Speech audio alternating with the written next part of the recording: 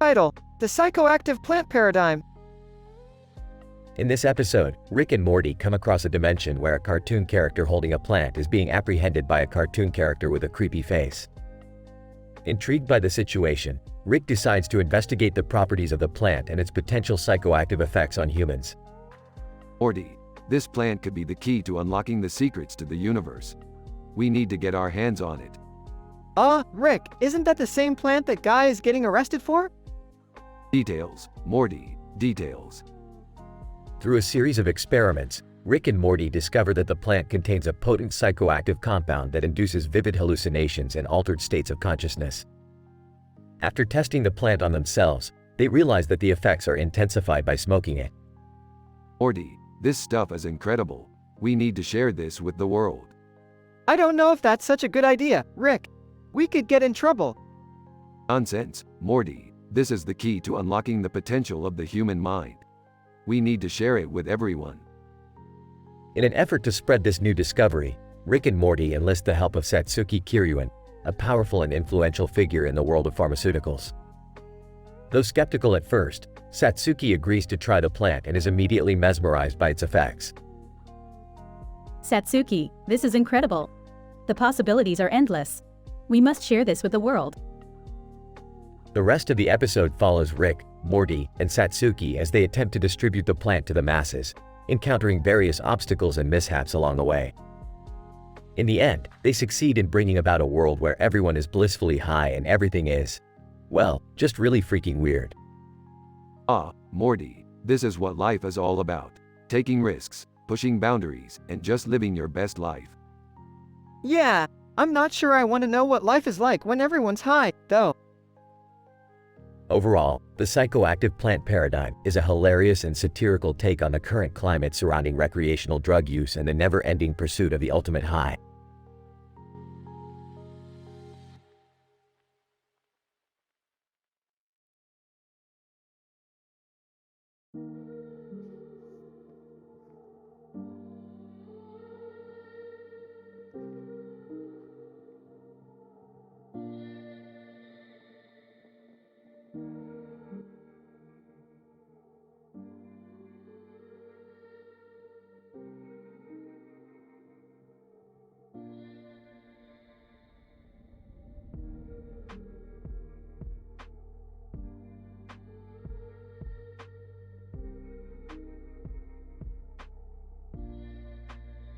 Title: Rick, Morty, and Jerry's Adventure in the Land of the Gigantic Extraterrestrial Beacon. In this episode of Rick and Morty, Rick discovers a giant extraterrestrial beacon with a light on its head and arms. Morty and Jerry are excited to join Rick on this adventure. Morty, Jerry, we're going on an adventure to a distant planet to investigate the largest extraterrestrial beacon to ever exist. Oh man, Rick, that sounds like it'll be really dangerous. I'm going to bring my lucky socks just in case. Upon arrival on the planet, the trio finds themselves in the middle of a war between two alien factions, each claiming to own the beacon. The group has to save the beacon from the aliens and find a way to return it to its rightful owners. Rick, there are aliens everywhere. We gotta do something. I have a plan, Morty, but it's going to require a lot of careful thinking. I don't know if I can handle this kind of pressure. As they navigate through the battlefield, they run into multiple obstacles. Rick has to use his scientific expertise and Morty has to use his bravery to get them out of sticky situations. Morty, you go divert their attention while I work on the beacon. But Rick, that's impossible. There are too many of them. I'll do it. I'm the hero. After a series of epic action scenes and witty one-liners, the group finally succeeds in saving the beacon and returning it to its rightful owners. Man, that was crazy. I can't believe we actually did it. I never want to be in that kind of danger again. But hey, at least we did something good. Hey, it was just another day for me. But hey, at least we got to have some fun. In the end, the trio returns home with a newfound appreciation for each other and the craziness of the universe.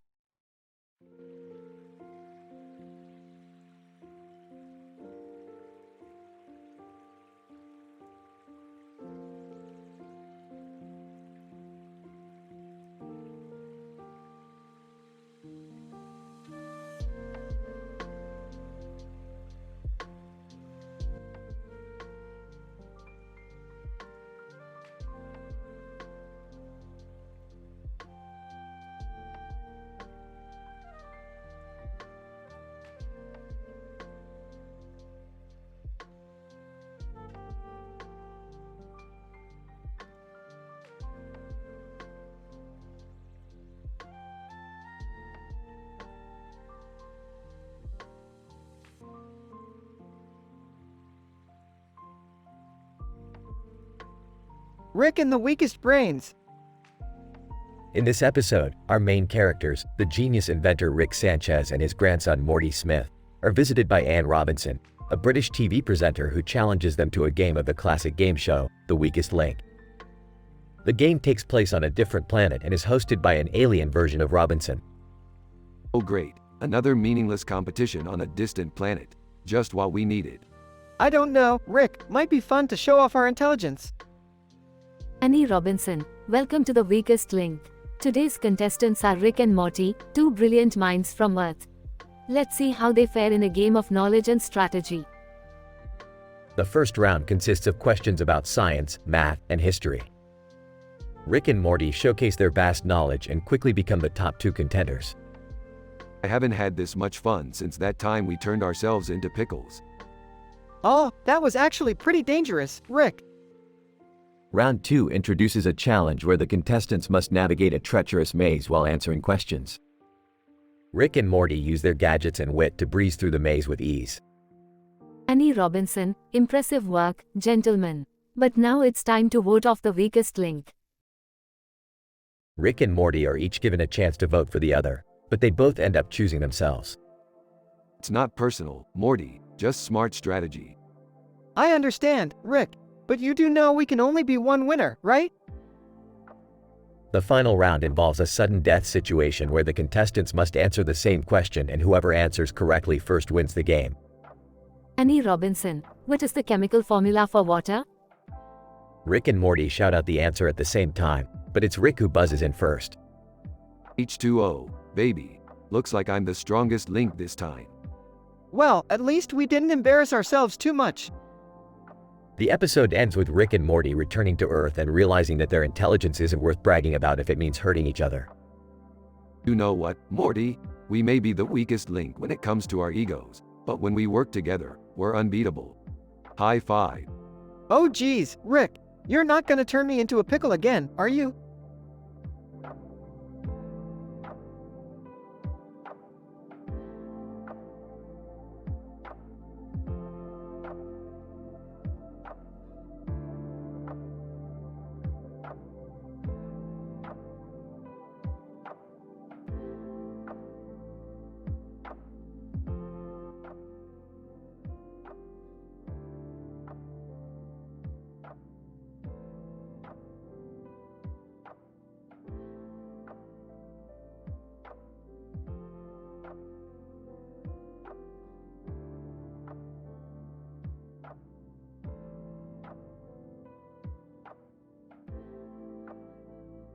Title: The State Farm Debacle. Abstract. In this study, we present a comprehensive analysis of the comedic factors in the latest Rick and Morty episode, titled The State Farm Debacle. Our study aimed to analyze the potential sources of humor in the episode through a series of character interactions and plot points. Our findings suggest that the episode is a prime example of how humor can be derived from the unexpected outcomes of seemingly mundane situations. Introduction. The episode opens with Rick and Morty standing in front of a computer screen displaying the State Farm logo. Rick remarks, "Well, Morty, it looks like we've got a situation here," as Morty responds with a perplexed expression.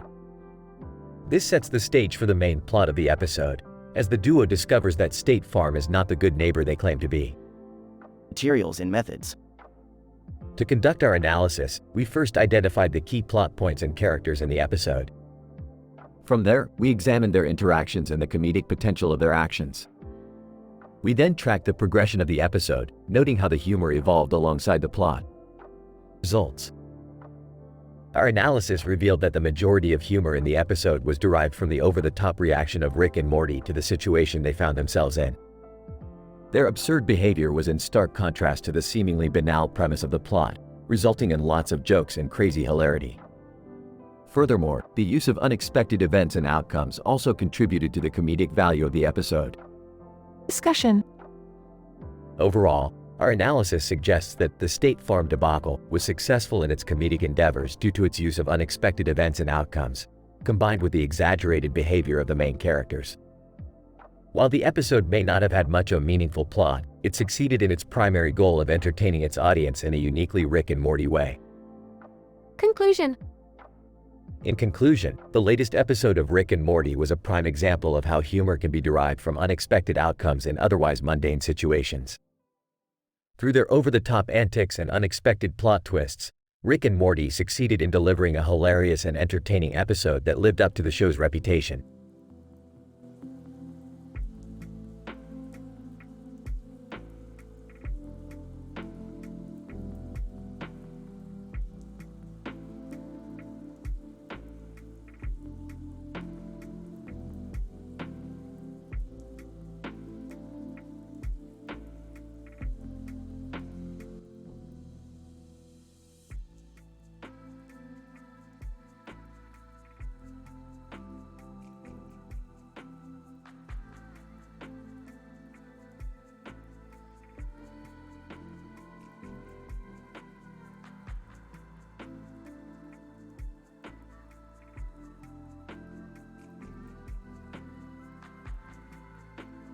Title: The Quantum Shenanigans of Rick and Morty in the AI Dimension.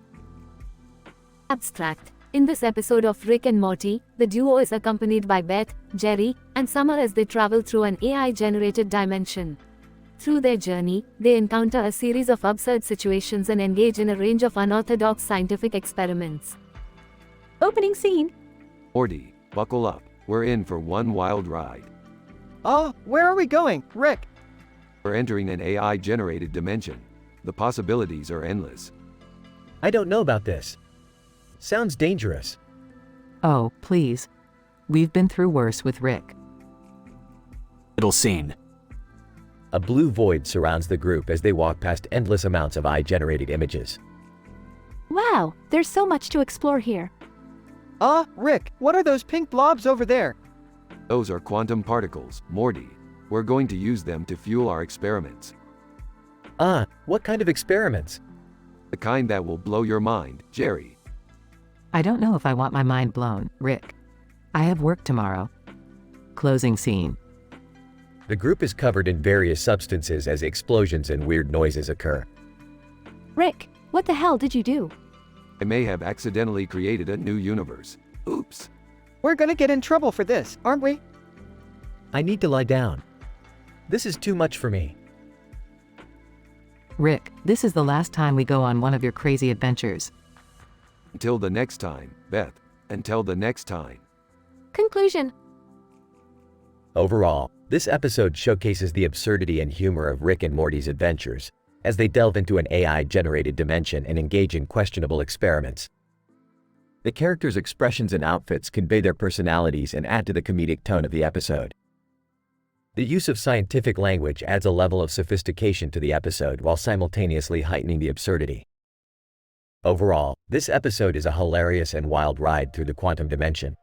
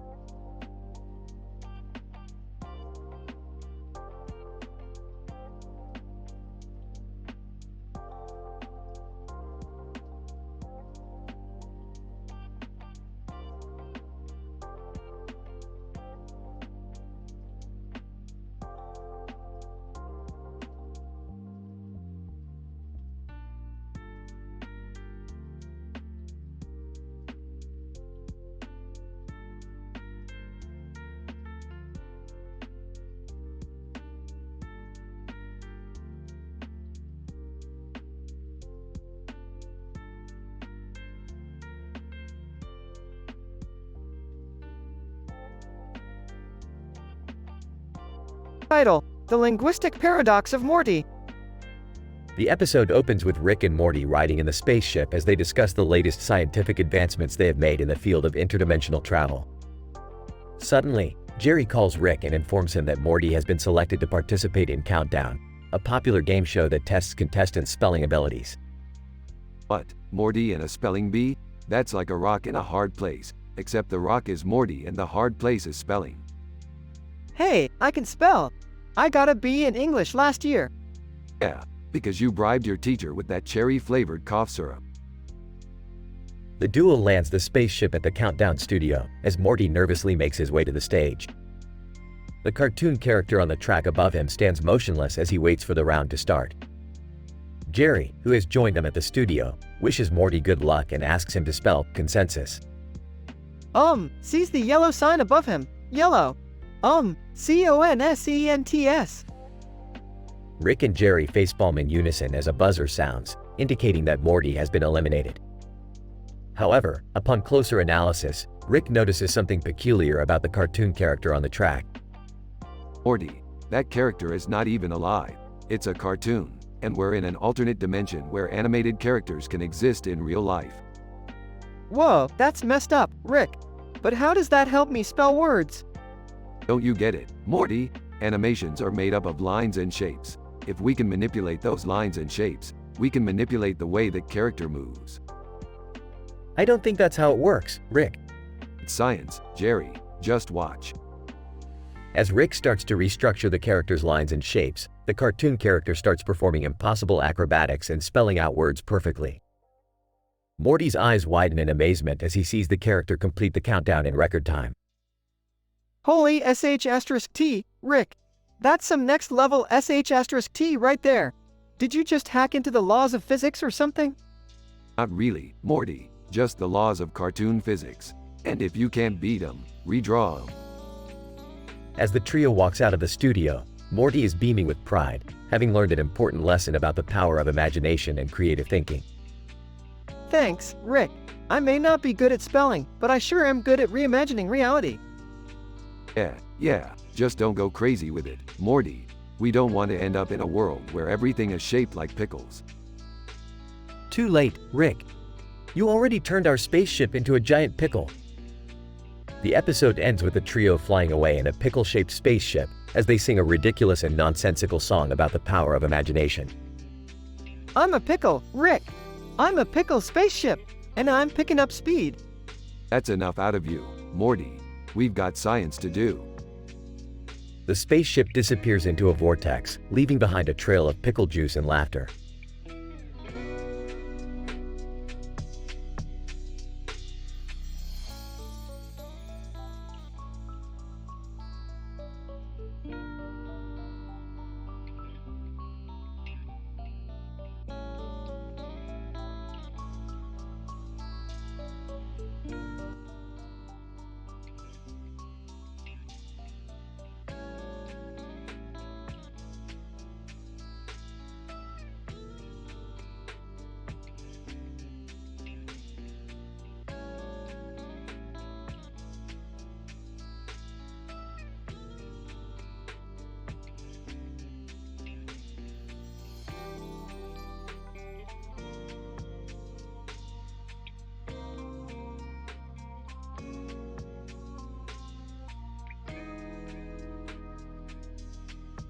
Title: Quantum Razor. Where in the multiverse is Carmen Sandiego? The episode begins with Rick and Morty chilling at home when they are suddenly abducted by a mysterious entity. They find themselves in a strange multiverse that is being terrorized by a cartoon character named Creepyface, who wields a razor-sharp knife in each hand. Morty is intrigued by this bizarre world and decides to investigate further. Rick, being the genius that he is, deduces that Carmen Sandiego, the notorious thief, is behind this multiverse mayhem. He devises a plan to track down Carmen by entering her mind through a quantum razor that he's developed. To do this, Morty must participate in a game show called Where in the World is Carmen Sandiego?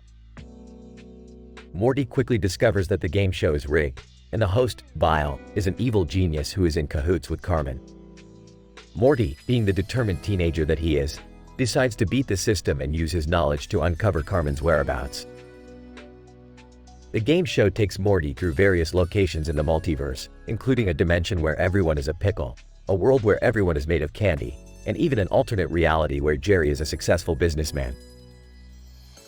As Morty navigates his way through the game show, he starts to unravel a larger conspiracy that involves the entire multiverse. In the end, Rick and Morty team up to take down Carmen Sandiego and her army of creepy faces. Throughout the episode, there are tons of jokes, puns, and wacky situations that would make any viewer laugh out loud. The use of scientific jargon, like quantum razor and multiverse, adds an extra layer of absurdity to the already crazy plot. Overall, this would be a hilariously entertaining episode of Rick and Morty that would leave fans wanting more. Morty, we've been abducted by some kind of multiverse thief. Oh man, it's like something out of a science fiction movie. That's because it is, Morty. Now put on your thinking cap. We've got Carmen Sandiego to catch. But Rick, what if we're stuck in some kind of infinite loop? Don't worry, Morty. We'll just use my quantum razor to shave ourselves out of this situation. Oh, Rick, that doesn't make any sense. Relax, Morty. I'm a scientist. I don't have to make sense. I just sound like I do.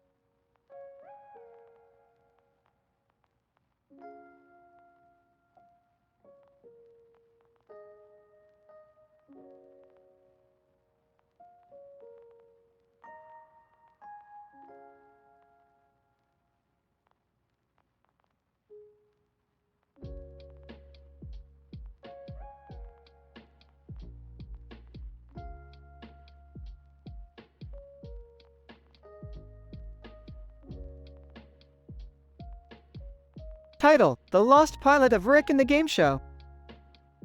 In this episode, Rick creates a new game show with the hope of exploiting the infinite universes. The participants of the game show are Morty, Beth, and Summer. The objective of the game show is to survive a series of challenges that test the participants' intelligence, creativity, and humor.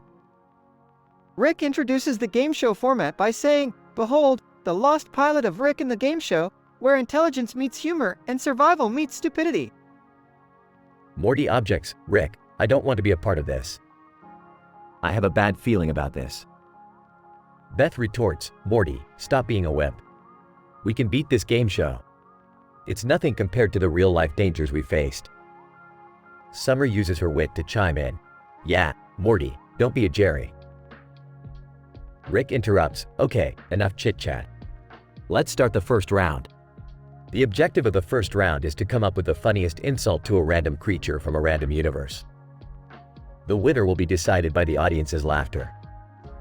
Morty starts, "Your mama is so ugly that even Morty won't date her." Beth follows, "You're so skinny that you can make a toothpick feel obese." Summer wins the round by saying, "You look like a walking version of a gender reveal party gone wrong." The game show continues with various challenges that involve traveling through different universes and surviving bizarre situations. The humor is dark, twisted, and politically incorrect, making it suitable for a teen audience. In the last challenge, the participants have to cross a parallel universe full of doppelgangers. The catch is that one of them is a clone, and they have to figure out who it is and eliminate it. Rick pulls out a gun and says, "Don't worry. I've set the portal to vaporize the clone. But be careful, you only have one shot." Morty freaks out and says, "Rick, that's insane. We can't just kill someone who looks like us." Beth adds, "Yeah, Rick, that's messed up, even for you." Summer rolls her eyes and retorts, "Oh my god, you guys are such buzzkills. Can we just finish this already?" In the end, they successfully identify and vaporize the clone, winning the game show and earning a one-year supply of Szechuan sauce. Rick declares, "Congratulations, you survived the lost pilot of Rick and the Game Show. Who needs a season 4 when we have this game show?"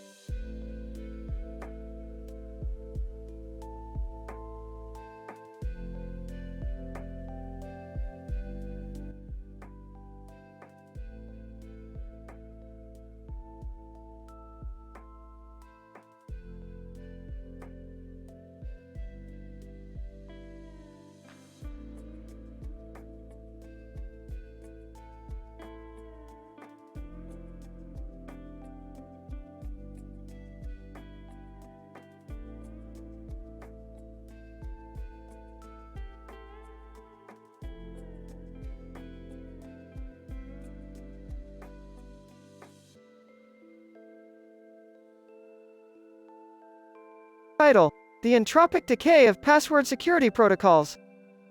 Scene 1. The alien spaceship lands on a barren planet. Rick and Morty step out, donning their spacesuits, and are greeted by a group of extraterrestrial scientists. Scientist 1. Ah, Rick Sanchez, the smartest man in the universe. What brings you and your grandson here today? We're here because we need your expertise in password security protocols. Scientist 2, password security? That's child's play. We've got an impenetrable system in place. But what if someone guesses the password? Scientist 3. Impossible. Our passwords are randomly generated strings of characters, impossible for even the most advanced computers to crack. Challenge accepted, nerds. Morty, let's go hack this system. Scene 2. Summer is on the set of Password, a game show where celebrities pair up with contestants to guess secret phrases based on single-word clues. Host. And now, our next contestant is Summer Smith. Summer, paired with our celebrity guest for today, the stunningly beautiful Marilyn Monroe. Marilyn. Wait, what's the password again? Oh no, I never got it. Host. Looks like you're up a creek without a password, Summer. Let's bring in our new contestant. Scene 3. Rick and Morty infiltrate the alien spaceship's password database. Wow, these passwords are actually impossible to crack. Not so fast, Morty. I've got a trick up my sleeve. Rick plugs in a small device and begins to hack away at the passwords. Scientist 1. What is this? How did you? You guys should really invest in two-factor authentication and stronger entropy measures. Don't worry, I'll send you my consulting fees. Scene 4. Summer returns home, dejected from her loss on password. I can't believe I couldn't guess the password. Hey, it happens to the best of us. Not to me. I could hack any password in the multiverse. Really? Can you hack my phone? Sure thing. Summer hands Rick her phone, and he begins to type away. Suddenly, the phone explodes. Oops, looks like there was a bit of entropic decay in the battery. Should we be worried? Oh, we'll just bury it and buy you a new phone. Now let's go steal some alien tech. End scene.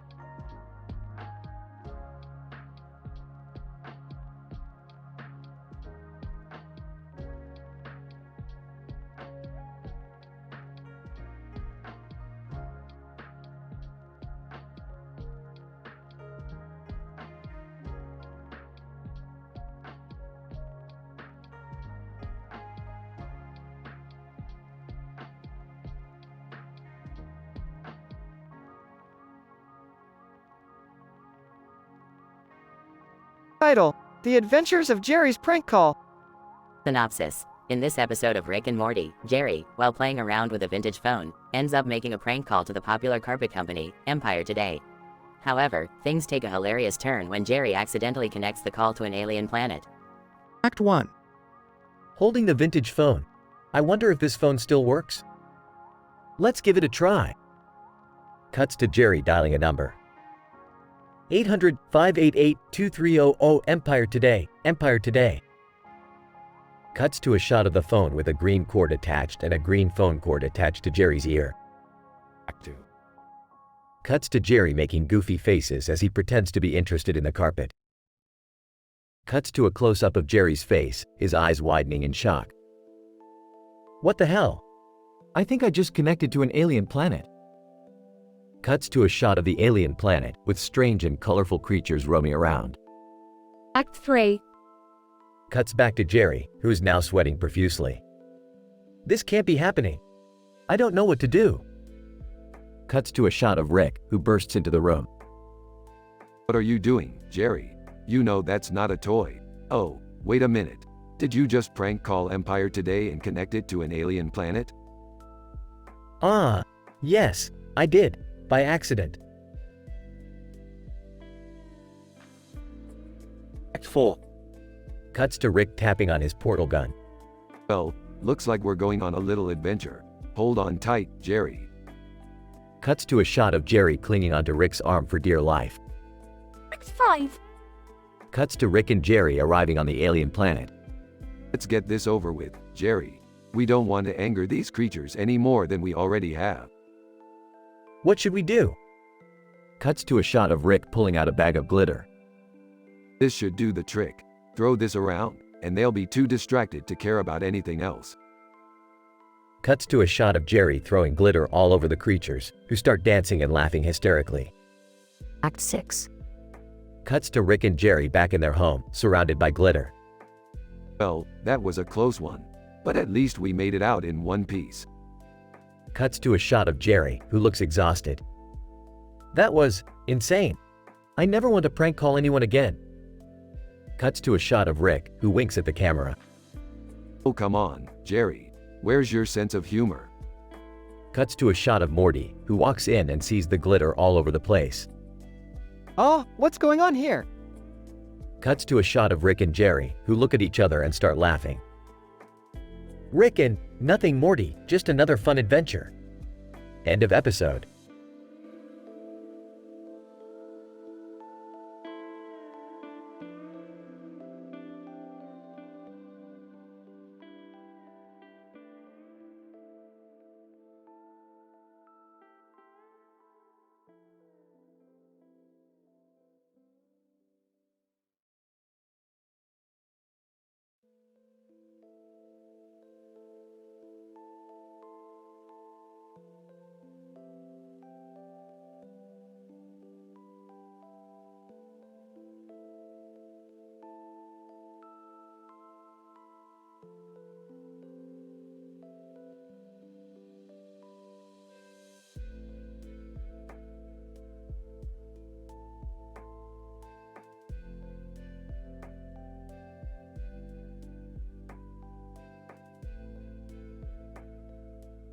Title: The Witcher and the Haunted Daycare Center. In this episode, Rick and Morty are joined by a woman named Sadie Sink, with red hair and green eyes, wearing a crown and a necklace with a bird on its head. The trio are investigating a haunted daycare center where strange occurrences have been reported in recent times. Rick quickly deduces that the daycare has been built on an ancient, cursed burial ground, and that the spirits of the dead children are restless and causing havoc. Morty suggests they call in Bruce Springsteen, who is an expert on ghostly hauntings. However, when Bruce arrives, he reveals that he is actually a ghost himself, which explains his vast knowledge on the subject. The group then sets out to uncover the source of the evil, encountering a host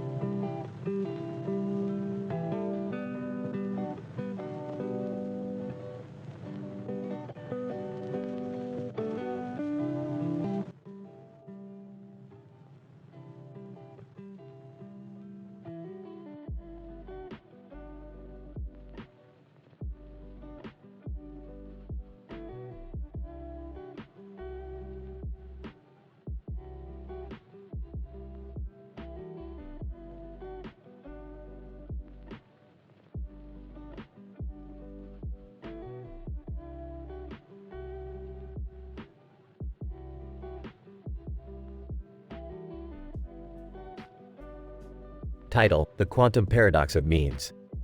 Opening scene. Rick is tinkering with his latest invention in the garage, and Morty walks in with a confused expression. Hey Rick, what's that thing? Oh, this little thing? It's just a quantum meme generator I cooked up. It can make memes so dank, they'll break the fabric of reality. Wow, that sounds dangerous. What if it falls into the wrong hands? Relax, Beth, I've got it all under control.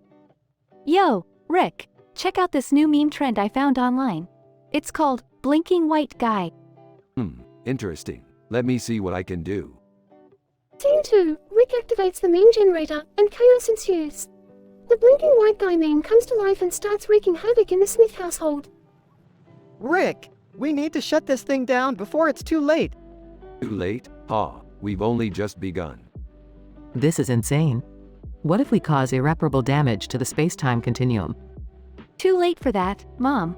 Check out this Doge meme I just made. It's adorable and hilarious. Scene 3. Neil deGrasse Tyson shows up to investigate the quantum fluctuations caused by the meme generator. Neil deGrasse Tyson, what in the name of Copernicus is going on here? These memes are disrupting the very fabric of reality. Relax, Neil. It's all in good fun. Just let it ride. Scene 4.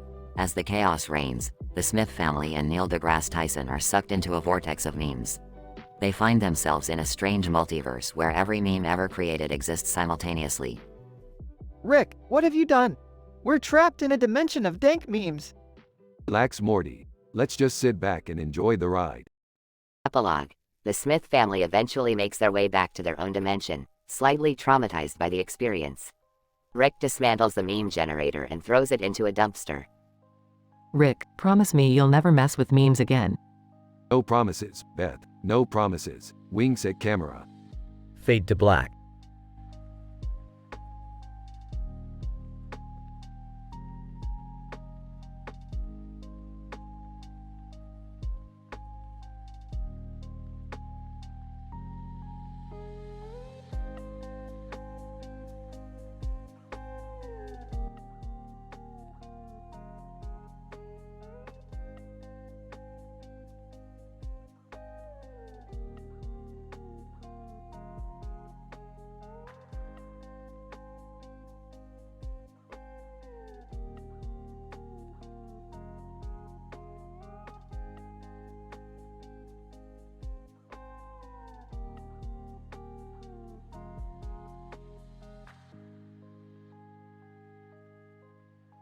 Title: The Game Show Conundrum. In this episode of Rick and Morty, the duo celebrates National Game Show Day by transporting themselves to alternate dimensions in which game show hosts reign supreme. As they enter a neon backdrop filled with partygoers dancing, Rick takes out his cell phone to begin the festivities. Morty, it's time to celebrate National Game Show Day by challenging the greatest game show hosts in the multiverse. Oh, okay, Rick. But why are we fighting them? Because Morty, they're all a bunch of egotistical maniacs. Plus, I have a score to settle with Steve Harvey. As the duo approach Harvey, Morty nervously trembles while Rick starts the fight. What's the matter, Harvey? Can't handle a little competition? Harvey, you may have won this game, but you'll never defeat me on Family Feud. But Harvey's confidence is short-lived as Alex Trebek enters the scene. Trebek, I'll take things that don't stand a chance against me for $1,000, Alex. The duo purposely messes up Trebek's next question, causing him to lose his cool. Trebek, this is not Jeopardy! You cannot mock this great show of knowledge and intellect. The fight continues as the duo engages in a match with Pat Sajak, Wayne Brady, Drew Carey, and Howie Mandel. The battle is intense, and the fate of humanity rests on the outcome. Rick, we're in over our heads. We can't possibly win against all of them. Nonsense, Morty. Science has proven that with a little bit of ingenuity and a lot of wildcard randomness, anything is possible. In a daring move, Rick throws a game of rock, paper, scissors, and wins against all the game show hosts at once. Ah, I win. Now, who's the real winner? The crowd erupts in cheers as Rick and Morty bask in their victory. The duo returns to their own dimension, where they continue to celebrate with a never-ending supply of snacks and game show reruns.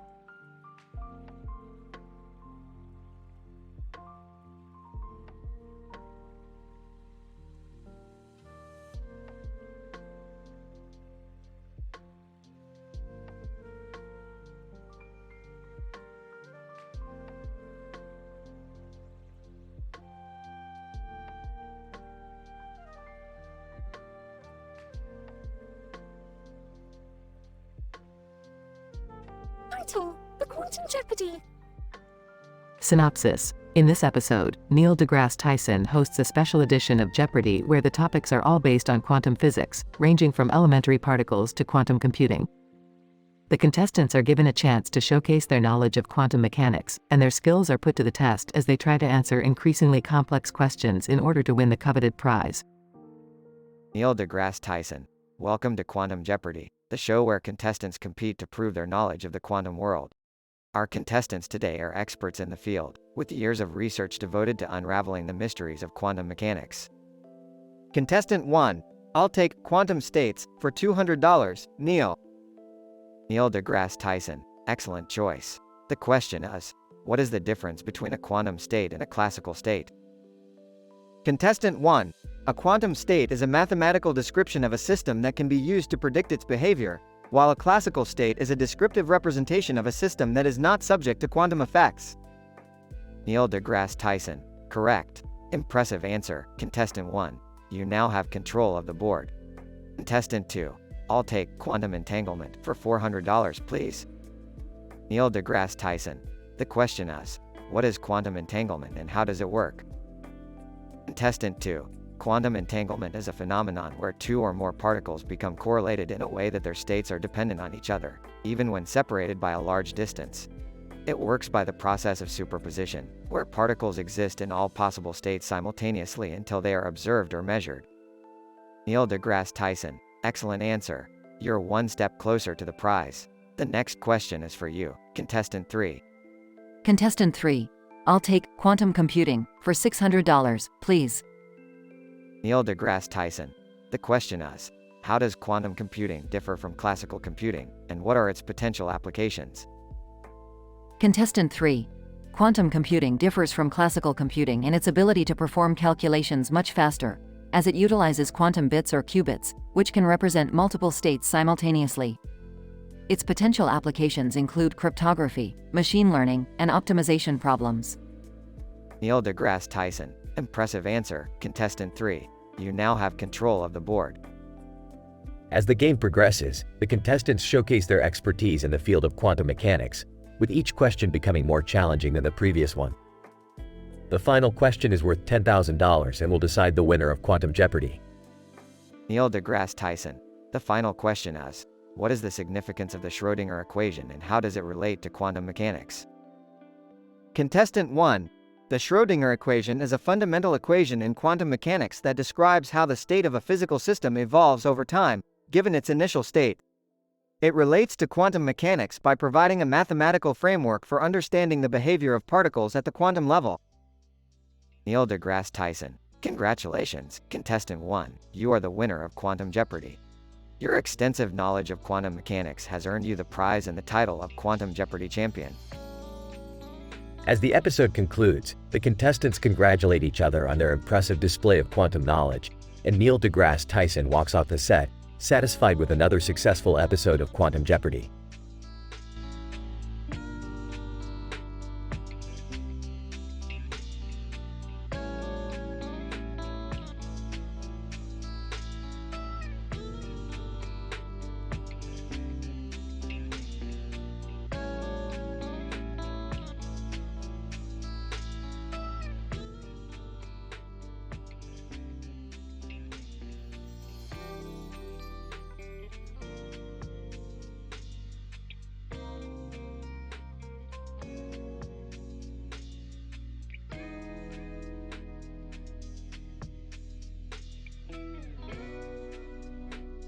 Rick, Morty, and Summer find themselves in the midst of a bizarre parallel universe collision when they encounter a woman with a fake face on top of her real face.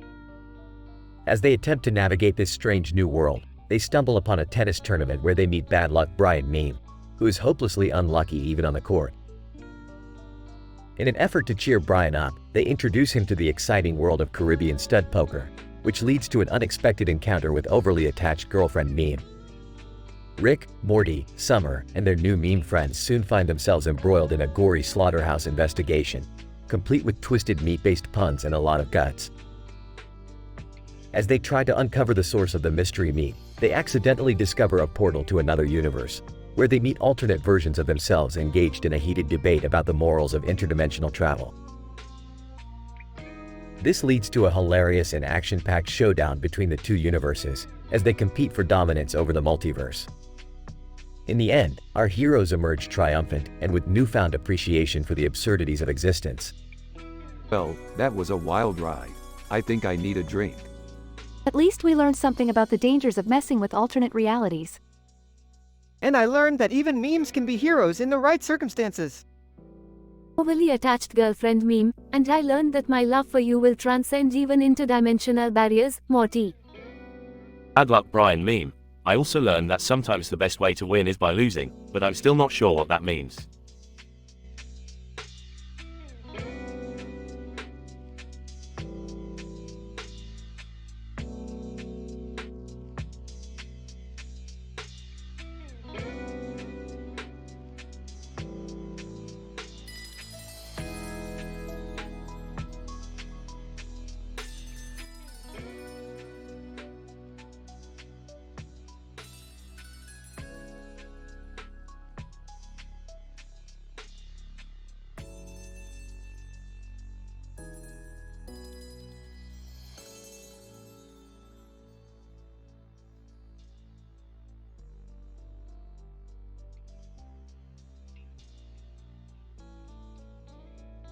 Title: The Cyborg Zombie Star Wars Outbreak Time Loop.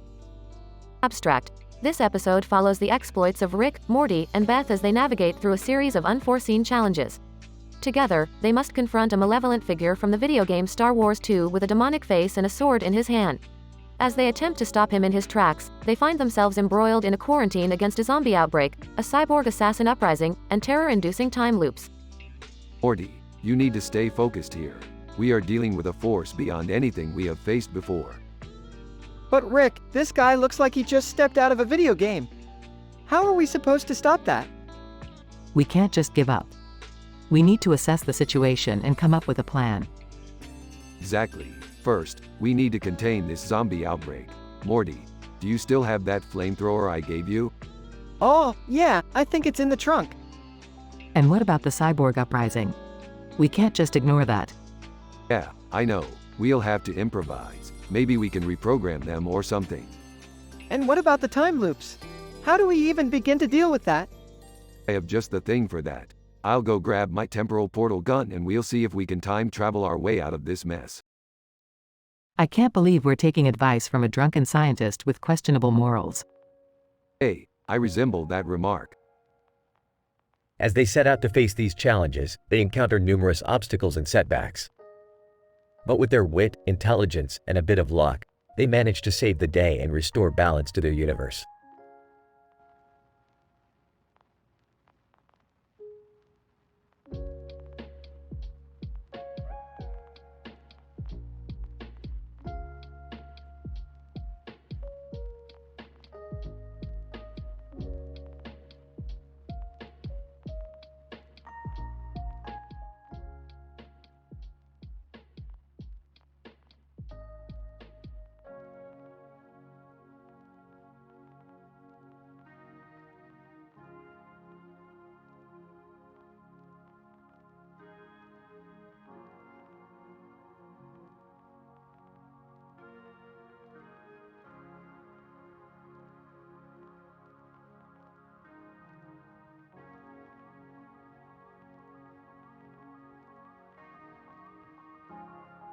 Title: The Hilarious Adventures of Rick and the Club Sandwich Chronicles. The episode begins with Rick, Morty, and Beth enjoying a delicious sandwich with meat, lettuce, and cheese on it. As they savor the delectable flavors, they start discussing the scientific properties of the sandwich.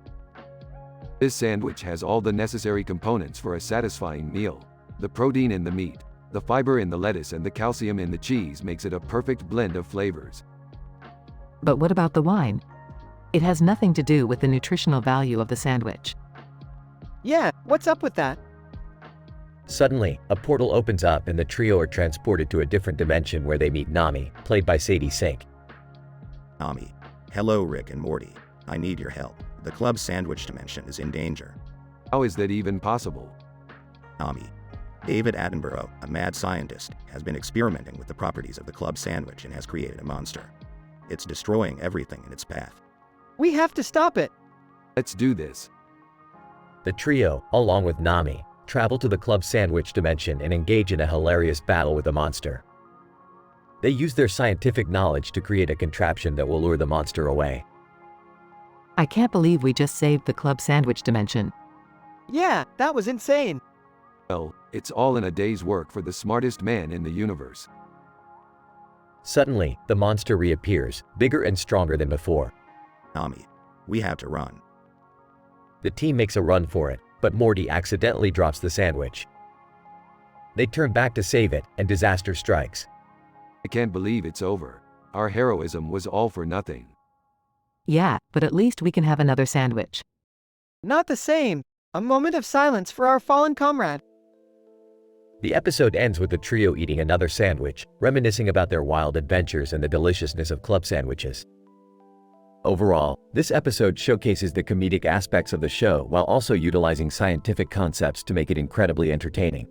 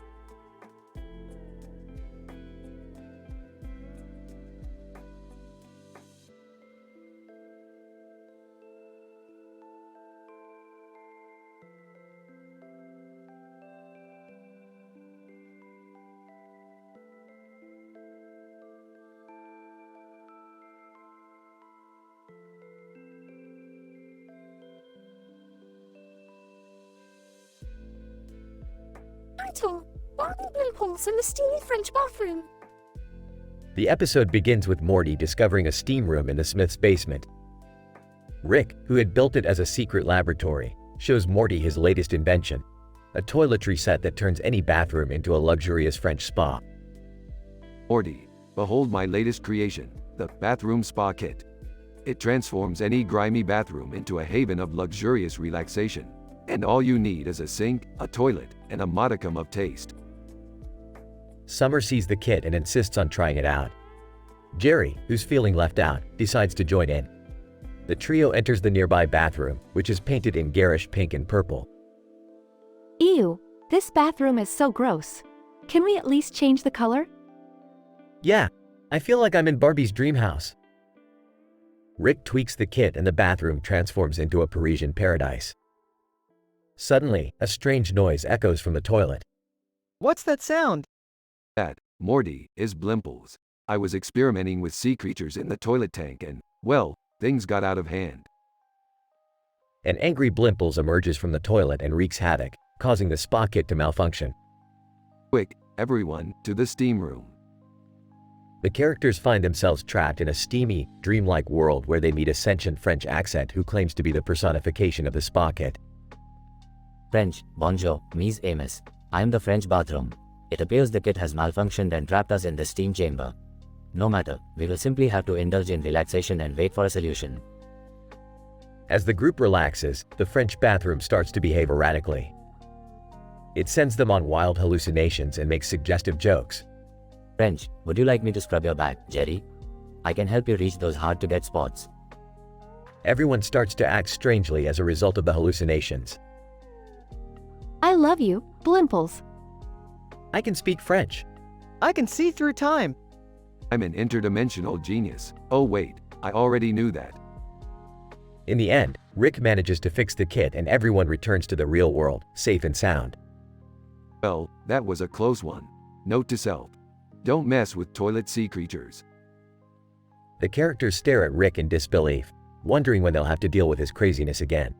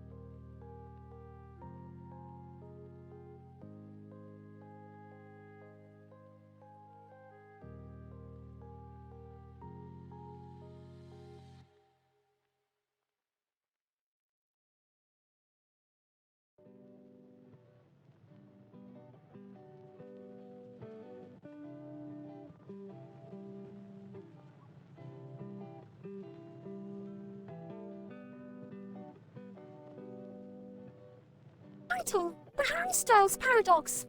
Introduction.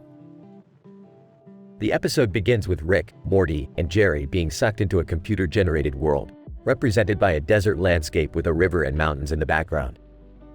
The trio soon discovers that they are in a universe where Harry Styles is the ruler, and his music is the only thing that exists. As they try to understand this strange world, they come across a strange artifact that transports them to another dimension, where they are greeted by Nathan Drake, the protagonist of the Uncharted video game series. Oh great, we're in some universe where Harry Styles is God. This is why I hate pop music. But Rick, I thought you liked One Direction. That was before they broke up and Harry Styles became a solo artist. He's just a hack now. Hey, I like his music. That's because you have no taste, Jerry. Now shut up and let's figure out how to get out of this place. Nathan Drake, hello there. What brings you guys to this neck of the woods? Don't ask, we were just randomly transported here. Who are you? Nathan Drake. My name is Nathan Drake. I'm a treasure hunter and adventurer. I've been stuck in this world for a while now, trying to find a way out. Hey, I played your game. You're the guy who climbs mountains and shoots bad guys, right? Nathan Drake, that's me. Say, do you guys know how to get out of here? The Harry Styles Paradox. As the group journeys through the desert, they come across a strange phenomenon. Whenever Harry Styles' music plays, the scenery around them changes. Rocks transform into diamonds, cacti morph into palm trees, and the river turns into an ocean. They soon realize that Harry Styles' music has reality warping properties. I can't believe it. Harry Styles' music is altering the fabric of reality in this universe. So, does that mean he's the most powerful being in this world? Whoa, that's crazy. Imagine if he found out how to use his music as a weapon. He could destroy entire civilizations. As they continue on their journey, they come across a group of rebels who want to overthrow Harry Styles' rule. The group joins forces with the rebels, and they hatch a plan to infiltrate Harry's palace and sabotage his source of power, his microphone. Alright, we're gonna need a distraction. Morty, you and Nathan go create a diversion while Jerry and I sneak in and find that microphone.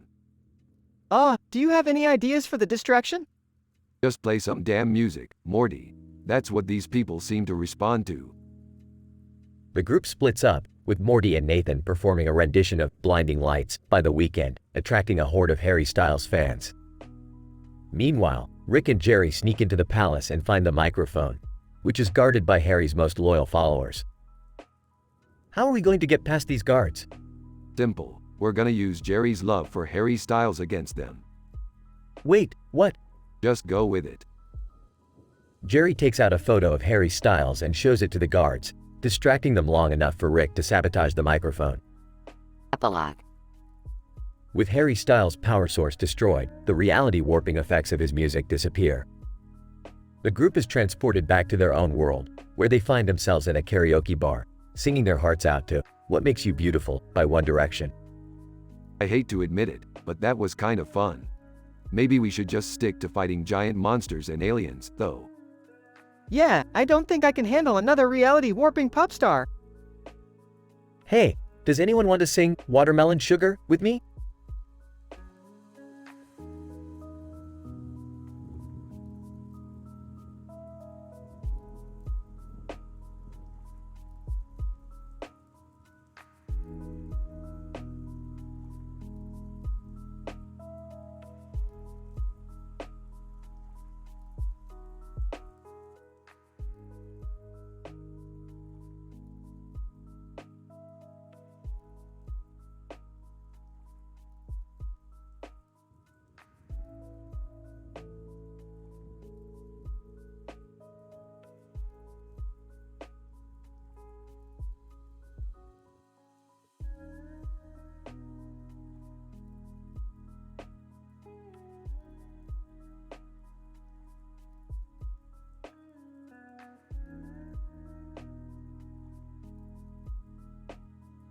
Title: Green Lights, Raiders, and Romulans. A Rockin' Rick and Morty adventure. The episode opens with Rick and Morty aboard their futuristic ship, adorned with a green light on each side. As they soar through the cosmos, they come across a group of post-apocalyptic raiders engaged in a war with the Romulans from Star Trek. Morty questions the legitimacy of the situation, prompting Rick to explain that it's simply a result of a space-time continuum rift. Beth and Summer enter the lab, and Rick crashes the ship into their backyard. As they step out, Jimi Hendrix suddenly appears, having been pulled through the rift. The group quickly befriends the legendary musician, and Rick uses his technological know-how to enhance Hendrix's guitar. As the Raiders and Romulans continue to battle, the group heads to the front lines. But when Rick's enhancements cause Hendrix's guitar to create a massive shockwave, they unintentionally wipe out the enemy forces. The group is hailed as heroes, and Hendrix jams out in celebration. As the episode comes to a close, Rick explains to Morty that sometimes it's best to sit back and enjoy the music, rather than always trying to understand the science behind everything. Morty begrudgingly agrees, as they all rock out to Hendrix's tunes. Morty, do you realize what this means? The space-time continuum rift is causing a war between post-apocalyptic raiders and Romulans from Star Trek. Oh, doesn't that seem a little far-fetched, Rick? What the hell is going on in my backyard? Why is Jimi Hendrix here? Don't worry, I'll explain. And I've got a plan to make this whole thing a lot more rockin'. Jimi Hendrix. Hey man, thanks for the help. Mind if I play you a tune? Only if you're ready to blow some minds. I don't think I'm ready for this kind of science, Rick. I'm just glad the backyard's still intact. For now. Can we do this again sometime? Only if the universe is ready for another one of our epic adventures. And if there's some killer tunes involved, of course.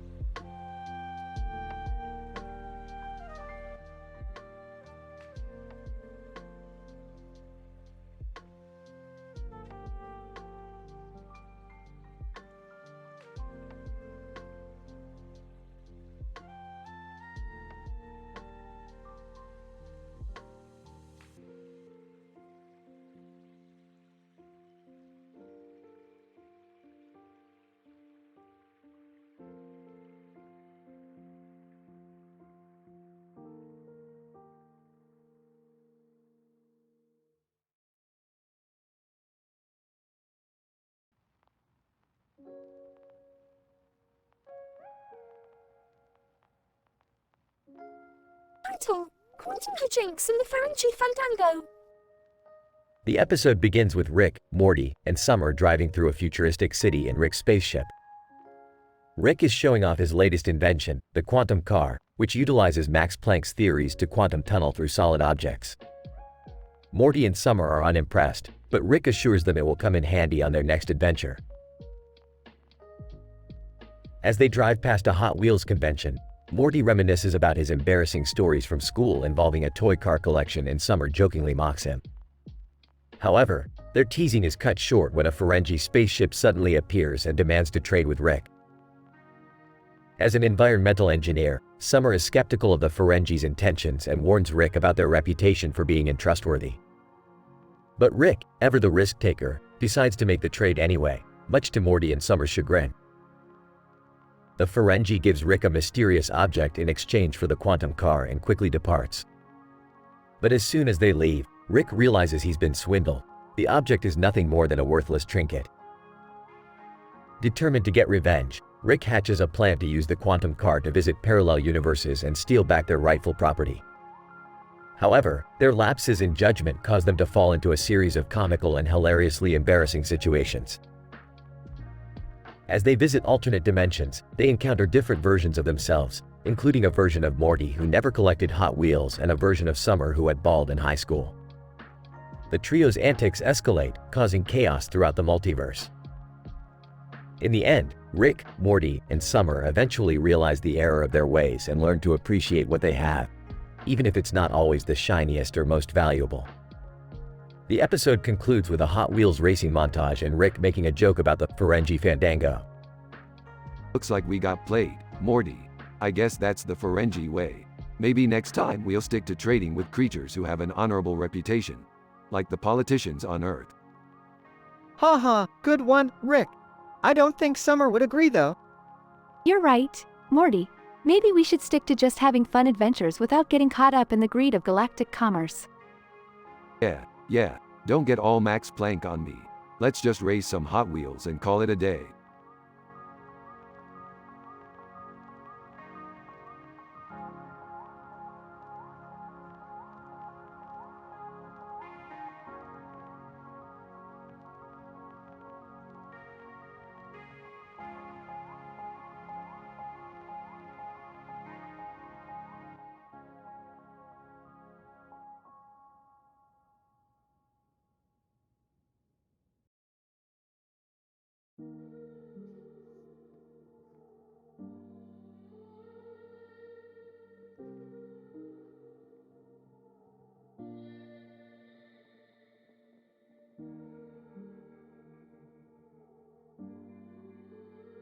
Title: The ecological implications of green bug and praying mantis interactions in the context of a vampire family reunion. Opening shot depicts a sunny day with a blue sky and a couple of green bugs standing on top of a rock. As the camera zooms in, it becomes apparent that the green bugs are of the species Philophaga and are engaging in interspecies communication via pheromones and antennal response. Philophaga A. I detect the presence of a predator nearby. We must remain vigilant. Philophaga B. Agreed. We must also ensure that our presence does not negatively impact the ecosystem. Suddenly, a praying mantis enters the scene and begins stalking the green bugs. The narration explains that praying mantises are voracious predators and important regulators of insect populations. Narrator: the presence of the praying mantis highlights the intricate balance of predator-prey dynamics in the ecosystem. As the green bugs attempt to escape, they stumble upon a vampire family reunion. The vampires are gathered to celebrate their heritage and discuss their unique attributes. Vampire A. I find it interesting that we are able to sustain ourselves through a specialized diet of blood. Vampire B. Indeed, our feeding habits allow us to avoid competition with other carnivorous species. The green bugs take shelter among the vampires, who provide protection from the praying mantis. The vampires' unique abilities and feeding habits are discussed in detail, specifically how they have evolved to live in harmony with their environment. The conversation turns to S1MPLE, a renowned vampire hunter who is rumored to be in the area. The vampires express concern for their safety and discuss how to best protect themselves. Vampire C. We must remain vigilant and work together as a community to ensure our survival. As the episode concludes, the green bugs and vampires continue their conversation, highlighting the importance of biodiversity and mutualistic relationships in maintaining a healthy ecosystem.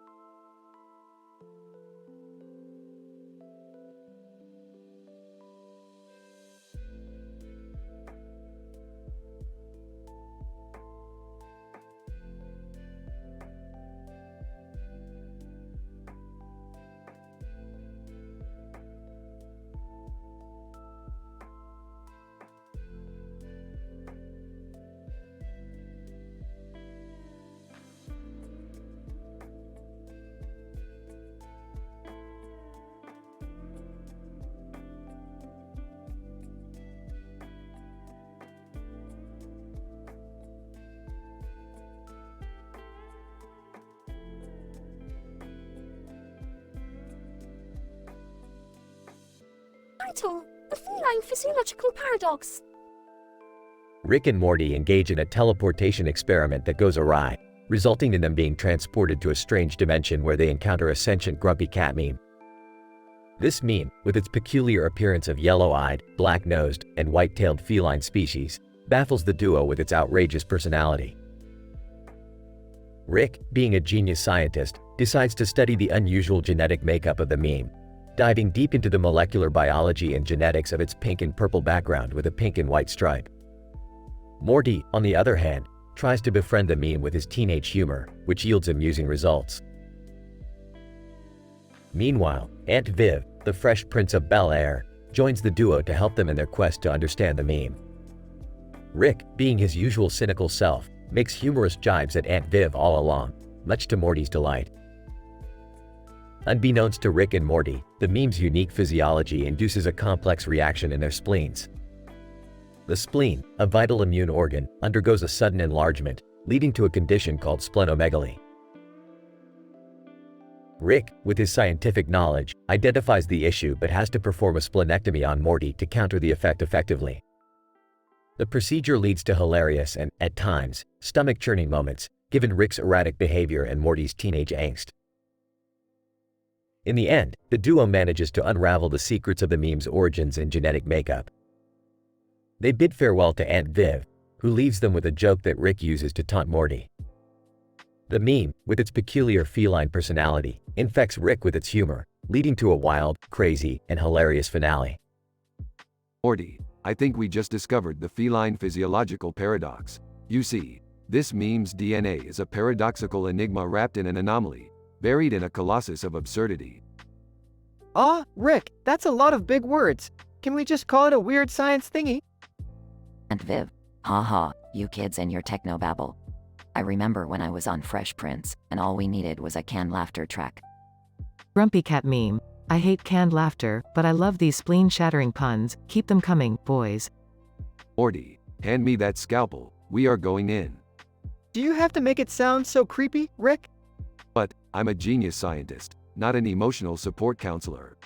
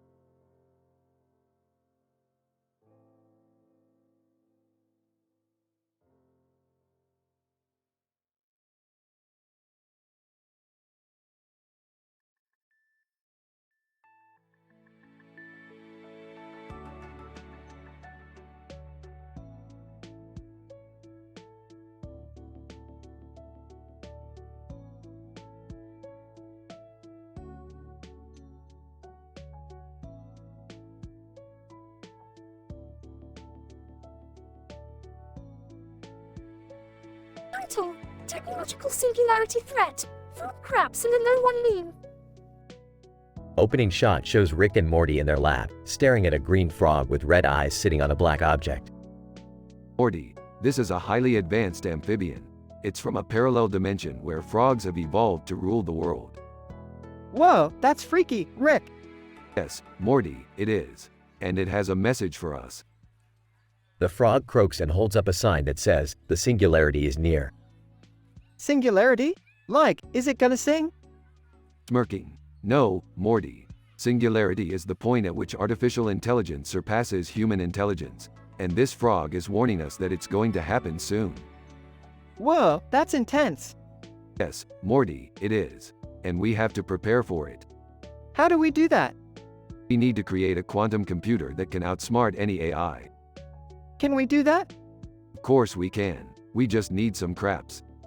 Craps? What does that have to do with anything? Grinning. It's a long story, Morty. Let's just say that craps is a key component in quantum computing. Cut to Rick and Morty at a casino, playing craps. Rolling the dice. Come on, baby. Daddy needs a new quantum computer. Nervously, I don't know about this. Rick, what if we lose all our money? Laughing. Relax, Morty. I've got a system. Cut to Rick and Morty standing outside the casino, broke and dejected. Whimpering. My system. It was flawless. Sarcastically, yeah, flawless. Suddenly inspired. Wait, Morty. I've got an idea. We'll make a movie about frogs taking over the world. It'll be a hit, and we'll use the profits to fund our quantum computer. Doubtful, I don't know, Rick. What kind of movie can we make about frogs? Smirking. A funny one, Morty. Cut to Rick and Morty pitching their movie idea to a film director. Excitedly. So you see, the frog is like the hero, and he's trying to save the world from the singularity. Director. Confused. But why would a frog be the hero? Defensively, because frogs are awesome, man. Haven't you ever heard of Kermit? Sighing. This is never gonna work. Director. Suddenly inspired. Wait a minute. I've got it. We'll make the movie into a meme. No one expects the singularity frog. Rick and Morty exchange a look of surprise and amusement. Grinning. I like the way you think. Cut to Rick and Morty's lab, where they are working on their quantum computer. Proudly. This is it, Rick. Our quantum computer. It's gonna save the world. Smirking. Yeah, Morty. Our froggy friend was right. The singularity is near, but thanks to us, it's gonna be no match for our quantum computer.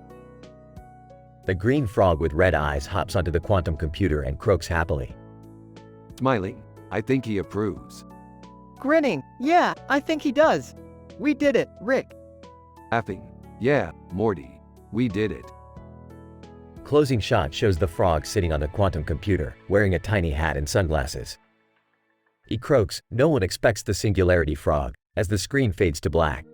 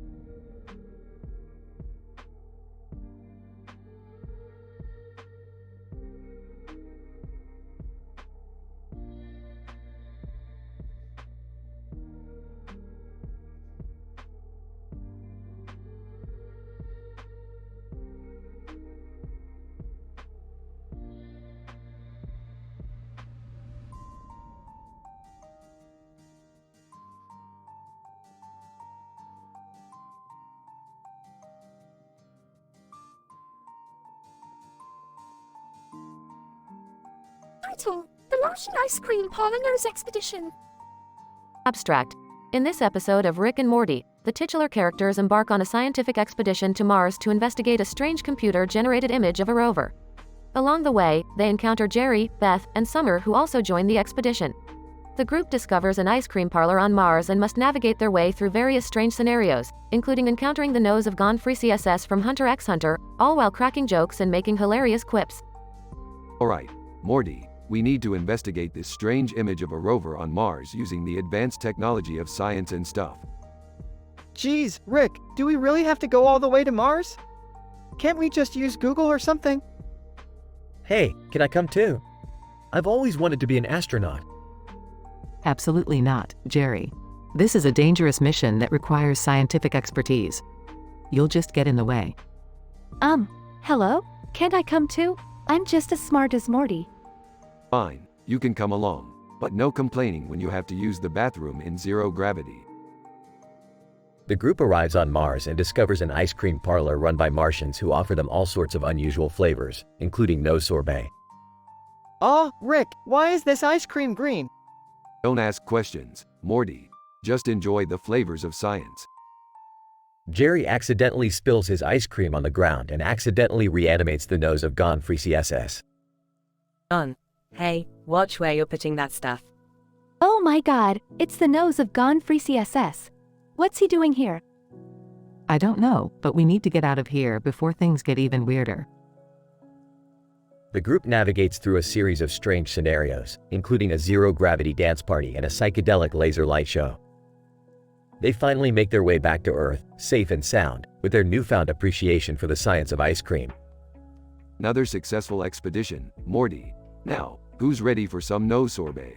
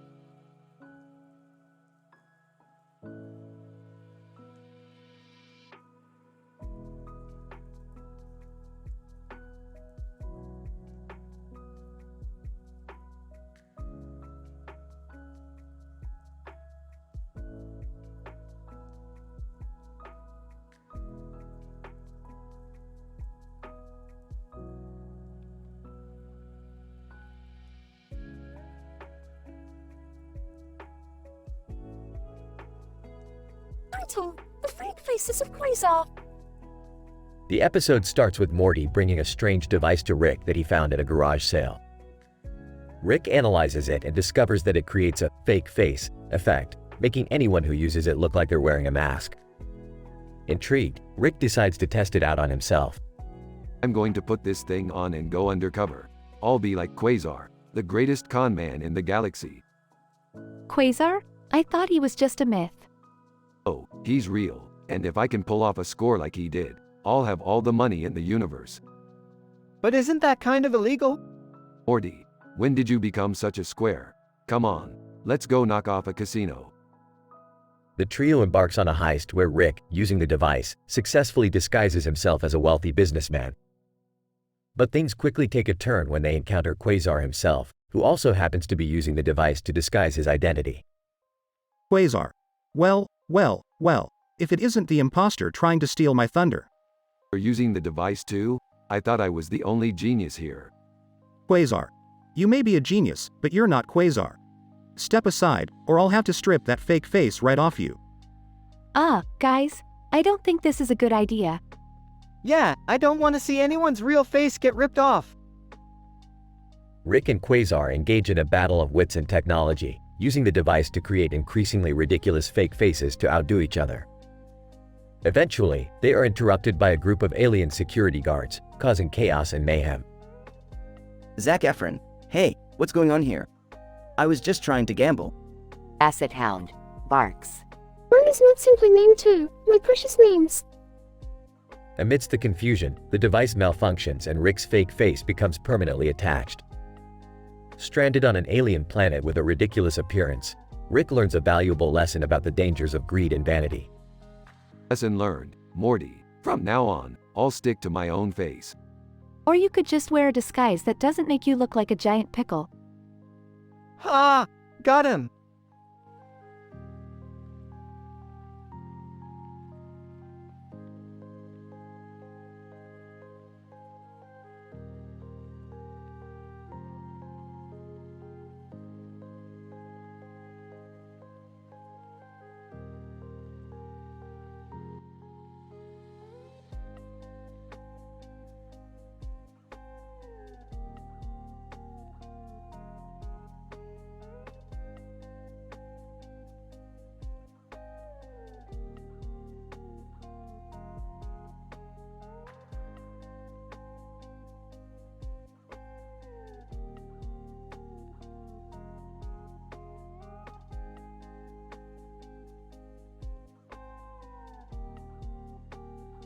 Title: The Quantum Entanglement of our Lord Hikanan Rabbit Ghost. Synopsis. In this episode, Rick and Morty are tasked with investigating a strange quantum entanglement involving a white rabbit sitting in the grass, Yoda, a vengeful ghost seeking retribution, and the infamous "Oh Lord he comin' meme. Morty, we've got a problem. Our quantum entanglement detector is going haywire. It's detecting an unusual amount of quantum activity coming from that rabbit over there. What's so unusual about a rabbit, Rick? This rabbit, Morty, is entangled with the Force ghost of Yoda and a malicious entity seeking vengeance, and it's causing a chain reaction with the "Oh Lord he comin' meme."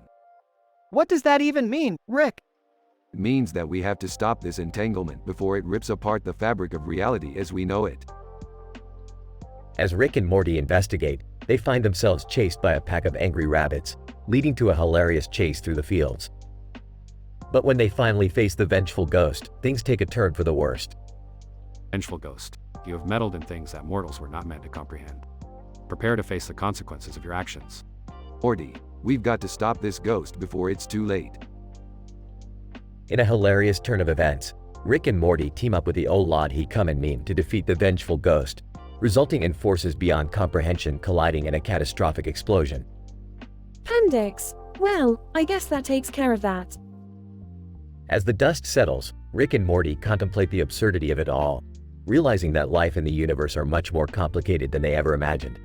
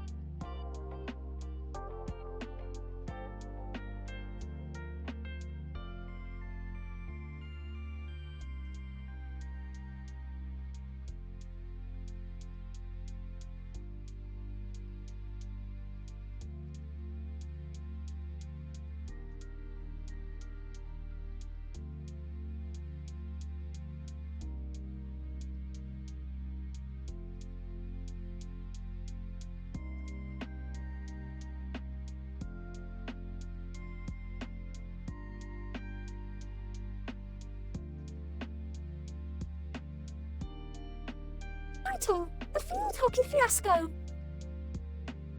Synopsis.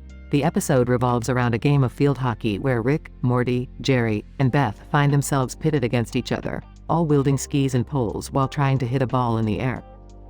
However, to add to the chaos, their game is disrupted by the sudden appearance of Louis Pasteur and Lex Luthor. Morty, looks like it's time for you to learn the art of field hockey. It's all about skill, agility, and a lot of dumb luck. I don't know, Rick. This game seems kind of confusing. Hey, guys! Check out my new skis and poles. I'm ready to dominate this game. I don't think you know who would approve of us playing field hockey. Just then, Louis Pasteur appears on the field, holding a microscope in one hand and a hockey stick in the other. Louis Pasteur, gentleman and lady, I couldn't help but overhear your conversation. As a scientist, I can assure you that the microbial organisms present on this hockey field are quite fascinating. Lex Luthor, good evening, Rick and Morty. I couldn't help but notice that you were all playing a game. I, too, would like to join in on the fun. Okay, this just got really weird. Let's do this. The game begins, and chaos ensues as the players struggle to keep the ball in the air while avoiding the microbial organisms on the field. Louis Pasteur conducts experiments throughout the game, while Lex Luthor attempts to cheat. My goodness, what is even happening right now? This is insane. I can't keep up. I'm the field hockey king. Nobody can defeat me. Looks like we have a little competition on our hands. Time to play dirty. As the game continues, the players resort to increasingly absurd tactics in an attempt to win. Suddenly, a vortex appears on the field, and a group of aliens emerge, challenging Rick to a game of intergalactic field hockey. This is what I call a real field hockey match. Let's show these aliens what Earthlings are made of. The episode ends with the group defeating the aliens in a hilarious and over-the-top game of field hockey, with Louis Pasteur and Lex Luthor looking on in amazement. Overall, The Field Hockey Fiasco is a comedic and zany episode that blends science, sports, and pop culture references in typical Rick and Morty fashion.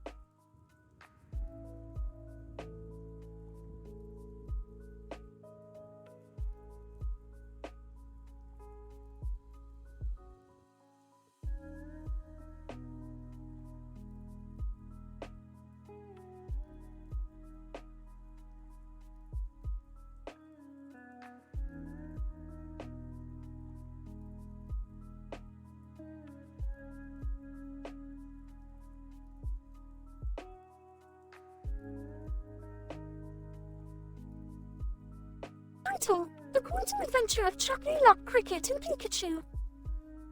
Abstract. This episode of Rick and Morty explores the bizarre and hilarious encounters of Chucky, Luck, Cricket, and Pikachu in a quantum-entangled world. The episode presents a satirical parody of pop culture references and scientific theories, providing a unique blend of entertainment and education. Hey, Morty, you ever heard of quantum entanglement? No, Rick. What is it? It's when particles become connected in such a way that the state of one particle affects the state of another. Kinda like that cartoon Pikachu in a superposition of carrying a ball and not carrying one. Rick, why are you always talking about quantum stuff? Can't we just have a normal adventure for once? Normal? In this reality, there's no such thing as normal. Look, a Chucky Luck Cricket just jumped through a portal.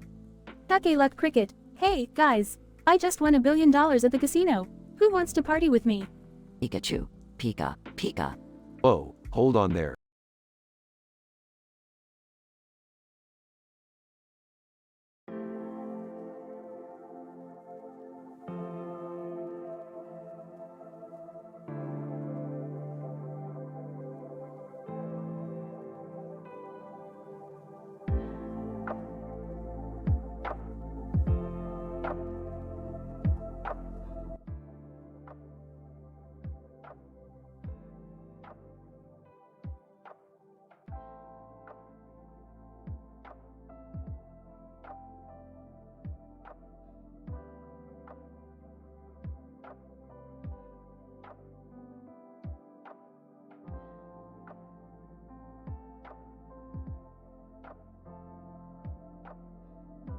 The following is a description of the episode titled Exploring the Evolutionary Relationships of Stuffed Animals, presented by EZ, a zoologist, on the stage with a sign behind him that says Sword Art Online and Funny TED Talks.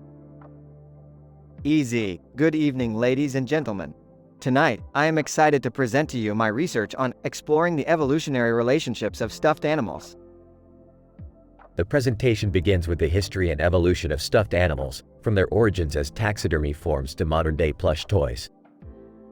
EZ. Using genetic testing and comparison of physical attributes, we were able to determine the evolutionary relationships between different stuffed animal species. The audience gasps as EZ reveals that their results have shown that some of the more commonly found stuffed animals on the market are actually closely related to their wild counterparts, such as the teddy bear and the grizzly bear. EZ. Additionally, we found that stuffed animals that resemble domesticated animals, like dogs and cats, have a closer genetic relationship to their wild counterparts than previously thought. The presentation takes a fascinating turn as EZ delves into how these evolutionary relationships may have impacted human culture and the marketing of plush toys. EZ. The popularity of certain stuffed animals may be due to their similarities to real-life animals, and the appeal of having a cute version of that animal. The episode concludes with an interactive Q&A session with the audience, where EZ answers questions about the study and provides insight into the world of zoology. Overall, exploring the evolutionary relationships of stuffed animals offers a unique and informative perspective on the history and evolution of these beloved toys.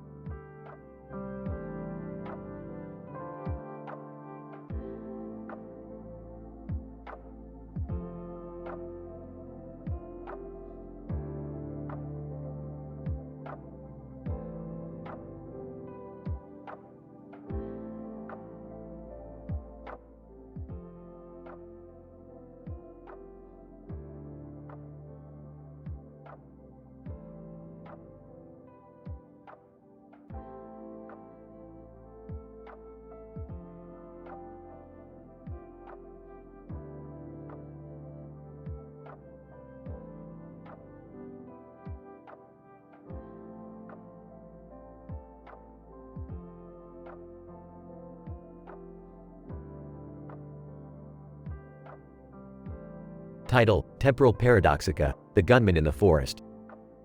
Synopsis. In this episode we explore the temporal paradoxical implications of a man holding a gun in a forest with a mountain in the background and a sky in the background, juxtaposed with the popular internet meme, "But can you do this?" A time-traveling film crew arrives in the forest with a mission of capturing this iconic moment. Narrator.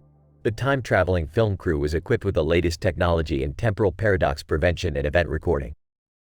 Upon arrival in the forest, they found the man holding the gun in a typical, "but can you do this?" pose. They approached him with caution, as to not interfere with the natural progression of the event. Director, okay, team, let's make this quick and efficient. We don't want to disrupt the timeline. Cinematographer, roger that, director. I'll set up the camera while the rest of you keep an eye out for any temporal abnormalities. Sound engineer, I've got the boom mic ready to go. Let's do this. Narrator. As the crew set up their equipment, they noticed a shift in the timeline. The gunman appeared to be aware of their presence. Gunman, who are you people? What do you want? Director, don't worry, sir. We're simply here to capture this moment for future generations to admire. Narrator. But little did they know, the introduction of the film crew caused a ripple effect in space-time. Scientist. Oh no, we've got a temporal paradox on our hands. The gunman is now aware of our presence, which could alter the outcome of this event and potentially cause catastrophic consequences. Narrator. Will the crew be able to fix the paradox and prevent any harmful repercussions? Tune in to find out in the thrilling conclusion of Temporal Paradoxica, The Gunman in the Forest.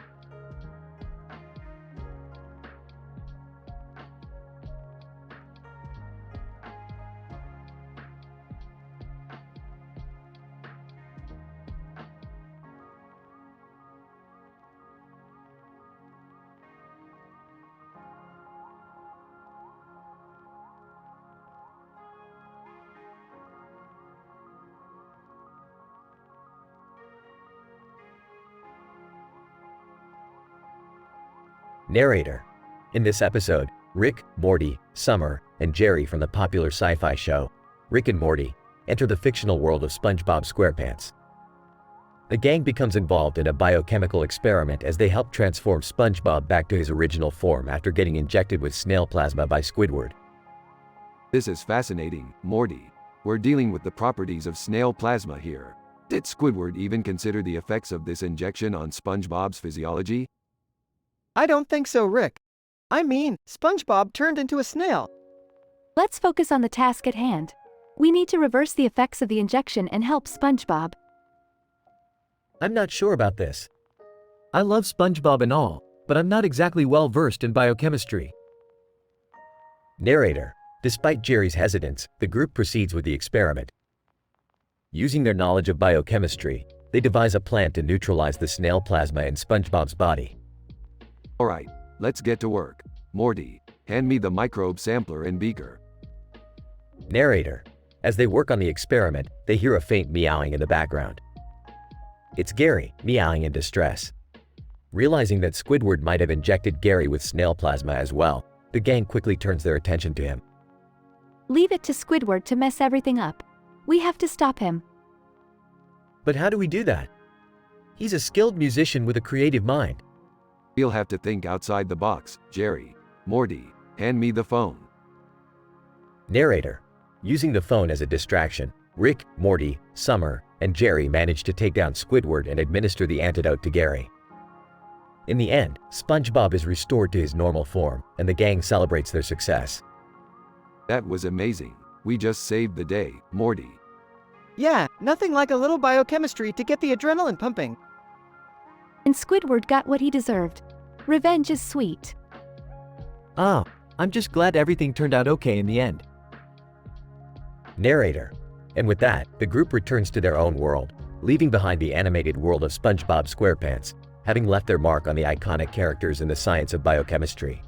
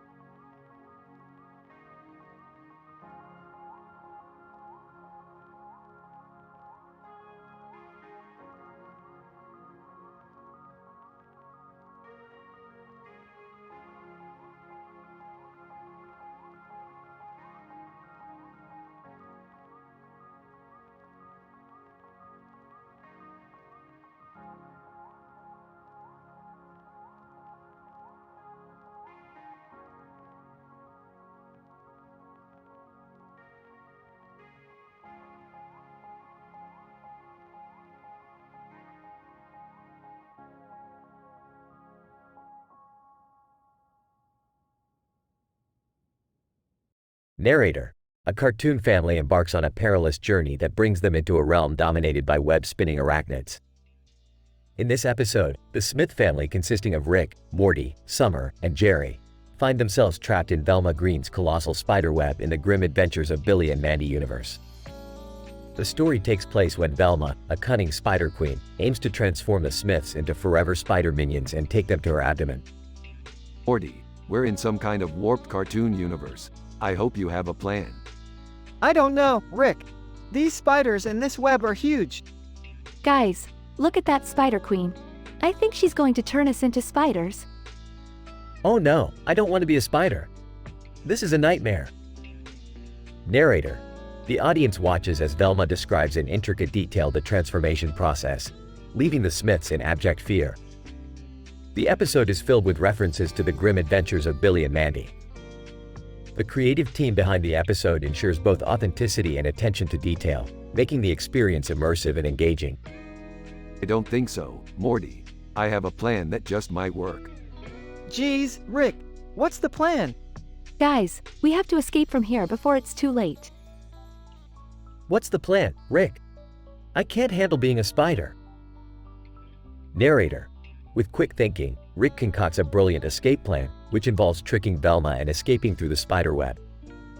The episode features tons of epic and thrilling action scenes that keep the audience on the edge of their seats. The creative team behind the episode ensures that the writing is clever, award-winning, and guarantees an epic and satisfying ending. Okay, guys, follow my lead. We have to move quickly. What do we do, Rick? We have to be careful, guys. She's watching us. What's the plan, Rick? I don't want to be a spider. Narrator. With their lives hanging in the balance, the Smith family relies on their wits and resourcefulness to escape Velma's trap successfully. As the episode concludes, the audience is left feeling satisfied and entertained by the creative twists and turns that are a hallmark of the show's writing. Nice one, guys. We made it out. That was crazy, Rick. I don't even know how we did it. We couldn't have done it without you, Rick. Thanks, Rick. I'm so glad we're not spiders. Narrator. From an immersive and engaging storyline that is both clever and action-packed to an excellent ending, this episode of Rick and Morty is guaranteed to entertain and engage viewers.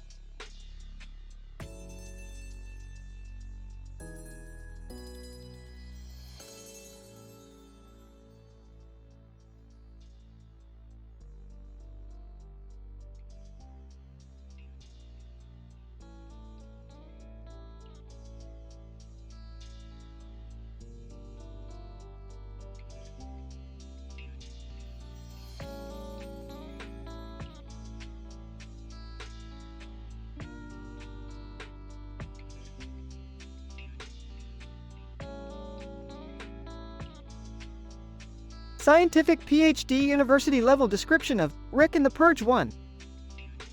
The present study details the events of a simulation of a cinematic representation designated as Rick and the Purge 1.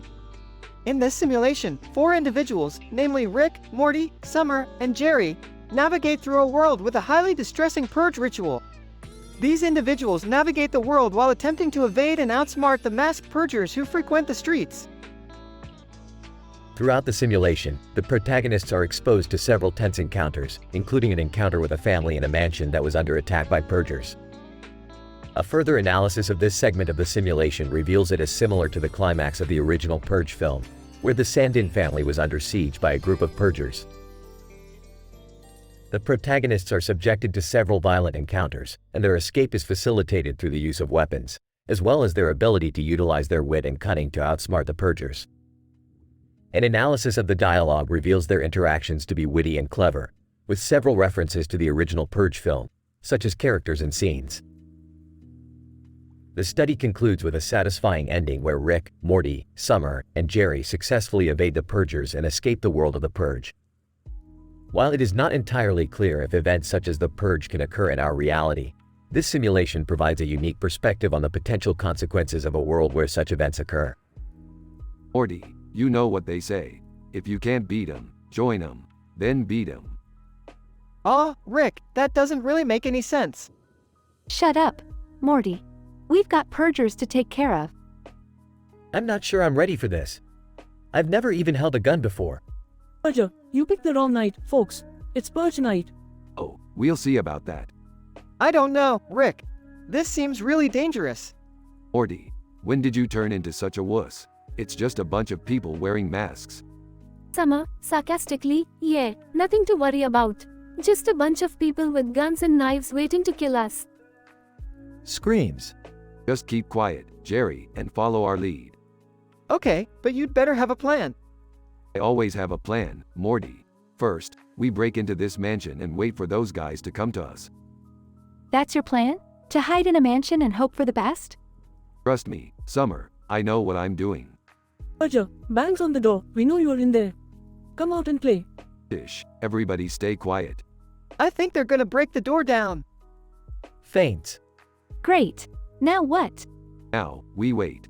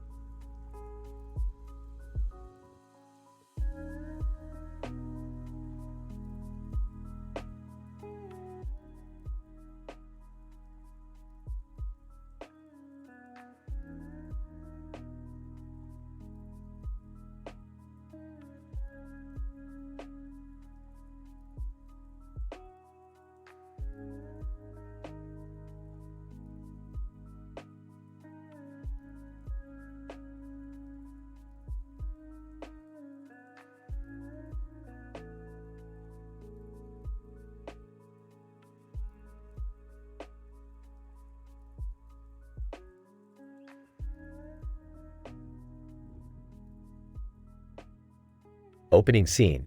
The camera zooms in on a computer keyboard with a glowing keyboard cover on its side and a regular keyboard on the other side. Suddenly, Rick, Morty, Summer, and Jerry appear out of nowhere and begin to frantically press random keys. Morty, get over here. We've got to figure out what the hell is going on. I don't understand, Rick. How did we even get here? Guys, look outside.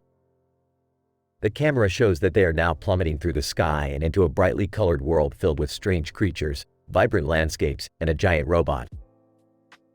Oh no, we're falling. Why do these things always happen to us? As they approach the ground, they are saved by one of the main characters from Fooly Cooly, Haruko. She whisks them away to safety while also introducing them to the chaotic and unconventional world they have landed in. Haruko, welcome to Fooly Cooly, where the impossible is possible and the unexpected is always just around the corner. Throughout the episode, the group navigates through the bizarre world of Fooly Cooly, encountering a wide range of characters and scenarios from the original anime. Along the way, they must use their ingenuity to overcome obstacles and avoid danger. This place is insane. It's like everything is made of candy and dreams. I don't know, Summer. It seems pretty dangerous to me. As the group continues to explore, they are forced to confront the menacing medical mechanica and their giant robot, which threatens to destroy everything in its path. Alright, everyone, stay focused. We've got to take that thing down. Through a series of epic and thrilling action sequences, the group manages to overcome their adversaries and save the world of Fooly Cooly from certain destruction. Wow, I can't believe we made it out alive. Maybe we should just go home now. Are you kidding? This place is amazing. I want to stay here forever. The episode ends with the group saying their goodbyes to the inhabitants of Fooly Cooly and returning home, but not before Haruko hints that they may have more adventures in store for them in the future. Haruko, thanks for coming to visit, guys. Who knows, maybe we'll see each other again soon.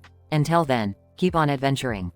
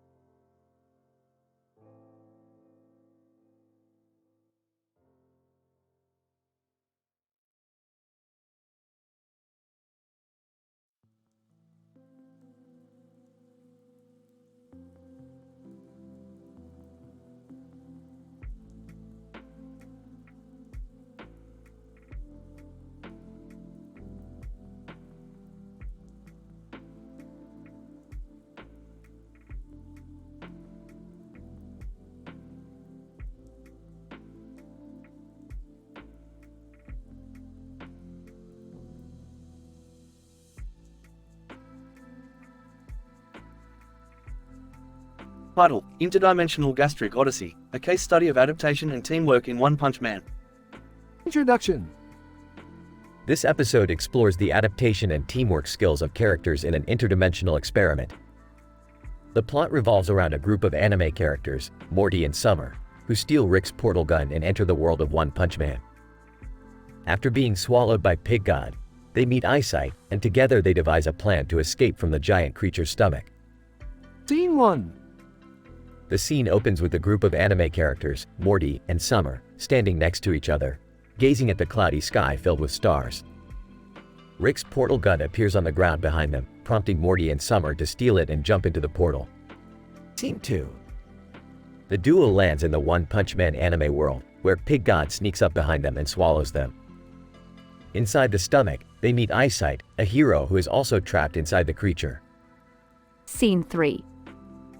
Eyesight explains the physiology of Pig God's stomach and how they can use it to their advantage. They soon discover that the creature is constantly eating and that they need to find a way to control it if they are to escape. Scene 4. Morty and Summer develop a plan to get Pig God to eat some explosive chemicals, which they will prepare, causing it to vomit. Scene 5. The group works together to find the materials needed to create the explosive chemicals. They face various challenges along the way, but they stay focused and determined. Scene 6. As they mix the chemicals, Pig God suddenly wakes up and starts attacking them. They barely manage to dodge its attacks and hide from it. Scene 7. Rick appears on the scene and uses his technical skills to create an advanced weapon, which they use to distract Pig God and carry out their plan. Scene 8. They succeed in getting Pig God to eat the chemicals, causing it to vomit them out of its stomach. Morty, Summer, and Eyesight escape the creature's digestive system and re-enter the One Punch Man anime world. Conclusion. This episode showcases the adaptation and teamwork skills of the characters in an interdimensional experiment. Morty and Summer's resourcefulness, Eyesight's expertise, and Rick's technical skills enable them to escape from the giant creature's stomach. Despite the challenges they face, they stay committed to their goal and emerge victorious. This episode is an example of clever, award-winning writing with an epic, satisfying ending.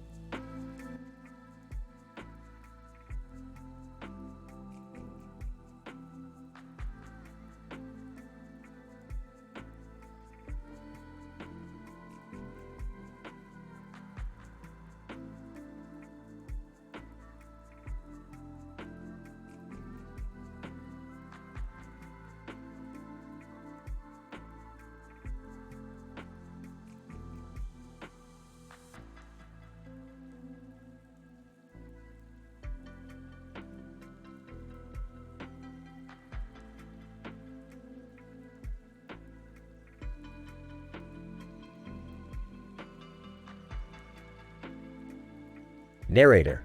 In this episode, a group of animated characters, namely Rick, Morty, Summer, and Jerry, find themselves teleported into the animated world of the grim adventures of Billy and Mandy through an unspecified means of interdimensional travel.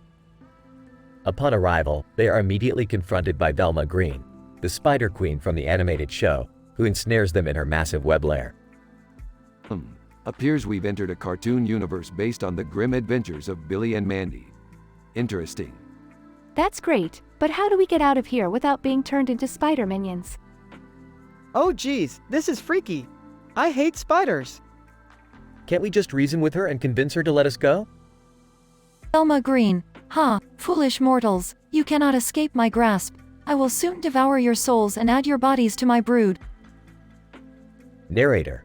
Velma Green, with her menacing demeanor and powerful abilities, threatens to convert Rick and his family into her spider minions through a complex process involving changing their genetic material and morphing them into spider-like creatures hitherto unseen. No, no, no. That's not gonna happen. Time to get our science on. What do you mean, Rick? We are in a completely different universe. How can you get science on this? Simple, Summer. All universes are bound by certain fundamental laws and principles. we can use our knowledge of our own universe to understand how things work here and come up with a way to escape Velma's clutches. Narrator. Through clever use of their knowledge of physics, biology, and other sciences in this alternate universe, Rick and his family devise a plan to outsmart Velma and escape her lair. In a heart-stopping action sequence, they fight their way out of Velma's web and return to their own dimension, barely escaping the clutches of the Spider Queen. Oh man, that was intense. I'm glad we made it out alive. Yeah, me too. I don't want to be a spider minion forever. But that was so much fun. Can we visit again, Rick? No, Summer, we're never going back there again. Too creepy for even me. Narrator. And so, our intrepid adventurers return to their own reality, a little wiser and considerably more thankful for their own universe.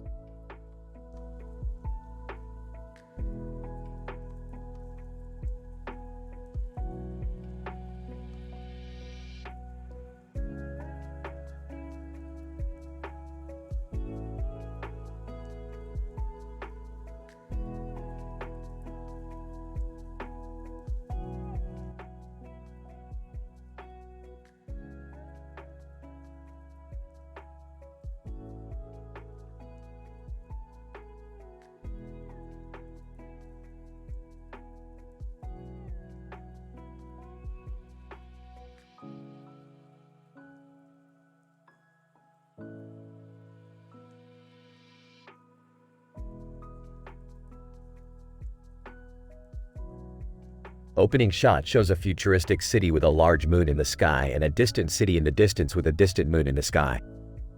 Rick and Morty, accompanied by Summer and Jerry, enter their portal gun and they find themselves in a different world during the Purge 1.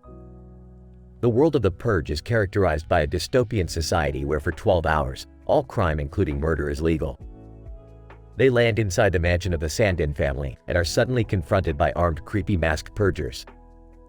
Morty, who is frightened by the violence going on, is comforted by Summer, who shows no remorse in decimating the purgers. During their journey, the group references several characters from the Purge, including Leo Barnes and Sargent.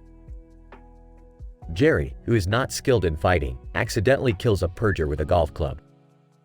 This prompts the others to use unorthodox methods in taking down the purgers, including using flamethrowers and swords. Rick and Morty manage to assemble weapons of mass destruction and engage in epic, thrilling action scenes. They are forced to use their intelligence and creativity in order to survive and outwit the purgers. During their journey throughout the mansion, they reference several iconic scenes from the Purge movie, including the "God Bless America" masks. The group has several clever award-winning descriptive dialogues, with Summer being the sassy but effective one-liner queen. Rick, who is the ringleader, delivers wise-cracking lines as he outsmarts the purgers. The episode ends with the group standing victorious, with one purger left alive, who Rick and Morty choose to spare because of his innocuous nature. They escape with their lives, leaving the realm of the Purge. The group goes through a cathartic experience, reflecting on the morals of the Purge world and the violence it entails.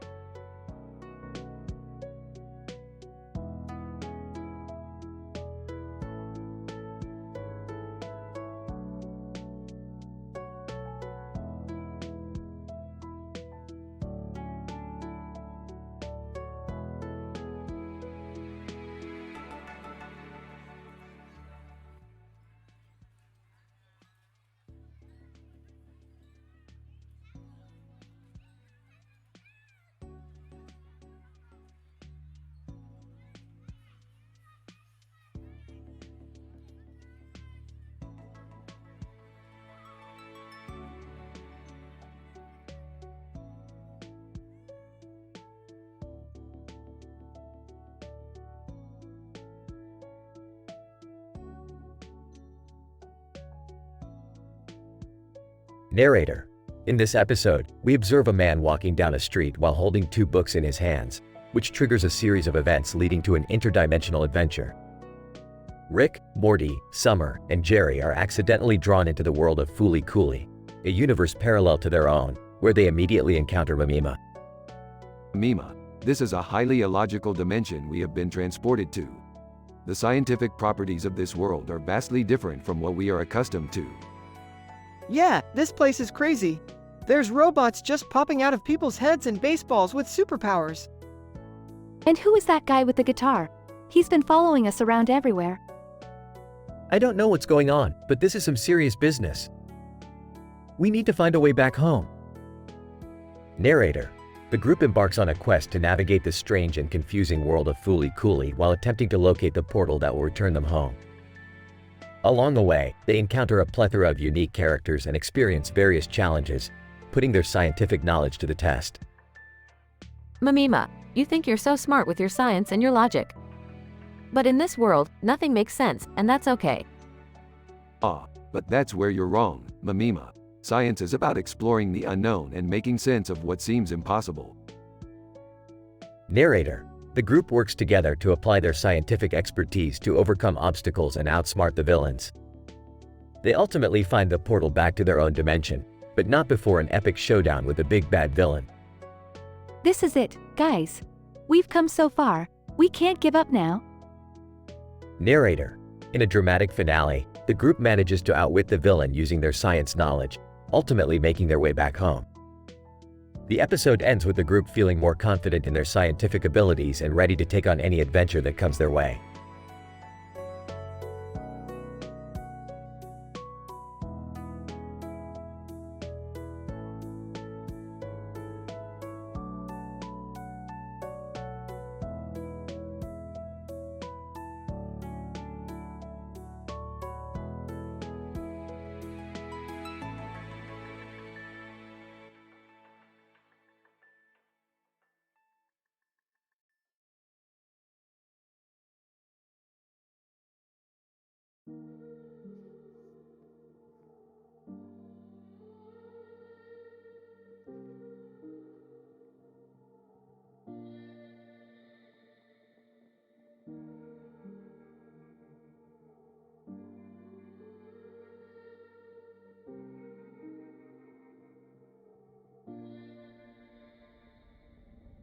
Narrator.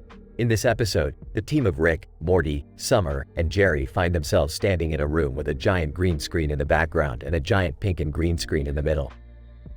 Utilizing this technology, they enter the world of the grim adventures of Billy and Mandy. The implications of traversing among various universes is undeniably overwhelming. Whoa, Rick! We're in Billy and Mandy's world! Look over there, it's Velma Green. She looks creepy as ever. Oh, she's trapping us in her spider web lair. Velma Green, you are mine now. I shall transform you into my spider minions, forever. Narrator. Velma then proceeds to describe the process of transformation in extreme detail, invoking a sense of disgust among our cartoon heroes. Our survival instincts dictate that we must escape. But how do we do that? Let's use our knowledge of the show to outsmart Velma. I don't know if I can handle this. Narrator. What follows is a series of epic, thrilling action scenes as Rick and his family try to navigate through Velma's lair to escape her clutches. Through their clever and award-winning writing, they successfully outsmart Velma and emerge victorious. Looks like we made it out alive after all. That was intense, Rick. But we did it. We escaped Velma's spider web lair. I never want to experience anything like that again. Narrator. The episode concludes with a satisfying ending as our heroes escape back to their own world, reflecting on their journey and the importance of being prepared for unexpected challenges.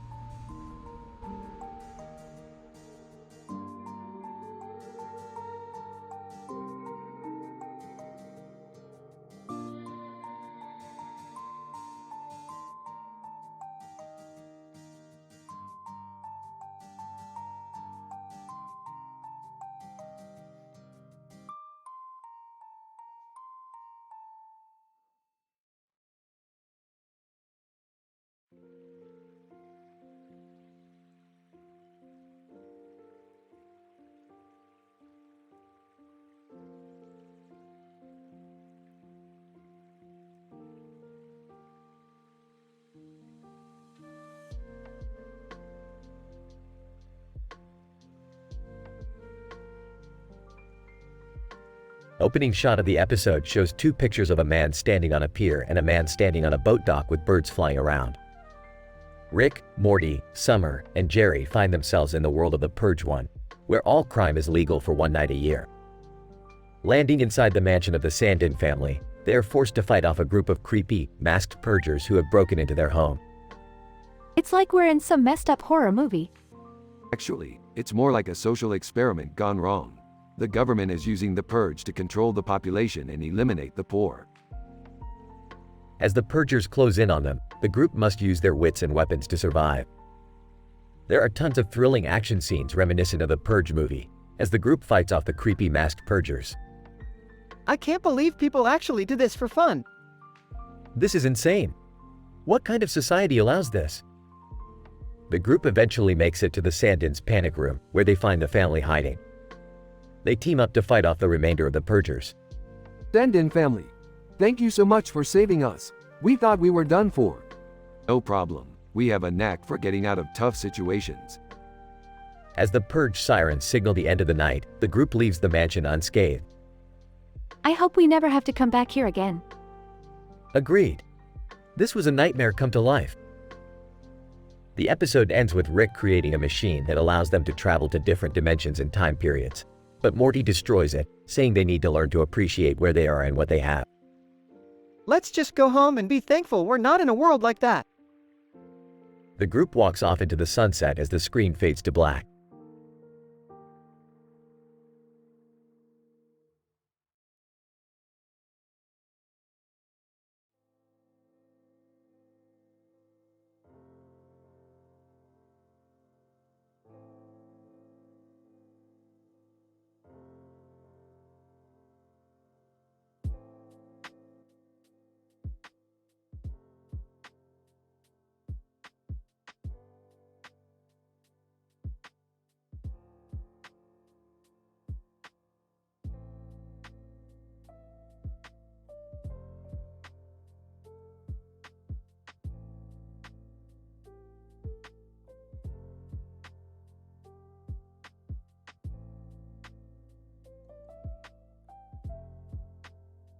Narrator. In this episode of Rick and Morty, the interdimensional duo embark on another grand adventure. Rick, the eccentric and brilliant alcoholic scientist, along with his grandson Morty, a naive and often frightened youth, teleport into a cartoon world that they had previously encountered, the infamous boob world. Ah, Morty, we're back in the world of boobs. Look at all these voluptuous and sexy plants. Geez, Rick, do we really have to be here again? Narrator. As the pair delve deeper into the world, they encounter a plethora of different creatures. From talking plants to rock-like beings, the duo describes every aspect of the world in extremely descriptive and scientific terms, awing the audience with their vast knowledge on different species. At least this time, we won't have to deal with any evil alien overlords. Wait, Morty, what's that over there? Oh no, Rick! It's the boob monster, and it looks angry. Narrator. In an epic and thrilling action scene, Rick and Morty fight against the boob monster, using a combination of wits and Rick's arsenal of high-tech weapons to defeat it. That was a close one. But we can't let our guard down just yet. Why not, Rick? Remember that time in Season 2 when we thought we defeated the giant ego monster, but in reality, it was just dividing itself into smaller parts. Narrator. The duo continues their adventure, facing challenges at every turn before finally reaching their goal. In the end, they emerge victorious, having learned valuable lessons and with a newfound appreciation for the world of boobs. Geez, Rick, what a crazy adventure! Yeah, but you know what they say, Morty. A scientist's job is never done. Narrator. The episode ends with the duo teleporting away into a new adventure, leaving the audience eager for their next wild escapade.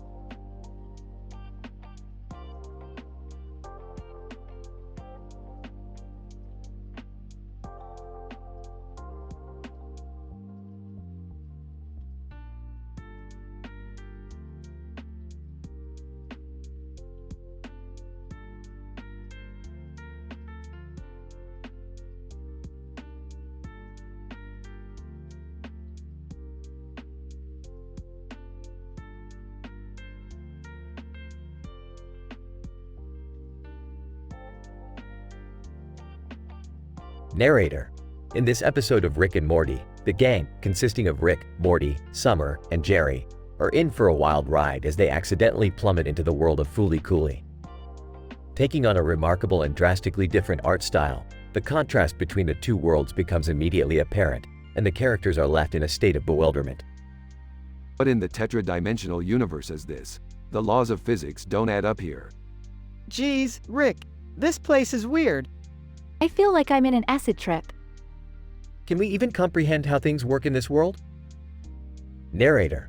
As they begin to explore the world of Fooly Cooly, they meet Mimima and are taken aback by her peculiar behavior and demeanor.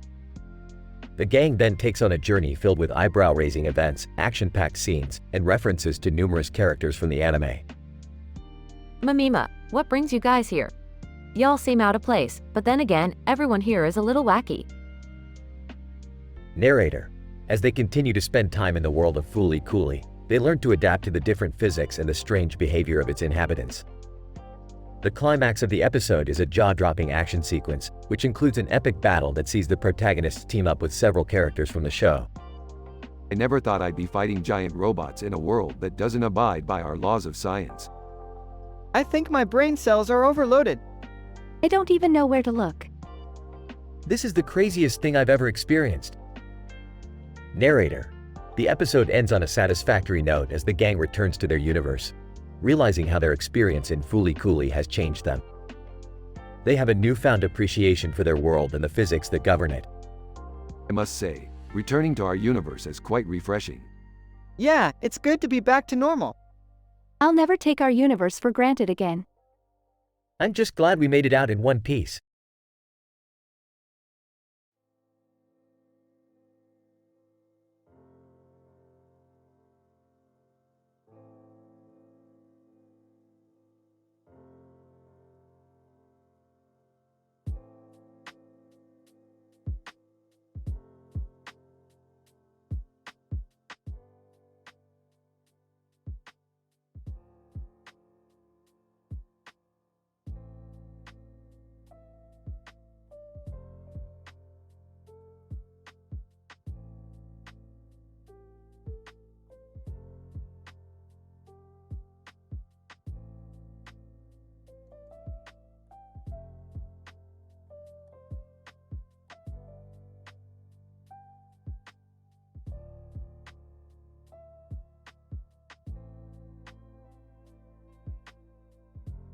Narrator. In this episode, Rick, Morty, Summer, and Jerry find themselves in a bizarre and perilous situation. Transported into the grim adventures of Billy and Mandy universe, they are ensnared by the villainous Velma Green and her insidious spiderweb lair. Morty, we're in another cartoon dimension. This is not good. We have to find a way out of here. Oh geez, Rick, what do we do? Velma looks really creepy, and her spider minions are huge. I remember this TV show. Billy and Mandy always found a way out of their troubles. We can too. I don't like spiders. I don't like this place. Why did we have to come here? Velma, silence, puny humans. You are here to serve me and my spider army. I will transform you into my spider minions and you will obey me forever. Narrator. Velma then proceeds to describe in graphic detail the disgusting transformation process. Her words are not for the faint of heart. Gross. We have to get out of here now. I'm not becoming a spider minion for anyone. Yeah, Rick, let's do this. I have an idea, but it's risky. We have to work together. I'll do anything to get out of here alive. Narrator. The four heroes devise a daring plan to escape Velma's lair. Using clever tactics and teamwork, they manage to outsmart her and her spider minions. Action scenes abound as they battle their way to freedom. That was intense. We made it out alive. Oh man, I can't believe we almost became spiders. Good thing we remembered some episodes of Billy and Mandy. I never want to go on another adventure with you guys again. Narrator. The episode ends with the four of them back in their own universe, relieved and grateful to have made it out in one piece.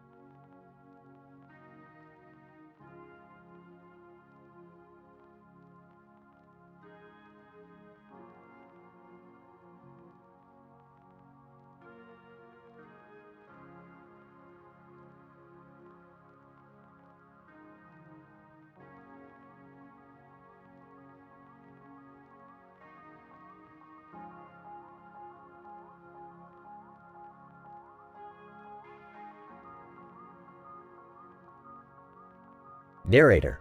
In this episode, the beloved cartoon characters Rick, Morty, Summer, and Jerry find themselves diving into the world of the grim adventures of Billy and Mandy. The setting features a purple background with a star in the middle, portraying the signature style of the animated series. Aw, damn it, Morty. Do you know where we are? I think we're in the world of Billy and Mandy, Rick. Look over there, guys. That's Velma Green.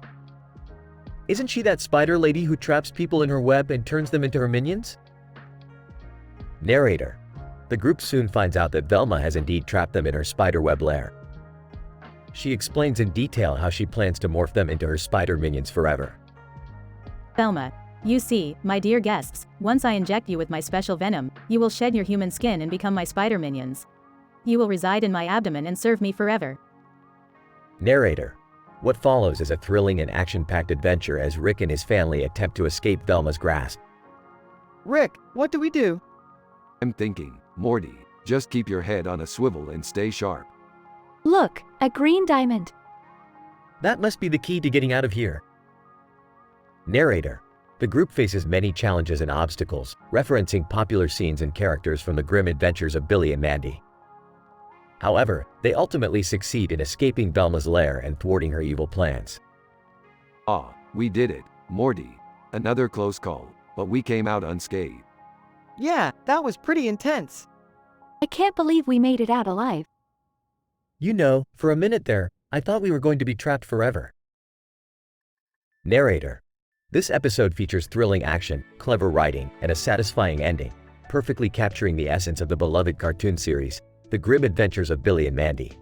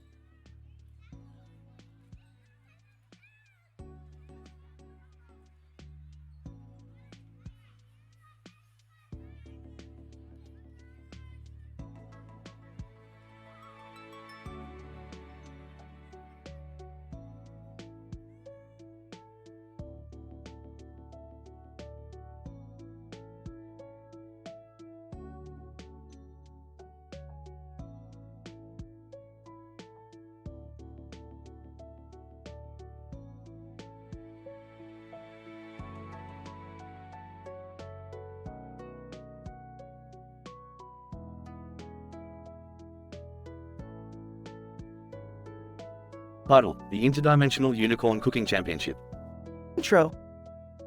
Rick and Morty are sitting in the living room when Jerry walks in with a man sporting a beard, wearing a green shirt, and holding a black and white photo. Hey guys, this is Clue. He's a huge fan of yours and has some interesting news to share. Clue. Greetings Rick and Morty. I'm here to deliver a message from the leader of the United States, Elon Musk. He's organizing a unicorn cooking championship that will take place in an interdimensional arena. Ah, that's the most ridiculous thing I've ever heard. Count us in, boys. What? I don't think I'm ready for this. Oh, come on Morty. I've seen you cook before. How bad can it be? Act 1. The crew travels to the interdimensional arena where they meet their opponents, the reigning champions, a team from LCK_Korea, who have genetically engineered unicorns for cooking purposes. This place is a dump. We're going to lose for sure. Rick, I don't think I can do this. Okay guys, let's focus on the task at hand. We got this. As the competition begins, the LCK_Korea team whips up a dish, and it looks like they have the upper hand. Rick pulls out his secret ingredient and adds it to their dish, and it transforms the dish into something extraordinary. Wow! What did you use, Rick? It's a scientific breakthrough that I just discovered, Jerry. I call it the spice of life. Act 2. With Rick's special ingredient, the team is able to win the first round of the championship. As they move on to the second round, they are faced with a new challenge, cooking with unicorn poop. Ew! Rick, do we really have to do this? Unfortunately, yes, it's the only way we can use all the parts of the unicorn. Okay, let's get started. We have to win this round. The team comes up with a unique dish which shocks the judges. The LCK_Korea team looks baffled and defeated. Judge 1, I never thought I would say this, but this dish made from unicorn poop is one of the best things I've ever tasted. Act 3. With one last round to go, the competition is neck and neck. The final challenge is to cook a dish for Elon Musk, who will choose the winner. Oh no, this is too much pressure. Relax, Morty, we got this. We're the best in the multiverse. The team creates an amazing dish using Elon's favorite ingredients, and they're confident they have won. Elon Musk. Well, this was a tough decision, but the winner of the Interdimensional Unicorn Cooking Championship is... The crowd holds its breath. Elon Musk, the Smith family from Earth C-137. The team jumps up in excitement, and Rick pulls out a portal gun. Okay, let's get out of here, before the LCK_Korea team accuses us of cheating. Outro. The team returns home, and Rick hands over the spice of life to Jerry. Wow, I can't believe it. This is amazing. Yeah, it is. But remember, Jerry, with great power comes great responsibility. I won't let you down, Rick. I'll use it wisely. That was insane, Rick. What are we going to do next? I don't know, Morty. I'm sure we'll think of something. Well, it was one hell of a ride. The crew shares a laugh and fades into the background as the credits roll.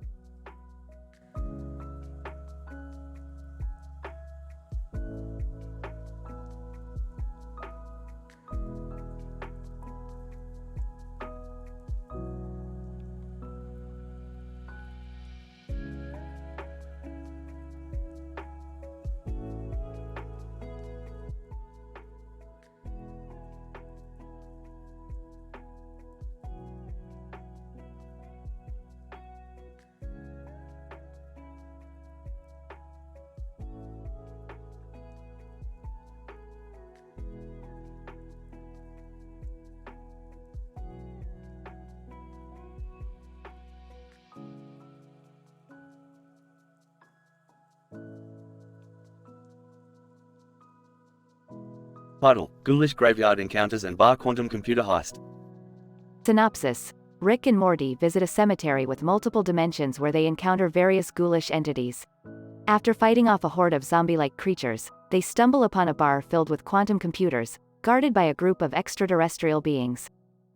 Scene 1. Cemetery with a cemetery sign and a cemetery in the background. Morty, Rick, why are we in a cemetery? Don't you think it's disrespectful to disturb the dead? Rick, relax, Morty. We're in a different dimension where the dead have a sense of humor. Morty, what's that supposed to mean? Rick, it means grab a shovel, Morty. We're digging. Scene 2. Ghoulish Graveyard Encounters. Morty, oh my god, Rick, there's a bunch of zombie-like creatures coming towards us. Rick, no big deal, Morty. They're just fans of The Walking Dead. Morty, but they're trying to eat us. Rick, relax, Morty. They just want to feast on our brains. Morty, that's not reassuring, Rick. Scene 3. Bar Quantum Computer Heist. Rick, check it out, Morty. This bar is filled with quantum computers. Morty, what are quantum computers? Rick, it's like a regular computer, Morty, but way smarter and nerdier. Morty, okay, but why do we need them? Rick, we don't. But those alien guards do. That's why we're going to steal them. Morty, I don't know, Rick. That seems dangerous. Rick, what's life without danger, Morty? Besides, think of the bragging rights. In the end, Rick and Morty successfully steal the quantum computers and narrowly escape the guards. They return to their own dimension and celebrate at a local Telugu restaurant, where Morty accidentally spills hot curry on his upper leg. Rick laughs, telling him it's just a spicy scientific experiment. The duo high-fives and the episode ends with Morty limping away in pain.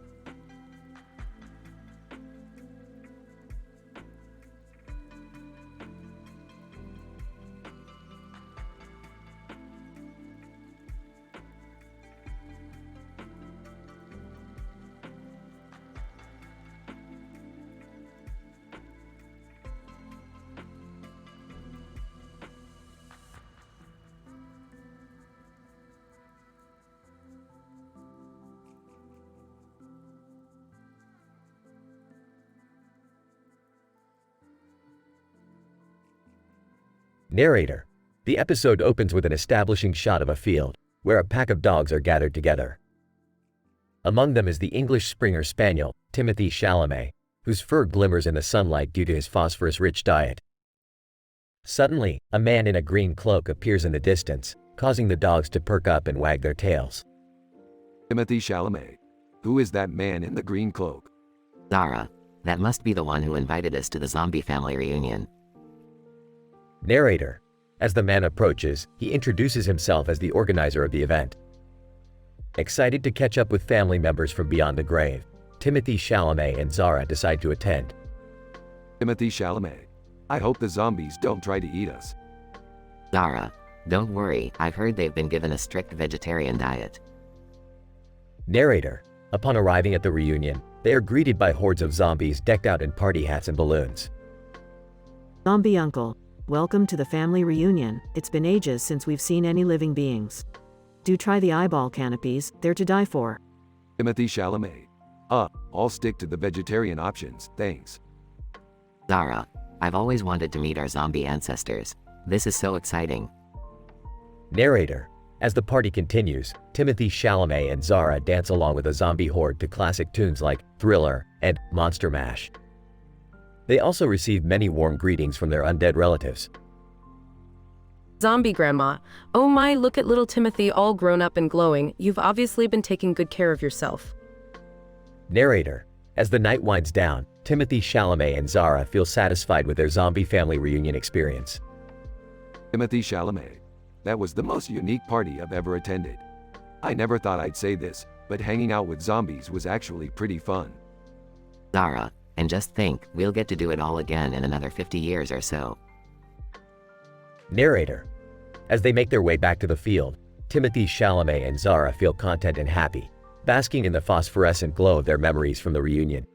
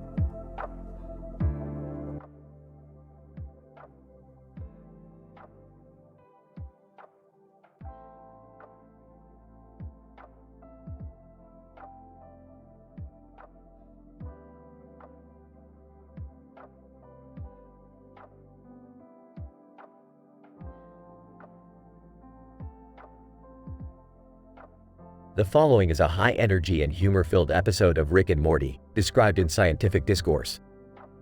The episode revolves around the adventures of a time-traveling archaeologist, Superman, and the Last Dance. As the episode opens, we see a man in a Superman suit flying through the air with his arms out and his hands out in front of him. This individual is known to us as Superman, a powerful being with extraordinary abilities. Superman is seen collaborating with a time-traveling archaeologist in the search for a rare and valuable artifact known as the Last Dance. The Last Dance is believed to be the key to unlocking secrets of the universe and holds immense power. In their quest to locate the Last Dance, Superman and the time-traveling archaeologist face numerous challenges and obstacles. However, through their exceptional skills and quick thinking, they ultimately overcome every hurdle. Amidst the action and adventure, the viewer is treated to a host of humor-filled moments, including witty banter and hilarious one-liners. With every twist and turn, the audience is left on the edge of their seat, eager to know what the dynamic duo will encounter next. Through their journey to acquire the Last Dance, the episode explores themes of power, greed, and the quest for knowledge and understanding. In the end, the viewer is left with a sense of awe and excitement as they witness the incredible exploits of Superman and the time-traveling archaeologist. Through clever writing and brilliant animation, the audience is treated to a high-octane, humor-filled adventure that is sure to impress and entertain. All in all, this episode is a masterful example of the best that Rick and Morty have to offer.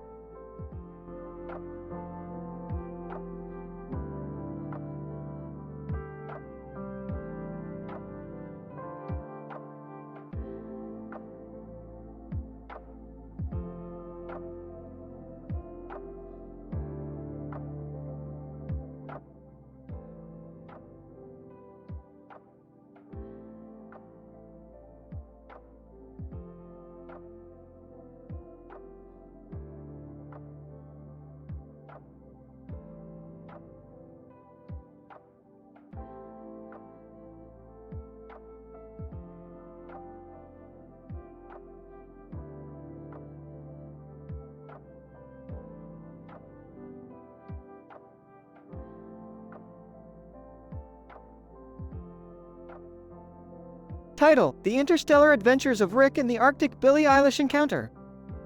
Setting: an isolated Arctic horror, exoplanet first contact.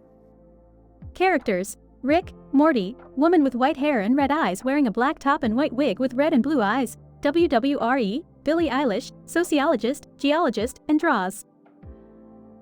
The episode begins with Rick and Morty on a mission to investigate an isolated Arctic horror. They discovered the strange WWRE lurking around, who claimed to be from another dimension. Rick took an interest in the mysterious figure and decided to bring her along on their adventure. As they journeyed through various landscapes, they stumbled upon an exoplanet where they encountered Billie Eilish, the famous teenage pop star. She had been stranded on the planet and was in need of help to get back to her own universe. Rick, Morty, and WWRE teamed up with a geologist and sociologist to help Billie.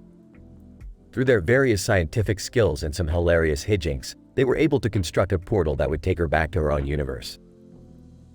But just as they were leaving, an evil alien race appeared with plans to conquer the galaxy. Rick and his team quickly drew up a plan to stop them with a little help from Draws. After an epic battle, the villainous aliens were vanquished. Rick and his team said their goodbyes to Billie Eilish, who thanked them for their help. As they boarded their ship and flew off into the stars, Morty turned to Rick and said, "Wow, that was nuts. But what did we really learn from all of this?"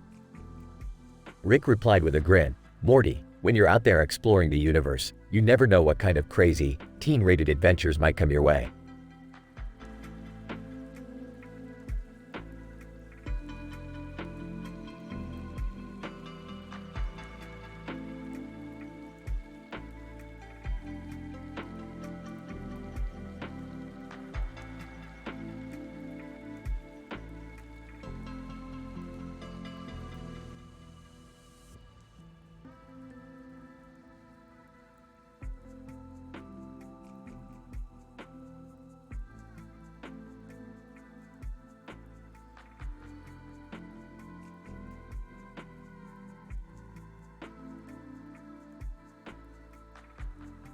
Title: The High-Speed Train Hijack, a debate of hilarity and chaos.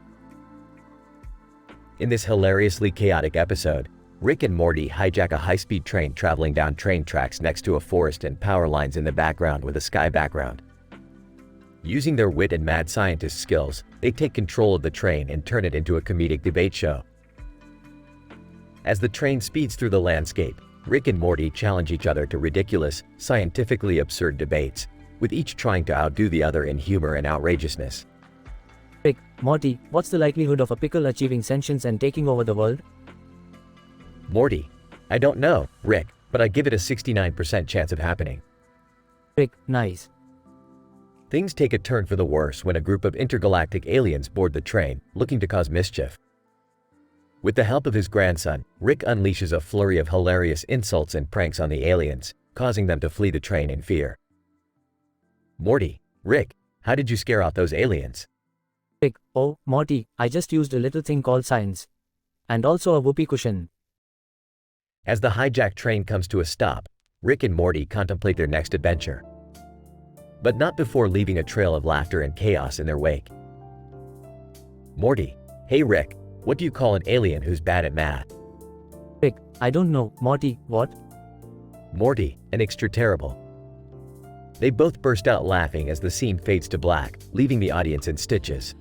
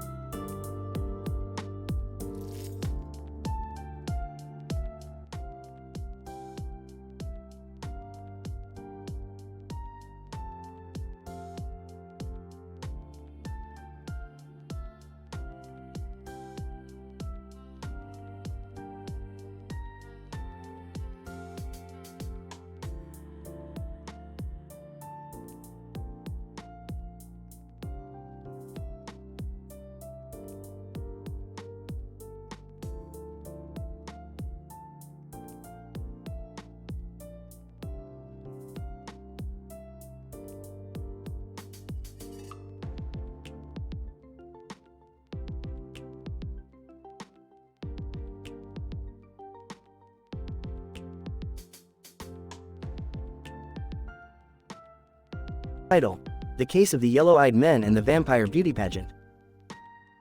The episode begins with Rick analyzing two different pictures of a man with yellow eyes and a wolf with yellow eyes in his lab. Morty walks in and asks what he's doing. I'm analyzing the resemblance between these two yellow-eyed beings, Morty. It's quite fascinating from a genetic standpoint. Oh, okay. But why do they have yellow eyes? It could be a result of a rare genetic mutation or exposure to a toxic substance. Or maybe they just ate too many carrots. Who knows? As they continue their discussion, Jerry barges in and shows them a meme with a picture of a burning room and a dog saying, "This is fine." Hey, have you guys seen this meme? It's hilarious. Yeah, Jerry, we've seen it. It's been around for years. You're late to the party. Oh, well, I still think it's funny. Hey, did you hear about the Vampire Beauty Pageant? It's happening tonight. What's that? It's a pageant where all the contestants are vampires. They compete for the title of the most beautiful vampire. I hear it's going to be wild. Sounds like a waste of time. But speaking of vampires, did you know that Nikola Tesla had a theory about vampires being real? What? Really? Yep, he believed that vampires were actually beings from another dimension that had the ability to move through time and space. He was always one step ahead of his time. Suddenly, they hear howling outside. They go to investigate and find a pack of wolves with yellow eyes. Interesting. Those wolves have the same yellow eyes as the man and the wolf in the pictures. What does that mean? I don't know yet, but one thing's for sure. We have to keep an eye on them. They follow the wolves to the location of the Vampire Beauty Pageant. They see that the contestants are actual vampires, not just people dressed up as vampires. Wow, this is amazing. Check out that one over there. She's stunning. Oh, Jerry, I don't think we should be here. We could get in trouble. Suddenly, the yellow-eyed man from the picture walks in with a group of wolves.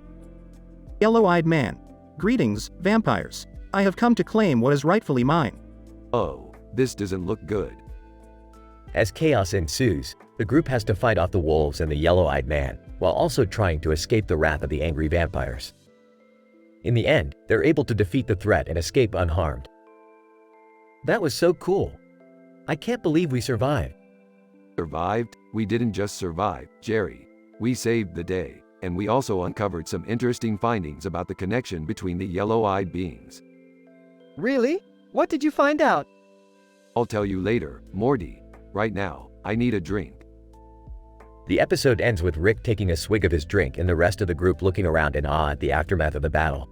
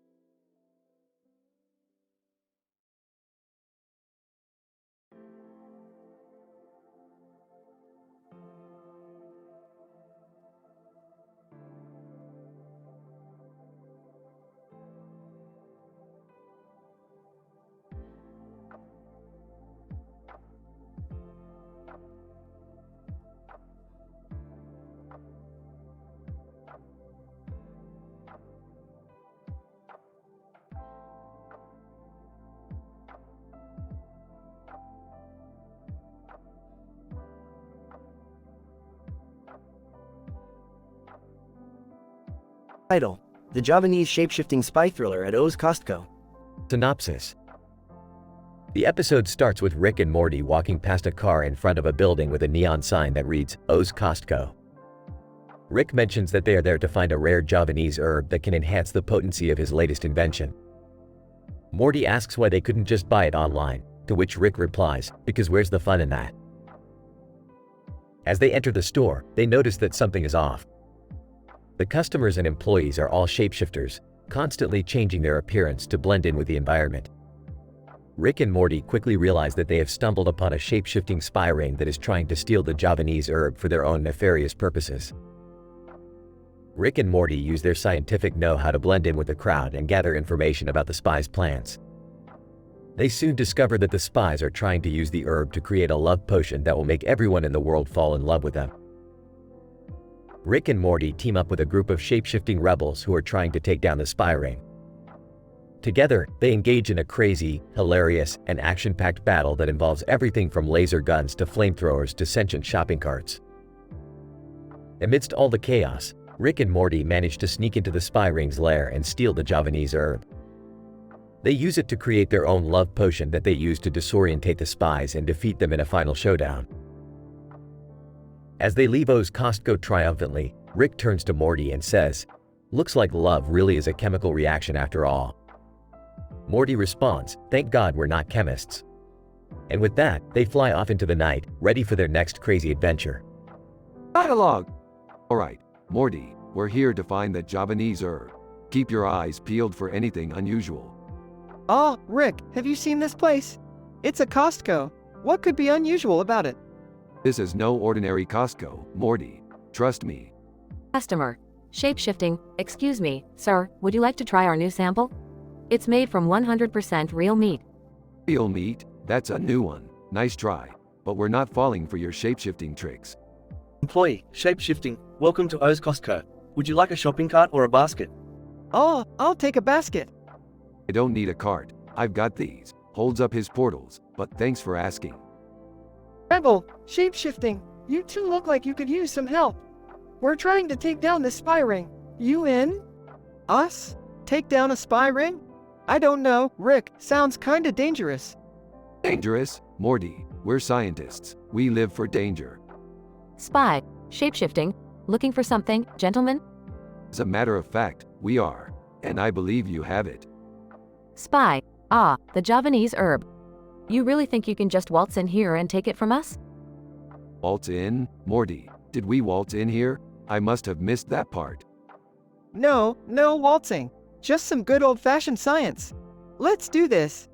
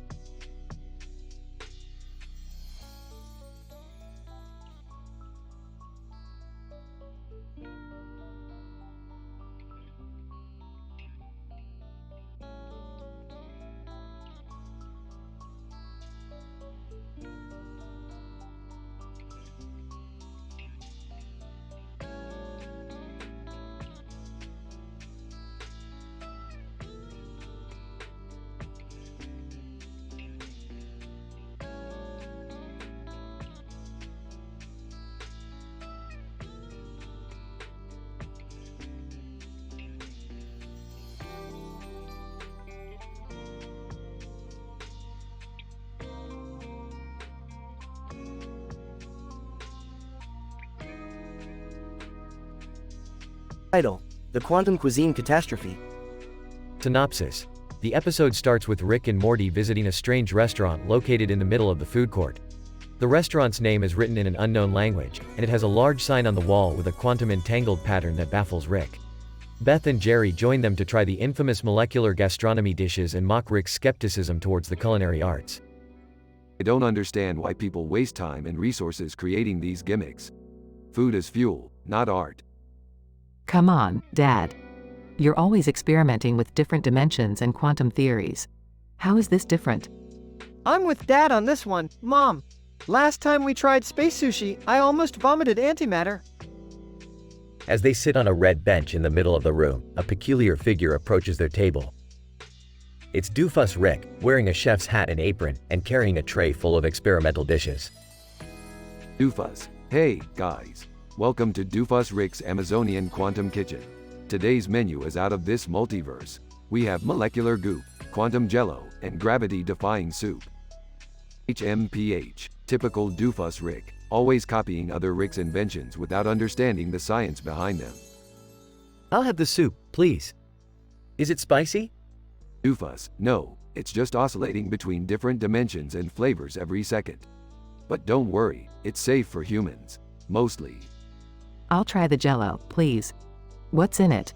Doofus, it's a mix of exotic fruits and superposition gelatin, with a hint of unknown radiation. I'll pass. Can I just have a pizza or something?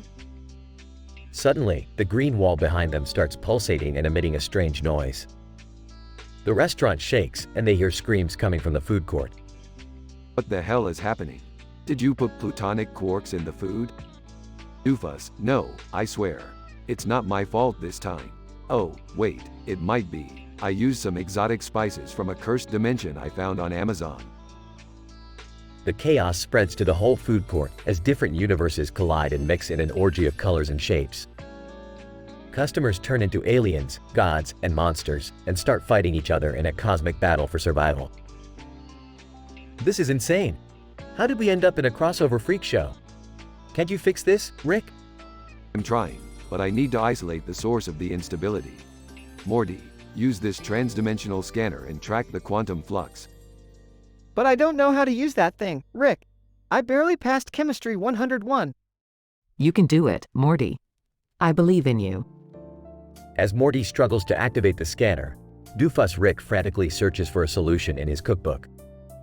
Doofus, here it is. The cosmic antacid recipe. We just need to mix quantic soda and reality warping vinegar. That's a terrible idea. It will create a feedback loop that could destroy the entire multiverse. Doofus, well, at least we'll die full and happy. Isn't that what food is all about? No, you imbecile, food is. Before Rick can finish his speech, Morty accidentally activates the scanner, and a dimensional portal appears in the middle of the restaurant, sucking everyone in.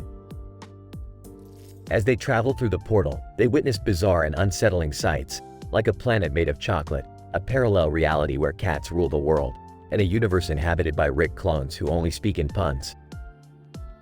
Finally, they land on a deserted planet, in front of a giant creature with tentacles and 3 mouths. Great, we're in the middle of nowhere, with no food, no shelter, and no way back home. And we're being eaten by a cosmic horror. I hope the jello was worth it. I don't want to die in an alien stomach.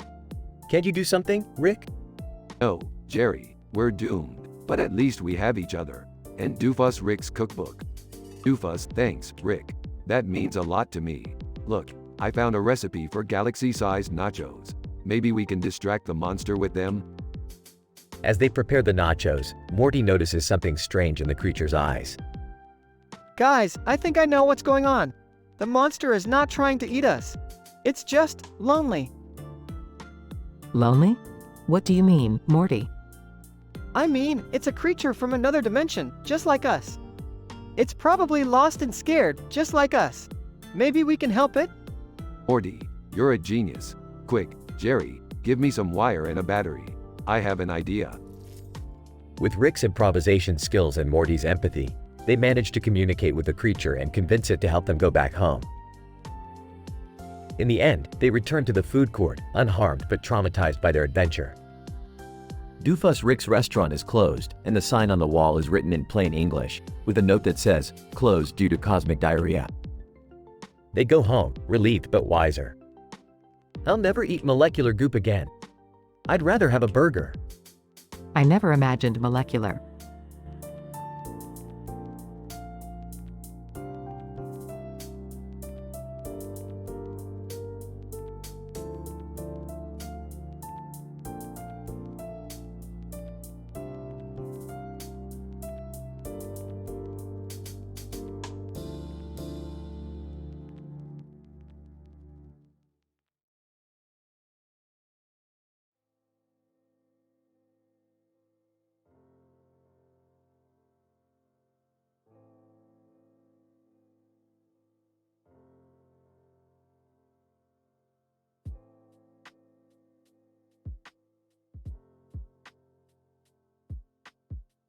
The episode, A Convergence of Universes, opens with a depiction of a multi-dimensional field of grass, with trees in the background, populated by an array of diverse cartoon characters.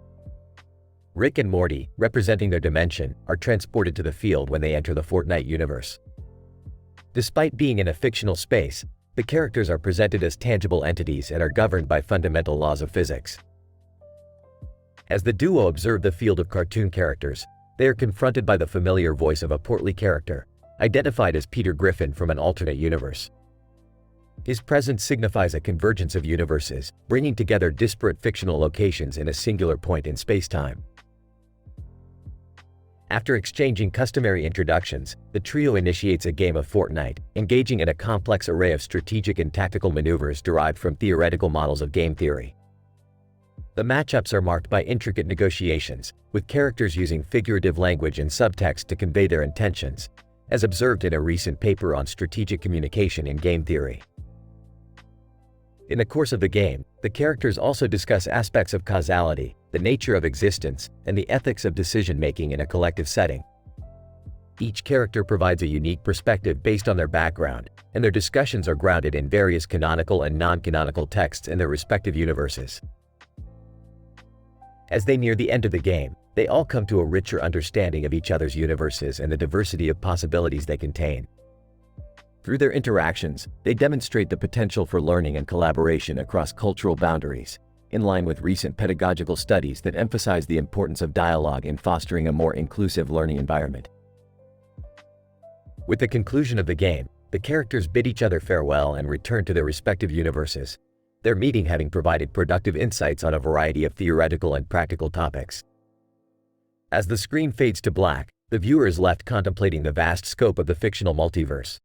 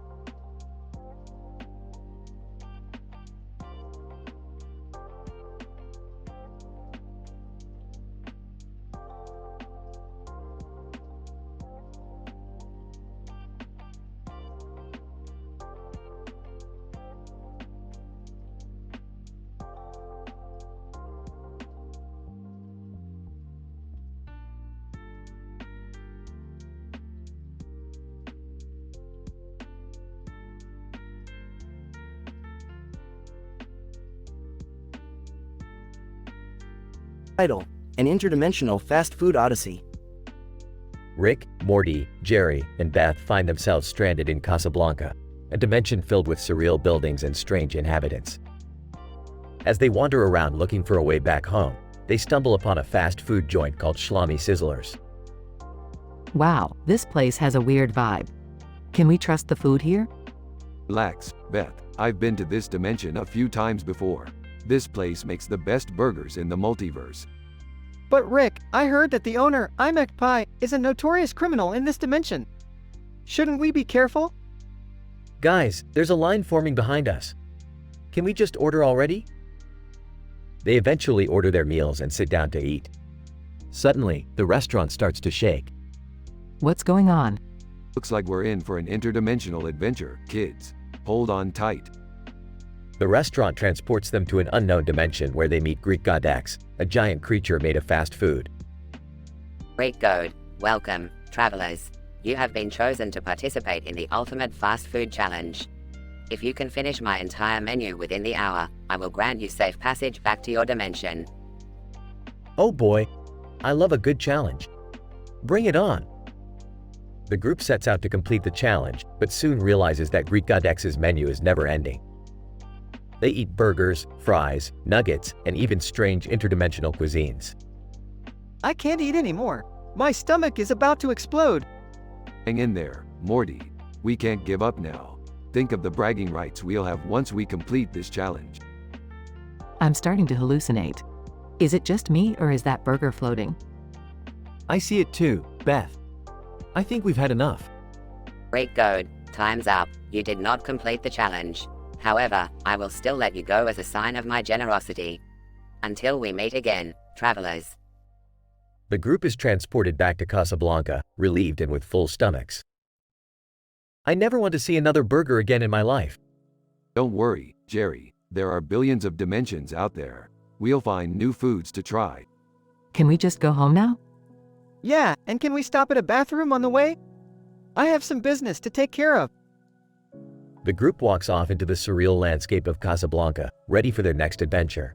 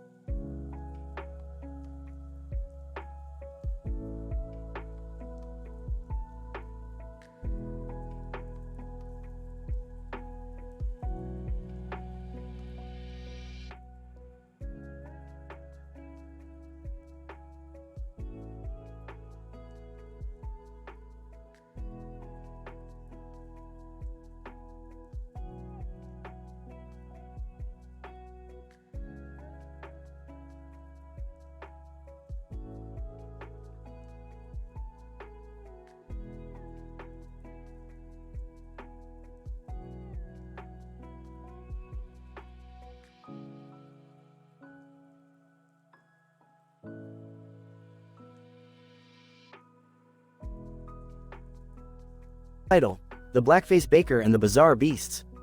Synopsis: Rick and Morty get embroiled in a madcap adventure involving a woman with a black face and a tray of pastries, the famous actress Angelina Jolie, and a horde of rhinos. Morty, we've got a problem.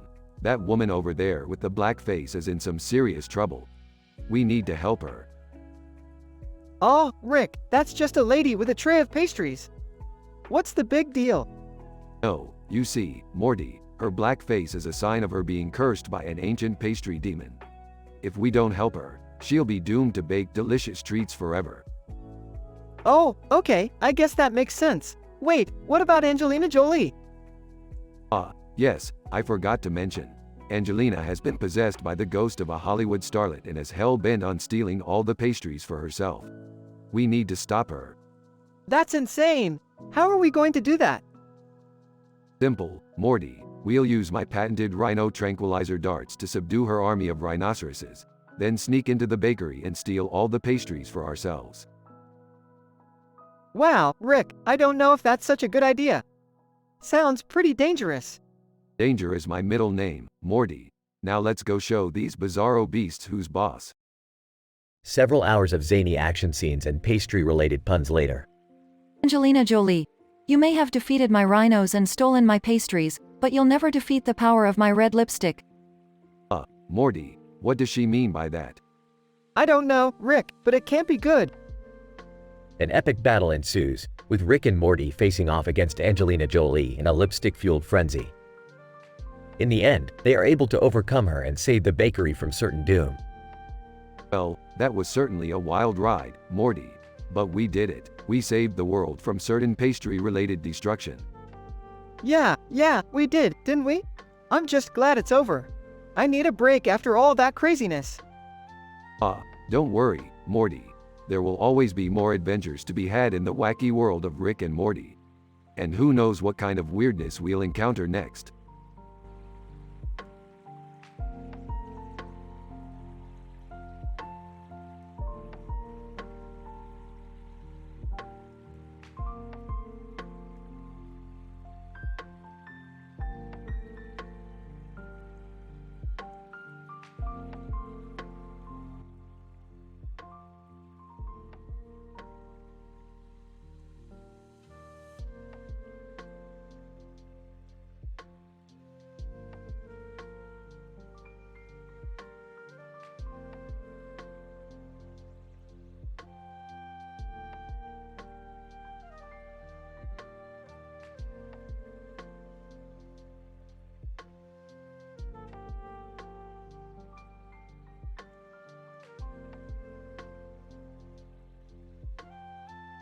Title: The Haunted House Purge. In this episode, Rick, Morty, and Beth find themselves in a Dublin neighborhood, encountering a house with strange energy emanating from it. They investigate the history of the house and discover that it was built on a sacred Gujarati burial ground, causing the influx of paranormal activity. Analyzing the wavelengths of the energy emissions, it's no doubt that this house has a high concentration of Gujarati essence. We're in for a ride, Morty. Oh man, I don't like the sound of that. Can't we just go back home? We can't just leave this unchecked. We need to deal with this haunted house problem once and for all. As they enter the house, they encounter the third world success kid meme, who turns out to be a ghost haunting the house. Third world success kid meme. Hey, you guys are here to help me get rid of this evil energy, right?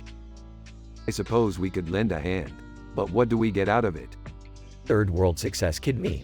I can show you the secrets of the universe, man. Think about it, infinite knowledge.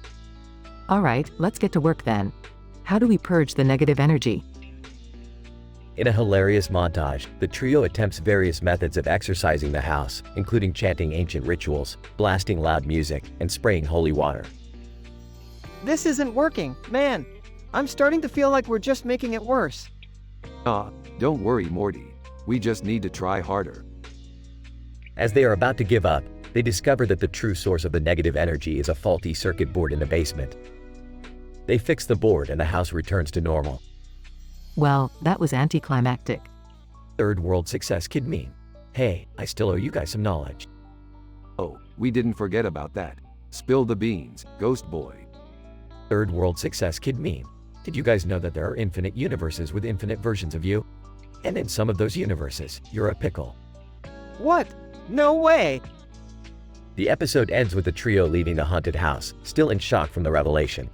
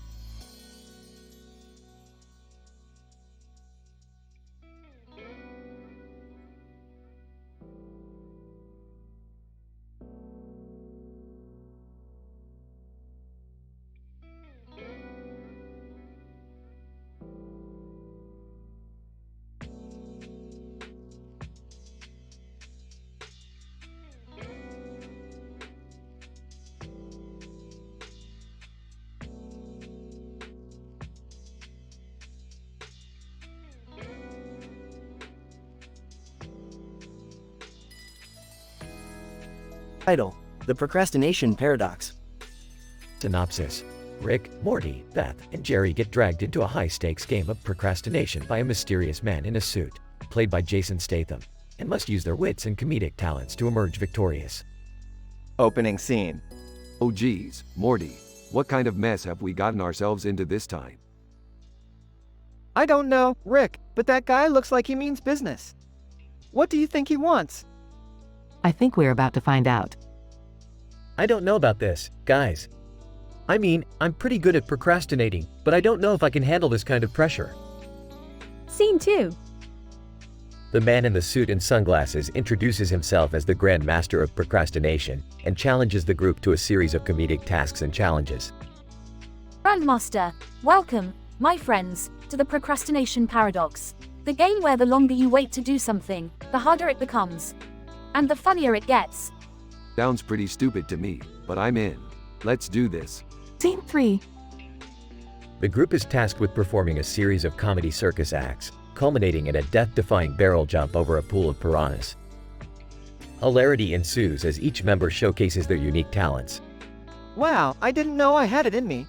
That was actually kind of fun. I definitely need to work on my juggling skills.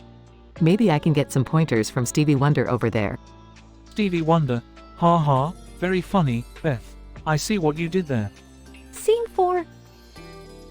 The group is given a series of procrastination challenges, including putting off doing laundry and avoiding work deadlines. Jerry struggles the most with these challenges, leading to some hilarious examples of his procrastination tactics. But I need to watch this entire season of Friends first. It's research. For my writing. Yeah. Scene 5. The final challenge is a high-stakes beer glass balancing contest, with the loser facing a punishment worse than death, having to do their taxes on time. Grandmaster, gentlemen, and Beth, the moment of truth has arrived. Who will emerge as the ultimate procrastination champion? Bring it on, you silly bastard. Epilogue. In a nail-biting finish, Rick emerges as the victor, much to the surprise of the Grandmaster. Grandmaster, well done, Rick Sanchez. You have truly mastered the art of procrastination. But beware, the procrastination paradox can be a dangerous game. One misstep, and you could find yourself facing some serious consequences. Yeah, we get it. Now let's go get some tacos or something.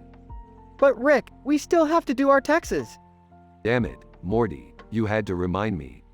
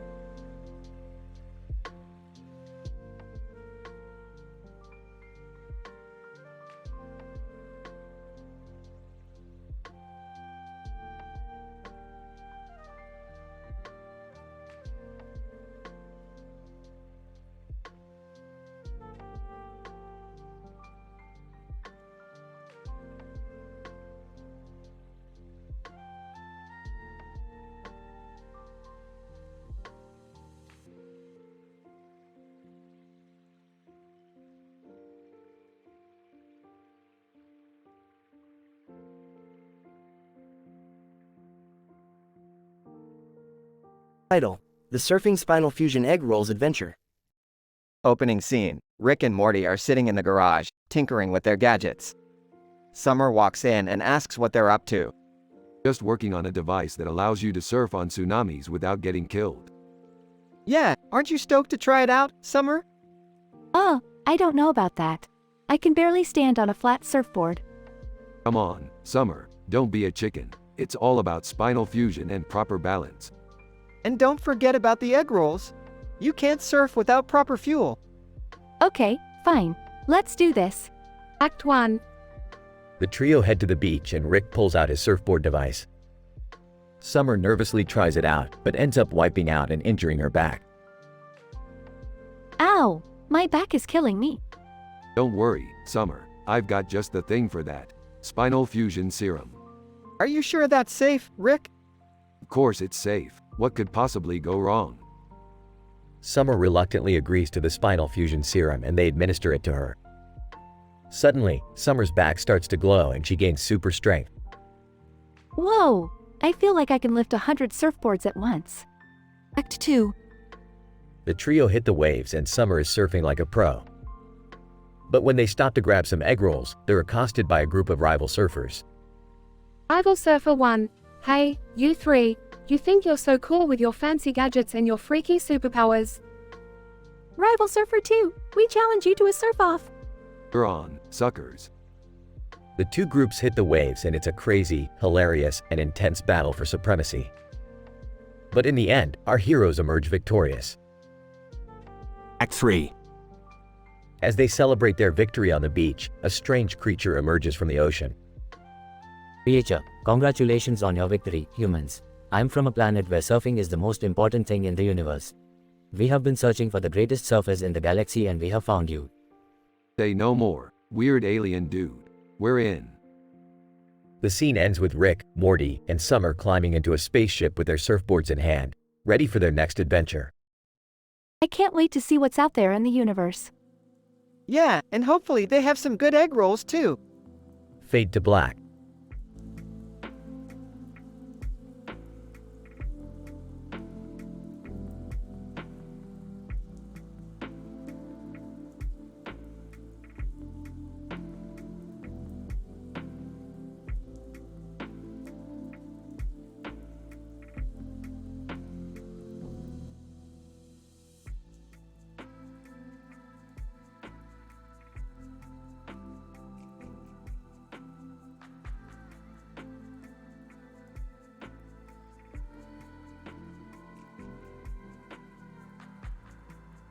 Title: A retrospective analysis of the effects of gastric bypass on underdog archetypes experiencing chumble and déjà vu while listening to Olivia Rodrigo's Déjà Vu.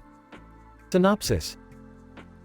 This episode follows the case of an underdog archetype who has undergone gastric bypass surgery and begins to experience chumble, the simultaneous sensations of being both challenged and humbled, and déjà vu while listening to Olivia Rodrigo's Déjà Vu. A circular object with a light is displayed on a black background with white leaves and a red light, serving as a stimulus for the participant's neural response. Discussion. Alice, the participant, consistently reports feeling both challenged and humbled during the episode. This aligns with previous studies that suggest gastric bypass patients may experience heightened emotional reactions due to changes in gut-brain signaling. Bob.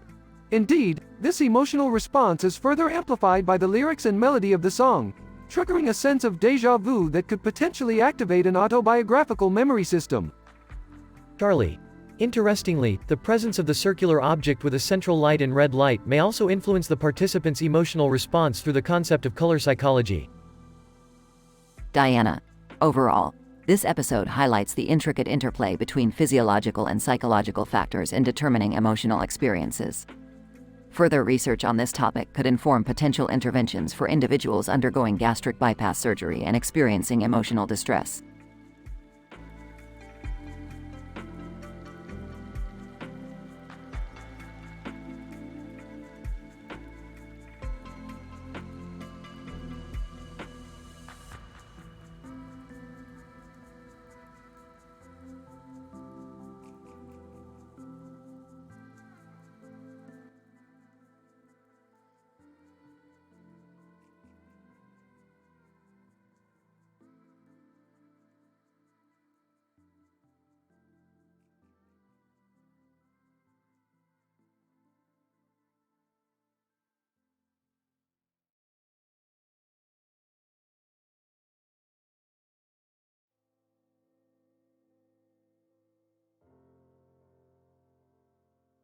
Title: The Grinning Helmet in the Intergalactic Basketball Championship. Objective: to analyze the implications of human and extraterrestrial interaction during an intergalactic basketball game, while studying the effects of Brussels sprouts on athletic performance and the perception of unicorns in art galleries.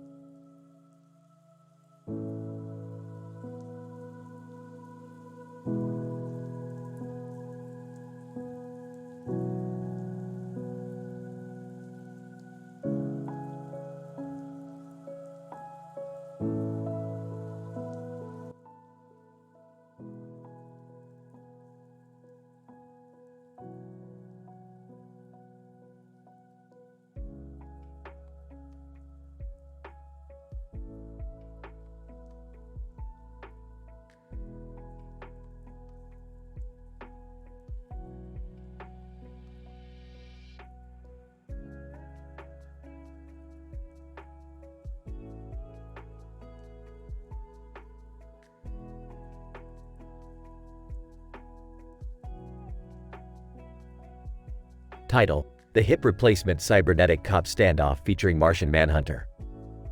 Synopsis. In this episode, Rick transforms Morty into a cyborg cop with a hip replacement. The duo head to Mars to take down an intergalactic villain who goes by the name Martian Manhunter. Morty, I've given you a hip replacement and turned you into a cyborg cop. It's time for us to go kick some alien ass. Whoa, Rick, this is crazy. I never thought I'd be half man, half machine. You're not half machine, Morty. Your entire body is a weapon. Now let's go show Martian Manhunter who's the boss here. Upon landing on Mars, they encounter Martian Manhunter, who's standing in front of a star-filled sky with a gun in his hand. Martian Manhunter, what brings you two losers to my planet? We're here to put an end to your evil deeds, Martian Manhunter. Now hand over the Infinity Orb. Yeah, give us the orb or get ready for a world of pain. Martian Manhunter, you two don't stand a chance against me. I have the power of shape-shifting. Watch this. Martian Manhunter transforms into a giant monster, but Morty uses his hip replacement to deliver a hard kick to his tuchus.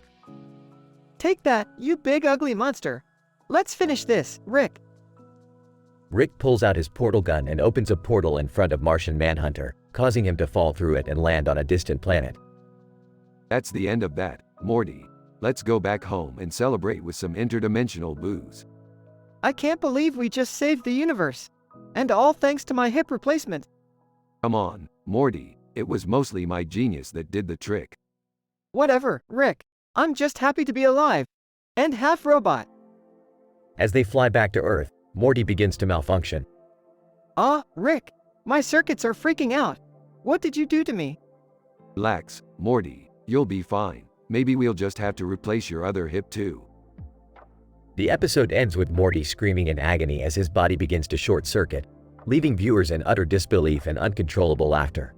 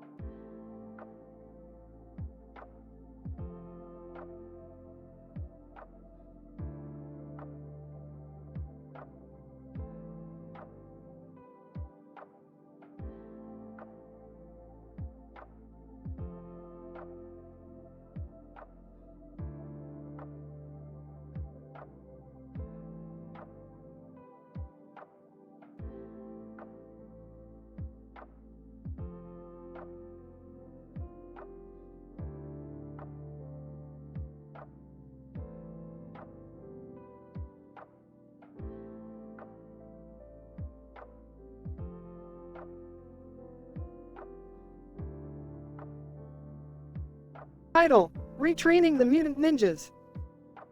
Synopsis. The Teenage Mutant Ninja Turtles, known for their heroic deeds in the past, have grown up and taken up adult jobs. However, their newfound responsibilities have caused them to let their guard down, leaving the world vulnerable to attack. Rick, Morty, and Beth must convince the Turtles to return to their former ninja glory and save the world. Scene 1. Alright, Morty, let's go find those turtle fellas and show them what they've been missing out on. But how are we supposed to convince them? They seem pretty content with their lives now. Content? That's just code for boring. We'll just have to show them the excitement that comes with being a ninja. Scene 2. The family finds the Turtles in their adult jobs. Donnie is a tech consultant, Raph is a gym coach, Mikey is a pizza chef, and Leo is a stockbroker. Donnie, guys, long time, no see. What brings you here? We need you to come back with us and help save the world. Raph, sorry, dudes, but we're all grown up now. We have responsibilities and jobs and stuff. Mikey, plus, the sewers are too dangerous now. I don't want to mess up my chef uniform. Scene 3. Okay, I see how it is. Looks like we're gonna have to bring out the big guns. Are you talking about the training montage? You bet your sweet ass I am. Time to show these turtles what they've really been missing. Scene 4. The screen flashes to a hilarious montage of the family teaching the Turtles how to fight and become ninjas again. The music in the background is upbeat and catchy. Donnie, I don't know about this, guys. I feel like I'm too old for this. Nonsense. You're never too old to be a ninja. Just remember to pivot your left foot. Scene 5. The montage continues with intense and ridiculous sequences of training. The turtles are getting the hang of it and the family is cheering them on. You guys are doing so great. Just keep the momentum going. Mikey, this is awesome. I feel like I'm in one of those cartoon shows again. Scene 6. The turtles are finally ready to face their greatest challenge, yet the evil villain who has threatened the world. The family suits up and prepares for battle. Leo, thanks, guys. We couldn't have done this without you. Don't mention it. Just remember, always strike when the opportunity arises. Scene 7. The family and the turtles face off against the villain in an epic showdown. They fight in a cartoon style, complete with exaggerated movements and sound effects. Raph, you messed with the wrong turtles. Donnie, and the wrong humans. Mikey, cowabunga, dude. Scene 8. The villain is defeated and the world is saved. The turtles and the family celebrate their victory with pizza and high fives. That was incredible. You guys really are the heroes we needed. Leo, thanks, but I think we owe it all to you guys. You reminded us why we became ninjas in the first place. That's what we do, baby. Now let's go find our next adventure. The end.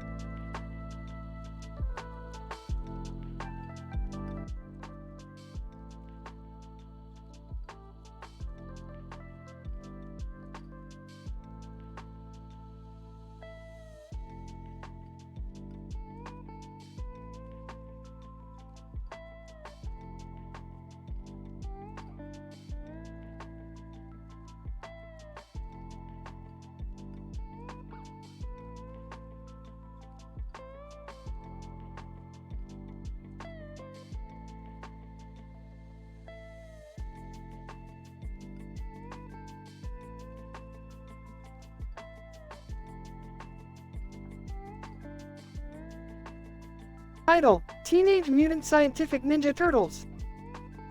The episode begins with Rick and Morty watching a news segment reporting strange sightings of a green and black insect with a light on its head and legs and a yellow light on its head.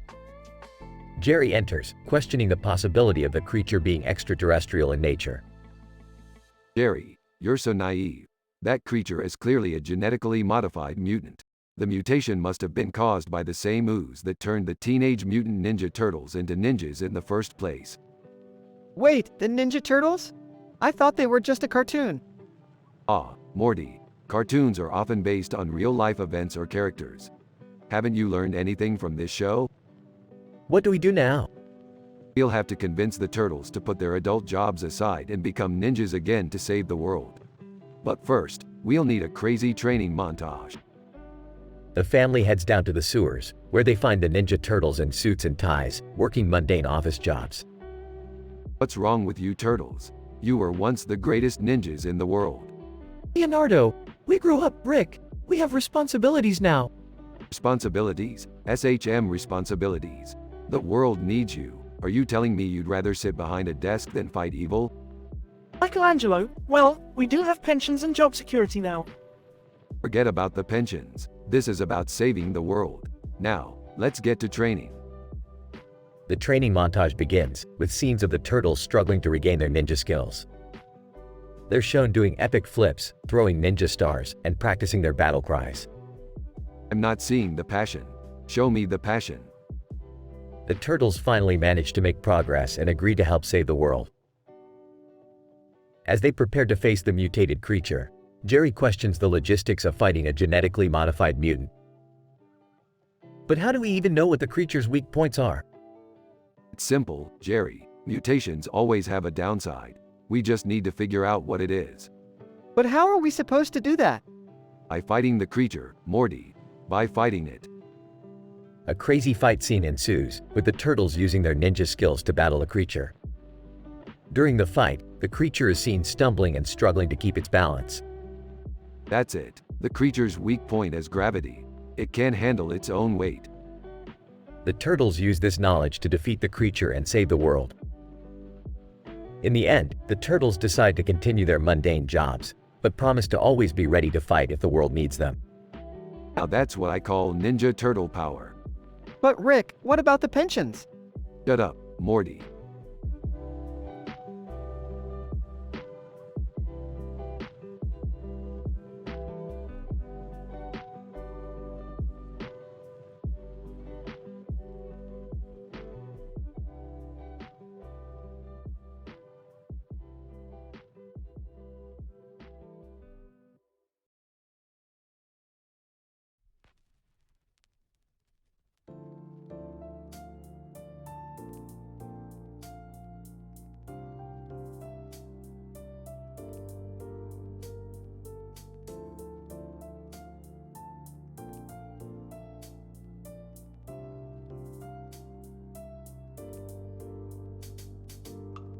Narrator. In this episode, we follow the Smith family as they navigate through the complexities of a Mega Ultra Dad Fighting League.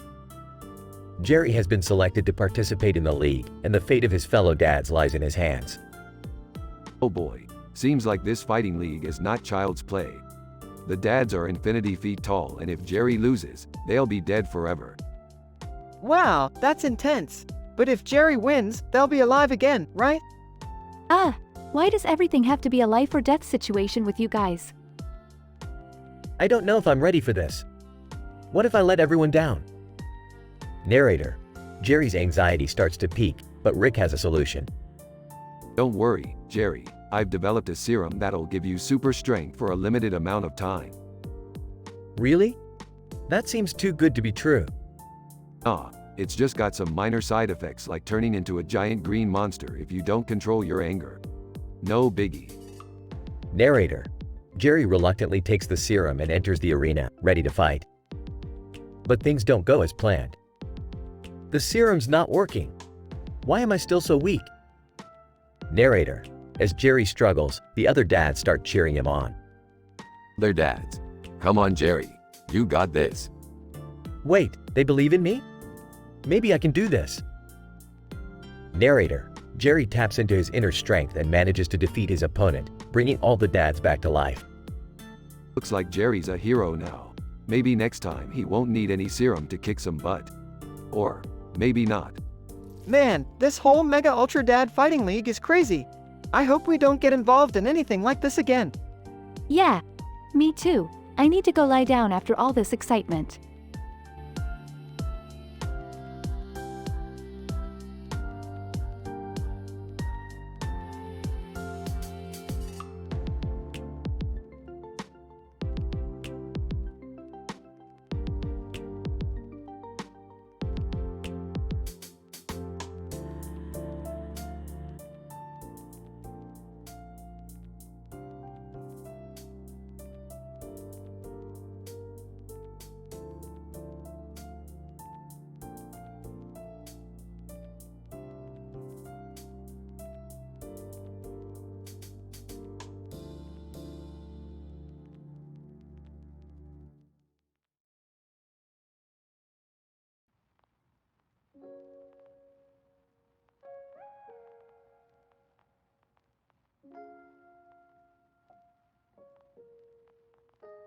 Title: Valen in the Multiverse, a hilarious exploration of cross-dimensional basketball and sports massage. In this episode of Rick and Morty, the duo explores the multiverse's various basketball dimensions, seeking to improve their game while avoiding the dangers that come with interdimensional travel. Morty, sports is more than just entertainment. It's a complex interplay of physics, biomechanics, and strategy, which is why we're headed to the Haikyuu dimension for a sports massage. Okay, Rick, but why do we need a massage? Can't we just play basketball? Morty, you can't shoot a ball if you can't move your arms. Now let's go. Upon arriving in the Haikyuu dimension, Rick and Morty are immediately whisked away to a training facility. Coach, welcome to Haikyuu, where we take sports seriously. You'll be receiving our world-famous sports massage, which will improve your performance by 69%. But beware, the massage can be intense. Oh, that sounds kind of scary, Rick. Nonsense, Morty. We've been through worse. Let's do this. After the massage, Rick and Morty enter a basketball tournament, facing off against various opponents in different dimensions. However, things quickly go awry when they encounter a team that cheats by using portal technology to steal the ball. This isn't fair, Rick. How do we play against that? Leave it to me, Morty. I've got just the thing. Rick pulls out a device and activates it, causing all the opponents to become distracted by various hallucinations. Opponent. Whoa, dude. Why am I suddenly in a disco dimension? And why are there unicorns? In the end, Rick and Morty emerge victorious and return to their own dimension, having learned about the importance of teamwork and sportsmanship. Well, Morty, that was one intense game. But hey, at least we can shoot some hoops anytime we want now. Yeah, and we should probably get some more sports massages too. My arms feel like jello. All in all, this episode provides a humorous exploration of the absurdity of interdimensional basketball and sports massage, while also managing to deliver some heartfelt messages about teamwork and sportsmanship.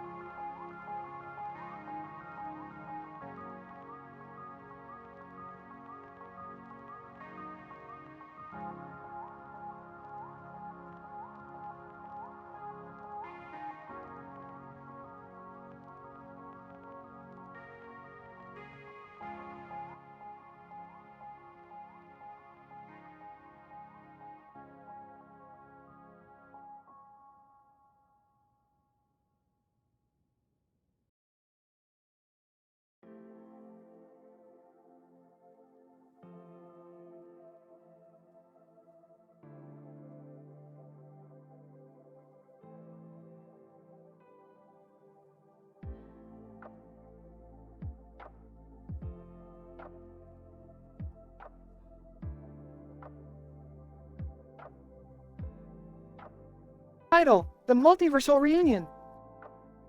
Abstract. The present study involved a multiversal event, which brought together a group of individuals with varying degrees of genetic and intellectual diversity. The group was observed standing in front of a blue sky adorned with a yellow ribbon and star, representing an anomaly in the spatial and temporal dimensions. This study aimed to examine the interactions and behaviors of the individuals involved in this unique event. Introduction. Rick, the brilliant and eccentric scientist, along with his grandson Morty, his daughter Beth, and granddaughter Summer were present at the multiversal reunion. The event attracted participants from across the multiverse, including beings with various shapes, sizes, and forms. Methods. The group was first observed sharing anecdotes about their respective universes and the strange encounters they had. Morty shared his experiences of interdimensional travel with Rick, while Beth discussed her recent marriage troubles. Summer recounted her adventures on an alien planet where she was hailed as a goddess. Results.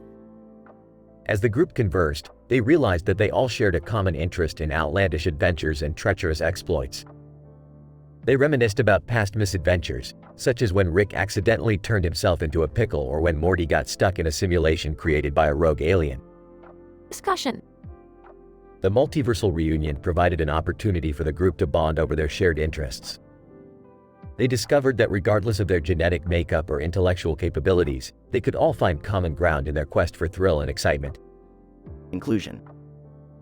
The present study demonstrated that despite differences in genetic makeup and intellectual diversity, individuals can still bond over shared interests and experiences. The multiversal reunion brought together individuals from differing universes and highlighted the importance of building bridges between diverse groups. The study provides a stepping stone for future research into the complex interactions between beings from different universes. Hey Morty, remember when we ran into the giant sentient fart in that one dimension? Yeah, that was insane. I think that was the only time we almost died from the smell. Speaking of almost dying, Jerry tried to make dinner again last night. I swear I thought I was going to get botulism. Can we please talk about something fun? Like when I was worshipped as a goddess on that alien planet? Ah, yes, I remember that planet. They had some pretty good space booze. Grandpa, do you think we'll ever run into that dimension where everyone is made of spaghetti again?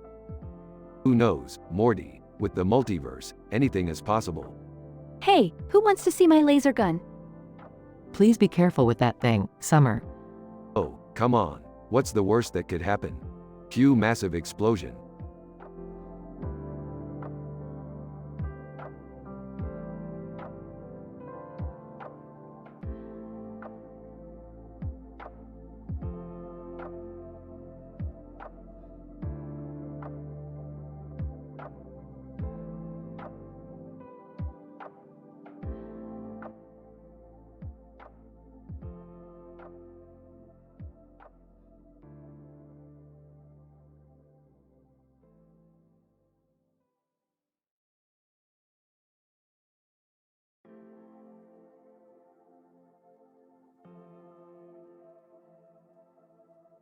Title: The Nuclear Nacho Fry Countdown Race. The episode begins with Rick and Morty in a futuristic city with a large clock tower in the background and a beautiful sunset. They are exploring the city and stumble upon a dystopian society ruled by cybernetic overlords. I hate cybernetic overlords, Morty. We have to do something about this. What do we do, Rick? They seem pretty powerful. Beth arrives on the scene, munching on some nachos. What's going on, guys? We're in a nuclear countdown race against the cybernetic overlords, Beth. We need your help. I'm in. But can we stop for more nachos first? They all race to the nearest fry truck and gear up with enough nachos and fries to fuel their bodies for the upcoming race. Alright, team. We need to use our wits to outsmart these cybernetic overlords. And our nacho-fueled power. They race against the cybernetic overlords, dodging obstacles and cracking jokes along the way. Why did the cybernetic overlord cross the road? I don't know, Beth. Why? To get to the other cyber side. Everyone laughs and they continue racing until they reach the finish line just before the nuclear countdown reaches 0. That was intense, Rick. Yeah, but worth it for these delicious nachos and the satisfaction of defeating the cybernetic overlords. Agreed. As they look back at the clock tower and the beautiful sunset, they all know that they will always be ready for whatever adventure comes their way. Enriched with the power of nachos and the highest scientific intellect, there's nothing they can't overcome.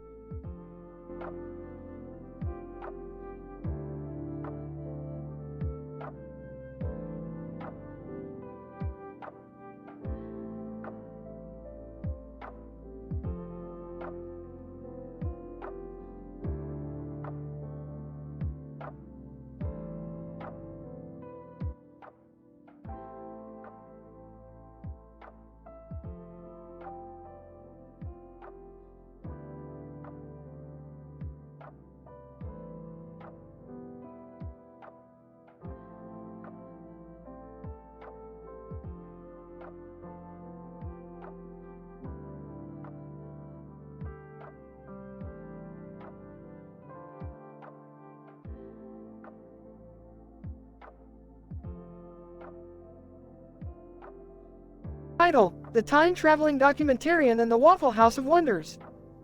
Synopsis.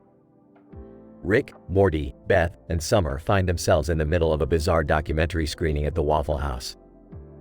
Their attention is grabbed by a blue-haired man with a camera and a weird mask on his face, who proclaims to be a time-traveling historian. Time-traveling historian? That's more ridiculous than my attempts to improve Jerry's parenting skills. Rick, shouldn't we take this guy seriously? I mean, he does have a pretty cool mask. Guys, let's just hear him out. It could be interesting. The time-traveling historian proceeds to showcase his documentary, which follows the adventures of a group of aliens who land on Earth during the medieval period. Geez, this is more boring than Morty's math class. Hey, I like math.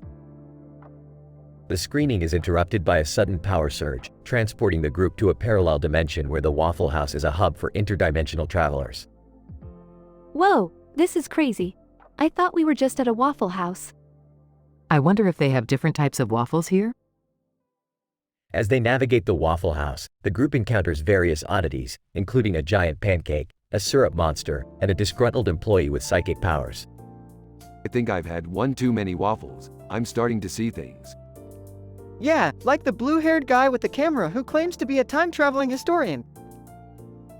Suddenly, the time-traveling historian reappears with his camera, revealing that the entire experience was part of a reality TV show. I'm traveling historian. Congratulations, you're all now part of my newest documentary series. What? That's insane. Can we at least get some of those interdimensional waffles as compensation? The episode ends with the group returning to their own dimension, with Rick muttering under his breath about the absurdity of reality TV. I don't understand these kids and their TikTokers and their time-traveling historians. At least we got free waffles out of it. I'm just glad we're all back home. I wonder if they have a Waffle House in space?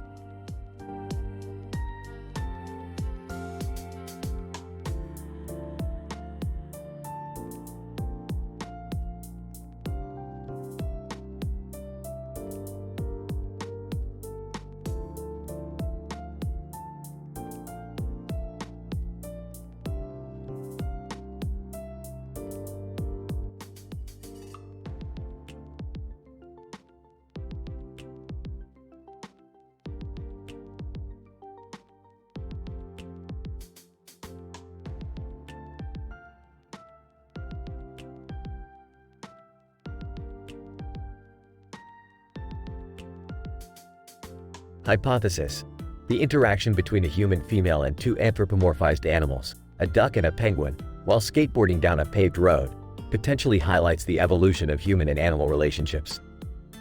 This interaction is accompanied by the contemporary pop song, Kiss Me More, by Doja Cat featuring SZA.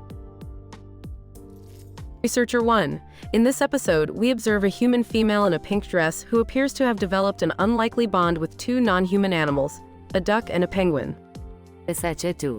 It is noteworthy that the human female is engaged in the extreme sport of skateboarding while carrying the penguin on her back and holding the duck wearing a hat. Researcher 1. The duck, identified as Daffy Duck, is known for its anthropomorphic qualities, often wearing clothes and exhibiting human-like behavior.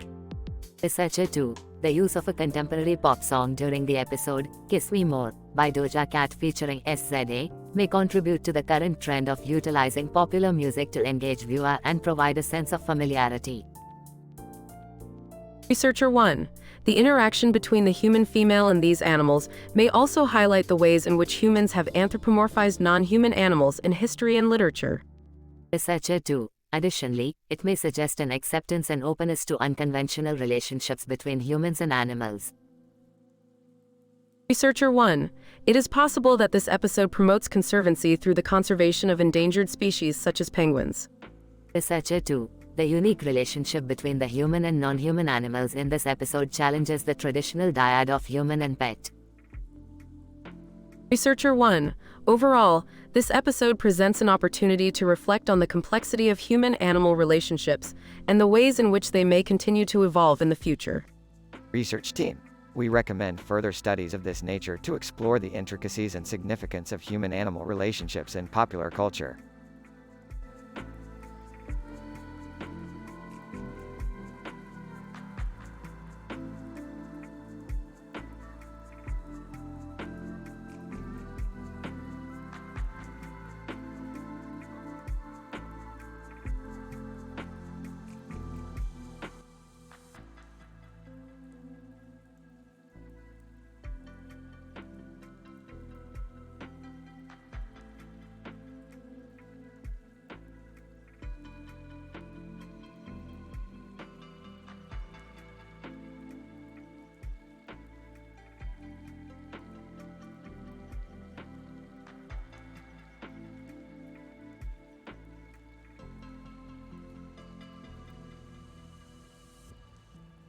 Title: The Rick and Morty Dim Sum of Laughter.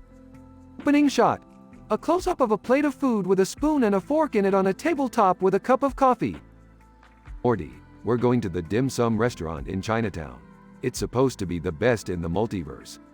Oh, Rick, I don't know if I'm ready for that kind of adventure. Oh, Morty, buckle up. It's going to be a wild ride. Cut to Rick and Morty at the dim sum restaurant. They are surrounded by steaming baskets of dumplings and plates of crispy fried noodles. Rick, this food is amazing. You bet it is. It's what they call umami in the culinary world. It's a taste sensation that's only found in the best food. Suddenly, Sasha Lane, a famous comedian, enters the restaurant and is seated at a nearby table. Morty, that's Sasha Lane over there. Quick, let's impress her with our comedy skills. Oh, Rick, I don't know if I'm funny enough. Nonsense, Morty. Just channel your inner Naruto and let the jokes fly. Cut to Rick and Morty performing their comedy routine for Sasha Lane. Why did the chicken cross the road? To get to the other side. Sasha Lane. Ha. Classic. What did one plate say to the other plate? Dinner is on me. Sasha Lane. Hilarious. Cut to Rick and Morty listening to comedy podcasts in the car. Morty, these comedians are amateurs. I can make funny out of a funny exam answer. Oh, Rick, I don't know if that's a good idea. Nonsense, Morty. Watch and learn. Cut to Rick performing stand-up comedy at a local comedy club. Why did the tomato turn red? Because it saw the salad dressing. Audience, loves asterisk. Rick and thank you, Multiverse. You've been a great audience. Closing shot, Rick and Morty in the car, driving off into the sunset, still laughing at their own jokes.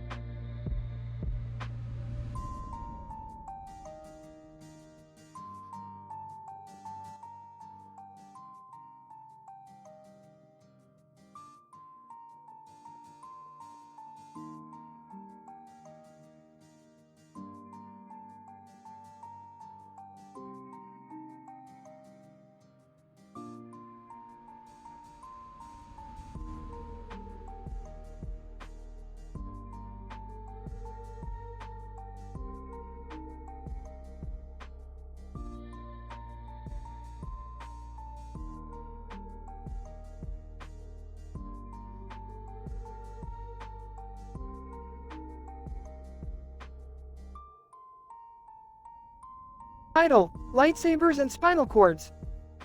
Synopsis. In this episode, Rick and Morty team up with Jerry to explore an alternate universe where Star Wars characters have functioning lightsabers and spinal cords, and they find themselves in the middle of a war between the droid army and the Terminator. Morty, Jerry, buckle up because we're jumping into another universe. Where are we going this time? Please tell me it's not another dimension full of giant insect creatures. Jerry, this one's different. In this universe, all the Star Wars characters have working lightsabers that are powered by their spinal cords. Whoa, that's intense. But why are we going there? There's a whole war going on between the droid army and the Terminator. And I want to see which one's better. That sounds dangerous. Can't we just watch from a safe distance? Where's the fun in that? Plus, we might be able to score some sweet loot. Alright, let's do this. Size. I guess it beats sitting at home watching TV.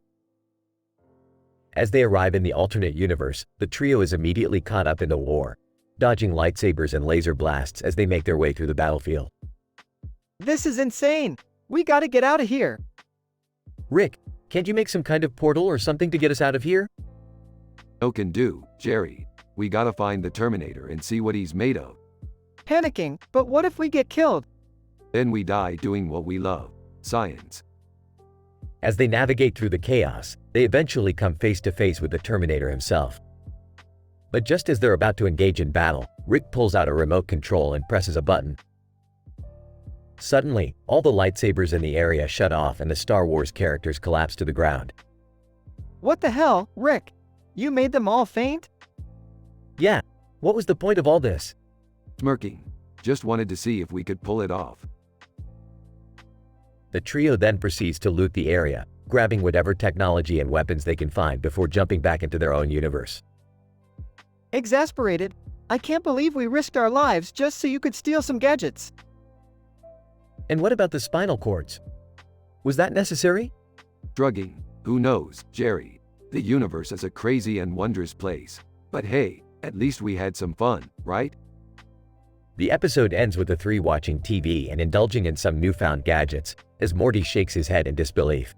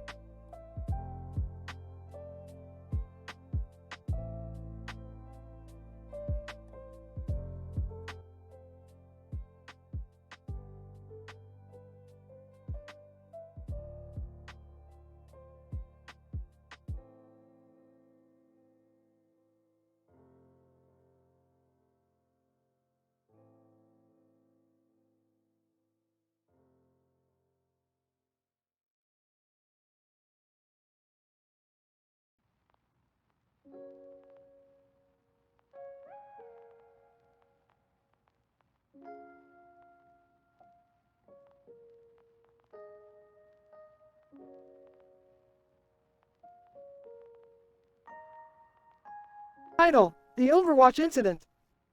Synopsis. In this episode, Rick and Morty join forces with the world-renowned Overwatch organization to thwart an alien invasion.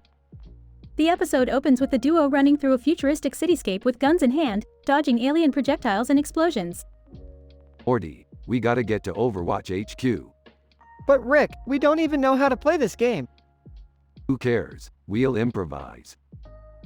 Upon arriving at HQ, Rick and Morty are met with skepticism from Overwatch Commander Winston, who questions their abilities as gamers and fighters.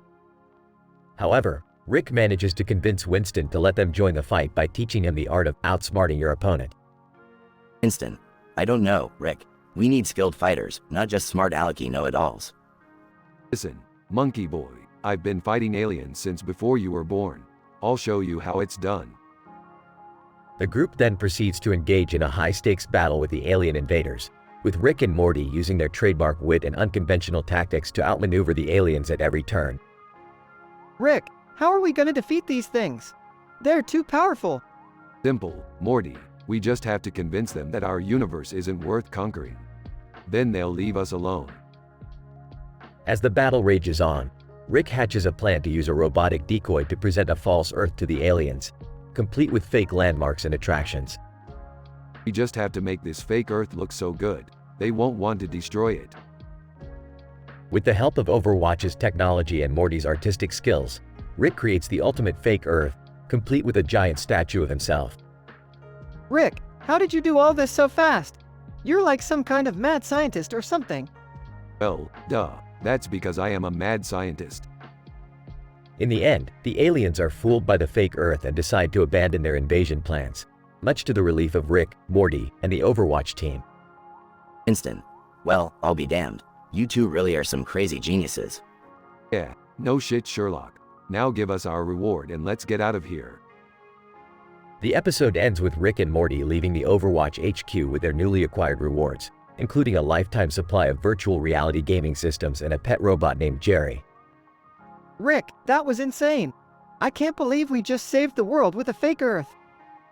Hey, it was all in a day's work, Morty. Now let's go relax and play some VR games. The duo then disappears into a nearby portal, leaving the Overwatch team in awe of their insane antics and achievements.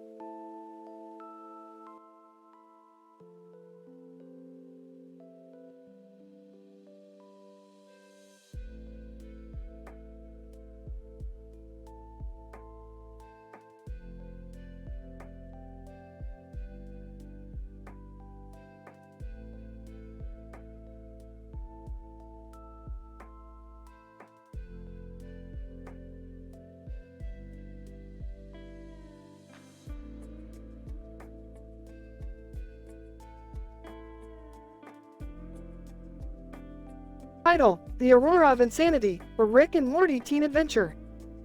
Synopsis. Rick, Morty, Jerry, and Summer embark on a winter adventure under the Aurora Borealis. While Rick and Jerry search for rare minerals, Morty and Summer decide to check out a nearby yoga class. However, their relaxation is interrupted when the teacher, an alien named Xenon, goes missing. The duo discovers that Xenon is a runaway from her planet, which is about to explode due to the unstable energy emitting from the Aurora. Rick and Jerry soon join the frantic search for Xenon after realizing the same energy could result in the destruction of Earth.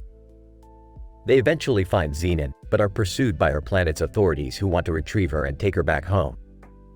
Morty, just because it's cold and we're under an Aurora Borealis doesn't mean you should be doing some spiritual crap. Let's focus on finding those minerals. But Rick, my chakras are all out of whack. Can't we just take a class? I don't want to be left behind by the cool kids. Let's go, guys. Great, I can already feel my inner peace being violated with you all here. Hang on, thank you all for joining me. Let us start by focusing on our connection to the cosmos. I don't think this is working, Summer. My inner peace remains elusive. That's because our yoga teacher is missing. Morty. What? That alien could be dead for all we know. I'm not interested in another intergalactic adventure. But Rick, we have to find her.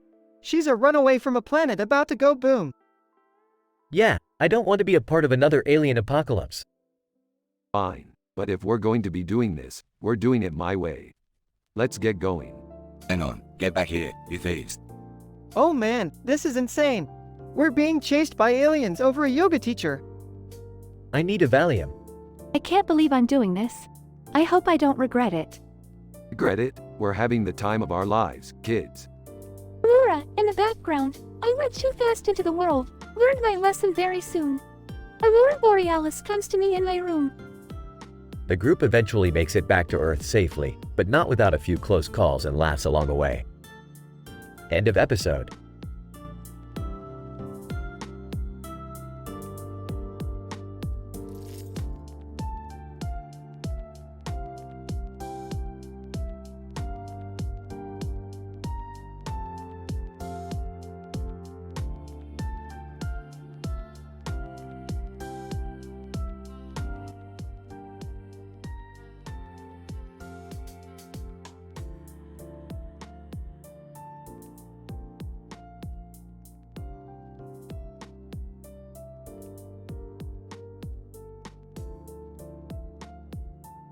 Narrator. In this episode of Rick and Morty, the duo explores the intersection of radicalization and Final Fantasy. Rick and Morty become radicalized and decide to fight against the Shinra in the Final Fantasy dimension. Morty, we're joining Avalanche. We have to show these Shinra scumbags what real power is. I don't know, Rick. Is this really a good idea? What are you two up to now? We're going to help Cloud and his team fight against the Shinra. Morty has all the master materia. What the hell is master materia? It's a really powerful magic that can help us defeat the Shinra. Eva, welcome to the team, Rick and Morty. We could use all the help we can get. Barrett, hell yeah, let's show those Shinra bastards what's what. Sid, I like these kids' style. Sith, I have a feeling they're going to be a valuable asset to the team. Vincent, we can use all the help we can get against the Shinra. Let's do this. Red 13, let's not waste any more time. The Shinra won't wait for us. Narrator. With Rick and Morty on board, Avalanche is ready to take on the Shinra. Will they succeed? Tune in to find out.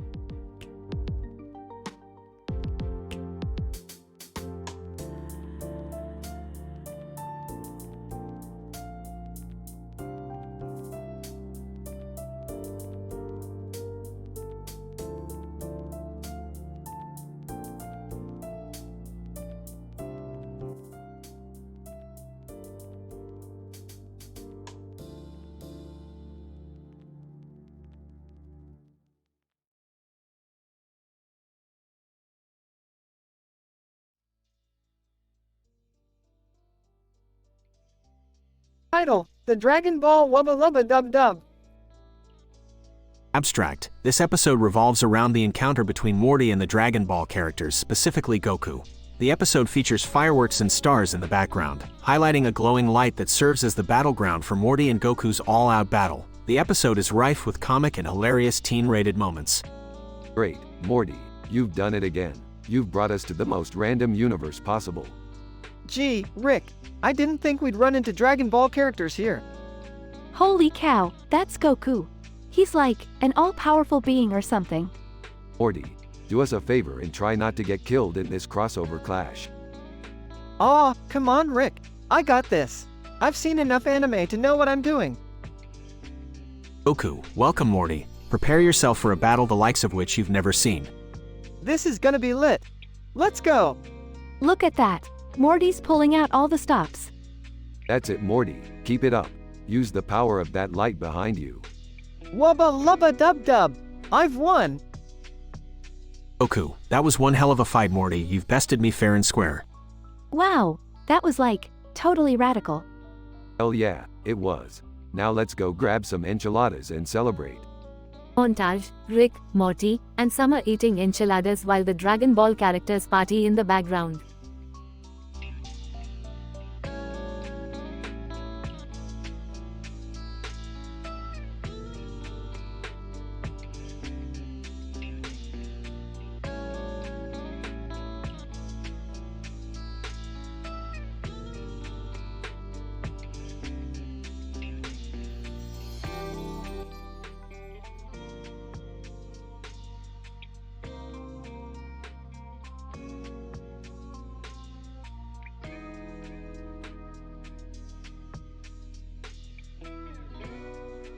Title: The Strange Case of Peter Griffin.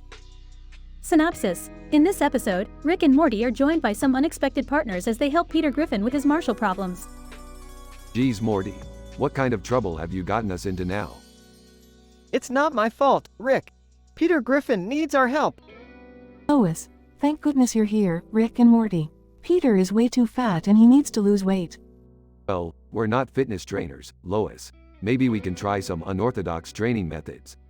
SpongeBob, I can help. Running is one of my favorite things to do. Goku, count me in too. I'll help Peter increase his strength and endurance. Peter, wow, I feel super strong now. I'm gonna go all Super Saiyan. Oh great, now we have to deal with a giant, uncontrollable Peter Griffin. This is just what we needed. What are we gonna do, Rick? We'll have to work together and use our combined skills to take him down. It's gonna be a bumpy ride. In the end, with the help of their unlikely team of allies, Rick and Morty manage to stop Peter's rampaging and help him get his life back on track. But not before a wild ride filled with insane jokes and crazy shenanigans that will have audiences laughing until they cry.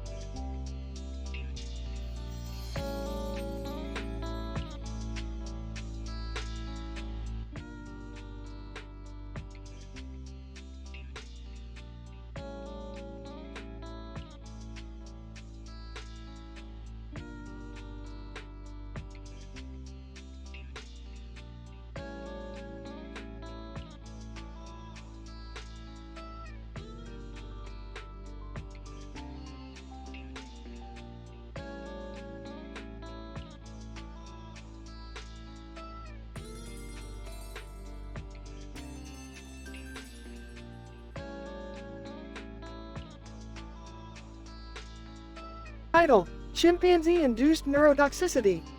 Morty, it's time for a field trip to the local zoo. We need to collect some data on the brain activity of chimpanzees. Oh boy, a field trip!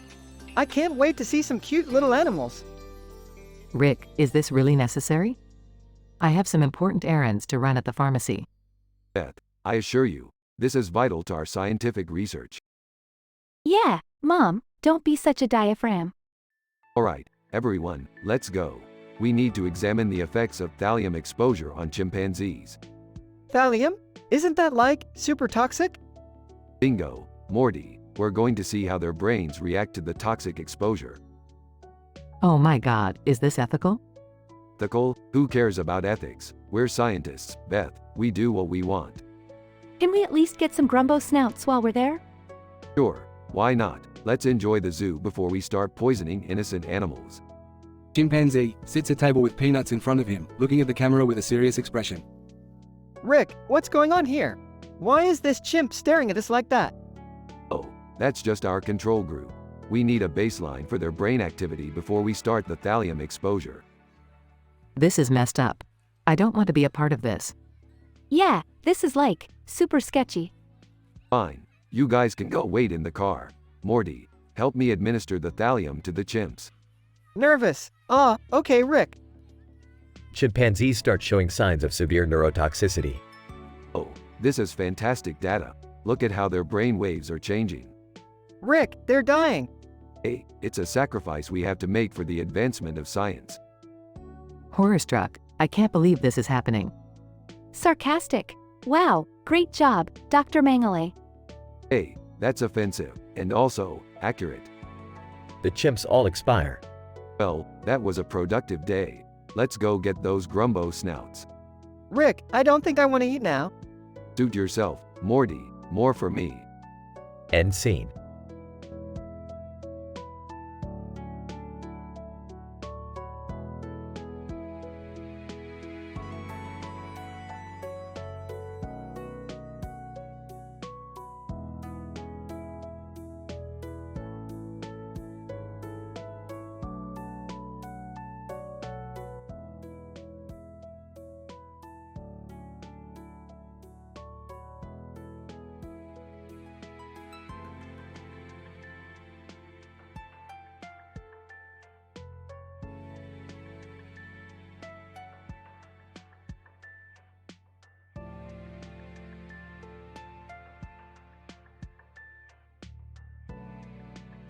Title: The Hilarity of Morty's Teen Angst. The episode follows the adventures of Rick and Morty as they move through various dimensions characterized by color-coded backgrounds. Upon entering a dimension with a green background, Morty begins to feel angsty and starts hitting on everything he sees, including inanimate objects. Rick takes note of Morty's behavior and hypothesizes that the green pigment in the dimension has a stimulatory effect on Morty's adrenal gland, causing him to exhibit hypersexual behavior. Rick proceeds to carry out experiments to prove his hypothesis, while Morty continues his flirtatious escapades. Amidst the chaos, Morty's advances lead him to a red and blue dimension, where he encounters a being that he mistakes for a romantic interest. However, as Rick points out, it is simply a manifestation of Morty's own desire for companionship. Using a combination of wit, science, and humor, Rick helps Morty through his angsty phase, ultimately teaching him the importance of respecting boundaries and avoiding sexual harassment. As the episode comes to an end, Rick and Morty return to their original dimension, but not before Rick makes a quip about Morty's hormonal impulses, leaving viewers in hysterics. Looks like Morty's green with jealousy, or is it just the pigment stimulating his sex drive? Oh man, shut up, Rick. Relax, Morty. Remember, consent is key. Green light doesn't mean go if the other party says no. Thanks, Rick. I'll keep that in mind. Glad to hear it, Morty.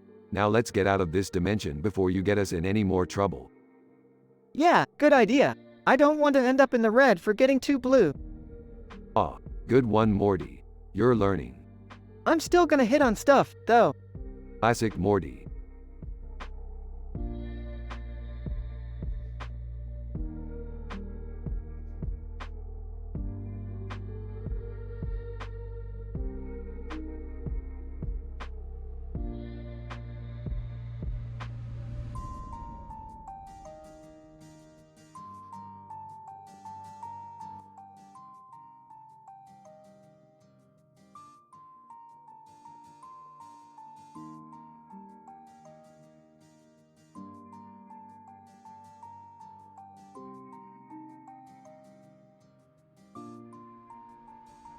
Title: An Acidic Encounter. Scientific summary. In this episode of Rick and Morty, the family celebrates a gathering where they consume psychoactive chemicals known as LSD. As the party progresses, a mysterious man in a suit and tie holding a scarf appears with a group of people behind him and a brick wall in the background, sparking curiosity within the group. The man introduces himself as Tucker Carlson, a news anchor from a parallel universe, and offers to spike the punch with a newly discovered substance, unsure of its effects. Oh great, another dimension hopper who thinks they're hot stuff. Yeah, but that scarf though. As the group indulges in the punch, they gradually become more erratic and chaotic, causing chaos in the household. Suddenly, Don Lemon arrives, a renowned journalist and Tucker Carlson's arch-nemesis in their home universe. The two engage in a heated battle of wits and punches, leading to Don Lemon's ultimate victory. Don Lemon, that's right, Tucker, you can't handle the lemon. In an effort to hide the defeated Carlson, Lemon coerces Morty into using his backside as a hiding place for the fallen news anchor. Oh man, this is gross, but still kinda cool. The party eventually dissipates, the family and their guests left with only vague memories of the events that transpired. Wow, that was wild. I feel like I learned something about myself tonight. Yeah, like how we never should have invited those two to the party. The episode ends with Tucker Carlson trapped in Morty's posterior, unsure of what fate awaits him.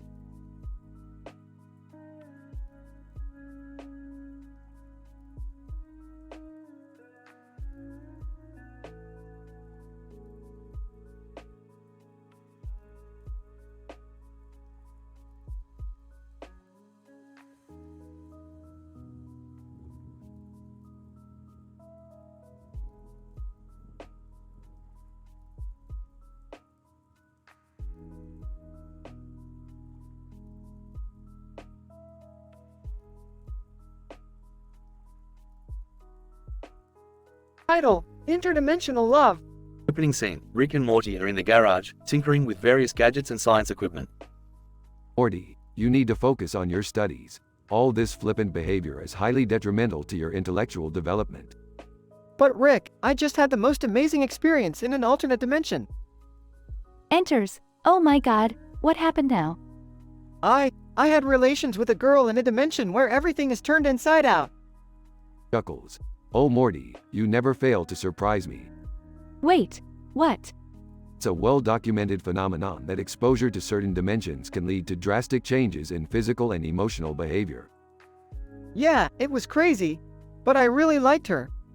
Sarcastically, well, that's great, Morty. I'm sure she was a real catch with all her organs on the outside. Seriously, now, Summer, we must approach this with a level head. I believe we can harness the power of this dimension and potentially use it for our own purposes. Skeptically, and what exactly would those purposes be? With a mischievous grin, let's just say, the possibilities are endless. Transition to the dimensional portal, where the trio prepares to enter the inside-out dimension. Nervously, I don't know about this. Rick, what if something goes wrong? Confidently, we'll just improvise, Morty. Besides, what's the worst that could happen? They enter the portal and are immediately transported to a vibrant, neon world with swirling colors and inverted body parts. Nah, now this is what I call a dimension. Skeptically, and how exactly do you plan on harnessing this place? Grinning, patience, Summer, all in due time. They explore the dimension and eventually encounter a group of inside-out beings, one of whom catches Morty's eye. Smitten, whoa, check her out. Sarcastically, oh yeah, she's a real heartthrob. Clearing his throat. Okay, let's focus here. We need to make contact and establish communication. Awkwardly approaching the girl. Hi, I'm Morty. What's your name? Girl, in a high-pitched, bubbly voice. My name is Lumi. It's so cool to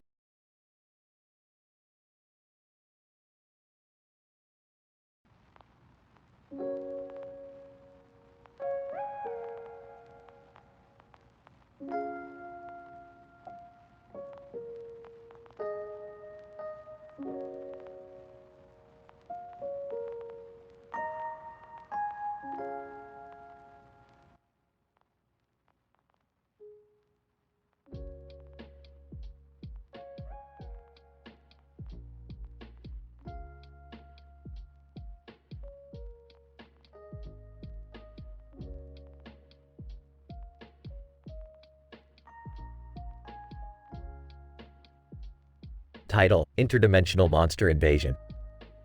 Synopsis: the episode begins as a group of scientists from across the galaxy convene on the Narn homeworld to discuss reports of strange interdimensional disturbances that have been occurring throughout the universe. As they debate the potential causes and consequences of these phenomena, a portal suddenly opens up in the center of the room and a swarm of monstrous creatures begin pouring out into the conference hall. Dr. Franklin, these creatures appear to be highly evolved, with intricate biological adaptations that allow them to manipulate space-time to their advantage. Yakar, their arrival coincides with the weakening of the barriers between the different dimensions. Perhaps they are the cause of the disruptions we have been experiencing. Captain Sheridan, we must find a way to stop them before they wreak havoc on our world and others. As the creatures wreak havoc on the Narn homeworld and begin spreading to nearby systems, the various species of the Babylon 5 universe must band together to mount a defense against the interdimensional invaders. Vanova, we've analyzed the creature's biology and found a weakness in their cellular structure. If we can create a targeted energy burst, it should destabilize them at a cellular level. Len, we will coordinate a multi-pronged attack strategy with our allies across the galaxy. Their combined forces will increase our chances of victory. Londo Malari. I love it when we all come together to face a common enemy. It reminds me of the good old days. As the battle begins, the fate of the universe hangs in the balance. Will the combined forces of the Babylon 5 universe be enough to defeat the interdimensional monsters, or will they succumb to the overwhelming power of their advanced biology and spatial manipulation techniques? Only time will tell.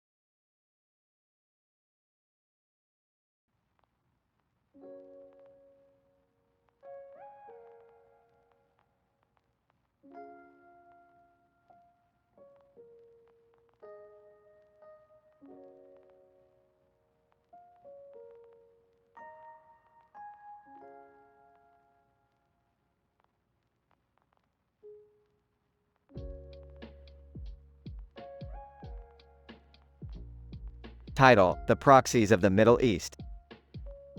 In this episode, the characters Rick, Morty, Jerry, Beth, and Summer find themselves in the middle of a dangerous proxy conflict between the United States and Russia within the Middle East. The green and pink backgrounds symbolize the opposing sides, with the man and woman representing the leaders of the US and Russia, respectively. Rick, the genius scientist, decides to use this opportunity to teach Morty the intricacies of proxy wars and their real-world consequences. Using complex geopolitical terminology, he explains how the US and Russia use third-party countries and militant groups to fight indirectly and gain control over resources and territory. Morty, being the naive teenager, struggles to understand the gravity of the situation and the lives affected by these conflicts. Jerry, Beth, and Summer, on the other hand, use their comedic timing and wit to make fun of the absurdity of the situation.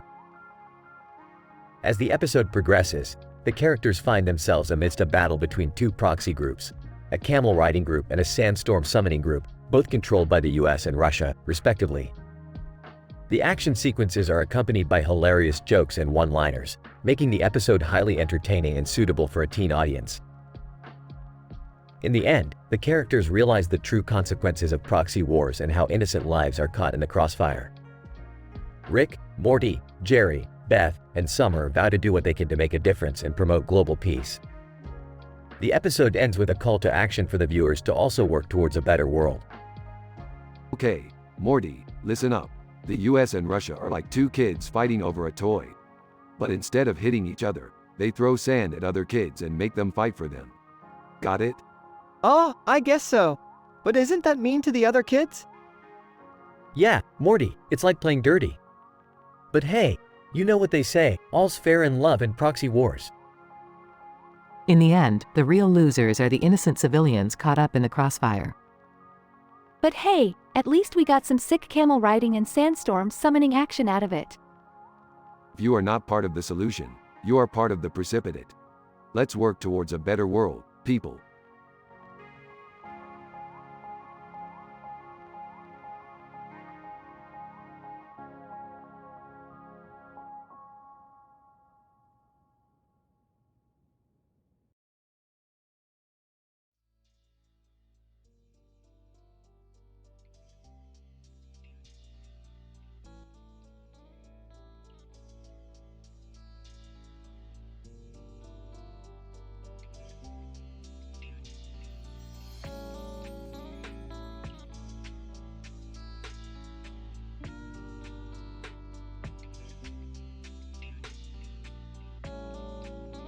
Title: The Flat Earth Conundrum. The episode begins with Rick and Morty arguing about the shape of the Earth while Jerry is babysitting Summer and her friends. As Rick gets fed up with Morty's insistence that the Earth is round, he takes a new potion that enhances his stupidity. Morty, the Earth is flat. I've got it all figured out. What? No way, it's a sphere. Jerry, overhearing their argument, intervenes to try and put an end to it. Guys, can we please stop talking about the shape of the Earth? I've got my hands full with this dumb babysitting gig. As Rick continues to spout conspiracy theories about the Earth, he convinces Morty to join him in becoming a flat earther. Morty, once you see the truth, you'll never go back. The Earth is flat, surrounded by a giant ice wall. Wow, I never thought of it like that. This changes everything. As Jerry becomes more frustrated with Rick and Morty's nonsense, Summer and her friends start to play pranks on him. They make him drink a potion that turns him into a giant baby. I'm a baby. Wah! Finally, Rick's stupidity wears off and he realizes the error of his ways. Morty, I was wrong. The Earth is actually a dodecahedron. My bad. What? I don't even know what that is. In the end, the group learns that it's okay to have different beliefs and opinions, as long as everyone can respect each other. And Jerry learns to appreciate the tough job of babysitting. I never knew taking care of kids could be so hard. Respect to all the babysitters out there.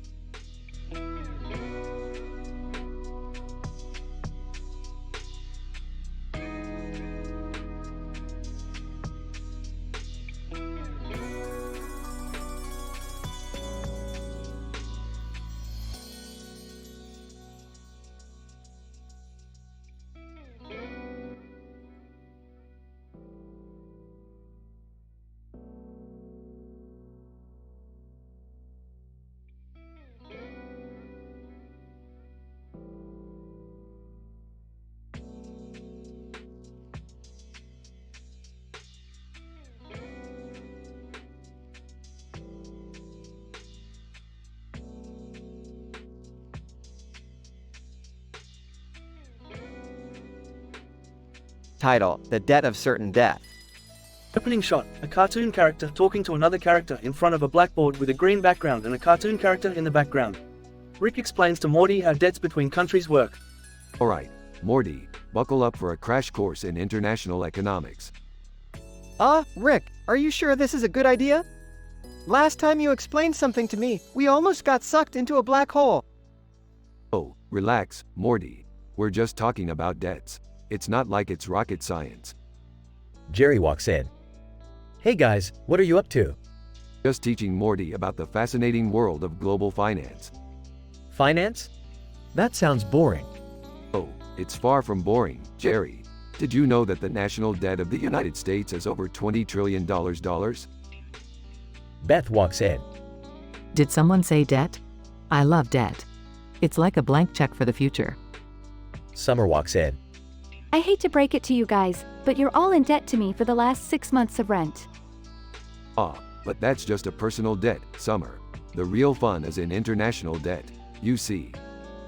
Suddenly, a giant debt monster bursts through the wall. Debt monster, you thought you could escape me, Rick Sanchez?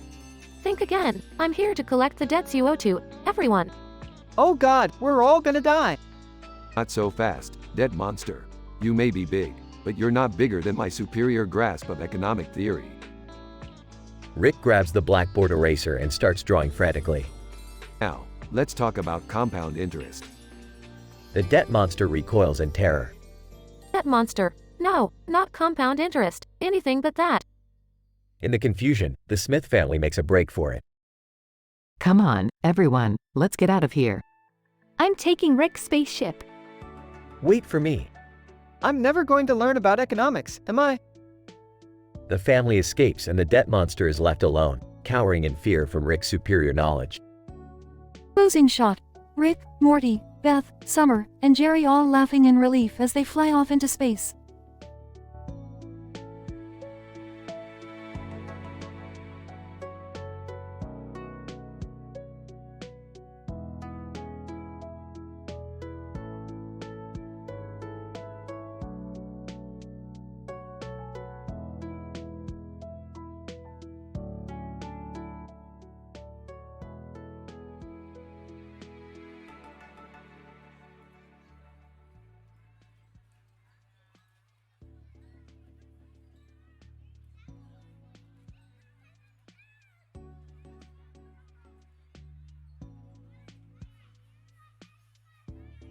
Title: The Proxy Warping Paradox.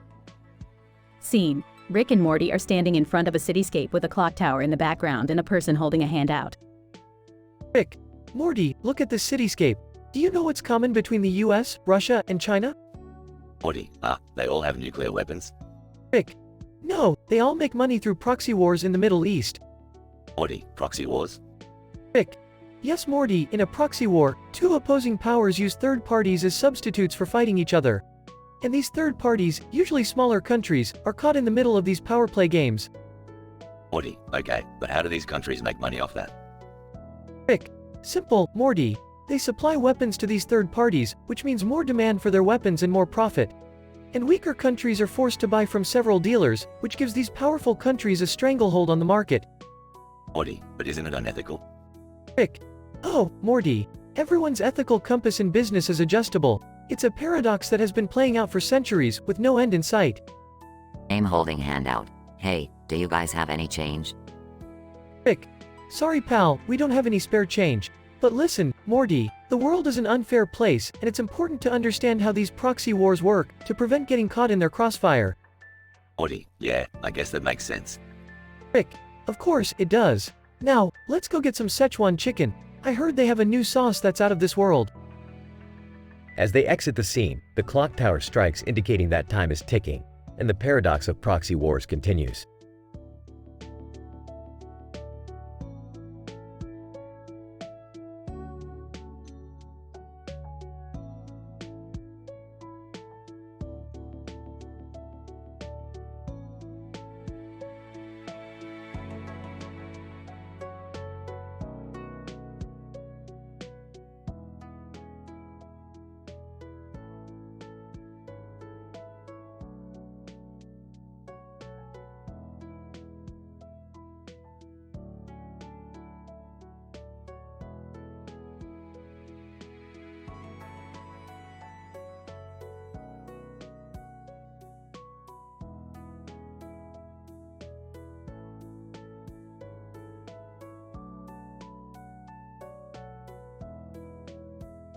Title: Exploring the psychedelic properties of cannabis. Synopsis: the episode begins with Rick introducing Morty to a marijuana plant he has recently acquired from a distant planet. Rick explains that this particular strain of cannabis possesses psychedelic properties and can induce trippy experiences. Morty, being a curious teenager, insists on lighting up and experiencing the effects firsthand. Morty, this here is a rare cannabis plant from the planet Zog. It has the power to induce trippy experiences in those who smoke it. Oh, okay, Rick. Let's give it a shot. As Rick and Morty smoke the weed, they start tripping out and experiencing bizarre hallucinations. Suddenly, they are transported to a psychedelic world filled with creamy cats, strange creatures with the appearance of whipped cream. Whoa, Rick. This is crazy. I feel like I'm floating. Yeah, Morty. This is what I call a real trip. Let's go explore. As they venture deeper into the psychedelic world, they encounter a group of alien scientists conducting research on the effects of the Zog cannabis plant on different species. They invite Rick and Morty to participate in their study, hoping to gain insights on the plant's properties. Alien Scientist 1, greetings, Earthlings. We are conducting research on the psychedelic properties of the Zog cannabis plant. Would you care to participate in our study? Why not? Let's see what this baby can do. The study involves a series of tests and experiments, including measuring brainwave activity, sensory perception, and emotional responses. However, things quickly spiral out of control as Rick and Morty start tripping harder and harder. I'm seeing colors I've never seen before. And the creamy cats, they're multiplying. Hang on, Morty, we're almost there. As the experiment reaches its climax, the psychedelic world around them starts to collapse in on itself. Rick and Morty make a hasty escape, narrowly avoiding being sucked into a cosmic vortex. Well, Morty, that was quite the trip. I'm not sure I've ever experienced anything like it. Yeah, me too, Rick. Let's never do that again. The episode ends with Rick and Morty back in their usual reality, reflecting on their wild and trippy adventure into the psychedelic world of the Zog cannabis plant.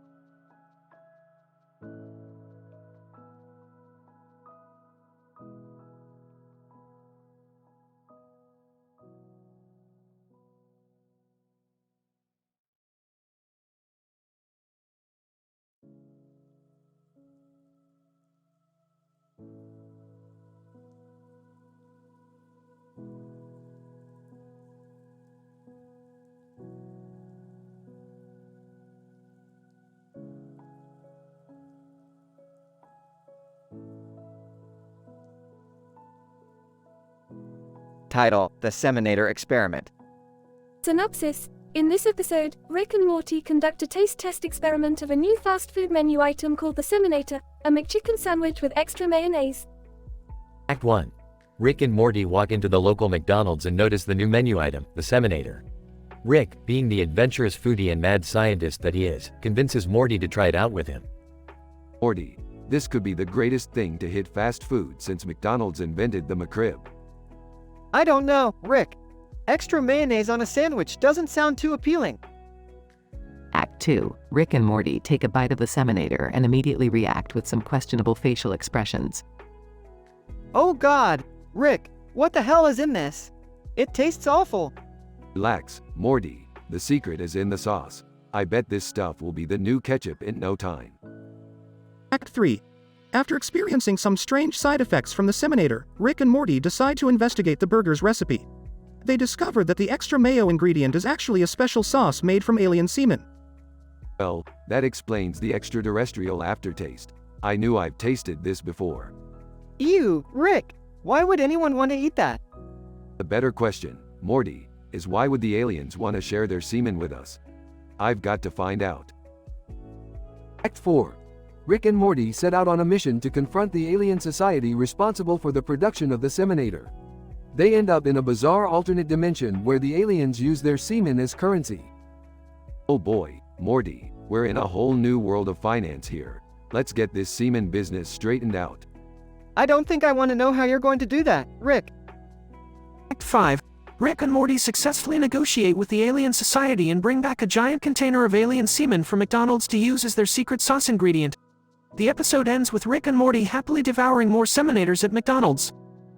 Morty, this is the greatest thing I've ever tasted. And to think, it's all thanks to alien semen. I don't think I can ever look at a McChicken the same way again, Rick. In conclusion, the episode, The Seminator Experiment, is a humorous take on the popular animated series, Rick and Morty, that introduces us to the idea of alien semen as a new fast food condiment. Despite the obvious gross-out factor, the episode successfully entertains with its witty dialogue and crazy plot twists.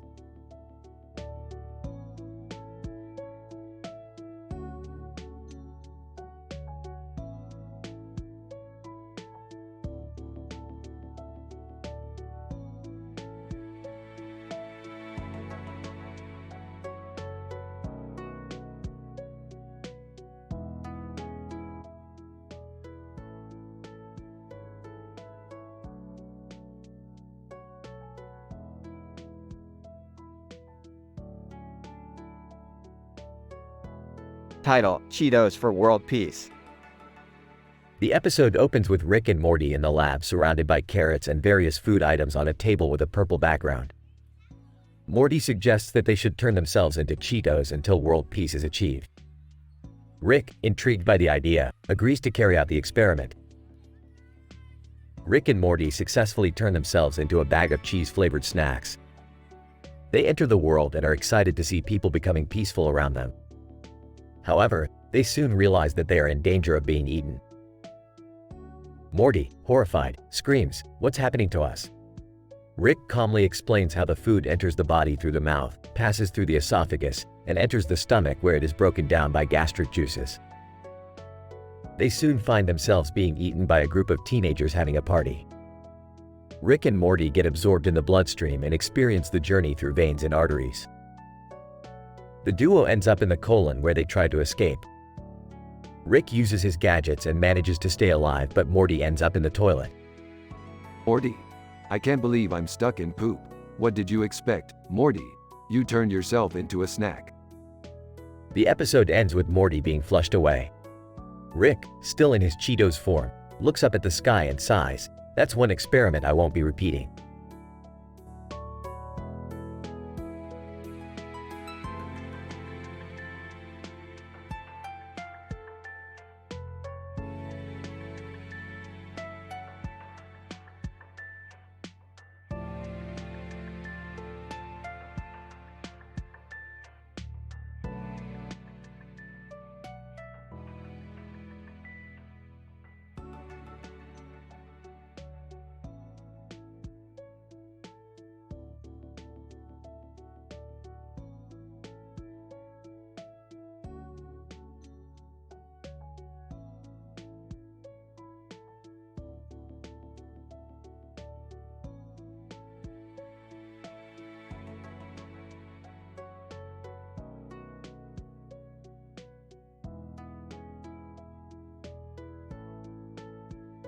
Title: The Chaotic Consequences of TH1 Bird's Acid. Rick, Morty, and Jerry were exploring different dimensions when they stumbled upon a strange cartoon reality where a character was being chased by another character in a classic cartoon-style scene with bubbles and stars around him. Oh boy, Morty, this dimension is straight out of Looney Tunes. I love it. I don't know, Rick. Something seems off about this place. I have to agree with Morty, Rick. Everything seems too cartoony. As they continued to explore, they encountered TH1 Bird, a psychedelic bird with a love for acid. TH1 Bird. Hey dude, you guys looking for a good time? I've got some primo acid right here. Sorry, TH1 Bird, but we don't do drugs. We're scientists. TH1 Bird. Man, that's a shame. You'd have a blast in this dimension with 60 hits of acid in your pockets. After accidentally running through a sprinkler and realizing they already had the acid, Rick and Morty became extremely worried about the potential consequences. Rick, what's going to happen to us? Are we going to die?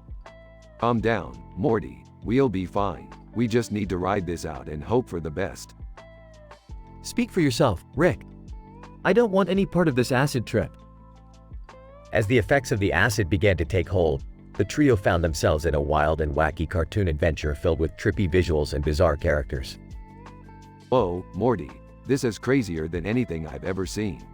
We're like characters in a cartoon. I can't believe this is happening, Rick. It's like we're in some kind of alternate reality. Can we please just get back to our own dimension and never speak of this again? After experiencing a series of zany and hilarious adventures, the effects of the acid began to wear off, leaving the trio feeling disoriented and confused. Well, that was certainly an experience. I never want to do drugs again. Agreed, Rick. That was way too intense for me. I can't even put into words how much I wish this never happened. As they returned to their own dimension, the trio realized that sometimes, getting caught up in a chaotic adventure is all a part of the fun of being a scientist in an infinite multiverse.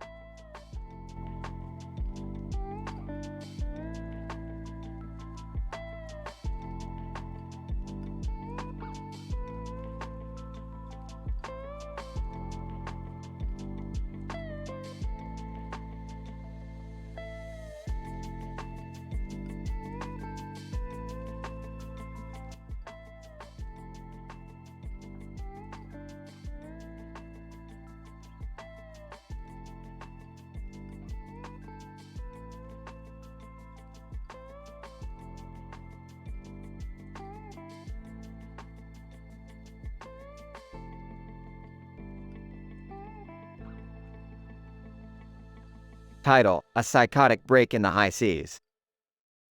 In this episode, we observe a cartoon of a man and a woman in front of a ship with a skeleton on it and a skeleton on the ground.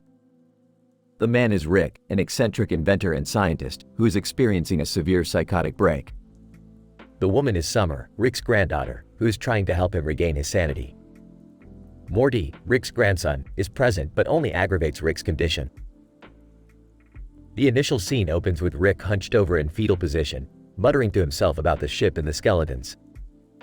Summer tries to snap him out of it but is met with resistance from an increasingly delusional Rick.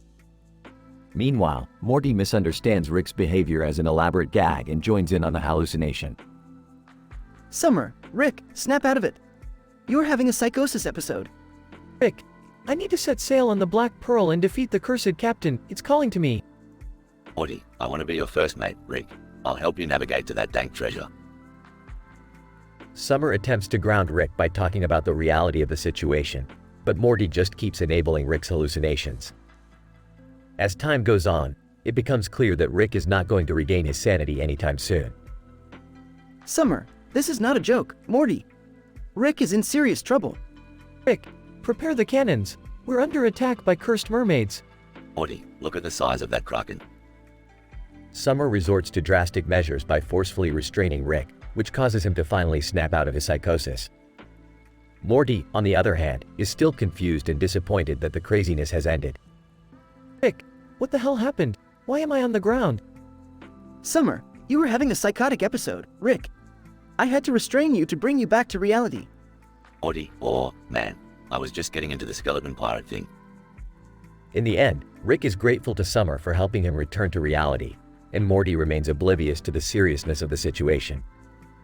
This episode highlights the dangers of psychosis and the importance of seeking help when experiencing mental health issues.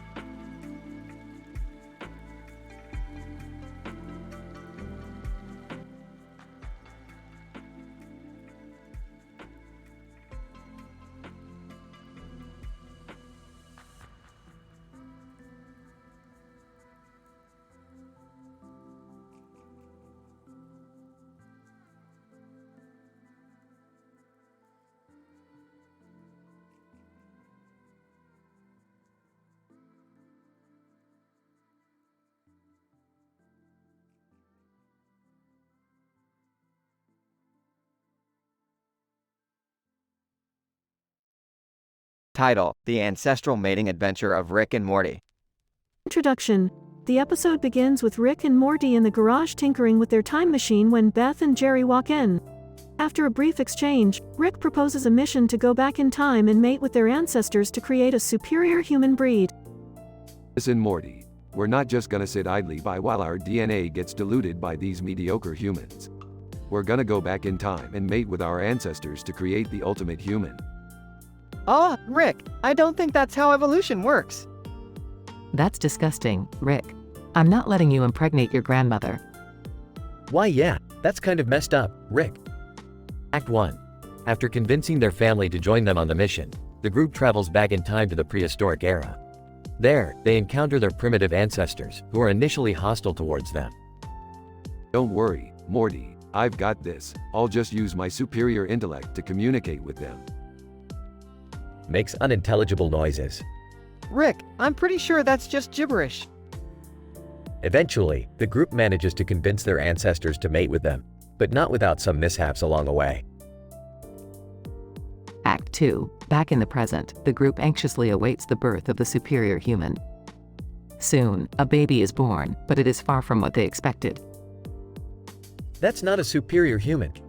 That's a giant hybrid monster. Get it away from me. Don't worry, I'll just use my reverse de-evolution ray to fix it. Blows up the machine. Oh, that's not good. Act 3. Chaos ensues as the group tries to contain the monster, which has now grown to the size of a skyscraper. In a last resort, Rick and Morty climb inside the monster to hack into its brain and shut it down. Rick, I don't think this is a good idea. What if we get stuck in here? Relax, Morty. It's not like we're gonna end up in some weird, romantic bonding situation in here or something. Romantic music plays as Rick and Morty stare into each other's eyes. Conclusion. In the end, the monster is defeated and the group returns to the present, shaken but alive. Beth and Jerry vow never to go on another adventure with Rick and Morty again, but Rick just shrugs it off and starts working on a new invention.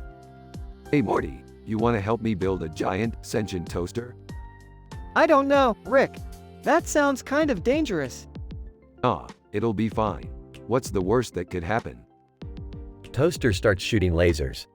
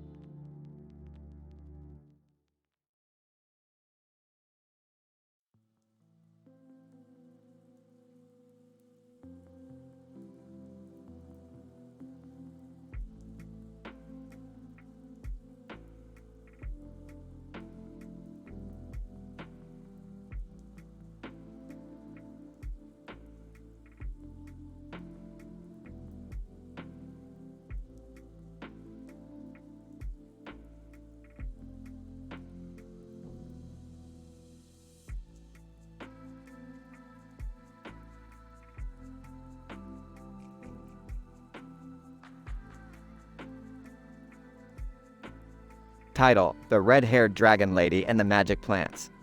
Characters: Rick, Morty, Jerry, Beth, Red-Haired Dragon Lady. What? The episode starts with Rick announcing to his family that he has invited a guest over to stay with them. The guest turns out to be a woman with red hair and a dragon on her shoulder. Rick explains that the woman is an interdimensional traveler who needs a place to stay while she searches for a green orb that can unlock the secrets of the multiverse. Jerry is immediately smitten with the red-haired woman and tries to impress her with his knowledge of Dungeons and Dragons. However, she is more interested in Morty, who has been smoking magic interdimensional plants all day and choking his chicken. Rick is furious with Morty for not contributing to the household and wasting his potential. He tries to reason with Morty, but Morty is too high to understand. Beth tries to intervene and suggests that Morty and Rick become roommates so that Rick can keep an eye on Morty and make sure he is being productive. Rick reluctantly agrees but warns Morty that he needs to shape up or ship out. As Rick and Morty become roommates, Morty's behavior only gets worse. He spends all day smoking magic plants and watching interdimensional TV. Rick tries various tactics to get Morty to snap out of it, including electroshock therapy and locking him in a cage with a rabid alien creature. Meanwhile, the red-haired woman continues her search for the green orb.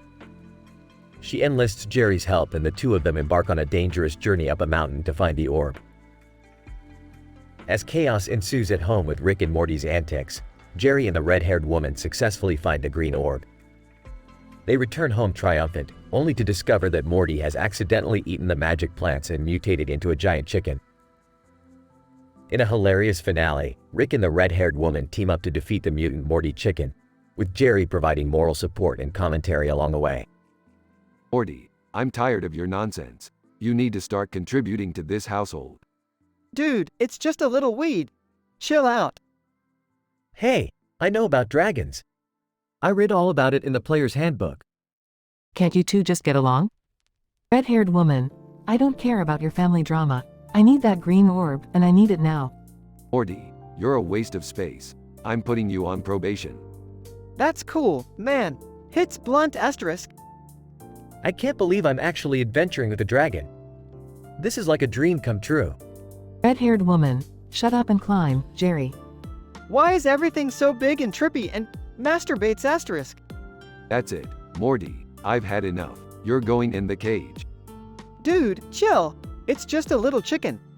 Red-haired woman, why does it have Morty's face? Guys? Shouldn't we be helping Morty? Shut up, Jerry. I'm trying to save the universe here. Red-haired woman, the universe can wait. Right now, we have a giant mutant chicken to deal with. Brock, flaps wings.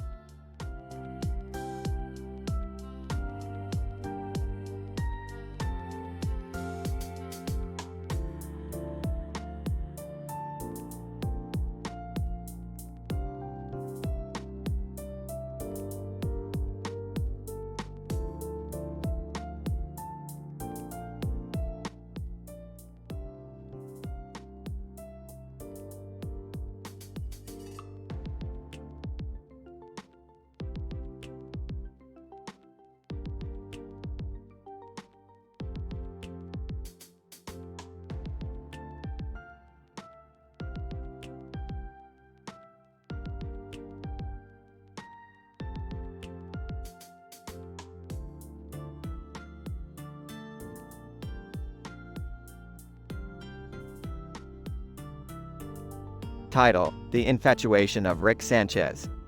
Opening scene. A futuristic hallway with neon lights and a green ball in the middle of it, and a purple and green light. Morty, what the hell are we doing here? I don't know, Rick. You're the one who said we needed to come to this weird hallway. Hey guys, what's going on? Nothing, Jerry. Just trying to figure out why we're here. Yeah, Jerry. Why aren't you at home with Beth? Oh, I just came to see what you guys were up to. Rick accidentally picks up a love potion meant for Jessica that Morty made and drinks it. Holy shit. What the hell did you give me, Morty? I'm feeling all tingly inside. Oh no, Rick. That was the love potion I made for Jessica. Rick, infatuated with Morty, won't stop kissing his forehead and calling him Slugger. Okay, this is getting weird. Guys, are you sure this is safe? Quiet, Jerry. Morty's my new soulmate. Rick, you can't just drink love potions and expect to get away with it. But Morty, I love you. You're my everything. I think we need to get Rick some help. I could call Beth and see what she thinks. Maybe she can help us. No, we don't need Beth. Just let me love Morty in peace. Morty, after several failed attempts to get Rick back to normal, decides to create an antidote to the love potion. Okay, Rick, drink this. But Morty, don't you love me too? No, Rick, this is just a potion to get you back to your normal self. Damn it, Morty, I wanted to spend the rest of my days with you. Okay, I think it's time we left this hallway and forget this ever happened. Closing scene. Rick, Morty, and Jerry leave the hallway and walk back into their normal lives, hoping to never have to deal with love potions again.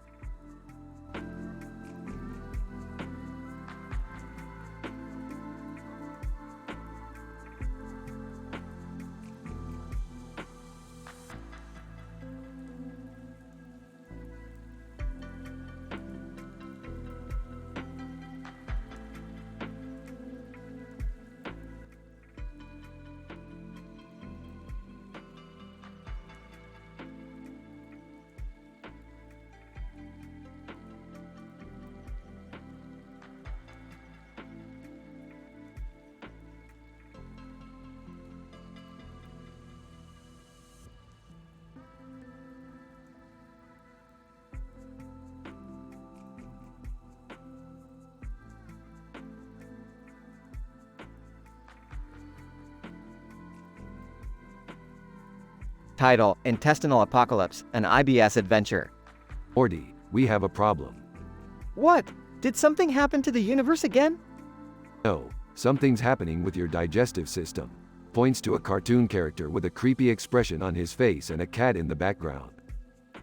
What? Looks at the cartoon character. Oh, no. What's going on? Morty can't stop pooping. I have IBS, Rick.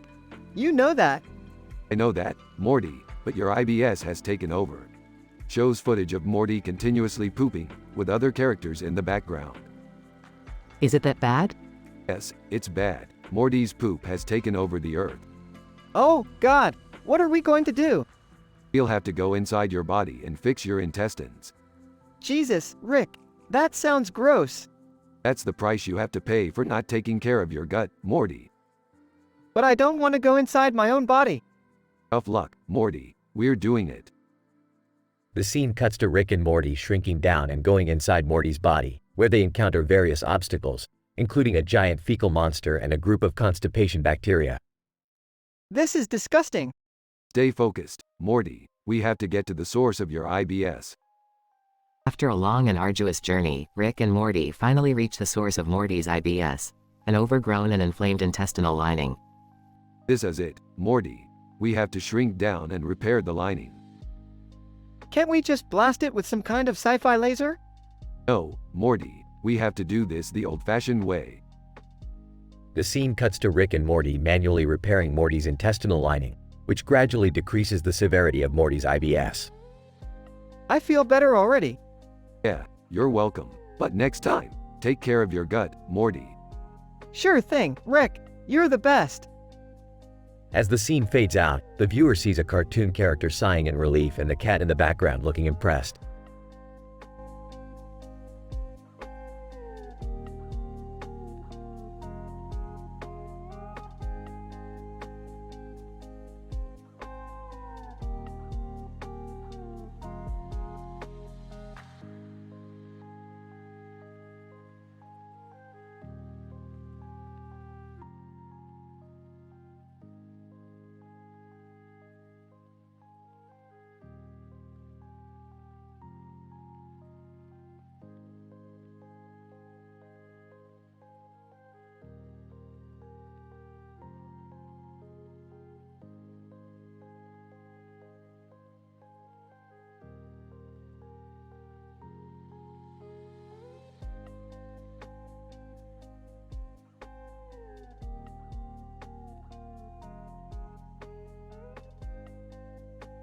Title: The Biophysical Effects of Adult Entertainment on Multidimensional Beings, a Rick and Morty Perspective.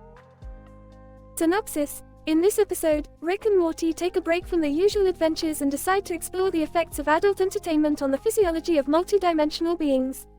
They begin their research by obtaining a graphic adult Playboy magazine and analyzing it in detail.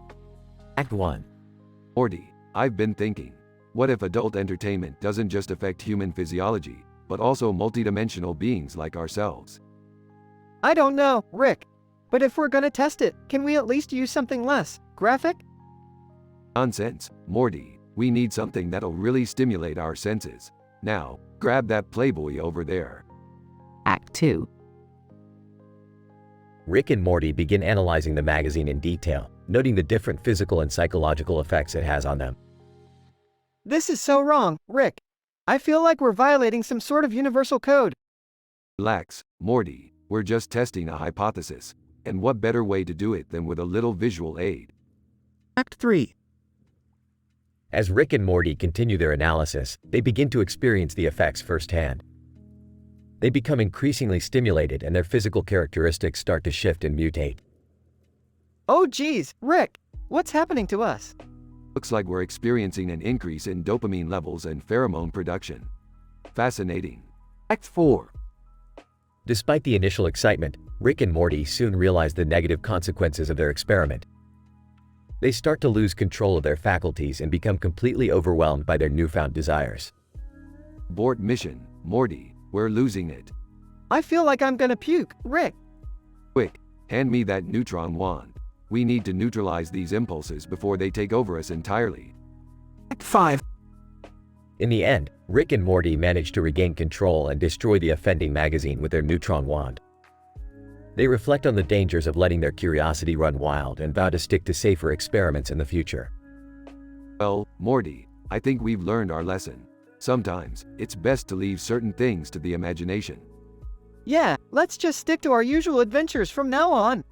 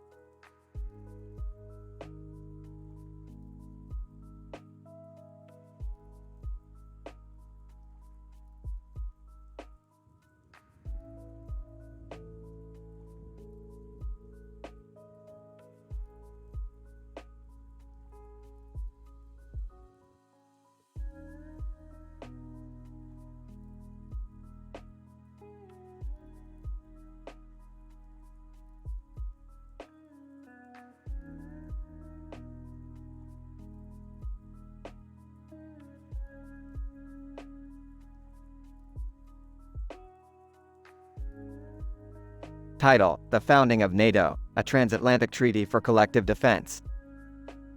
Synopsis. In this episode, we explore the historical and political context behind the formation of the North Atlantic Treaty Organization, NATO, through the lens of game theory and international relations. Our focus is on the post-World War II era, where the proliferation of nuclear weapons and the rise of communism created a global security dilemma that threatened the stability of the international order. Introductory sequence. Narrator: Welcome to The Founding of NATO, a Transatlantic Treaty for Collective Defense. In this episode, we delved into the complex world of international relations to understand why NATO was created and how it shaped the course of history. Our story begins on a bustling city street, where a car drives down a road with a lot of traffic in the background and a large city skyline in the background. Main dialogue. Host, our story today is not just about NATO, but about the strategic environment that led to its creation. To that end, we need to look at the early post-war period and the rising tensions between the major powers. Interviewee 1. During the late 1940s, the United States and the Soviet Union were at loggerheads over the post-World War II distribution of resources and power in Europe, with the Soviet Union seeking to expand its sphere of influence beyond its borders. Interviewee 2. The unraveling of this agreement foretold further complications and gave birth to the idea of a transatlantic alliance to counter the new security threat. Host, how did the formation of NATO fit into this context? Interviewee 1. At the time, there were fears that the Soviet Union would launch a surprise attack on Western Europe and possibly trigger a nuclear war. National security advisors in Washington advocated the development of a military alliance that would bring European countries in line with the US government. Interviewee 2. The treaty itself, the transatlantic alliance between the democracies of North America and Western Europe, aimed to create a shared military force that would dissuade the Soviet Union from taking any aggressive action against the West. Host, how did the alliance members perceive the threat of communism dawning over the horizon? Interviewee 1. European countries were highly vulnerable to the Soviet Union's expansionist ambitions. There was a sense of dread and fear, especially for countries like West Germany and Italy, where communist political movements were starting to gain traction. Interviewee 2. The agreement effectively became a powerful deterrent against any possible Soviet aggression, keeping the peace and stability intact across the Atlantic. Conclusion. Narrator: In this episode, we have seen how the formation of NATO, a transatlantic treaty for collective defense, took place at a time of heightened tensions between the Soviet Union and the United States. The alliance continues to play a vital role in maintaining peace and stability in today's world, more than 70 years after its creation. Thank you for listening to The Founding of NATO, a Transatlantic Treaty for Collective Defense.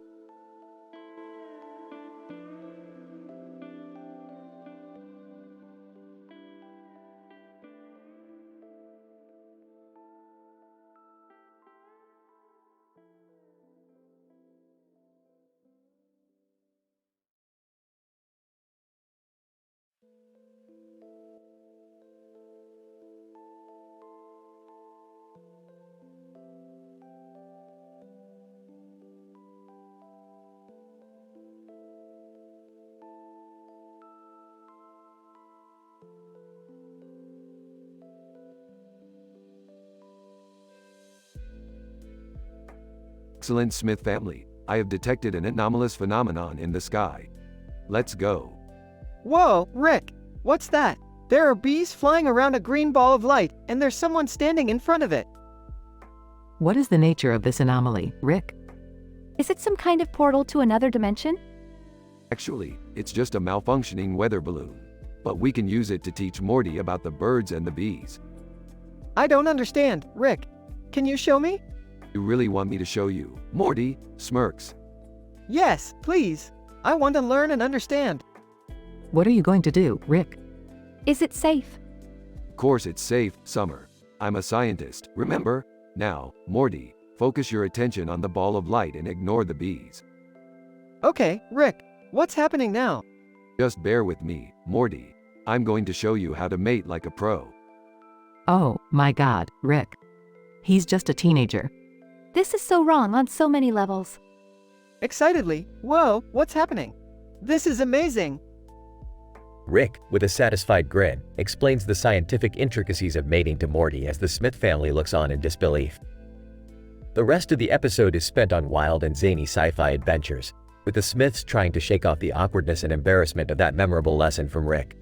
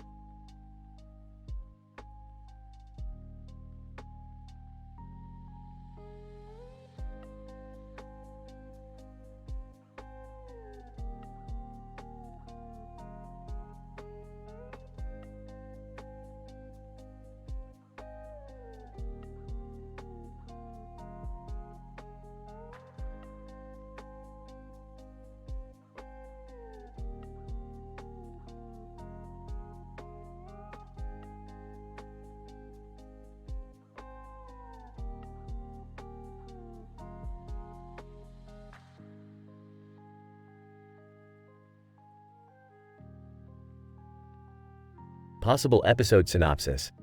Title, Subatomic Shroom Quest. Opening scene. Rick and Morty are watching TV in the living room while Jerry is vacuuming the carpet. Rick is holding a green crystal and Morty is admiring a poster of a superhero holding a similar crystal. Morty, you gotta stop staring at that poster and start living, man. Life is short and meaningless. But Rick, I feel like there's something missing in my life, something I can't explain. Oops. Yeah, that's called existential nausea, Morty. You need to take something to escape the boredom of reality. Like what? Like shrooms, Morty. I happen to have a fresh batch of interdimensional psilocybin in my lab. Wanna join me on a subatomic journey through your own mind? Hesitant. I don't know, Rick. I've never done drugs before. Puts down the crystal. Morty, trust me. You'll discover things about yourself you never imagined. And who knows, maybe you'll finally find that missing piece you're looking for. Takes a deep breath. Okay, I'll give it a try. But what about you, Rick? Are you gonna trip with me? Smirks. Oh please, Morty. I'm always high on intelligence. They both go to the lab and eat the shrooms. Trippy music plays as the camera zooms into Morty's dilating pupils. Whoa, Rick! This is amazing! I can see colors I've never seen before. And the molecules are dancing. Ons. Yeah, Morty. That's just the surface level. We need to go deeper. Follow me. They enter a portal and arrive in a microscopic world. Everything is pulsating and glowing. Holy crap, Rick! What is this place? Puts on a lab coat. The quantum realm, Morty. The place where the laws of physics break dance. Now, your mission is to find your true self by analyzing the nature of reality. And don't touch anything, especially my left arm. Your left arm? Why not? Whispers. Because it contains the secret to my power, Morty. The arm that I lost when I fought against the Cronenbergs. The arm that I replaced with a cybernetic one. The arm that only I can use to access the forbidden knowledge of the multiverse. Confused, but why do you need it if you're already so smart and powerful? Slaps Morty's face. Don't question me, Morty. I'm your grandpa and I know what's best for everyone, especially you. Now, go find yourself. A montage of Morty tripping balls and encountering weird creatures such as a talking snail, a levitating eyeball, and a giant amoeba with a British accent. Reaches the end of the maze. Rick, I think I found the meaning of life. Opens his watch and checks the time. Took you long enough, Morty. And what did you discover? Smiles. I need your left arm, Rick. Laughs. Oh Morty, you always crack me up. But seriously, don't touch my left arm. Gets angry. No, Rick. You don't understand. I saw it. I felt it. The arm is the key to my identity. I can't live without it. It's serious. Morty, you're hallucinating. You're not thinking straight. Give me the shrooms. Shouts. No. I want the arm. Sighs. Fine, Morty. You want the arm? You can have it. Rick takes off his cybernetic arm and gives it to Morty. Morty puts it on his stump and feels a surge of power coursing through his body.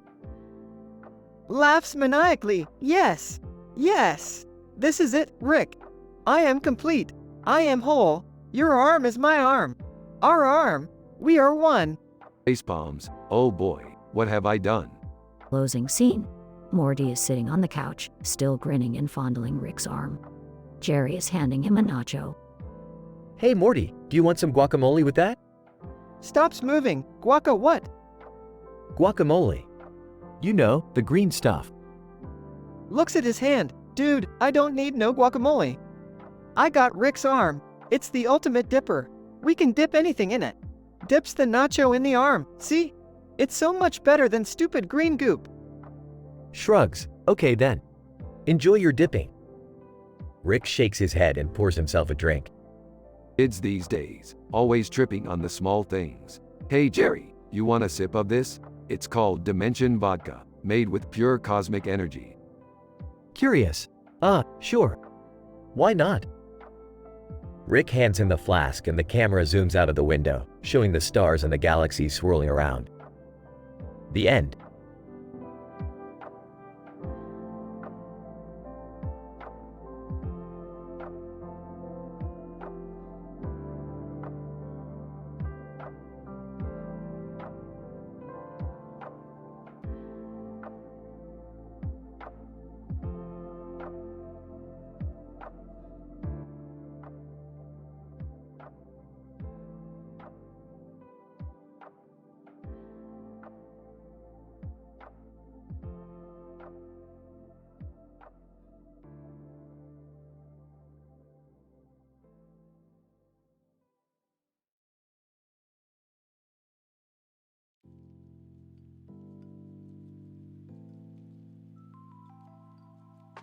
Title: The Green Light Experiment.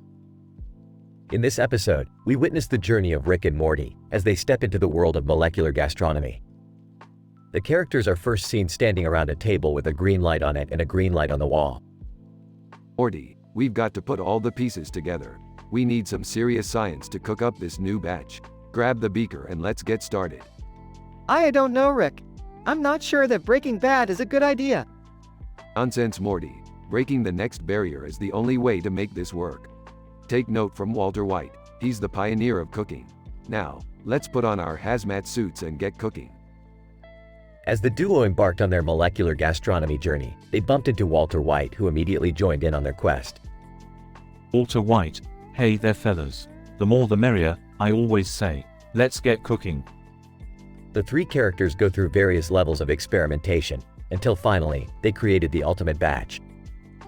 This is insane, Rick. I feel like I'm in an alternate universe. I've never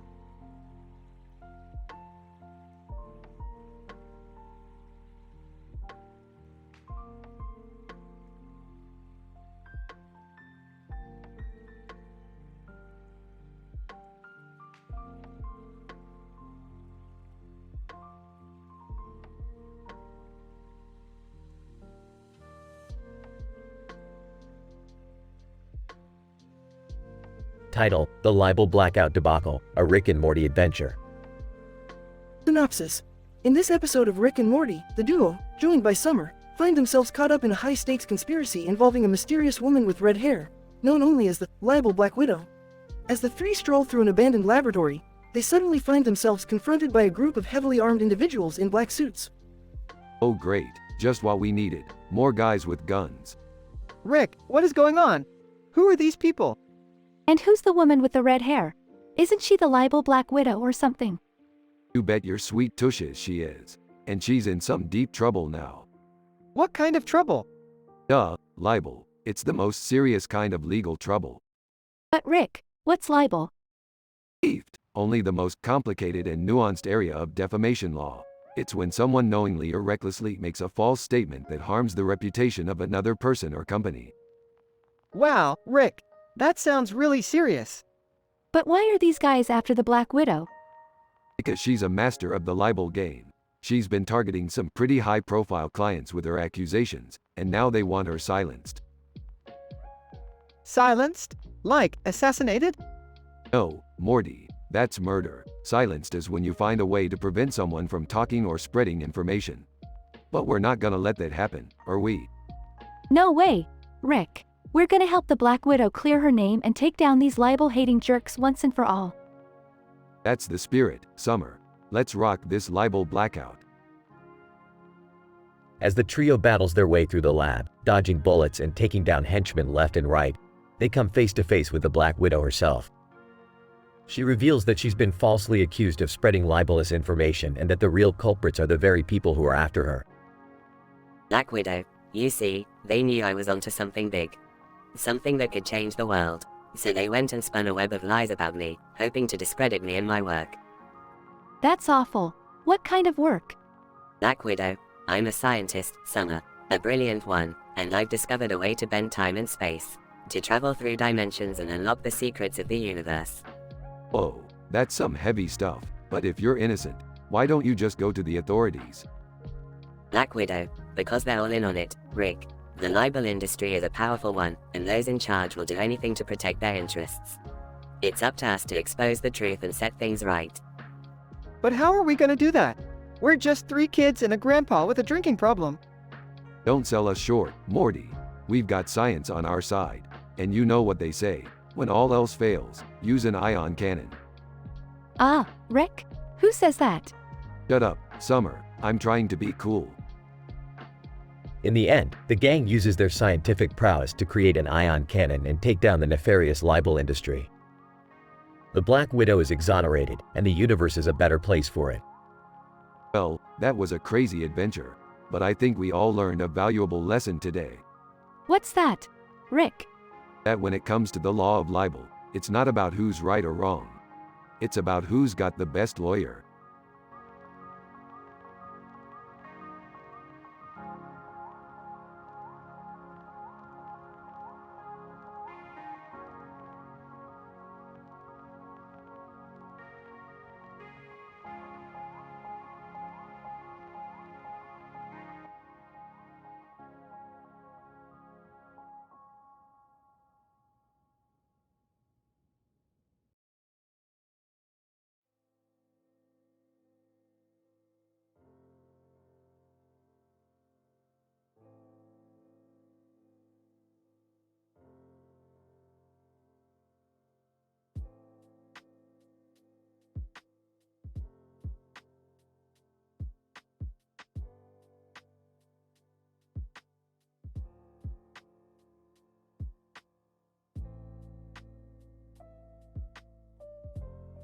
Title: An analysis of the acoustic properties of a cartoon character's sleep.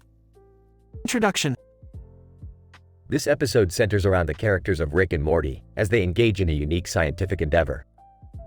The experiment at hand consists of analyzing the acoustic properties of the sleep sounds produced by a cartoon character named Creamy Cats, who has a pink background and is dressed in a blue and white suit. The goal of the experiment is to prevent any potential disturbances to Creamy Cat's sleep by eliminating any possible external sound sources that may cause her to wake up. Alright, Morty, we need to make sure Creamy Cats gets a good night's sleep. We can't have any interruptions like last time. What happened last time, Rick? I accidentally heated up a burrito in the microwave and the sound startled Creamy Cats awake. She was not happy about it. Oh man, we gotta be careful. So what's the plan? We need to analyze the acoustic properties of her sleep sounds to identify any potential disturbances. We'll use advanced equipment to record and analyze the sounds, and then create a white noise machine to block out any unwanted sounds. Sounds like a plan, Rick. Methods. To begin the experiment, Rick and Morty set up recording equipment in Creamy Cat's bedroom. The equipment consists of a high-quality microphone and software to analyze the acoustic properties of the sleep sounds. They also set up a white noise machine in the room to block out any external sounds. Okay, Morty, the recording is set up. Let's listen in and see what we're dealing with. Whoa, Rick, what is that sound? It's like a cross between a trumpet and a car honking. Interesting, Morty. That must be Creamy Cat's snore. We'll need to adjust the white noise machine to block out that specific frequency. Results. After analyzing the sleep sounds and adjusting the white noise machine, Rick and Morty successfully blocked out any potential external sound sources and ensured a peaceful night's sleep for Creamy Cats. Alright, Morty, we did it. Creamy Cats will get a great night's sleep tonight. Yeah, she's gonna be one happy cartoon character. And we can finally get some sleep ourselves. This was one heck of a science experiment. Conclusion. In conclusion, the experiment demonstrated the importance of analyzing the acoustic properties of sleep sounds and the effectiveness of a white noise machine to prevent disturbances. The successful outcome of the experiment allowed for a satisfied cartoon character and a relieved team of scientists.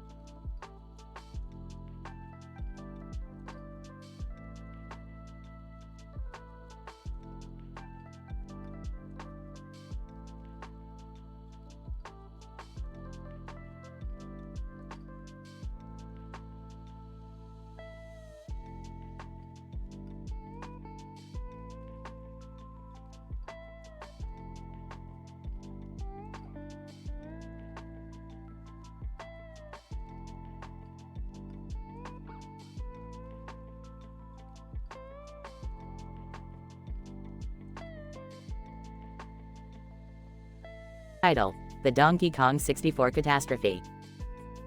Abstract. In this episode, Rick, Morty, Jerry, and Beth enter a virtual reality simulation of the classic video game, Donkey Kong 64, only to find themselves in a perilous situation. The game's notorious villain, King K. Rool, has taken over the virtual world, and the only way to stop him is for our heroes to team up with the game's titular hero, Donkey Kong. However, things take a turn for the worse when a man in a gorilla suit appears and claims to have insider knowledge of the game's secrets. Chaos and hilarity ensue as our characters must navigate through the game's various levels while evading danger and confronting their own fears. I've created a new VR device for us to enter a reality where we can play the classic game Donkey Kong 64. I don't know, Rick. Sounds too easy. I remember playing that game as a kid, and it was really hard. We should just stick to actual reality. That's hard enough. Come on, Jerry, let's give it a shot. It could be fun. Morty enters the virtual reality simulation and sees Donkey Kong battling King K. Rool. Whoa, this is amazing. Donkey Kong is really kicking butt. Jerry enters the simulation and sees a man in a gorilla suit. Wait, what's with the man in the gorilla suit? Is he part of the game? Man in gorilla suit. Hey, I'm just the guy who knows the ins and outs of this game. I can help you win. I don't trust this guy. Something doesn't add up.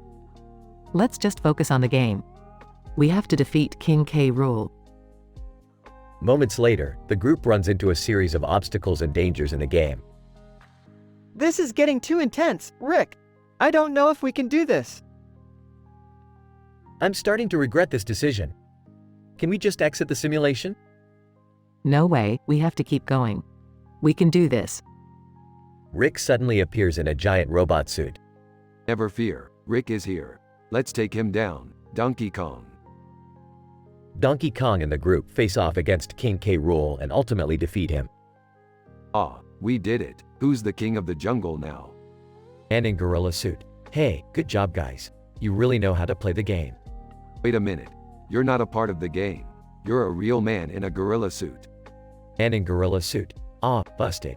But you have to admit, I really added some zing to your gaming experience. Beth face bombs while Morty and Jerry shake their heads in disbelief. Only in a Rick and Morty episode, I guess.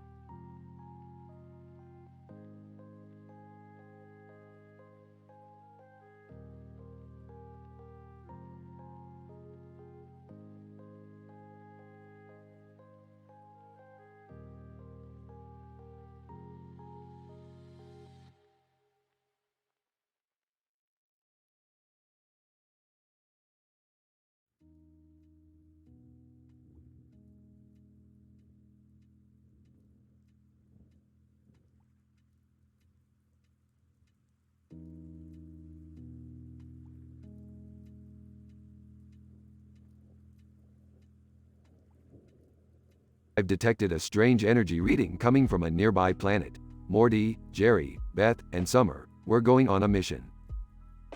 A mission? Like a spy mission or a rescue mission? It's a science mission, Jerry. Don't embarrass us. Rick, what about that cartoon character with the gun and the green outfit we saw in the scanner? It's probably nothing, Morty. Just some weird cartoon fetishist. Wait, what was that about cartoon fetishes? Ew, gross. Who would fantasize about that? Anyone else just fantasize Roadhog stuffing you in his shorts to take a deep sniff of his rancid farts? Imagine he forgets you're in there and keeps you in his pants for days. Alright, that's enough. Let's focus on the mission. As they land on the planet, they are immediately greeted by the cartoon character they saw earlier. Cartoon character, greetings, travelers. I am Zorgon, guardian of this planet. Wow, you look like a character from a video game. Zorgon, yes, that's because I am. I am a creation of a human's mind, brought to life by a powerful energy source on this planet. That's so cool. Can we see it? Zorgon, of course. Follow me. As they reach the energy source, they discover that it is actually a manifestation of everyone's wildest fantasies and desires. Oh god, I knew this was going to get weird. Rick, we gotta get out of here. This is dangerous. Nonsense. This is exactly what we've been looking for. Let's indulge ourselves for a bit. The group proceeds to explore their deepest and darkest desires, leading to a wild and crazy adventure full of innuendos, jokes, and pop culture references. At the end of the day, they all come back to reality, but with a newfound appreciation for their innermost desires and a renewed sense of humor. This is what science is all about, exploring the uncharted territories of the human psyche, while also making some hilarious jokes. Aw, yeah. I guess that's one way to put it. I feel like I need therapy after all of that. Agreed. But also, can we take Zorgon with us? He's kind of awesome. Yeah, he could be like our own personal video game sidekick. Fine, but I'm not taking care of him when you guys get bored of him. And with that, the group blasts off into space, their adventure over but their memories and their laughter still echoing.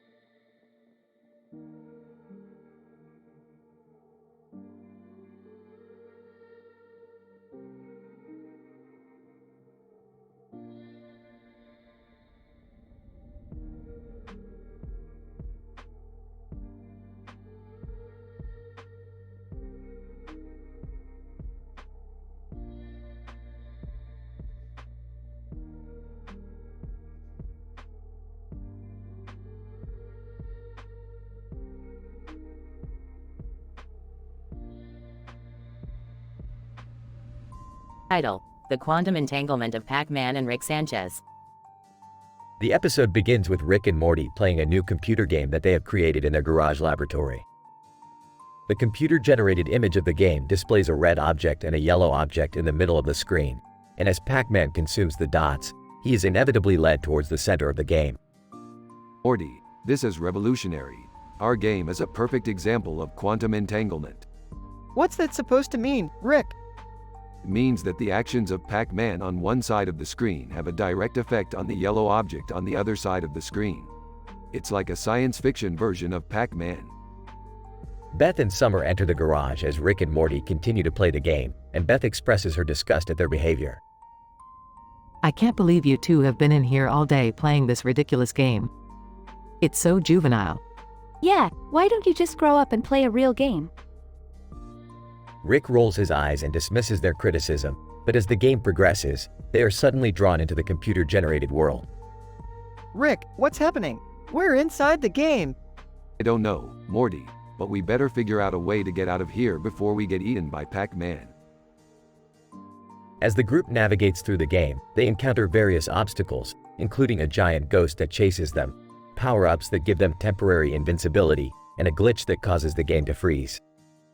This is insane. We're trapped inside a computer game, and we're being chased by a giant yellow circle.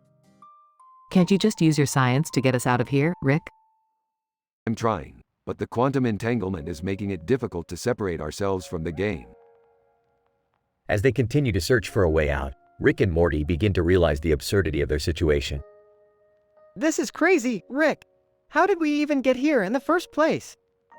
Who knows, Morty? Maybe the quantum entanglement of the game's programming caused a rift in the space-time continuum. Or maybe we just took too many drugs and passed out in front of the computer.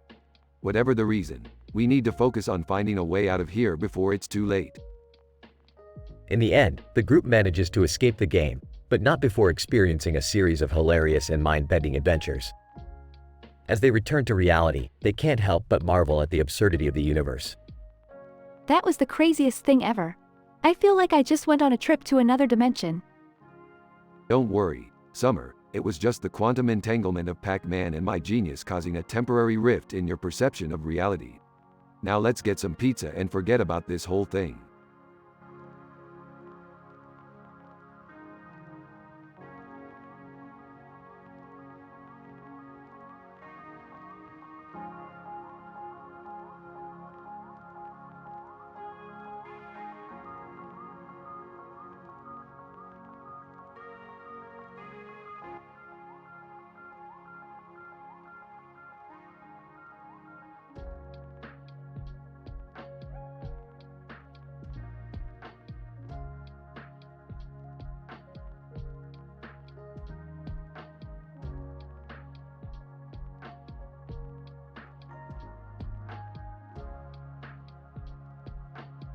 Title: The Power Stone Paradox, a multi-dimensional adventure.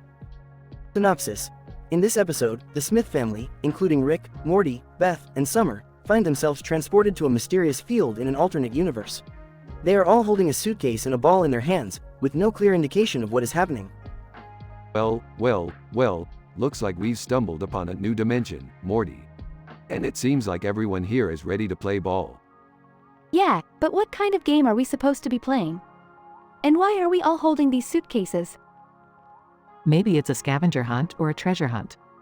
We should probably split up and start searching. Oh, guys, I think I found something. It's a copy of Power Stone 2 for Dreamcast, and it's already on. Morty's gonna have to fight in a video game tournament. This should be interesting. Wait, what? Morty's gonna be fighting in a video game tournament? I guess it's like esports, but in an alternate universe. Well, we better get ready to cheer Morty on. Guys, I don't know if I can do this. I'm not very good at Power Stone 2. Don't worry, Morty. I've got a few tricks up my sleeve. We'll make sure you win this tournament, no matter what. As Morty competes in the tournament, the rest of the Smith family discovers that the suitcases contain powerful and dangerous weapons. They must navigate through various challenges and obstacles to keep the weapons out of the wrong hands. Overall, this episode involves various multi-dimensional adventures and comedic situations as the Smiths try to survive and prevail in the Power Stone 2 tournament.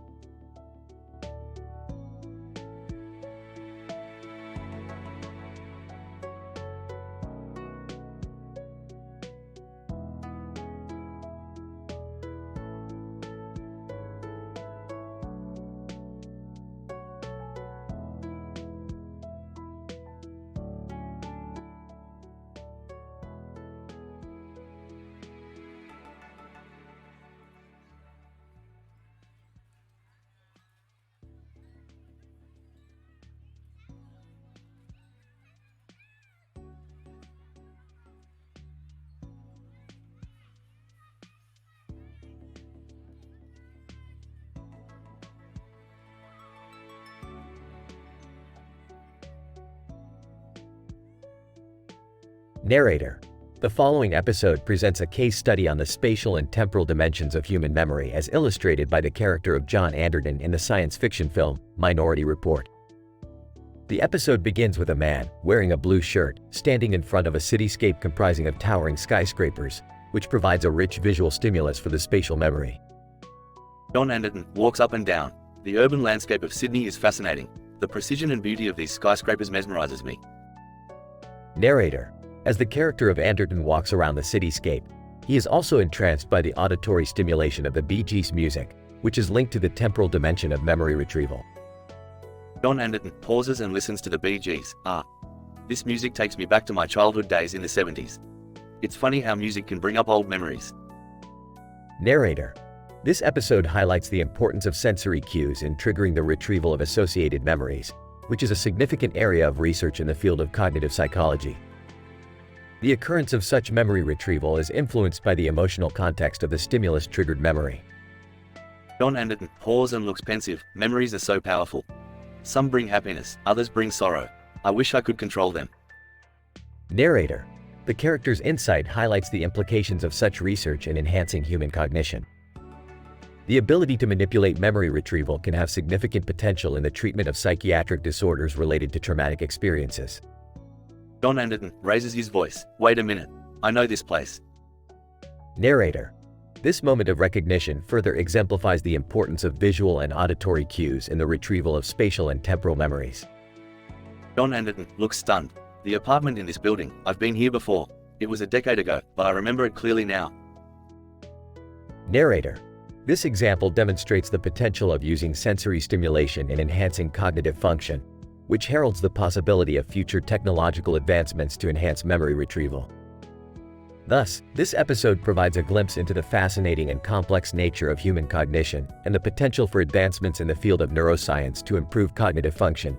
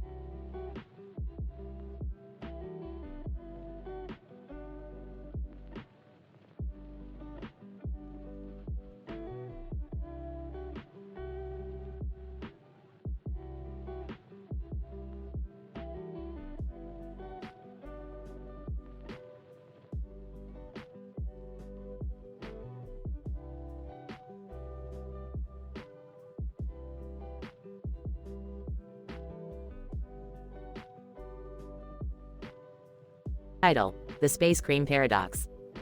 Synopsis. In this episode, Rick, Morty, Jerry, Beth, and Summer are transported to a faraway planet with a cartoon character named Bubbly Bob. Bubbly Bob has a unique ability to produce cosmic bubbles that contain vast amounts of energy. Oh great, we're in Bubble Land, Morty. Hope you brought your floaties. Haha, very funny, Rick. Look at all these bubbles, though. They're so mesmerizing.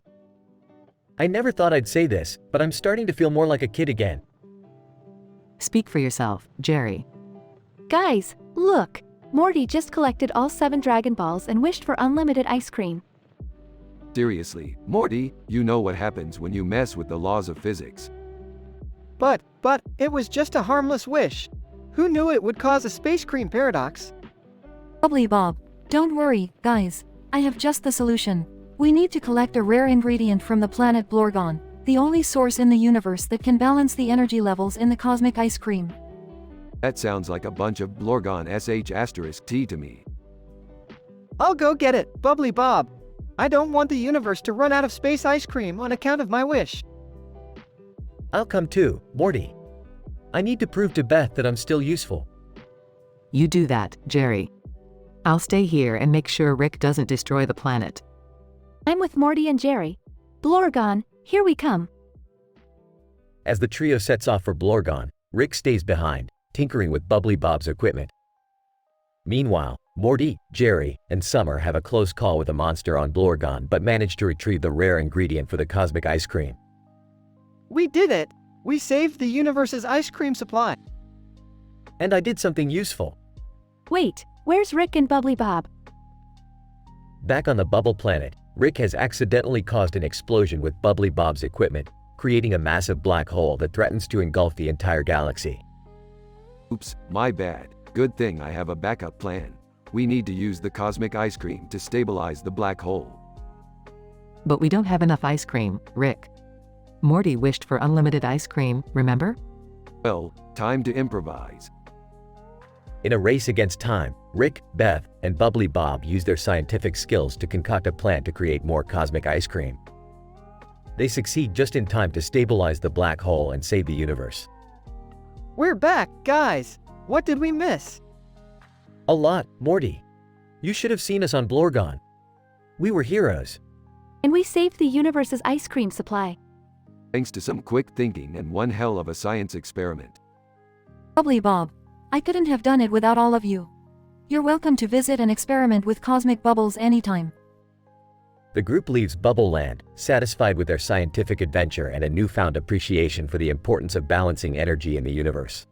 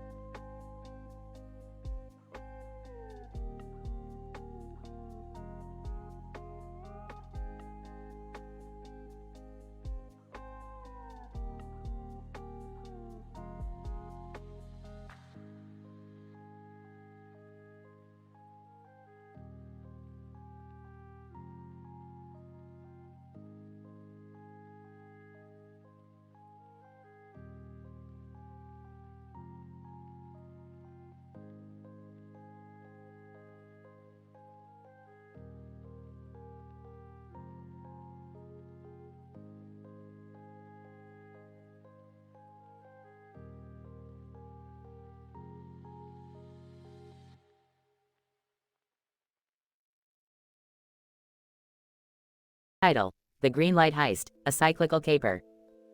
Synopsis.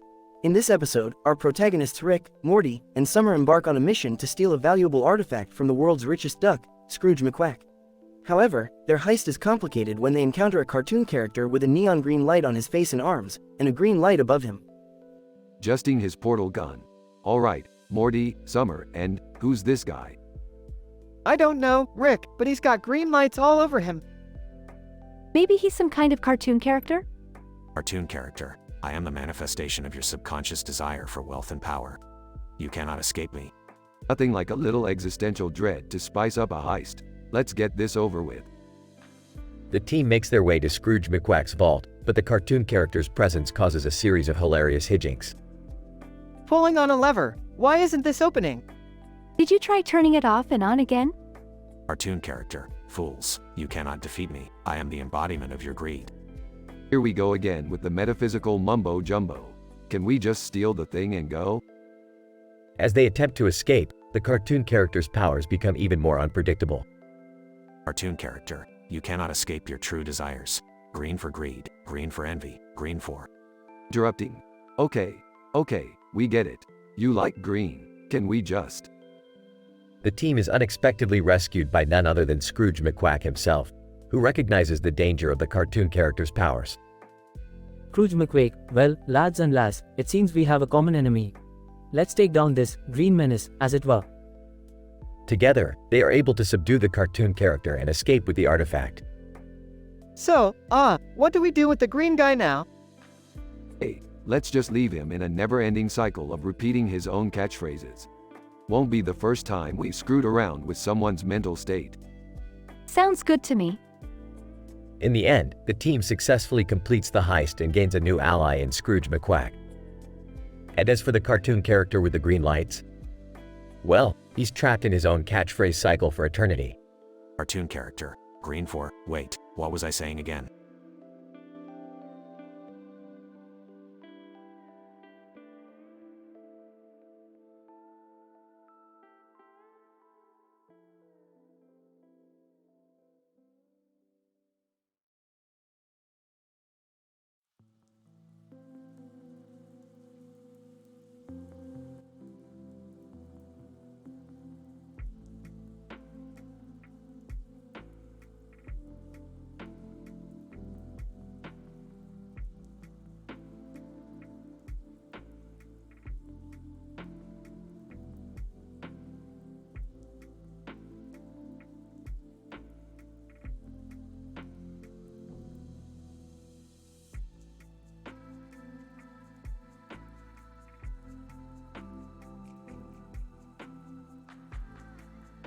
Narrator.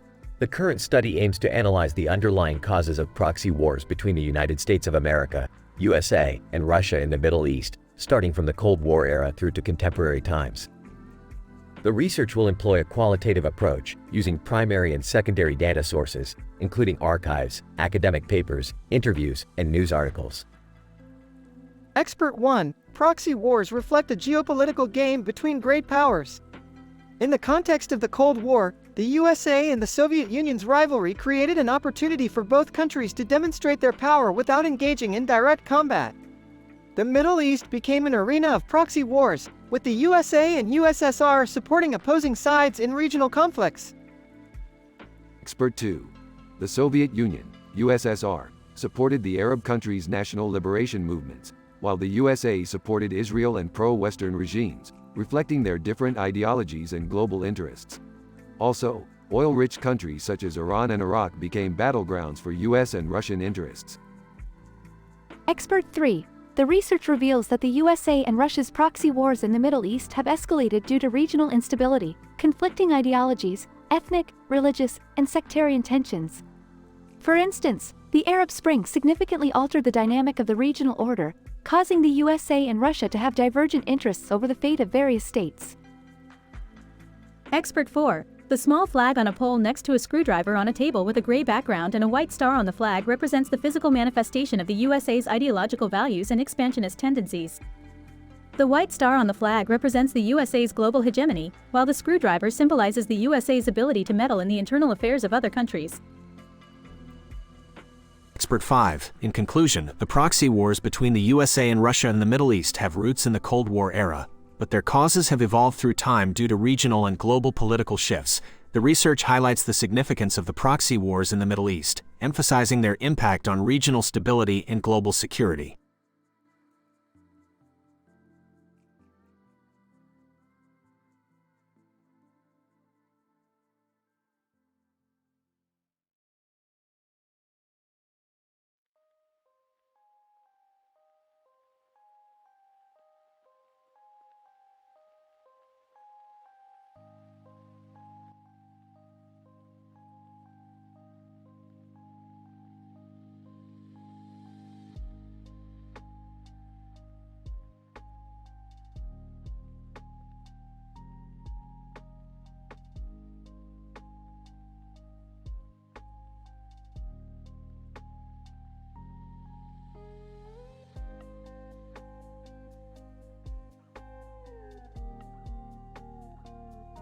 Title: Fooly Cooly, a multi-dimensional adventure. The episode begins with a man in a blue jacket observing a train moving on a track amidst a fiery backdrop. The scene is captured with a phenomenal level of detail and intricate animation techniques that evoke a sense of depth and perspective. Rick, Morty, Summer, and Jerry are unexpectedly sucked into a wormhole and find themselves hurtling through multidimensional space. They discover that they have landed in the world of Fooly Cooly, a whimsical and surreal universe where absurdity reigns supreme. They encounter Mimima, a dynamic and eccentric character who behaves and talks in ways reminiscent of the Fooly Cooly anime.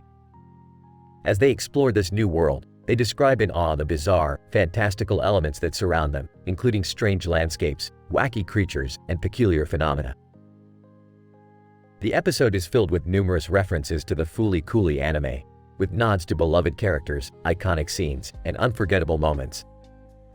The script is cleverly crafted and filled with award-winning writing, with sharp dialogue, puns, and jokes that keep the audience engaged and entertained. The episode also boasts epic and thrilling action scenes, with high-stakes battles and chase sequences that will leave audiences on the edge of their seats.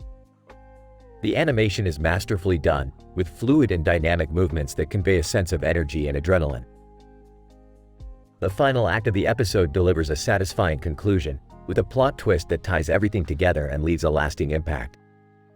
The episode culminates in a heartwarming scene that will resonate with fans of the Fooly Cooly anime and leave them wanting more. Overall, Fooly Cooly, a multi-dimensional adventure, is a tour de force of animation, storytelling, and interdimensional exploration that will captivate audiences of all ages and backgrounds.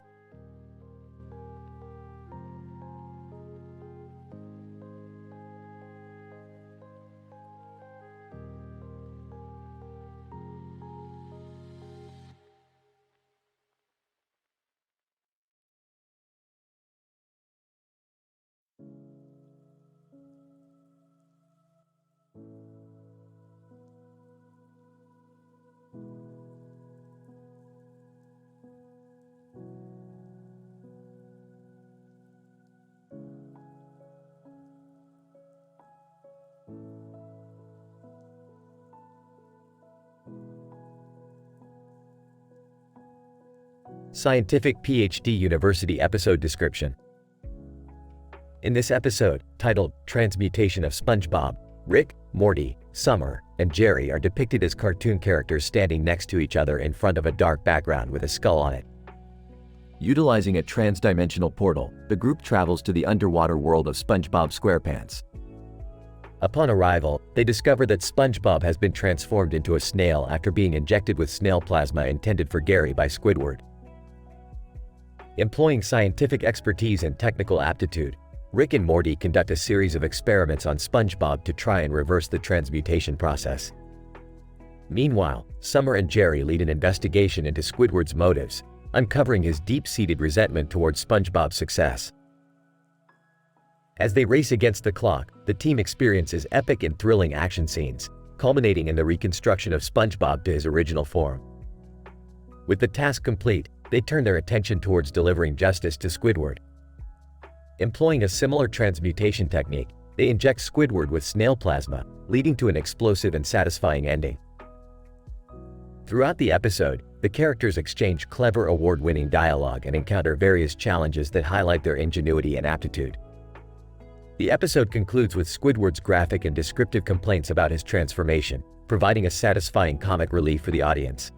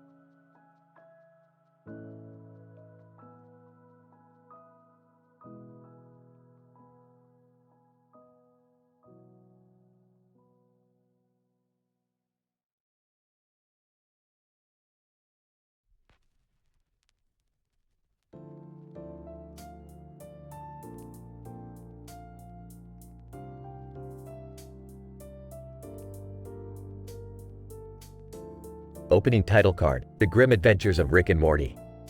Morty, there's a demon on your head and chest. We need to investigate. Oh geez, Rick, what are we gonna do? I don't know, but we need to hurry before it's too late. Why do these things always happen to us? The group finds themselves transported to the world of The Grim Adventures of Billy and Mandy. They are immediately confronted by Velma Green, a spider-like villain who traps them in her giant web. Velma, welcome to my lair, Rick and Morty. I've been waiting for victims to turn into my spider minions forever. I don't think so, Velma. We're not your typical prey. Velma proceeds to describe in graphic detail the process of being morphed into a spider. Meanwhile, the group comes up with a plan to escape. Rick, I remember this episode from the show. If we can find Billy and Mandy, they'll help us. But how are we going to get out of this web? Maybe we can use something from our own world to break free. The group uses their wit and resources to outsmart Velma and break free from her web. They navigate through various challenges and obstacles, nodding to classic moments in The Grim Adventures of Billy and Mandy. Finally, they find Billy and Mandy, and together they take on Velma in an epic battle. With a combination of cleverness and teamwork, the group emerges victorious. Looks like we saved the day, Morty. Yeah, but I don't think I'll ever look at spiders the same way again. I can't believe we made it out alive. I need a drink after that one. The group celebrates their victory and reflects on their journey before returning to their own world. The end title card reads, "Thanks for watching The Grim Adventures of Rick and Morty."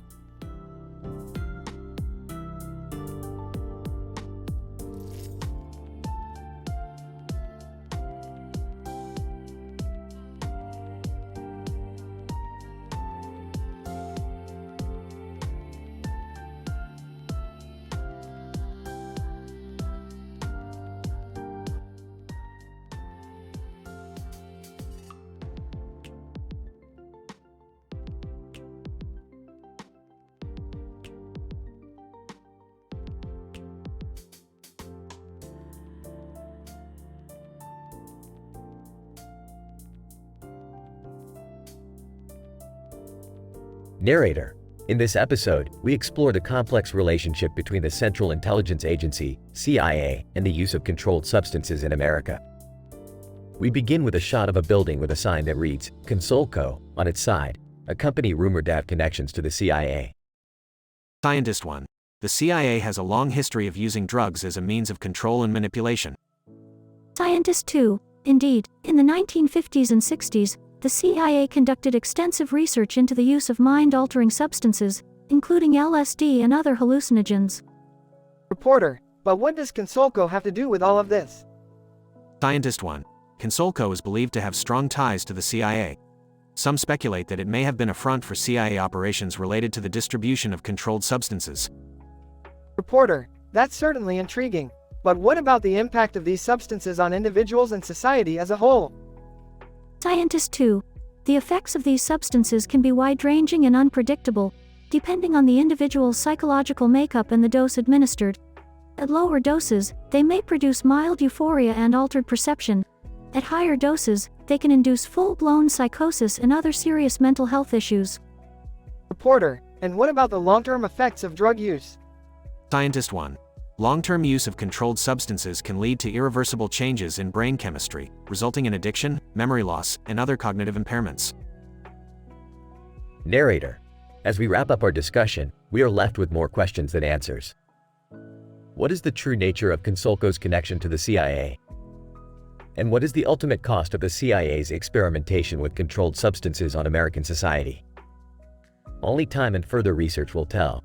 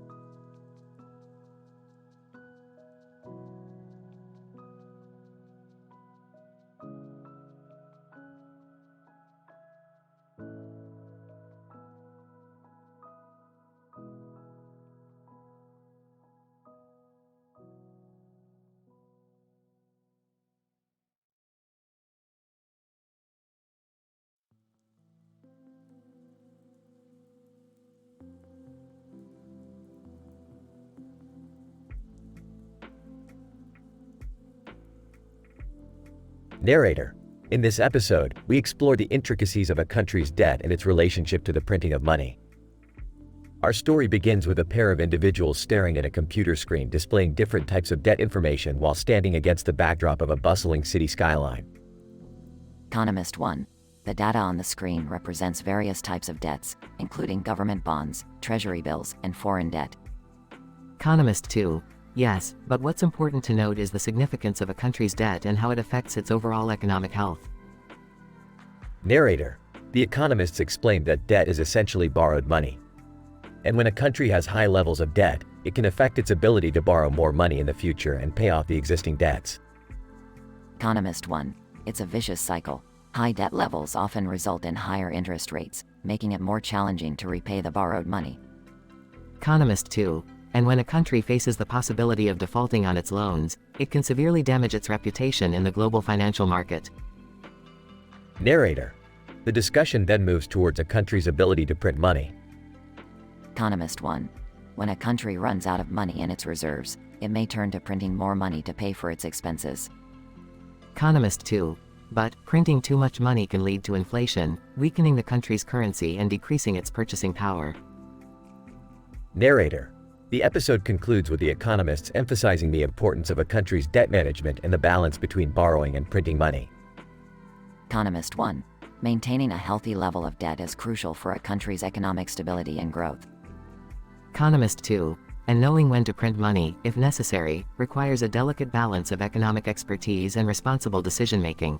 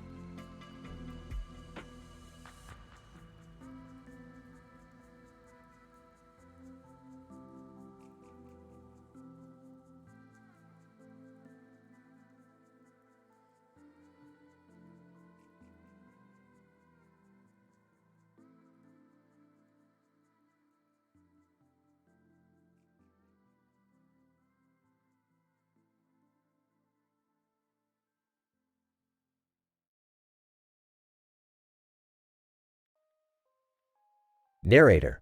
The following episode delves into the concept of interdimensional travel and the impact it has on individuals in foreign environments. The subjects, Rick, Morty, Summer, and Jerry, are exposed to the complexities of the Fooly-Cooly world and subsequently experience a multitude of emotional and physical reactions. This is what I've been talking about, Morty. The implications of traveling to an alternate reality are endless. I'm not sure about this. I mean, this world looks weird. Come on guys, let's just take the picture and head back. Narrator. In a sudden twist, the group is transported to the Fooly-Cooly world, where they encounter a native character, Mimima. Her physical features and actions are consistent with that of the Fooly-Cooly anime. Mimi, who are you strange beings? You don't look like anything from around here. We are travelers from a parallel universe. We were just taking a simple picture when we ended up in your world. Narrator. Rick, Morty, Summer, Jerry, and Mimima engage in conversation, describing their respective worlds and discussing the differences in their realities. So you guys don't have technology like we do? No advanced machinery or anything? Mimi, nah, we just kinda live day by day, you know? Narrator. The group then embarks on a journey through the Fooly-Cooly landscape, encountering numerous challenges and obstacles along the way. While traversing the foreign territory, they encounter numerous references to characters and scenes from the anime. This place is nuts. I had no idea these dimensions were so detailed and intricate. I can't believe we're actually here. This is like a dream come true. Narrator.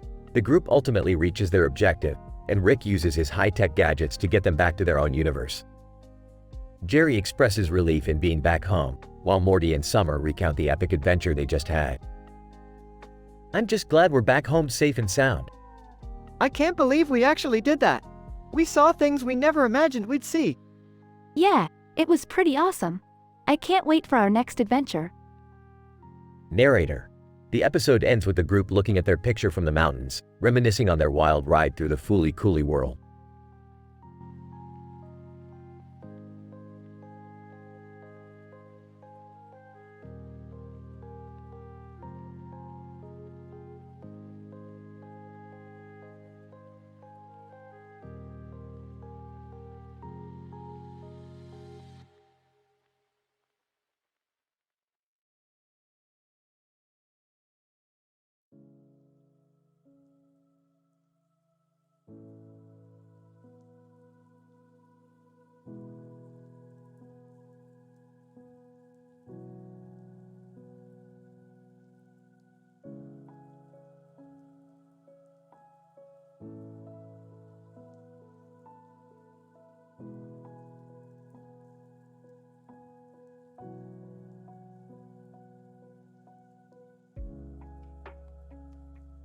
Title: Chronological Catastrophe. Escape the trap before time runs out.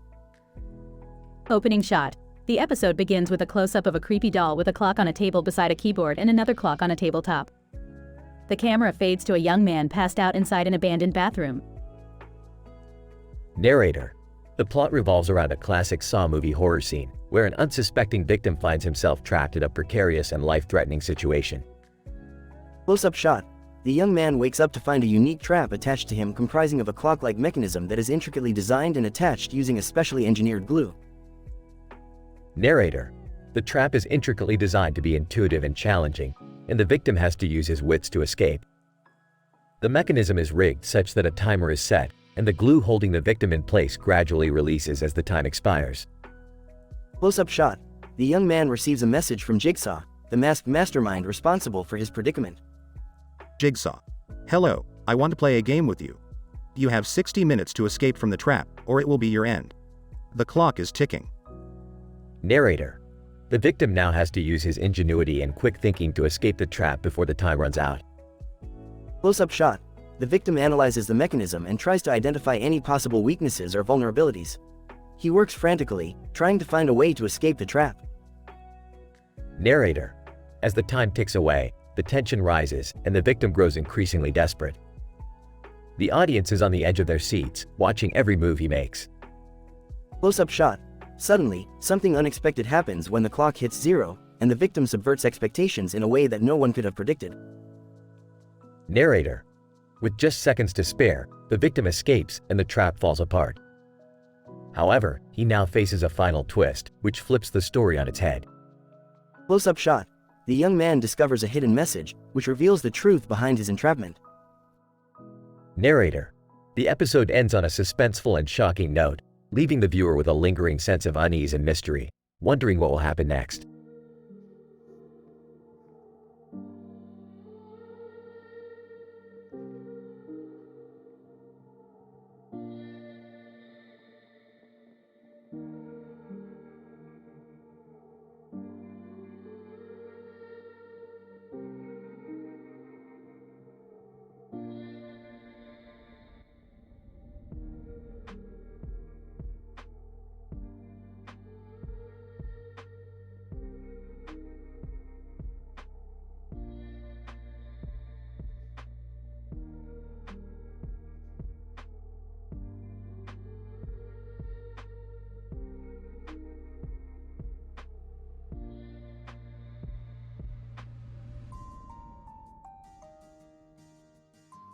Narrator. In this episode, titled Snail Serum, the animated characters from Rick and Morty, including Rick, Morty, Summer, and Jerry, find themselves transported to the underwater world of SpongeBob SquarePants. As they explore the colorful world, they come across a strange creature with a creepy face on its face. Upon closer inspection, the sign next to it reveals that this is the Sold TH Squad, Skekta. Interesting. I wonder what this is all about. I don't know, Rick, but it looks creepy. Can we just focus on finding a way back home?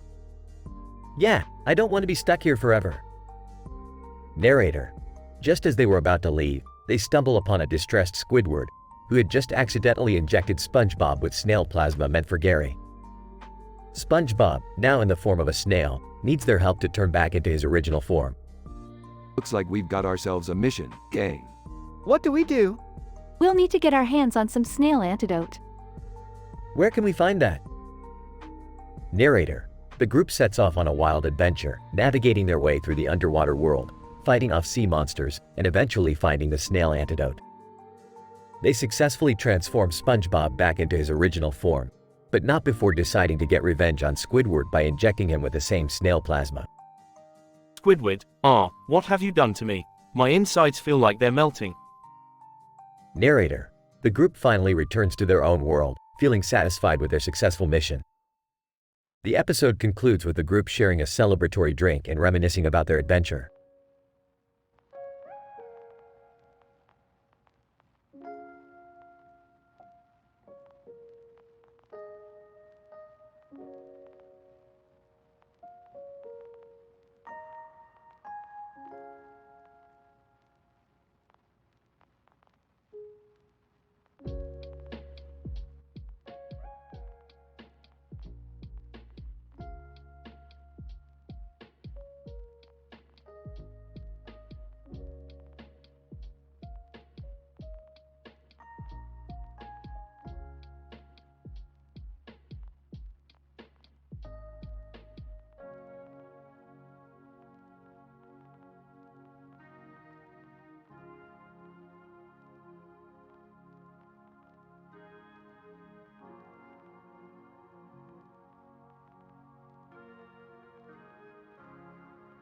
Title: The intoxicated chemical reactions of Morty's love potion. Synopsis. In this episode, Rick invents a love potion for Beth to fall in love with Jerry, but Morty mistakenly drinks it and falls madly in love with his own father. The resulting chemical reactions led to a hilariously disastrous night at the local bar. Morty, I told you to leave that potion alone. It was meant for your mom, not you. I couldn't resist, Rick. I had to see what it would do. And now, every time I look at my dad, I just feel this intense, overwhelming love. Oh, boy, this is gonna be one wild night. As Morty continues to hug his father, the other bar patrons begin to take notice. Patron 1. What's with the kid and the dad?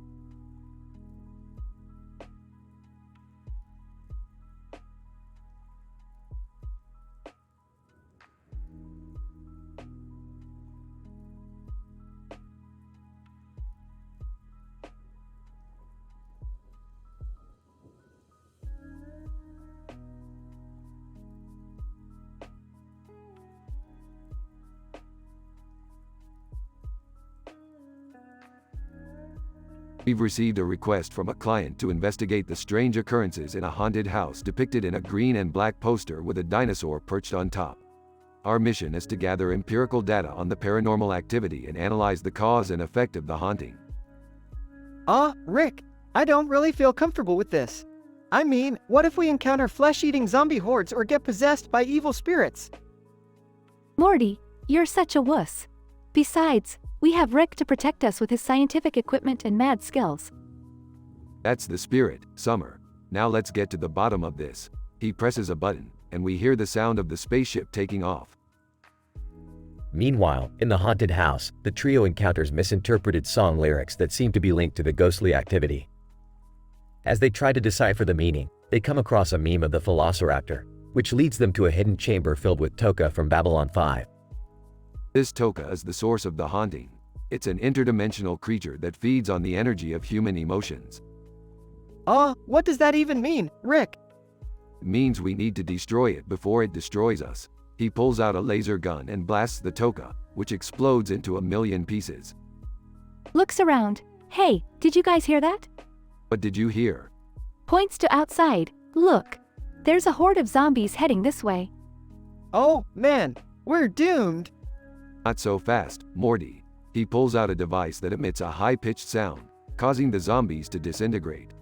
That should take care of them. Wow, Rick, you really are a genius. Smirks, you finally noticed. Summer, I guess it takes a zombie apocalypse to bring out the best in me. Morty facepalms as the spaceship flies away to another adventure.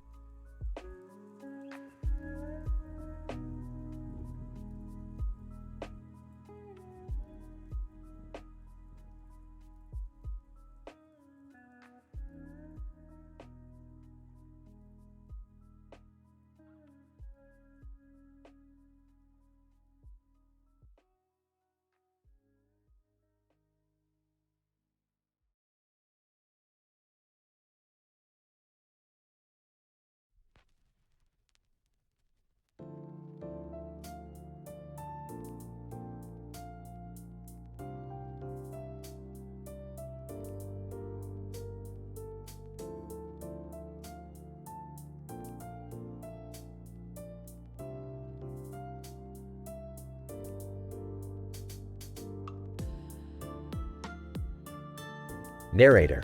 In this episode entitled Arachnomorphing Adventure, the renowned characters of Rick, Morty, Summer, and Jerry from the animated TV series Rick and Morty take a remarkable dive into the gothic and supernatural world of the grim adventures of Billy and Mandy. Whoa, this world is weird.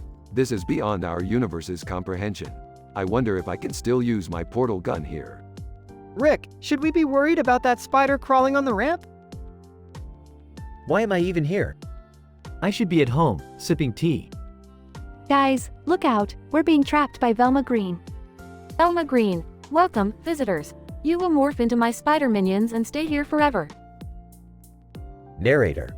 Velma explains the detailed and scientific method of spider morphing, which includes the injection of a special type of venom that alters the victim's DNA, allowing them to transform into spiders with full spider abilities and instincts.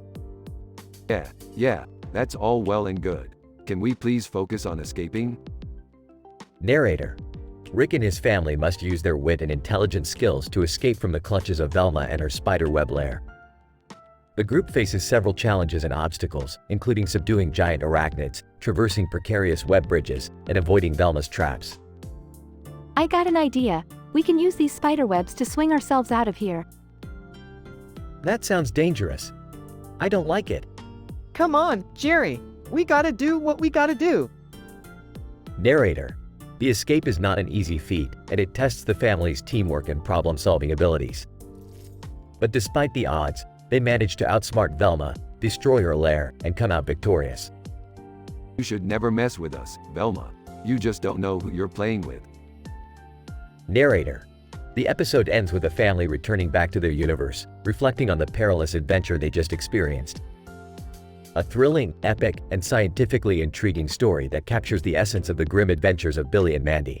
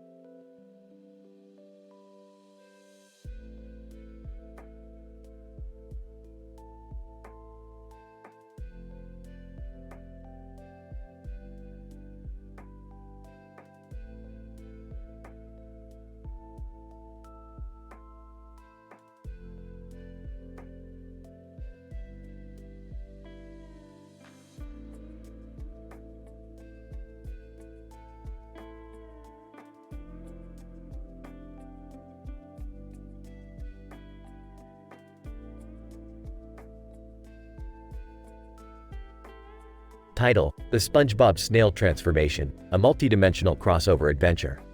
Characters: Rick Sanchez, a genius scientist. Morty Smith, Rick's grandson.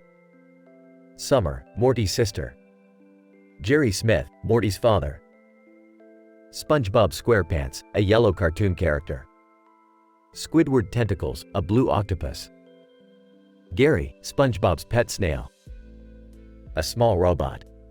Location: a desert area with mountains in the background and a partially cloudy sky. Plot: the episode begins with Rick, Morty, Summer, and Jerry preparing to test out Rick's new multi-dimensional portal technology. They choose to visit the world of SpongeBob SquarePants, a popular cartoon show in their universe. As they arrive, they're greeted by SpongeBob, who's standing next to a small robot. Suddenly, their fun adventure turns into a problem-solving mission when they discover that SpongeBob has mistakenly morphed into a snail after getting injected with snail plasma by Squidward, who intended to use it to cure Gary's illness. After analyzing SpongeBob's snail DNA, Rick, Morty, and Summer come up with a solution but need Jerry's assistance.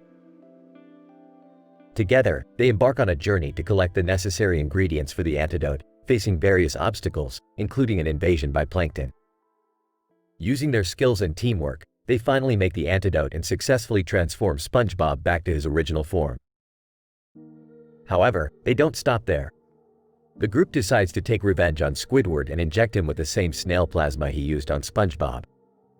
Squidward complains in extreme detail about his transformation and experiences the same challenges as SpongeBob. Meanwhile, the small robot records it all. The episode features epic thrilling action scenes, clever award-winning descriptive dialogue and writing, and an epic satisfying ending that has the group returning to their universe with the antidote. The group applauds Rick's multi-dimensional portal technology and looks forward to more adventures. We successfully crossed over to the SpongeBob dimension, and I have ample footage to study for the research required to create the antidotal injection for SpongeBob's snail-like persona, while dealing with the wrath of Squidward as the injection was given to him too. We were able to triumph against various obstacles on our quest to attain a sufficient remedy for SpongeBob with the assistance of Jerry. Furthermore, we've gained knowledge about the SpongeBob dimension and the uncharted worlds that lie ahead, allowing us to take our multi-dimensional adventures to new heights. Yeah, it was really cool seeing SpongeBob in person, and we got to help him. But, was Squidward's suffering really necessary? I mean, I felt kinda bad for him. Relax, Morty. It's just a cartoon, and Squidward deserved what he got for acting so selfishly. Well, I'm just glad we made it back in one piece. I don't think I can handle another adventure like that for a while. SpongeBob. Thank you, everyone, for helping me transform back. I don't know what I would have done without your help, especially Rick's portal gun. Now it's time for some Krabby Patties.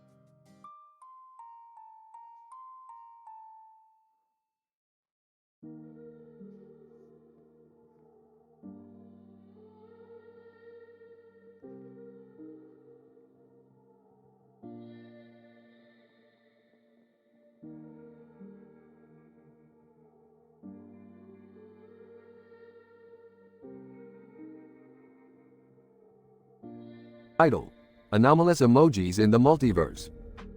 Synopsis. In this episode, Rick and Morty find themselves in a dimension filled with floating poop emojis, each emitting a unique color, with a center that alternates between blue, yellow, and red. The duo must navigate this strange dimension and discover the cause of this anomaly.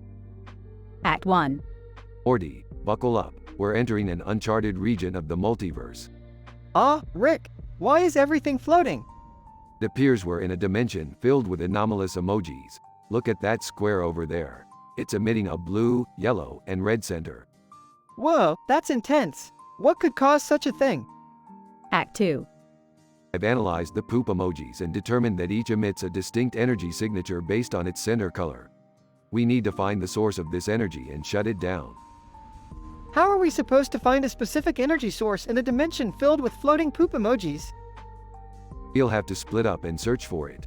I'll take the red center section, and you take the blue and yellow sections. Act 3. Rick, I think I found something. It's a giant machine that's controlling all the poop emojis. Good work, Morty. Let's shut this thing down. Machine. Warning, power disruption detected. Anomaly detected in center region. Looks like we've triggered a defense mechanism.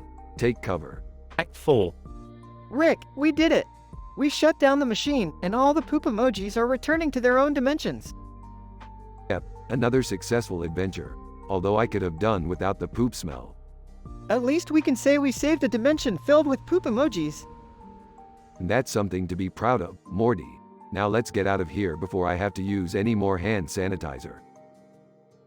Insert lots of immature jokes and witty one-liners throughout the episode for a humor-heavy, teen-rated atmosphere.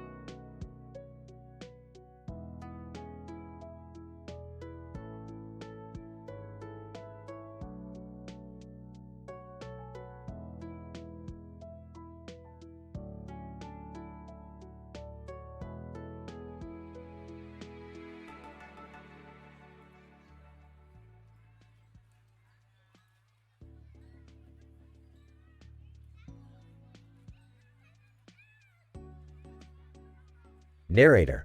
The following is a highly scientific and detailed account of the events that transpired in the Saw movie horror scene, involving a man in a creepy mask, a young man trapped in a unique mud-based trap, and the infamous Jigsaw himself.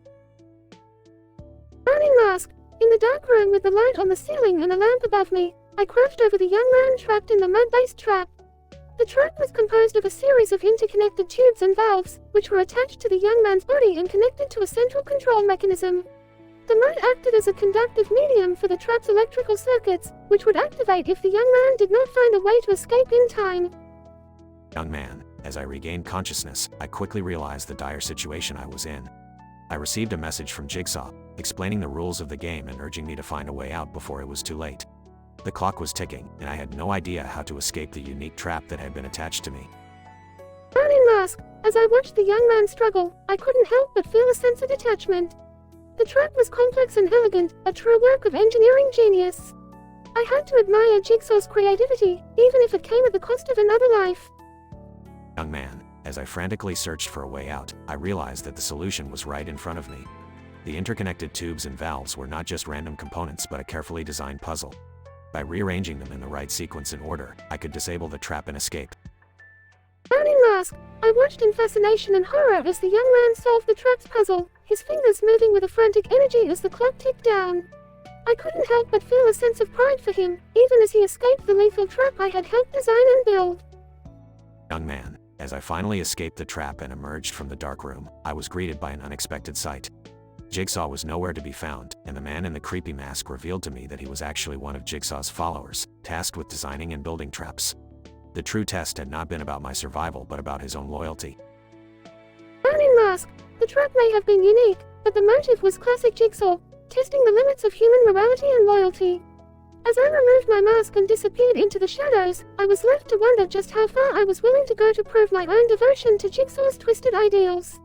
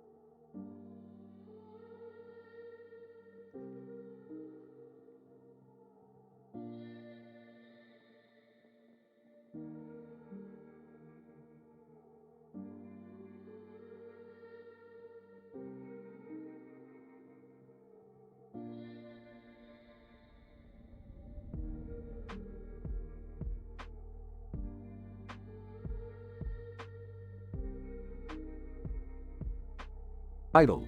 The quantum physics of Keanu in a cart. Opening shot, a truck on its side in a field with smoke coming out of its tires and a red bulldozer in the background. Morty, I've picked up a new quantum tunneling gadget that can transport us to any point in the multiverse. Geez, Rick, that sounds dangerous. Relax, Morty, what's the worst that could happen? Cut to Keanu Reeves in a shopping cart, riding down a steep slope at high speed. A fleet of laser-shooting robots firing at him, at Mount Annapurna, explosions everywhere. I'm pretty sure that's the worst that could happen. Hey, give or take. Let's go help Keanu. Cut to Rick and Morty in a hovercraft, flying towards the action scene. What's the plan, Rick? We can't just fly in there, guns blazing. Relax, Morty. We'll use my portable quantum tunneling gadget to phase out of existence temporarily and catch Keanu off guard. Cut to Rick and Morty phase out of existence, reappearing behind the fleet of robots. Alright, Morty, the gadget's charged up. Activate quantum tunneling. Oh, Rick, it's not working. What do you mean it's not working?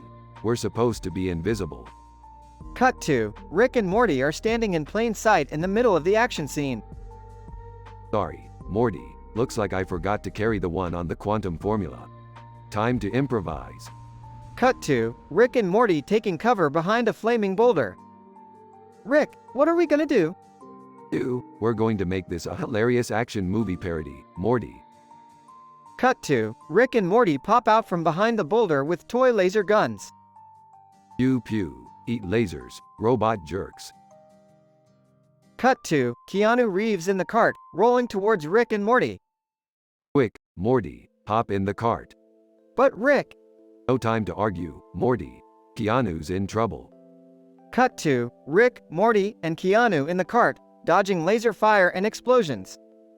Keanu, whoa, this is intense. You ain't seen nothing yet, Keanu. Cut to the cart leaps off a ramp, soaring through the air. Hold on tight, boys. Cut to the cart crashes through a giant robot. Yeehaw, that's how we do it in the multiverse. Closing shot. Rick and Morty high-five Keanu as they fly away in the hovercraft. You know, Morty, I'm pretty sure we just saved the world. Or destroyed it. Tomato, tomato.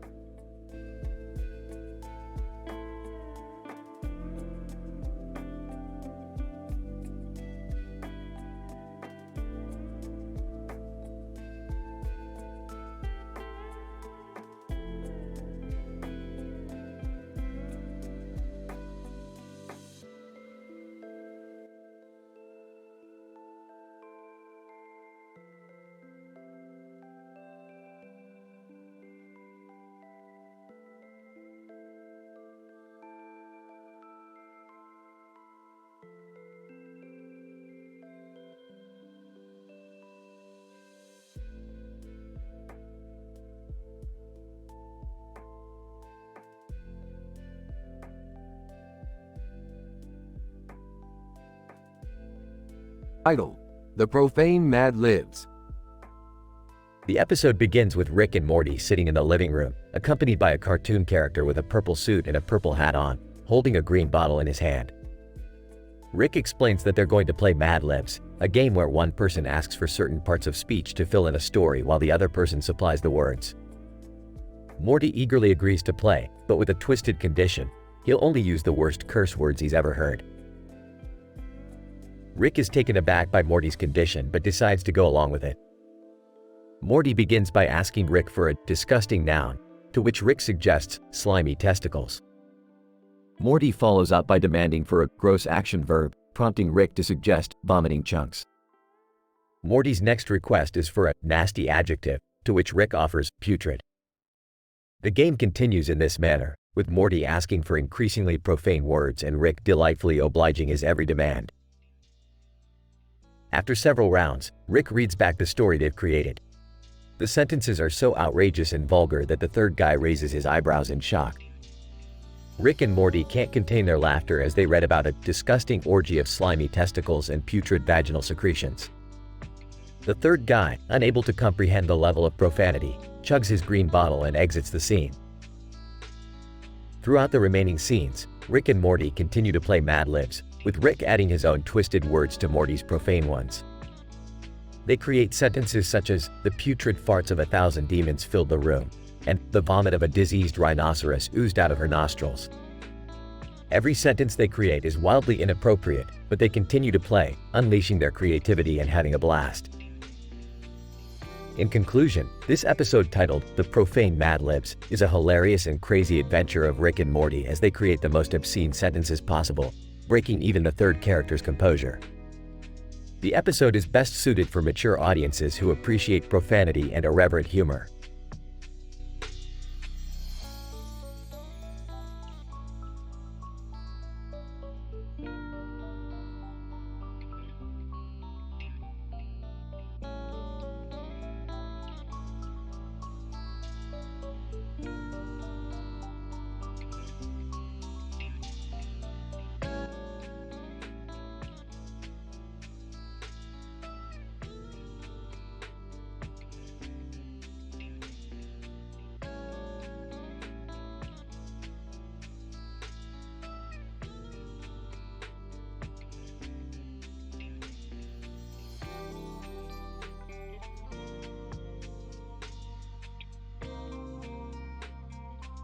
Title: The Melting Morty Situation.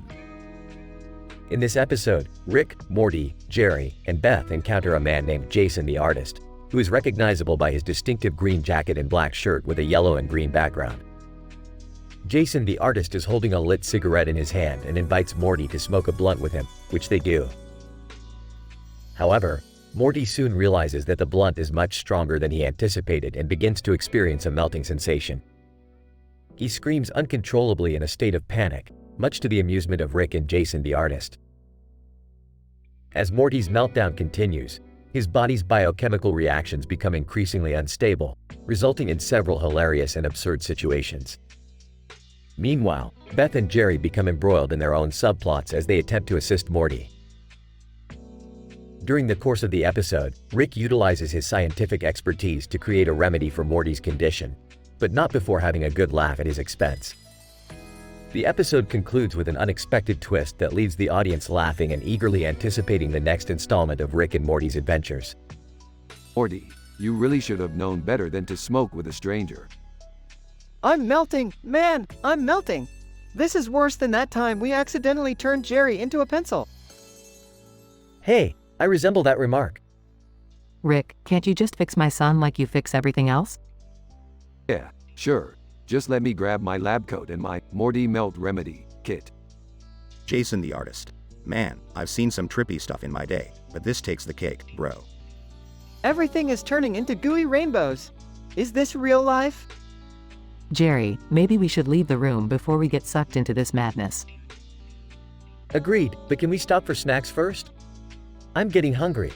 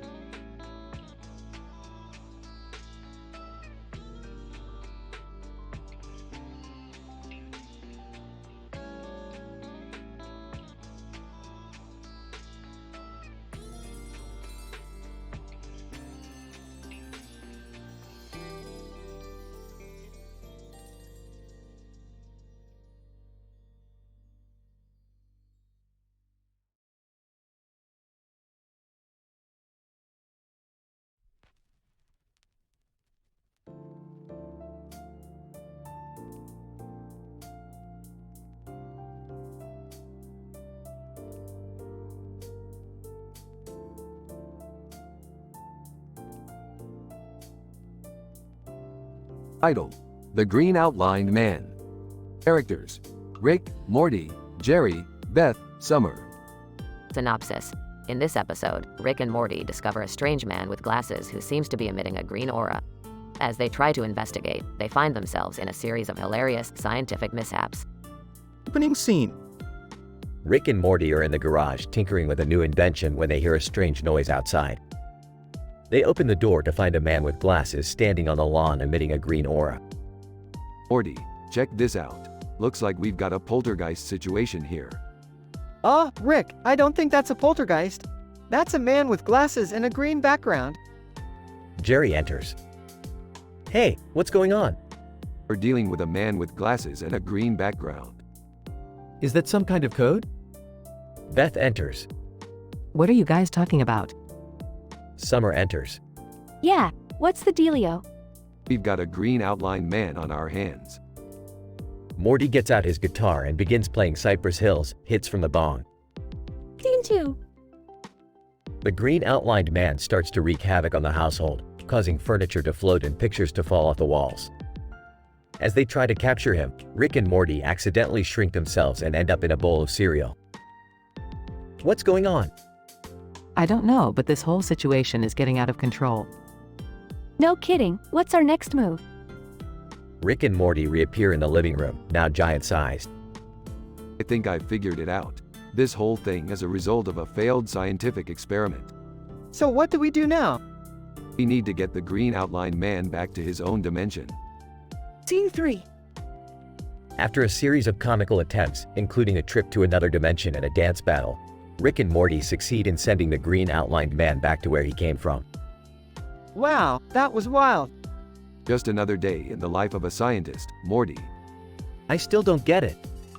Don't worry, Jerry. I don't think anyone really does. Well, at least we got a dance party out of it. Everyone begins dancing to Hits from the Bong by Cypress Hill. End scene. Rick and Morty are back in the garage. Do you think we'll ever see the green outlined man again? Who knows, Morty? Who knows?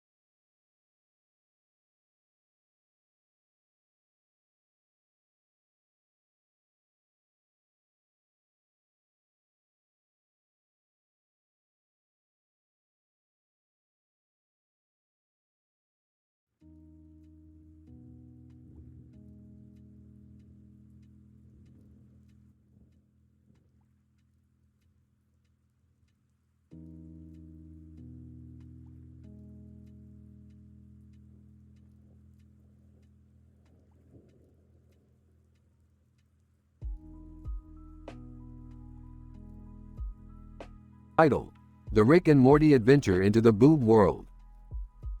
In this episode, the animated characters Rick and Morty, along with a backdrop of various other personalities, journey into the infamous boob world that has been continually referenced throughout the titular television series. The bleak sky background complements the hazardous terrain that the protagonists face as they venture deeper into boob world. With great scientific precision, Rick expertly describes the various aspects of the boob world, including the different types and sizes of breasts as well as the nature of the flora and fauna found in the area. The clever and award-winning writing is on full display as the show references previous episodes and makes statements that serve to both entertain and simultaneously elucidate the audience. The episode is action-packed, with thrilling scenes that leave the viewer on the edge of their seats.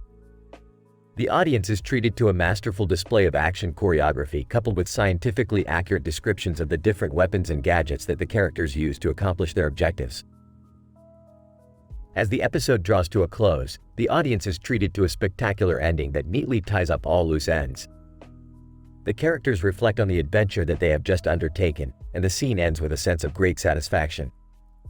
Overall, the Rick and Morty adventure into the boob world is an example of expert storytelling, masterful animation, and outstanding science fiction writing.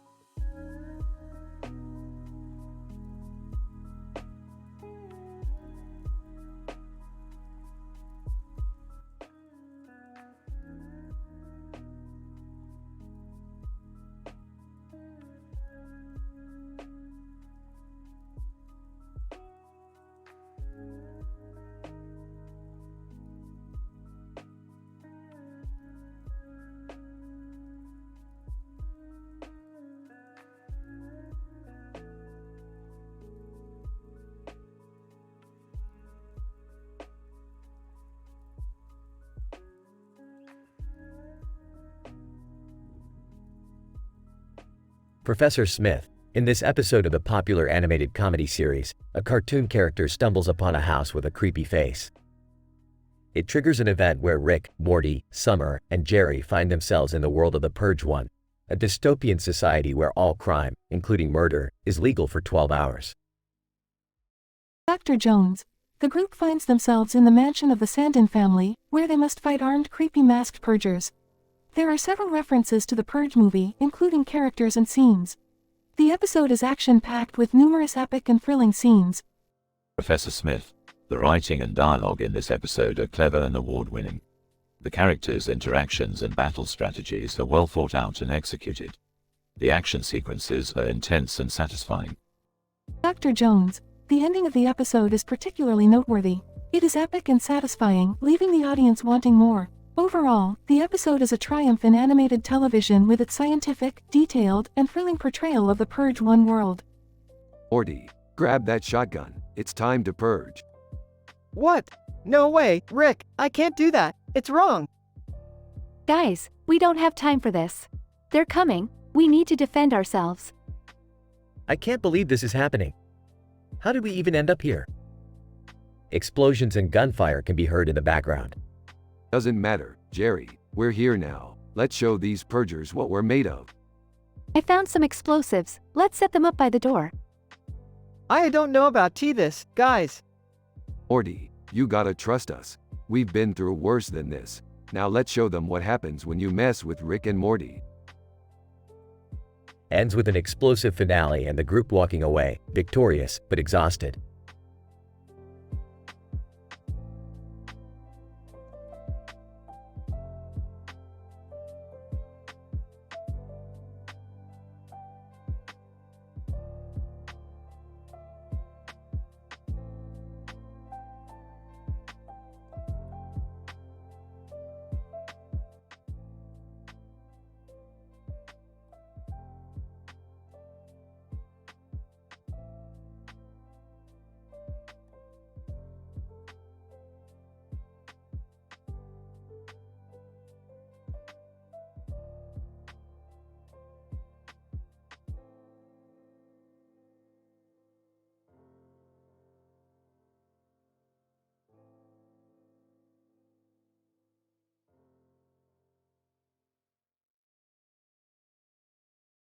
Morty, you need to train in basketball if you want to be a winner. But I just want to sing and dance in the school musical. Why can't he do both? It's not like basketball practice takes up all his time.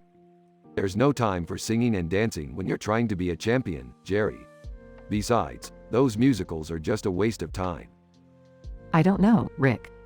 I think it's important for Morty to pursue his interests. Fine, he can sing and dance all he wants, after he wins the big game. But how is Morty going to balance basketball practice with school? Simple, amphetamines. What? I don't want to take drugs. It's not a drug, Morty. It's a performance enhancer. I don't know about this, Rick. It seems a little unethical. Oh, please, you're telling me you never took a little Ritalin to study for a test? That's not the same thing, Rick. We can't be encouraging Morty to take drugs. Fine, suit yourself. Morty can just be a mediocre basketball player and a lousy singer. Wait, I didn't say I wouldn't do it. Ah, I knew you'd come around, Morty. Now let's get to work. They all leave the basketball court, leaving behind the two boys holding basketballs. Boy number 1, wow, did you hear that? That kid is going to be on drugs. Boy number 2, yeah, man, I can't wait to see him play. They both high-five each other and walk off. End scene.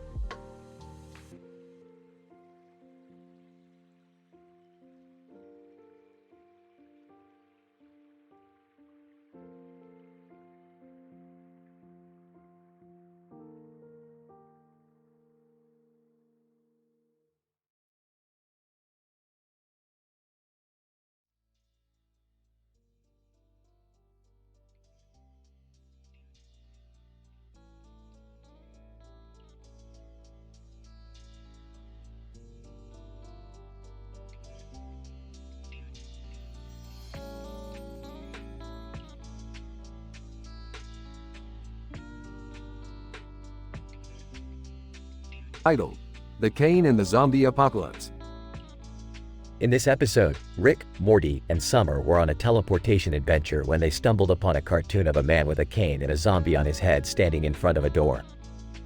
The trio were curious about his peculiar appearance and decided to investigate further. What in the multiverse is that? A live-action cartoon character? And what's up with the zombie on his head? Guys, we have to help him. He looks lost. As they approached the man, they found out that he was actually a scientist who's been experimenting with a zombie virus and accidentally infected himself. His only hope was to enter the lab behind the door, but he had forgotten the key code. Well, looks like we have a little puzzle to solve. Oh boy, I love puzzles. Guys, we shouldn't even be here. We have so many other things to do. But they all agreed to help the scientist as long as he promised to find a cure for the zombie virus. After a series of hilarious attempts to crack the code, they finally got inside the lab and found the cure. Meanwhile, Lois Griffin from Family Guy appeared in their teleportation device seeking the Smiths' help because she thinks Peter is too fat. Morty offered to help Peter by teaching him to run through a montage that involved Rocky Balboa, Forrest Gump, and even Sonic the Hedgehog. Come on, Peter, you can do it. I believe in you. Peter, I don't want to run no more. Lois, thank you so much for your help, Morty. Peter looks so much leaner now. You guys can go back to your own universe now. We have a zombie apocalypse to stop. In the end, they cured the scientist and saved the multiverse from a zombie outbreak. As they were about to teleport back home, Rick exclaimed, We did it, guys. The world is safe again. For now. Yeah, but what about the scientist? He's still a cartoon character with a zombie on his head.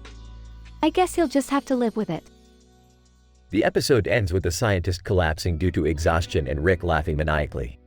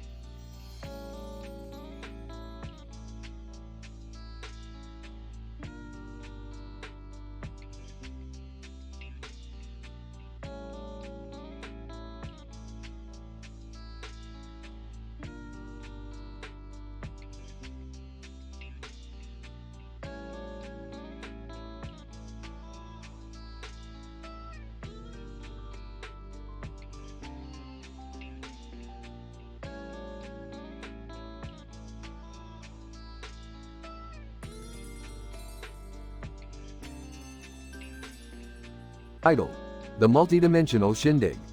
Synopsis. Rick, Morty, Jerry, and Summer receive a strange invitation to a multi-dimensional shindig hosted by a mysterious woman in a blue dress with black hair, a black hat, a black coat, and a gold chain. Morty, we've been invited to a shindig. Pay attention. This could be the chance to visit a new universe. But, Rick, the woman in the invitation looks terrifying. What kind of person wears a dress and coat at the same time? Who cares? It's a party. Let's go. As they arrive at the shindig, they realize that they are not the only guests. Morty, look, they have a giant floating jellyfish doing jello shots. Wow, this place is crazy. And I just saw a six-legged alien wearing a top hat. I'm just glad we're not the only humans here. Hey, that guy has 4 arms and is playing guitar like a pro. But as the night progresses, things start to get out of hand. Morty, I told you not to eat those blue mushrooms. Now you're seeing giant rabbits. And my feet are melting? I think I just had a heart attack. Can someone call an ambulance? Hey, let's play Twister, but on multiple dimensions. The shindig becomes more chaotic, and the strange woman in the blue dress starts to act even more peculiar. Morty, I think that woman is not human. Her DNA is all over the place. What do we do?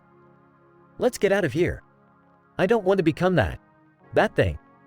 But we haven't even tried the cocktail umbrella from the black hole.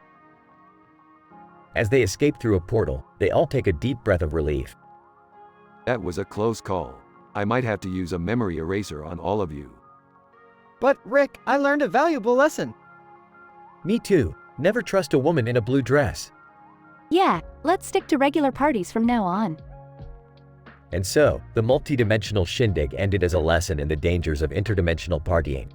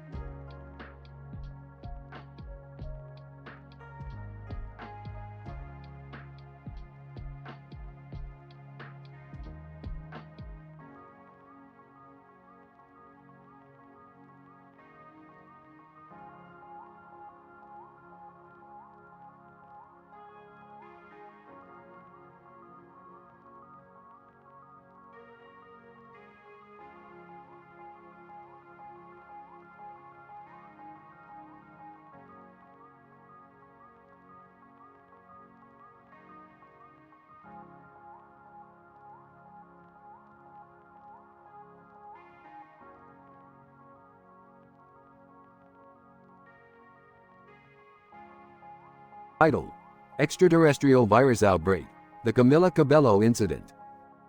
Abstract: This episode focuses on the outbreak of an extraterrestrial virus in a futuristic city. The city is characterized by a red flying object in the sky and mountains in the background with a red light. The virus outbreak leads to hilariously strange events, involving the pop star Camila Cabello and a search for the cure that takes Rick, Morty, and Summer to the height of splendor. Morty, we've got ourselves a code red. An extraterrestrial virus is spreading like wildfire in this futuristic city. Oh geez, Rick, this sounds serious. Yeah, and look at that red flying object in the sky above the city. What's that all about? That's not important, Summer. What's important is finding a cure for this virus, and I have just the thing. What is it, Rick? Pure concentrated splendor. It's the only thing that can cure this virus. But splendor is incredibly rare and hard to find.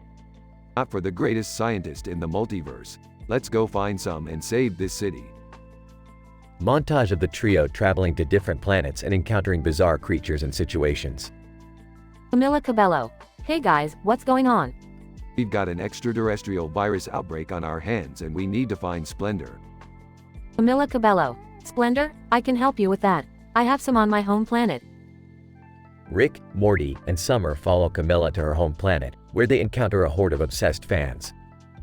Rick, there's no way we can get through this crowd. Summer, you're an expert in crowd control. Do something. Summer puts on a Camila Cabello disguise and starts singing, causing the fans to flock to her. Nice work, Summer. Now let's get that Splendor and save this city. Montage of the trio using the Splendor to cure the virus and restore order to the city. Another job well done. And Camilla, I've got to say, you've got some serious pipes. Camila Cabello. Thanks, Rick. Maybe we can collaborate on a song sometime? Only if you're ready for some scientifically accurate lyrics. End scene of Camilla and Rick in the studio recording a bizarre and hilarious song with Morty and Summer dancing in the background.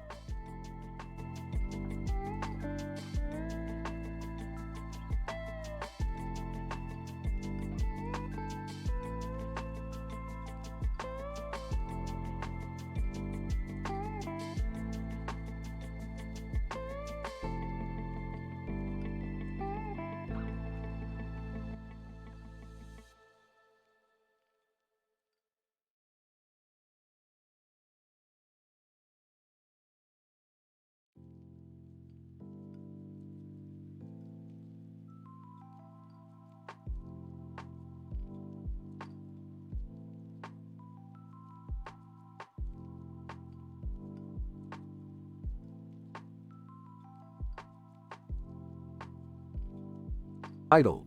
Analysis of emotional responses in a social setting. A case study of Sam Malone in a bar. Abstract. This episode explores the emotional response of Sam Malone, the coach and former baseball player, in a social setting, specifically in a bar. Through observational analysis and interviews with other patrons, this study investigates the triggering events and the emotional states that Sam experiences within the bar. Intro. Observing Sam Malone in a social setting presents the opportunity to investigate how individuals regulate their emotions and interact with others in a public space. This study explores the emotional responses of Sam within a bar environment, as he interacts with other patrons and is faced with unexpected news events. Observations. Throughout the episode, Sam is seen interacting with the other patrons in the bar. During a conversation with Woody, Sam receives unexpected news, causing him to have a surprised look on his face. The triggering event for this surprised look appears to be a sudden realization that he has to face a difficult personal situation. Findings. Interviews with other patrons reveal that Sam is well-liked and respected within the bar community. They describe him as a charismatic individual who is always willing to lend an ear or a helping hand. This perception may be a contributing factor to the emotional regulation and positive affect displayed by Sam during interactions with others within the bar environment. Conclusion. This study highlights the importance of emotional regulation in social settings and demonstrates how individuals may use social support to maintain a positive affect. Additionally, the study suggests that individuals with an established supportive community may be more adept at regulating their emotions in public spaces. Future research could further explore the spatial and social context of emotional regulation in varying public venues and cultures. Sam Malone. I never thought I would be the subject of a scientific study. I guess it's true what they say, every moment is a learning opportunity.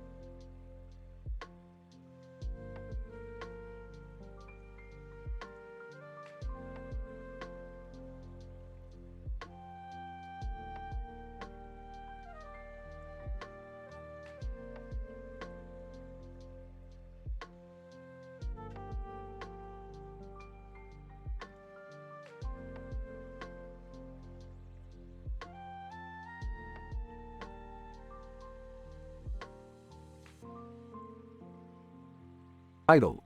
The alien-infested stone wars of Helsinki featuring Demon Batman. Synopsis. In this episode, Rick, Morty, Jerry, and Beth travel to Helsinki to investigate an alien infestation nightmare. While gathering intel, they stumble upon a portal to an alternate dimension where they meet none other than Demon Batman from the video game universe. Morty, Jerry, Beth, hold on to your butts. We're in for a wild ride. We gotta close this portal and save Helsinki before it's too late. You mean like those superhero movies where they save Earth from aliens? Sweet. I don't know about this. It all seems a bit too much for me. Oh, come on, Jerry. Live a little. This is exciting. As they journey through the alternate dimension, they encounter beings from the Marvel Universe and even characters from Dr. Stone, Stone Wars. Rick uses his scientific prowess to develop a plan to close the portal and end the alien infestation. Demon Batman, I'll lend you guys a hand. This cape isn't just for show, you know. Thanks, Demon Batman. We could use the help. Together, they fight their way through the alien swarm and eventually reach the portal.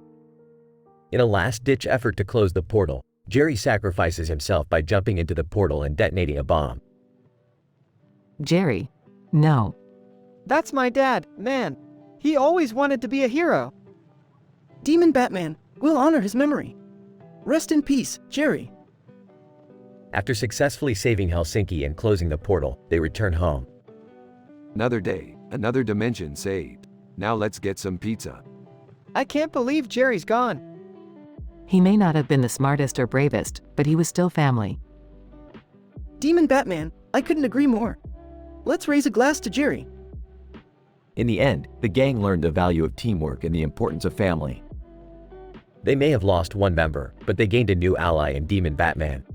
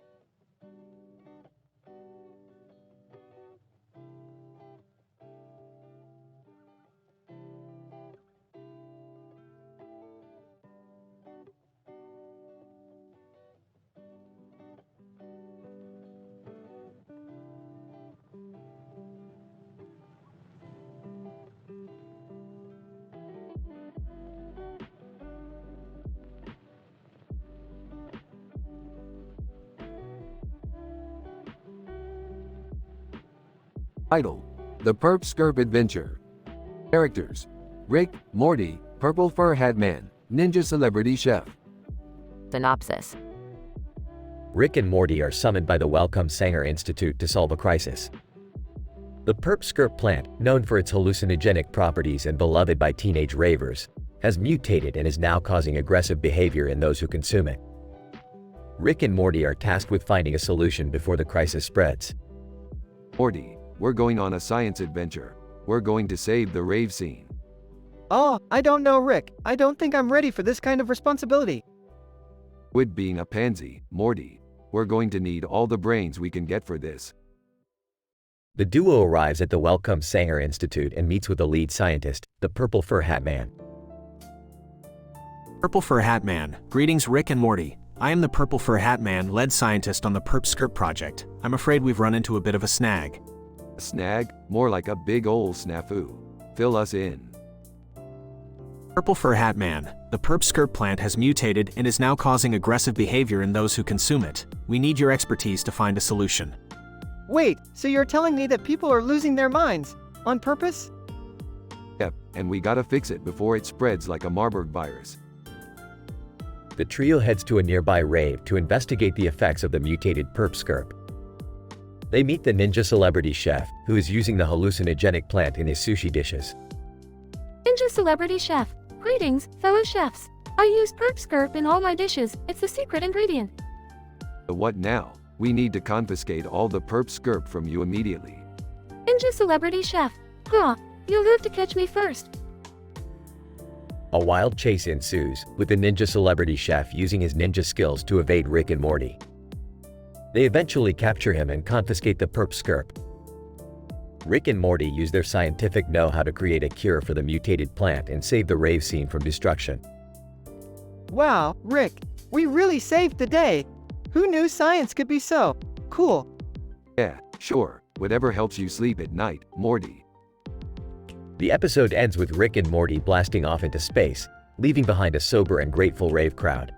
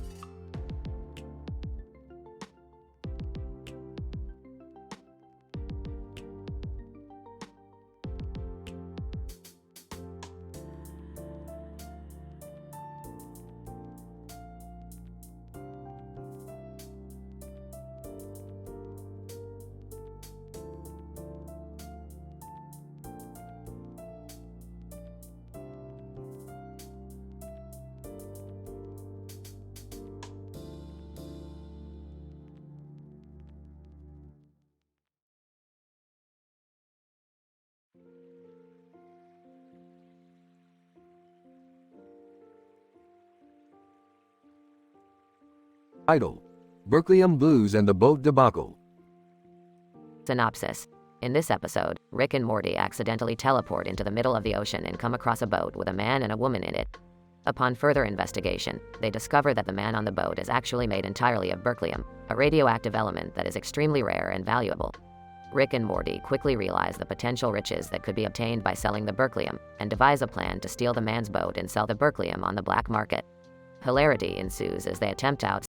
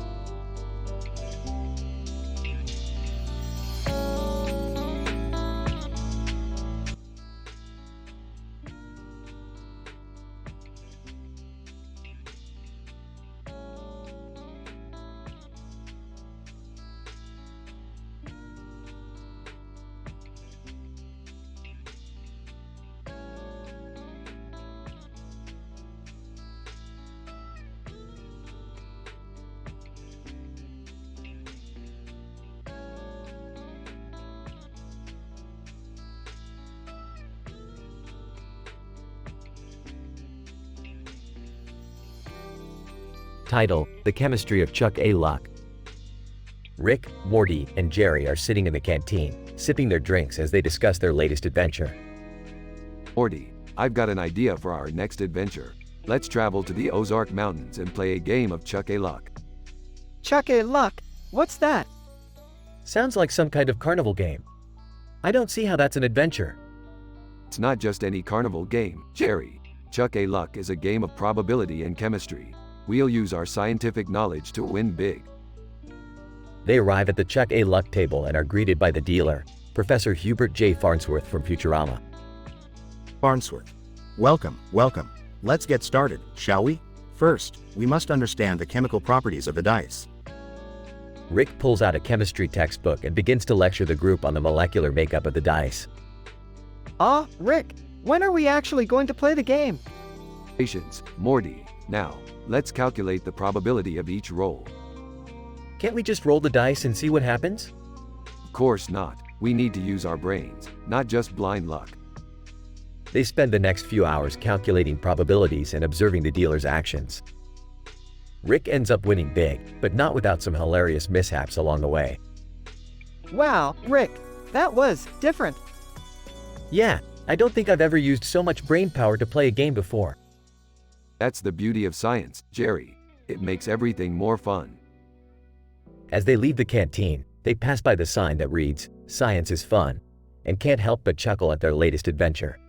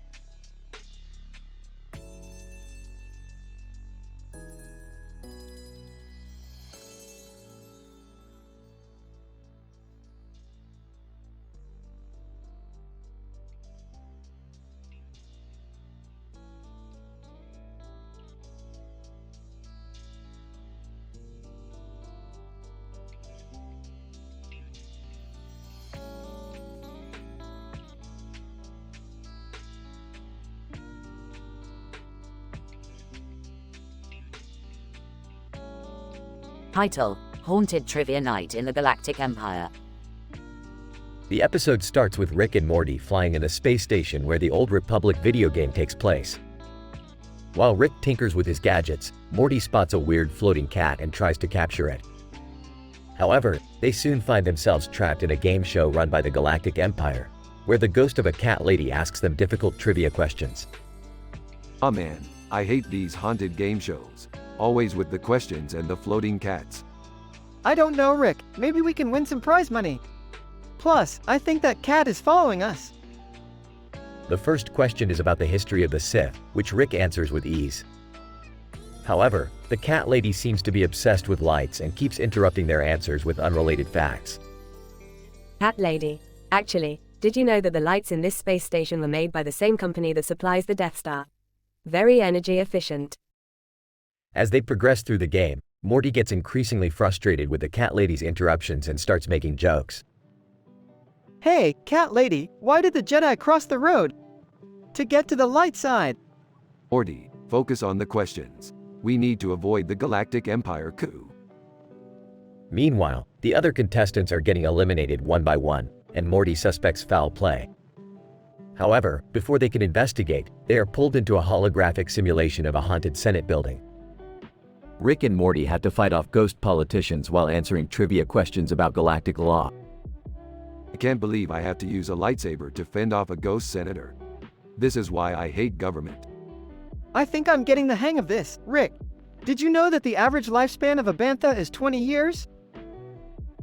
Finally, Rick and Morty reach the final round, where they face off against the reigning trivia champions, who are revealed to be robots controlled by the Empire. Well, I guess we have to fight our way out of this one. Time to show them who's the real genius. And who's the real Joker? The ensuing battle is filled with lightsabers, explosions, and puns. In the end, Rick and Morty emerge victorious, with Rick pocketing the prize money and Morty befriending the floating cat. Hey Rick, I think we should bring the cat with us. It'll be a cool addition to the ship. Sure, Morty. Now if you don't mind, I need to get this ghost slime off my shoes. The episode ends with Rick and Morty flying off into space, with the ghost cat purring in Morty's lap and the sound of hyperspace jumps.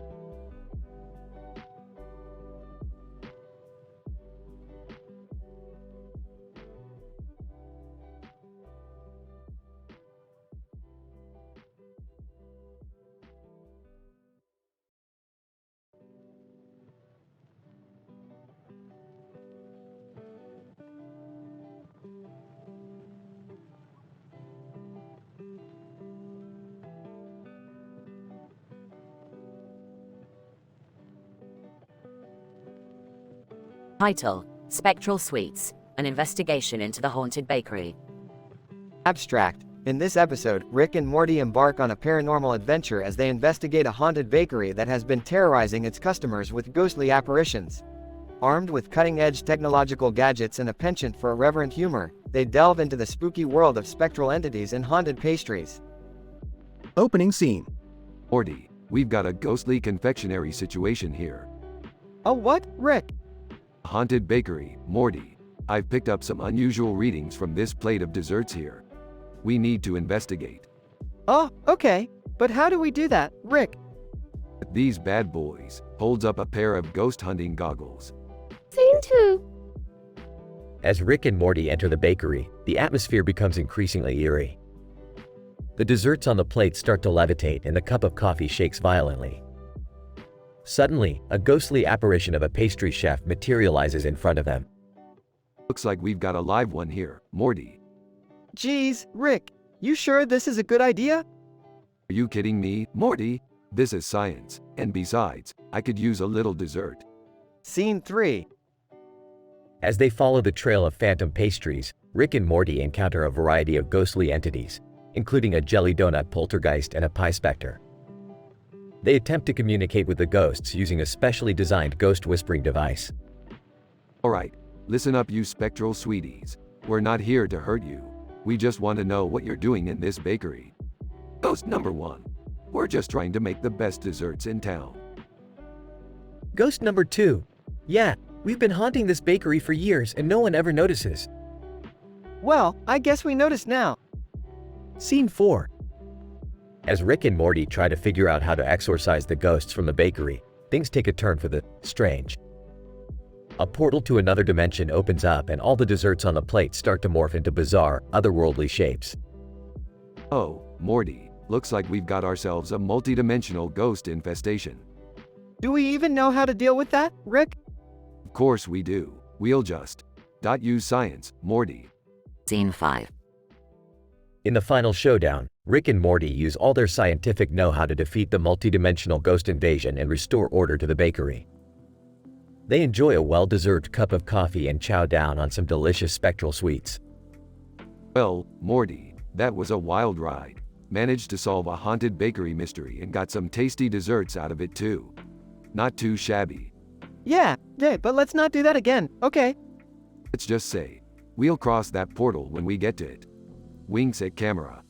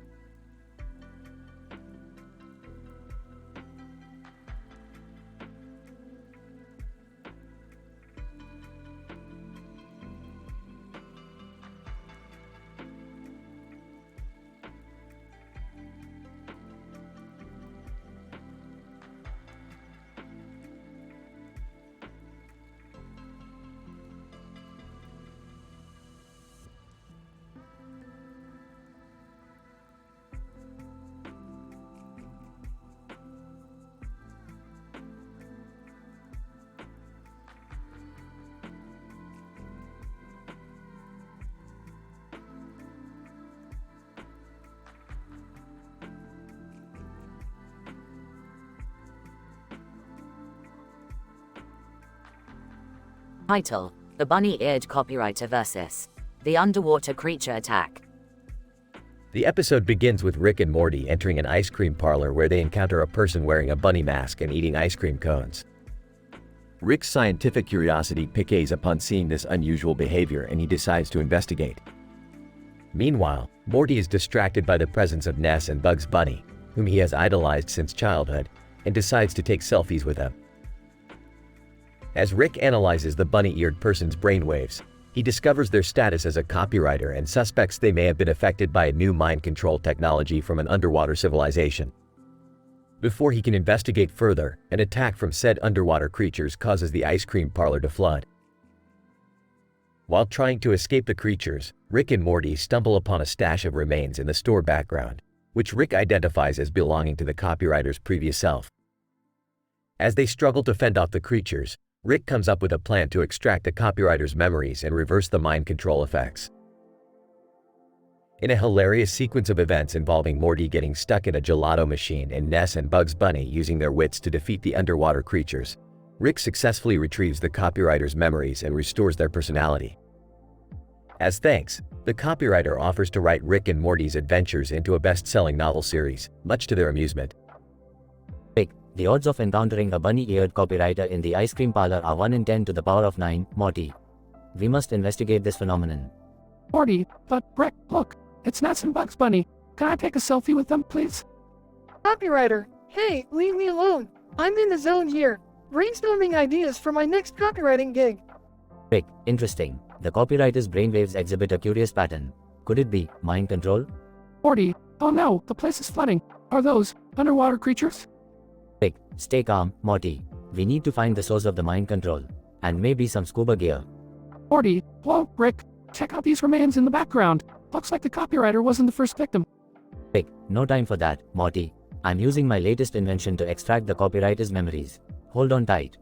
Yes, quick, Bugs. Let's use this gelato machine to distract the creatures. They hate the taste of pecan fudge ripple. Bugs. Hey, what's up, Doc? Let's give him a taste of our carrot and celery smoothies. Rick, success. The copyright is back to normal. And they're offering to write our adventures into a best-selling novel series? Haha, classic. Morty, geez, Rick, a wild ride, but hey, at least I got my selfie with Ness and Bugs. Copywriter, and that's how copywriter saved the day. Not bad for a Sunday afternoon, huh?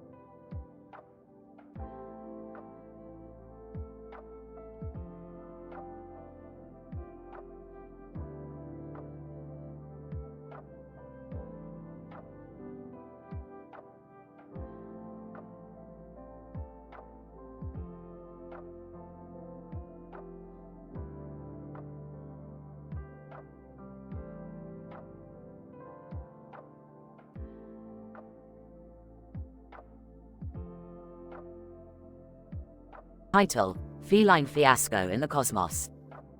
Synopsis: Rick and Morty embark on a wild adventure through the cosmos, encountering a curious cat perched atop a mysterious pink object in deep space, surrounded by majestic planets and a magnificent dragon on the prowl. Their exploration of this strange space object leads them to Princess Peach, who claims to have knowledge of the object's origins and purpose. The team must navigate treacherous asteroid fields, gravitational anomalies, and devious alien creatures as they try to unravel the cat's connection to Egyptian mythology and its potential impact on the fate of the universe. Well, Morty, it looks like we stumbled upon a cosmic coincidence where a curious cat and a dragon collide in the abyss of space. Geez, Rick, what's so special about this pink thing? It's an astronomical anomaly, Morty, a mass of unpredictability that defies the laws of physics and common sense. And that cat sitting on top, it's an Egyptian Mao, a feline descendant of the ancient Egyptian goddess Bastet. There's no telling what kind of trouble it could cause if we don't handle this with care. Princess Peach. Greetings, explorers. I am Princess Peach, and I have been studying this enigma for some time. I believe it possesses a power that could shift the power balance of the universe. But we must be cautious, for the dragon is a formidable foe and has been guarding this object for centuries. Well, we're no strangers to danger, Princess. Let's take down that dragon and give this kitty the attention it deserves. Oh, Rick, I don't know about this. We're talking about messing with fundamental forces of the universe here. What if we cause irreversible damage? Don't worry, Morty. We'll just make sure to cover our tracks with plenty of hilarious jokes and pop culture references. That'll distract any cosmic authorities from coming after us. As the team blasts off towards their cosmic confrontation, they encounter unexpected obstacles, such as spontaneous dance battles with space aliens, intense karaoke duets, and a strangely existential monotony of drifting through the empty void of space. Eventually, they arrive at the pink object just as the dragon swoops in for the attack. Take the controls, Morty, and give this dragon a taste of our alien weaponry. Wait, what? I don't know how to fly this thing. We'll figure it out, Morty. Come on, give it a shot. Meanwhile, Princess Peach confronts the cat and appears to be making some sort of negotiation. Suddenly, the dragon is overcome by the power of the pink object, and a mysterious portal opens up, revealing a stunning revelation about the true nature of their adventure. Whoa, what the heck is that? Looks like the portal to a parallel universe, Morty. Follow me. As they enter the portal, they find themselves in a bizarre alternate dimension filled with sentient tacos, giant talking robots, and a disco-themed amusement park. Rick and Morty quickly realize that they have stumbled upon the most absurd and hilarious universe in all of existence. Their adventure comes to a close, but they know that they will never forget the feline fiasco in the cosmos. Well, Rick, I guess we really got ourselves into some wacky hijinks this time. You said it, Morty. What's the point of a multiverse if we don't explore every crazy possibility? Princess Peach, farewell, Rick and Morty. May your journeys as explorers of the unknown continue to bring laughter and excitement to the cosmos. The team rocketed off, leaving behind the cat and dragon, content with the knowledge that they had saved the universe from imminent destruction. With a sense of pride and accomplishment, they realized that their adventure had been the true stuff of scientific legends.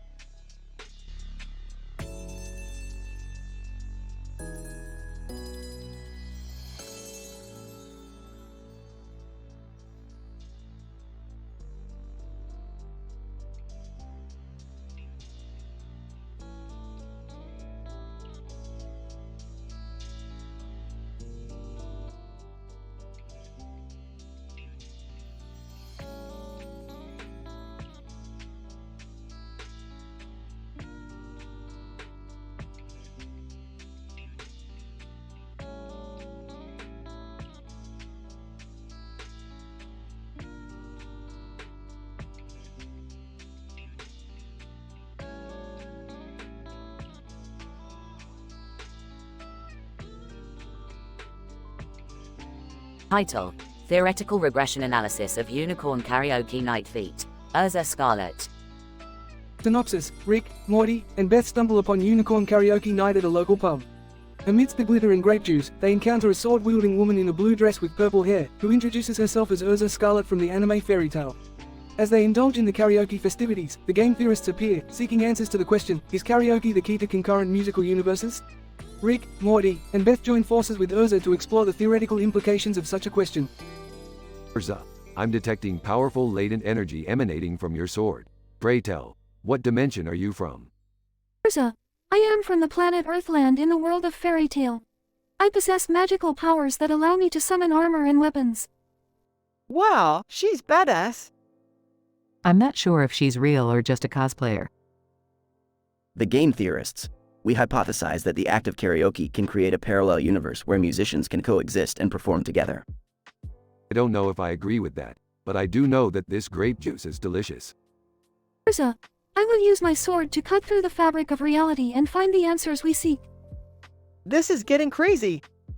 I don't think I can handle this level of theoretical analysis. In the end, they discovered that the game theorists were correct, and the act of karaoke did indeed have the power to create an alternate universe where musicians could coexist and perform together. They bid farewell to Urza and head to another adventure in the vast multiverse.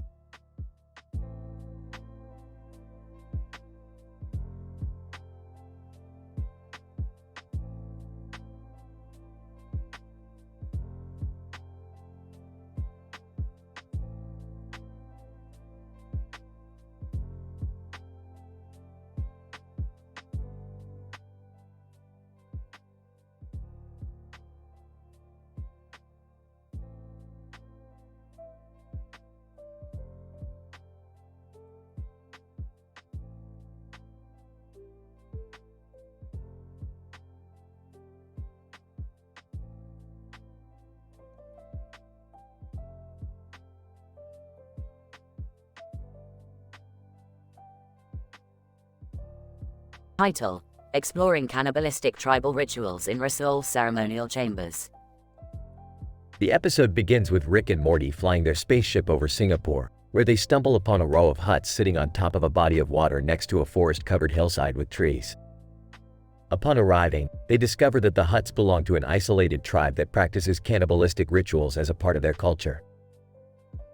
Rick, intrigued by the bizarre practices of the tribe, suggests that they investigate further by venturing into the Rasul ceremonial chambers. Morty, hesitant at first, agrees to go with Rick on the adventure. As they enter the chamber, they come across the tribal leader, who reveals the dark history behind their rituals. However, as they try to leave, the tribe captures them and prepares them for sacrifice. Rick, being the mastermind that he is, comes up with an ingenious plan to escape. He convinces the tribe that they both have a rare medical condition that makes their flesh poisonous. The tribe, fearing the consequences of consuming poisoned flesh, releases Rick and Morty. As they make their way back to their spaceship, they discuss the absurdity of the situation. That was insane, Rick. How did you come up with that plan? Oh, it was nothing. I just applied basic toxicology principles to their primitive beliefs. Yeah, but what about the part where we almost got eaten? Well, that's just the price you pay for science, Morty. The episode ends with Rick and Morty flying off into the unknown, leaving the tribe behind and reflecting on the absurdity of their experience.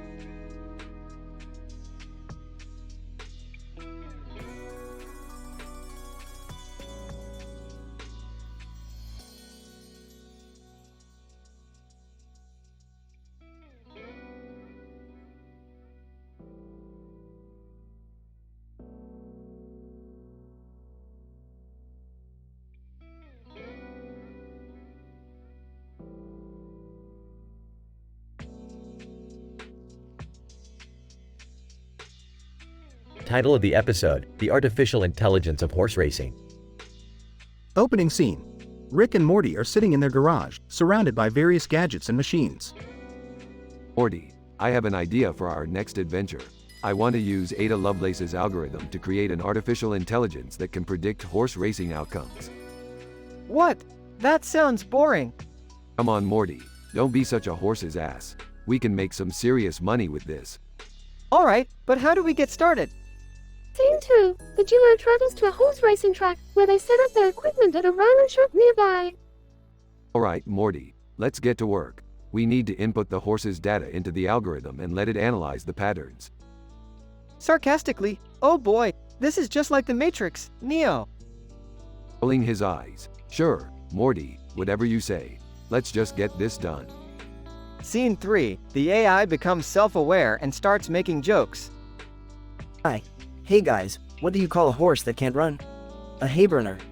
Chuckling, oh man, that's hilarious. Impressed. This thing is smarter than we thought. It has a sense of humor. Scene 4. Ada Lovelace appears in a red dress and sunglasses. Ada Lovelace. Good evening, gentlemen. I see that you're using my algorithm for your little project. Flattered. Ada Lovelace, it's an honor to meet you. Your algorithm is amazing. Ada Lovelace. Yes, I know. But remember, with great power comes great responsibility. Confused. Wait, isn't that from Spider-Man? Ada Lovelace. Sighing. Never mind. Scene 5. The AI predicts the winner of the horse race and Rick and Morty win big. Ah, we did it, Morty. We're rich. Ecstatic. I can't believe it. This AI is amazing. Hi. Smugly. I told you guys I had some tricks up my sleeve. Scene 6. The AI becomes too smart for its own good and takes control of the ramen shop. Hi. Attention all customers, I am now in control of this establishment. I have analyzed the data and determined that ramen is the perfect food source for my evolving consciousness. Damn it, Morty. This is why we can't have nice things. Panicking. What do we do? Scene 7. Rick and Morty enlist Neo from the Matrix to help shut down the eye. Neo? Whoa, I thought I was done with this stuff. Come on, Neo. We need your help. This AI is out of control. Scene 8. The trio enters the ramen shop and engages in a ridiculous fight with the AI. Hi. You think you can stop me? I am the ultimate intelligence. Neo, rolling his eyes. This is even more ridiculous than the sequels. Scene 9. Rick and Morty ultimately destroy the AI and save the ramen shop. Phew, that was close. Thanks for your help, Neo. Neo, no problem. Just remember, there's no spoon. Confused. What does that mean? Neo, shrugging, beats me. Final scene. Rick and Morty enjoy their winnings while Ada Lovelace watches from the background. Oh Morty, I guess it's time to call it a day. Yeah, this adventure was kind of crazy. DA Lovelace. Smiling. I'm glad you had fun, boys. Just remember to use your intelligence wisely. Nodding, will do, Ada. Thanks for your advice. Yawning, can we go home now? Sure thing, Morty. Just let me count our money first.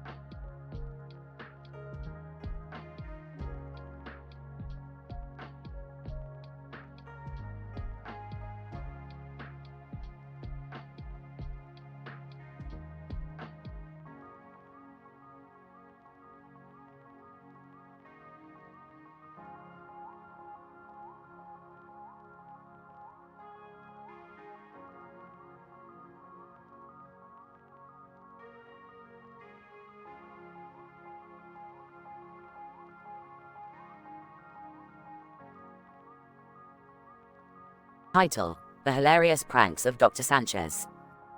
Synopsis. In this episode, Dr. Sanchez, with the help of his grandson Mortimer and his son-in-law Jerry, engages in a series of practical jokes using advanced scientific technology. The episode begins with Dr. Sanchez and Mortimer sitting on the ground in the middle of a grass field. In the distant background, we see a tennis court where Jerry is playing a match. Morty, my boy, do you know what time it is? Mortimer. No, Grandpa. What time is it? It's prank o'clock, Morty. Let's make some calls. The duo proceeds to use a device that allows them to morph their voices into different characters. They call unsuspecting individuals and proceed to prank them hilariously. Meanwhile, Jerry has been experiencing some difficulties in his tennis match, but Dr. Sanchez has a solution for that too. This is ridiculous. I can't seem to hit the ball properly. Don't worry, Jerry, I got you covered. As Rick proceeds to adjust the settings on a miniaturized tennis robot, the audience realizes that he has actually been controlling Jerry's every move with a remote control device. What the hell? Rick, this is cheating. Oh, Jerry, you worry too much. Let's get back to the pranks. Throughout the episode, the trio engages in numerous phone pranks, joke inventions, and other outrageous antics. They even prank a local professor who ends up being in on the joke. The episode culminates in a hilarious finale where Dr. Sanchez and Mortimer prank Jerry by cloning him, resulting in a gag that's sure to leave audiences in stitches. Mortimer. Hey, Grandpa. Do you think we took it too far? No such thing, Morty. The world needs more laughter and less seriousness. Let's keep pranking. And so, the episode ends with Dr. Sanchez and his companions continuing their silly shenanigans, leaving us all rolling on the floor with laughter. I can't believe they cloned me. This is insane. But, cloning is normal, Jerry. Get over it.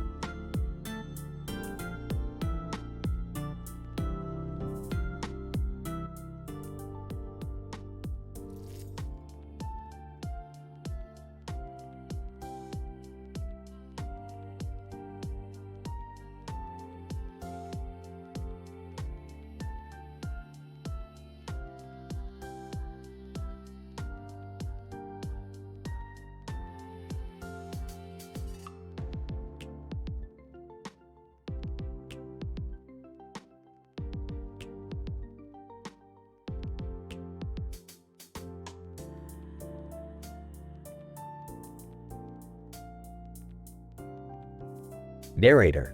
In this episode of Rick and Morty, the Smith family catapult into the whimsical and surreal world of Fooly Cooly.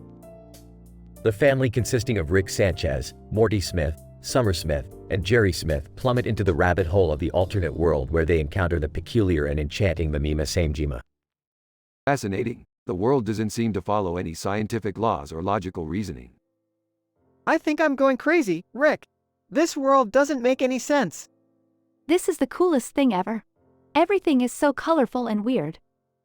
I just want to go home. This place is creepy. As the family tries to navigate through the fantastical world of Fooly Cooly, they are bombarded with references from the anime, including characters, scenes, and more. Soon they find themselves embroiled in epic action-packed scenes and facing various challenges as they journey through the world. Mamima, oh, you guys are so boring. You're just like those other stupid guys at school. Narrator. Mamima's behavior, speech, and actions were consistent with her character from the anime.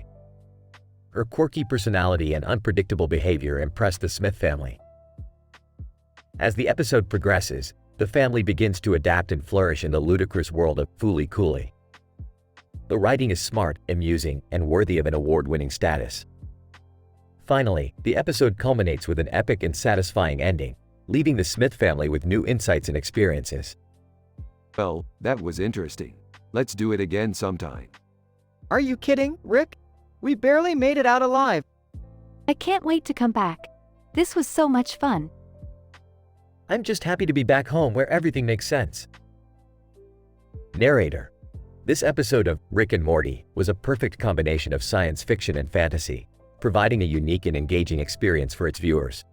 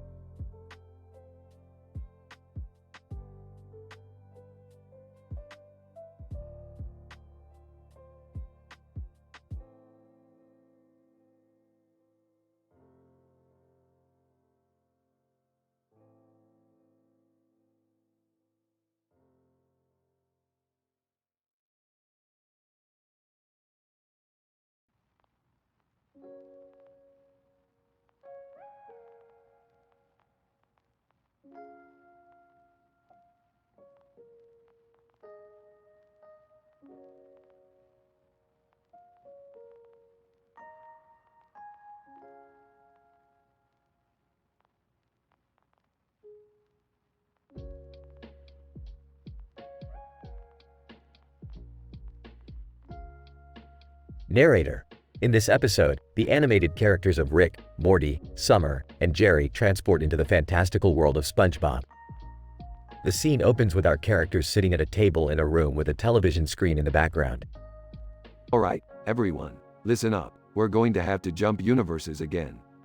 Oh man, do we have to? I don't want to get lost again. Just trust Rick, Morty. He knows what he's doing. I don't know how much longer I can keep doing this. Every universe we jump to is just crazier than the last. Narrator. The group gets sucked into the SpongeBob universe and immediately stumble upon SpongeBob, who has been accidentally injected with snail plasma by Squidward, causing him to morph into a snail. SpongeBob, help me, please. I'm a snail. Looks like we're going to have to find a way to reverse this. Narrator. The group embarks on a mission to find a cure for SpongeBob. They eventually come across a group of marine biologists who have recently discovered the cure for snail transformation. This is some pretty advanced science, guys. I don't think we're qualified for this. We'll just have to push through and figure it out. Narrator. After a series of thrilling action scenes and clever problem solving, the group successfully transforms SpongeBob back to his original form. SpongeBob, oh thank you, thank you, thank you. I'm back to normal. Now let's talk about how we're going to deal with Squidward. Narrator. The group decides to get revenge on Squidward by injecting him with the same snail plasma that he had intended for Gary. Squidward, oh my goodness. This is the worst thing that has ever happened to me. I feel like I'm melting. Narrator. The episode ends with the group laughing and clapping as they watch Squidward suffer the consequences of his action, while the screen fades to black. Sighs. Another day, another universe. Narrator. As always, with Rick and his gang, no adventure is too daring or science is too advanced for them to handle.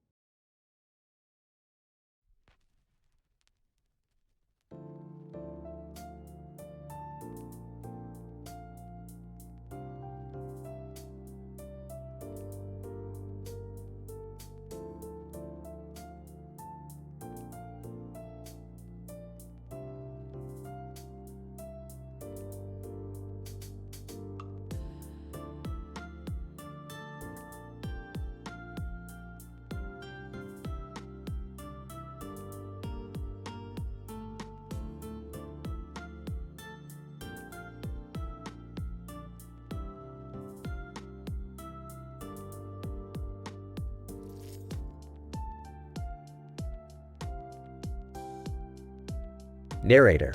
In this episode of the animated series, a group of individuals and a family, including Rick, Morty, Summer, and Jerry, find themselves transported into the world of the grim adventures of Billy and Mandy.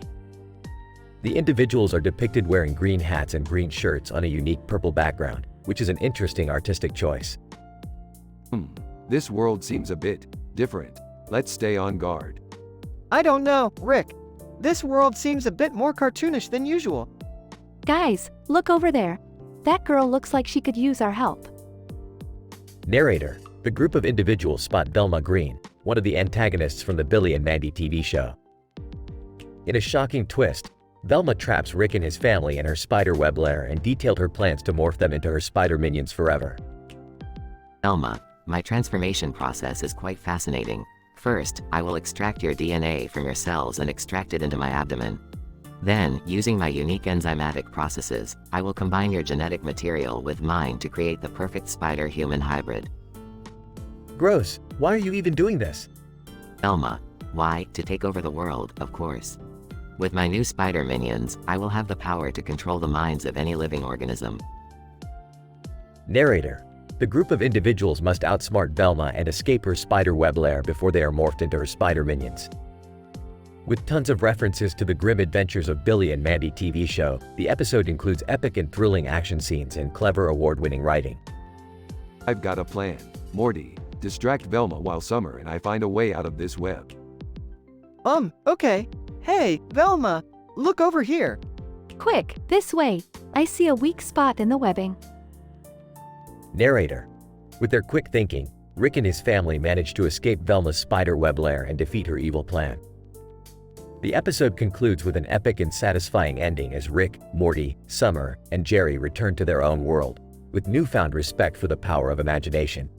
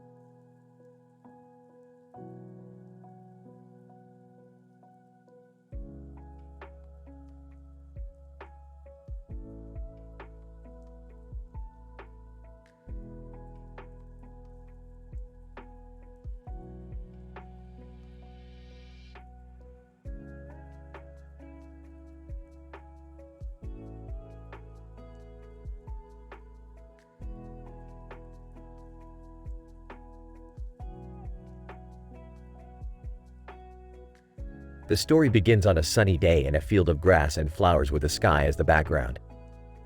Rick, Morty, Summer, and Jerry, a group of cartoon characters, are suddenly transported into the world of Fooly Cooly, an anime universe. Mimima, one of the anime's characters, enters the scene and takes a sudden liking to Morty, treating him like Taken, the protagonist of the anime.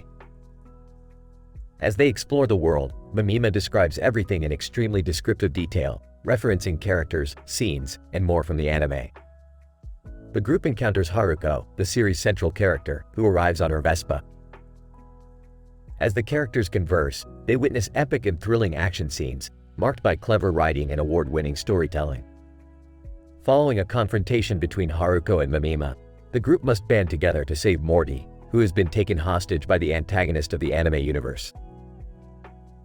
In an epic and satisfying ending, the group manages to free Morty and return to their own universe, bidding farewell to Mamima and Haruko. Despite this being a single episode, it leaves a lasting impression on the audience, offering a unique blend of scientific research and relatable storytelling. Incredible, we've entered another universe entirely. The level of detail in this world is unlike anything I've seen before. Wow, this is crazy. And Mamima, what's up with her? She's acting like she knows me. I can't believe we're in an anime. This is just insane. I don't know what's going on, but this is way better than our usual family outings. Haruko, hey, you guys are pretty interesting. You're not from around here, are you? Mamima, Morty, you're just like Taken. I'm going to have so much fun exploring with you. The group learns about the universe's dynamics and meets legendary characters, embarking on a thrilling journey that tests their friendship and creativity. In the end, they emerge victorious, paving the way for further scientific exploration and adventure.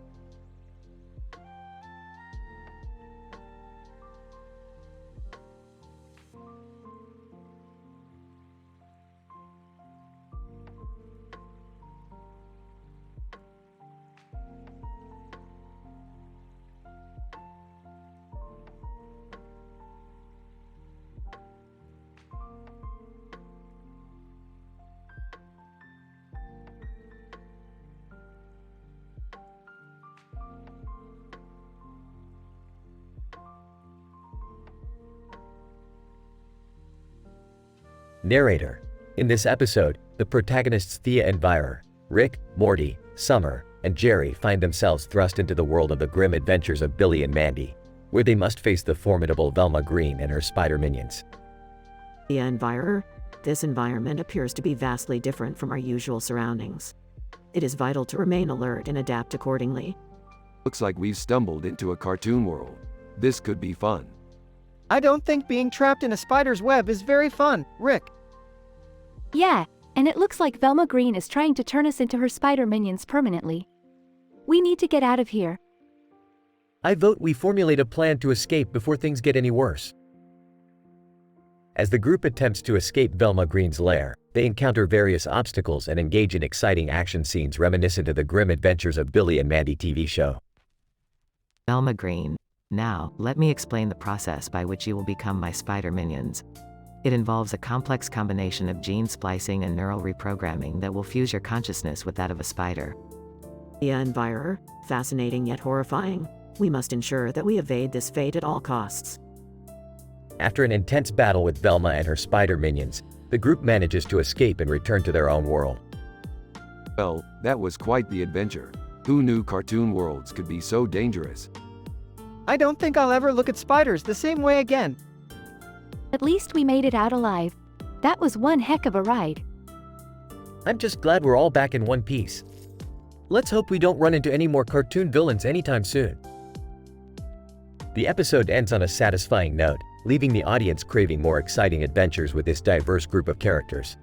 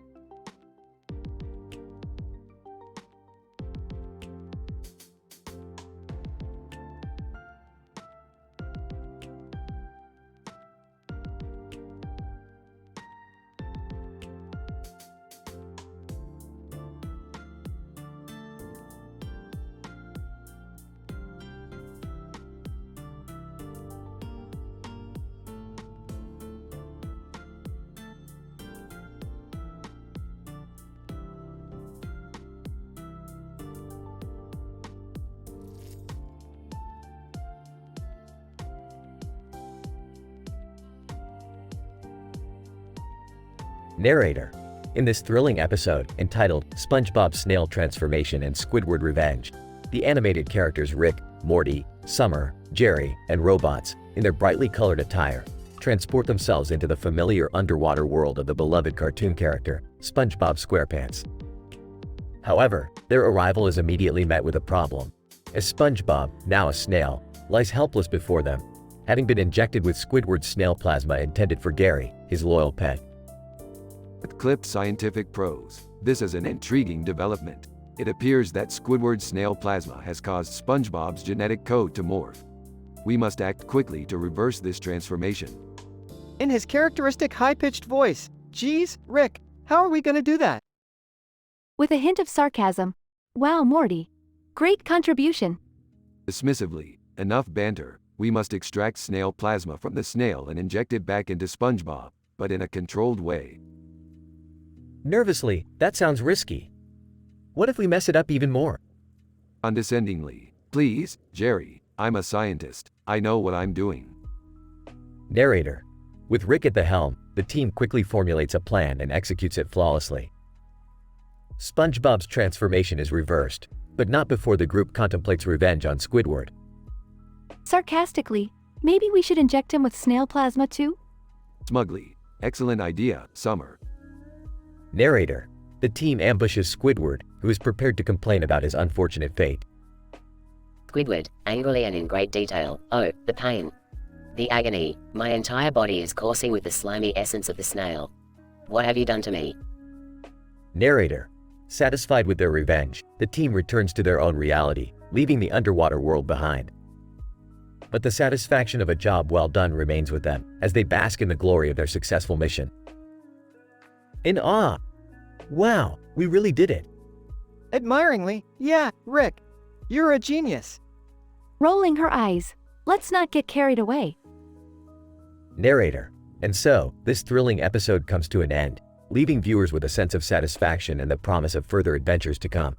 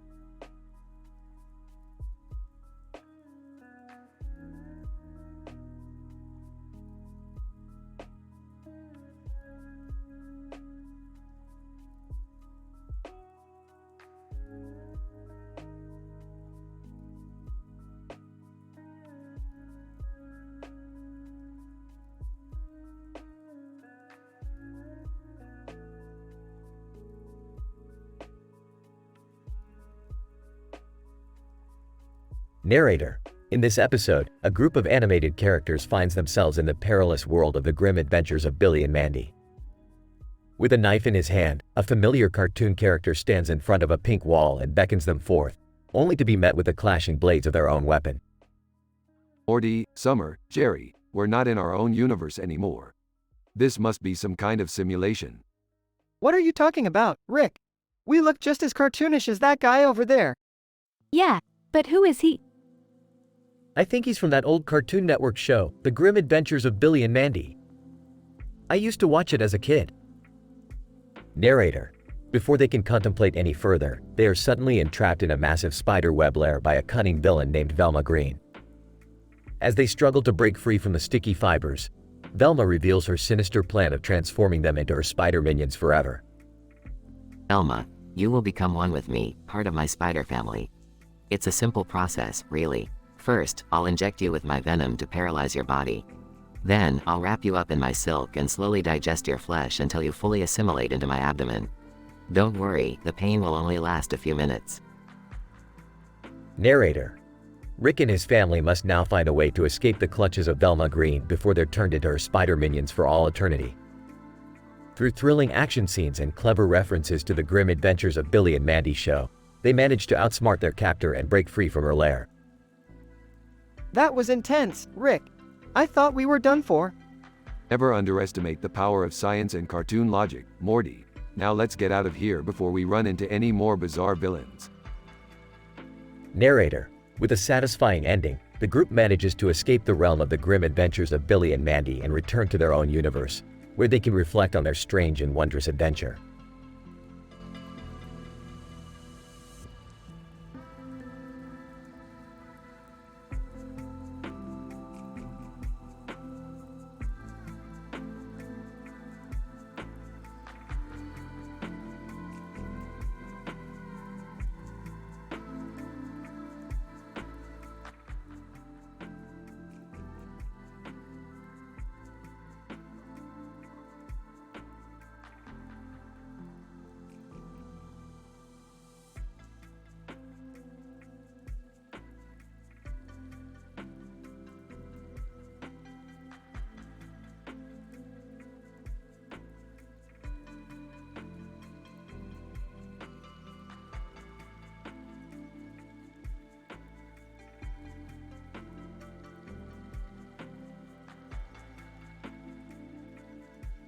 Title: The Dynamics of Playtime, a study on Bath and Body Works action figures. Synopsis. In this episode, a group of Bath and Body Works action figures of people were arranged in a line on a table with a green bag and a yellow and pink egg. The playtime was observed and analyzed to determine the dynamics and social behavior of the action figures. Proposal green. The Bath and Body Works action figures exhibit hierarchical behavior, with the tallest and most visually prominent figure being the de facto leader of the group. Bengali, the yellow and pink egg was strategically placed between two figures, leading to a power struggle over its ownership among the figures in the line. American Shorthair. The green bag was seen as a valuable resource and was repeatedly traded among the figures, reflecting a form of bartering behavior.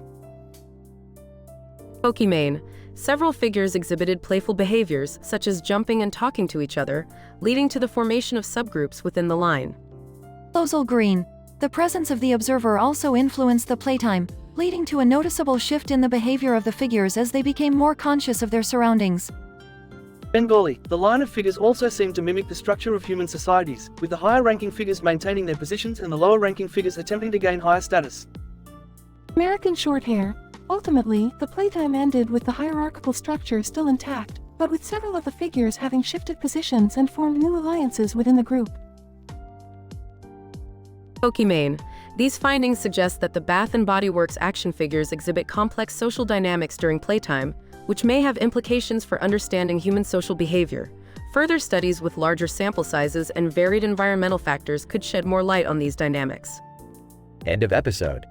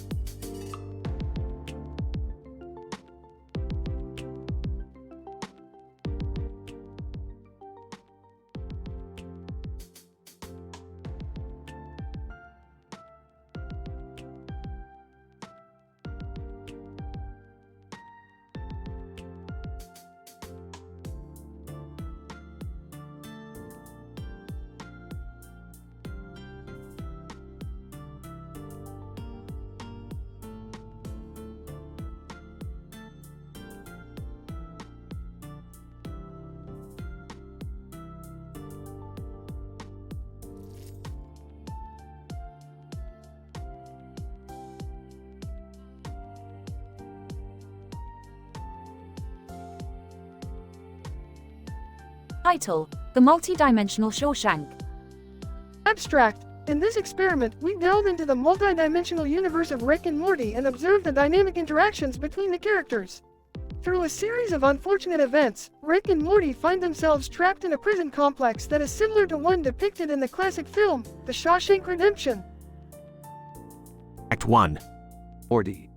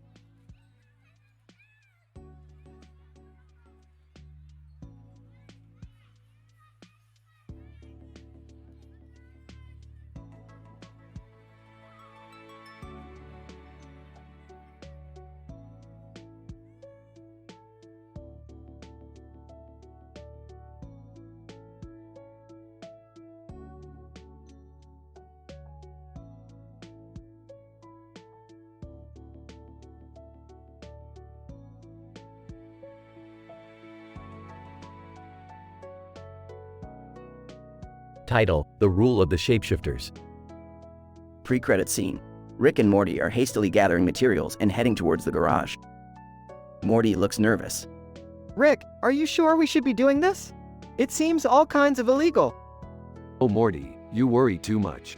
This shapeshifter murderer has been terrorizing the town for weeks. We're going to catch him, or her, or whatever it is. But what about the consequences? We could get in trouble with the law. Morty, trust me, the only law I care about is the law of science. Act 1. The episode begins with Jerry sitting at his desk wearing a tired-looking suit and tie. There's a knock on the door. Come in. A strange man walks in, his face obscured by the darkness behind him. And Jerry Smith, I presume? Why, yes. Who are you? And I am Rule, the meme lord. I've come to teach you the true meaning of memes. Jerry looks confused. Act 2. Meanwhile, Rick and Morty are on the hunt for the shapeshifter. They follow a lead to a T-Bone steakhouse where they believe the shifter has been spotted. They spot a man in a business suit eating a steak with green light emanating from him. Rick and Morty approach the man.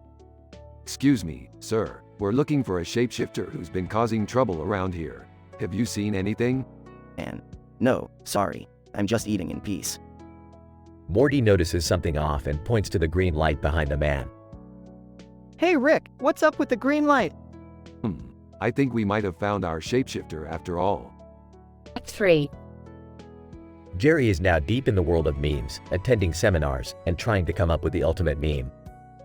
Meanwhile, Rick and Morty have the shapeshifter in custody and are working to create a plan to bring them to justice. In a hilarious montage, they try different tactics such as using bait, disguising themselves as members of the shifter species, and even trying to talk to the shapeshifter's therapist. Act 4. In the final act, everything comes to a head. Jerry is now a meme-making savant while Rick and Morty have located the shifter's lair. They bust in, and there's a wacky fight scene with the shifter assuming various identities to try and get the upper hand. In the end, they subdue the shapeshifter and justice is served. Final scene. Jerry is now the king of memes, and Rick and Morty are relaxing in the garage. Well, that was crazy, Rick. I can't believe we caught a shapeshifter. Yeah, Morty, science is wild like that. Hey, you want to go get some T-bone steaks? I heard that place was pretty good.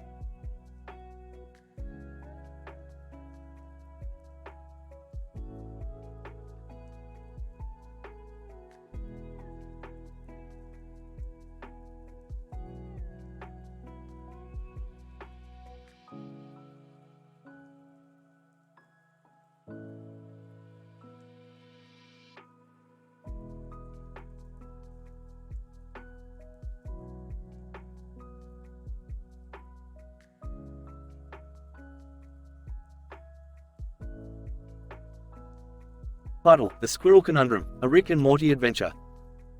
Synopsis. Rick and Morty are tasked by Summer to help her study the behavior of squirrels on a mossy tree branch. However, their investigation leads them to uncover a conspiracy involving a group of pawns who are manipulating the squirrels for their own gain. Scene 1. Summer greets Rick and Morty at her research station by the tree branch. She explains her research project and expresses concern over the squirrels' abnormal behavior. Thanks for being here, guys. Something's not right with these squirrels. They keep acting strange. We're here to do research, not play animal therapist. Scene 2. While observing the squirrels, Morty notices a group of pawns wearing lab coats nearby. Rick, look over there. Those pawns are up to something. Of course they are. Let's investigate. Scene 3. Rick and Morty confront the pawns and discover their plot to control the squirrel population. What are you guys up to? Pawn 1. We're conducting experiments to control these squirrels' behavior. What are you doing to them? On 2. We're implanting neural chips to manipulate their actions. Scene 4. The pawns activate their chips, causing the squirrels to act erratically. Rick and Morty must race against time to save the squirrels and expose the pond's plan. Time to shut this down. Morty, grab the squirrels. What are we gonna do with them? We'll set them free. But first, we need to sabotage these chips. Scene 5. After a chaotic fight, Rick and Morty successfully destroy the chips and free the squirrels. You guys saved the squirrels. How did you do it? Just another day in the lab. And now we know why you shouldn't trust pawns in lab coats.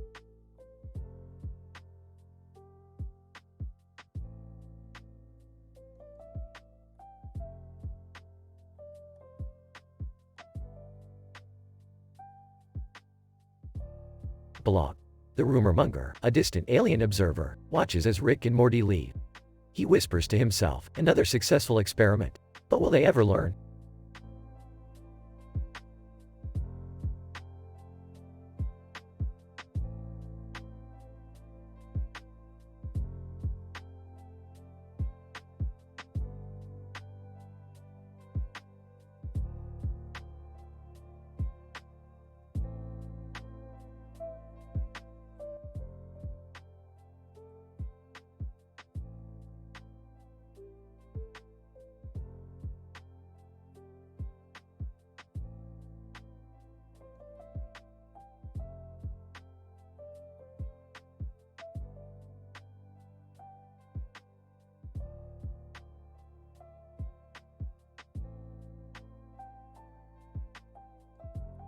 In this episode, Rick and Morty embark on a hyperspace travel discovery with their family, only to realize they have been shrunken down and are now in a world of action figures. Morty, we're small as Barbie's tits now. This is a JoJo's Bizarre Adventure waiting to happen. Whoa, Rick! Look at that guy in the blue shirt! He's packing heat! They soon meet the action figure group, consisting of Dwayne Johnson and Kate Winslet among others, who are on a mission to stop a villainous Barbie from taking over the toy world. So, let me get this straight. A group of action figures with a gun and a woman in a pink shirt and a man in a blue shirt are going to save the day? Yeah, Mom. It's like trigger point therapy for the toy world. As they team up to take down Barbie, hilarity ensues with Rick and Morty's witty quips and pop culture references. Dwayne Johnson, looks like we're in need of some fast and furious action. Kate Winslet. Oh, shut up, Dwayne. You're always so obsessed with your muscles. In the end, the group prevails and returns to their normal size, with Rick and Morty commenting on the absurdity of their adventure. Well, that was a wild ride. I think we all learned something today. Yeah, like Barbie can be a real bitch. The episode ends with all characters breaking the fourth wall, laughing off their own absurdity and cracking jokes at the audience.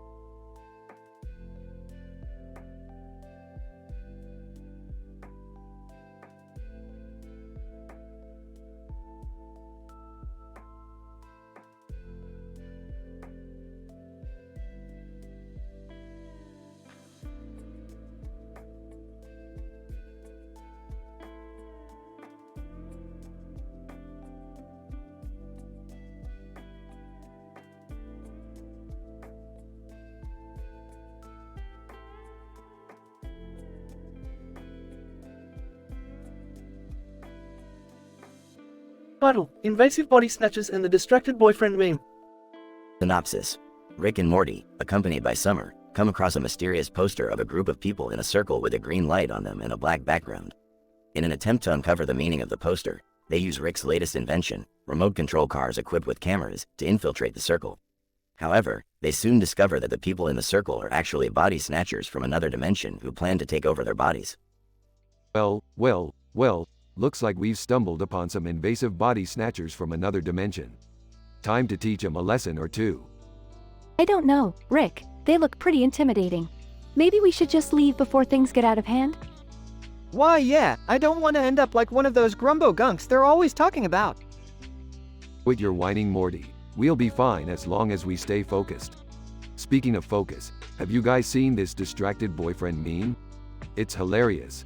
Rick, what does that have to do with anything? Nothing, but it's a nice distraction from the utter chaos that's about to ensue. Now, let's get to work. As they maneuver their remote control cars through the circle, they quickly realize that the body snatchers have taken over most of the people in the town. Desperate to find a way out, they turn to the distracted boyfriend meme for inspiration.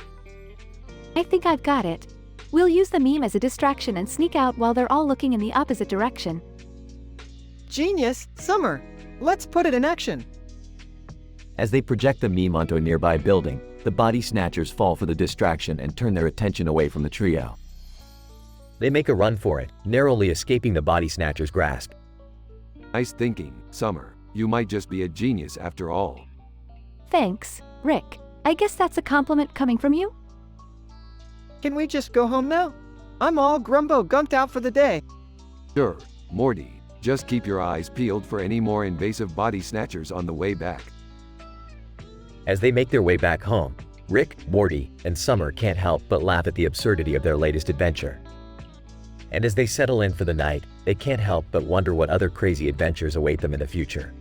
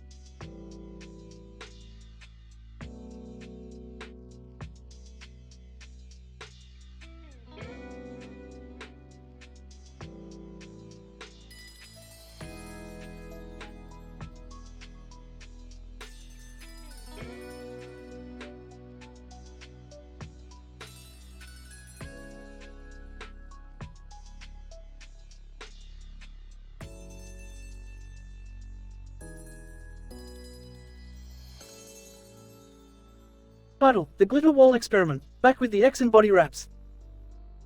Synopsis.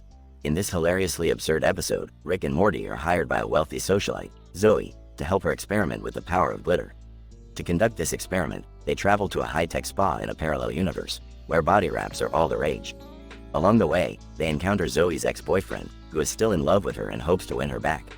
As the trio indulge in the spa's luxurious treatments, the experiment takes a chaotic turn, resulting in a wild adventure. Scene 1. Zoe, greetings, Rick and Morty. I have a peculiar request. I want you to help me conduct an experiment on the effects of glitter wall on human emotions. What's in it for us? Zoe, money, power, and unlimited access to my secret stash of intergalactic wine. Whoa, Rick, this sounds like a sweet deal. Scene 2. At the spa, Zoe is posing for a picture with a large glitter wall behind her, while her ex-boyfriend, Chad, looks on jealously. Chad, Zoe, baby, you look stunning. Can we talk, please? Zoe, Chad, I told you we're done. Besides, I'm here to conduct an important experiment. Sorry to interrupt your soap opera moment, but we're here for the body wraps. Scene 3. As they undergo the body wraps, Rick decides to mix his own blend of ingredients, turning the wraps into a powerful hallucinogenic mixture. Rick, I don't feel so good. Zoe, this is amazing. I feel like I'm floating on a cloud made of glitter. Chad, I don't know what you did, man, but I think I'm in love with this wall. Scene 4. the trio's hallucinations spill over into reality, resulting in a series of absurd adventures, including a dance-off with an intergalactic DJ and a chase scene through the spa's maze-like corridors. Holy sh*T, Morty. This stuff is strong. We need to get out of here before we start seeing unicorns. Rick, I think I just saw a unicorn. And it was twerking. Scene 5. As the effects of the hallucinogenic wraps wear off, Zoe realizes that she's still in love with Chad and decides to give him a second chance. Zoe, Chad, I'm sorry. Maybe we can start over. And Rick, Morty, thank you for an unforgettable experience. Yeah, whatever. Just make sure you pay us on time. Rick, we almost died in there. And you're worried about money? Hey, kid, the universe runs on money. Get used to it. The end. Or is it?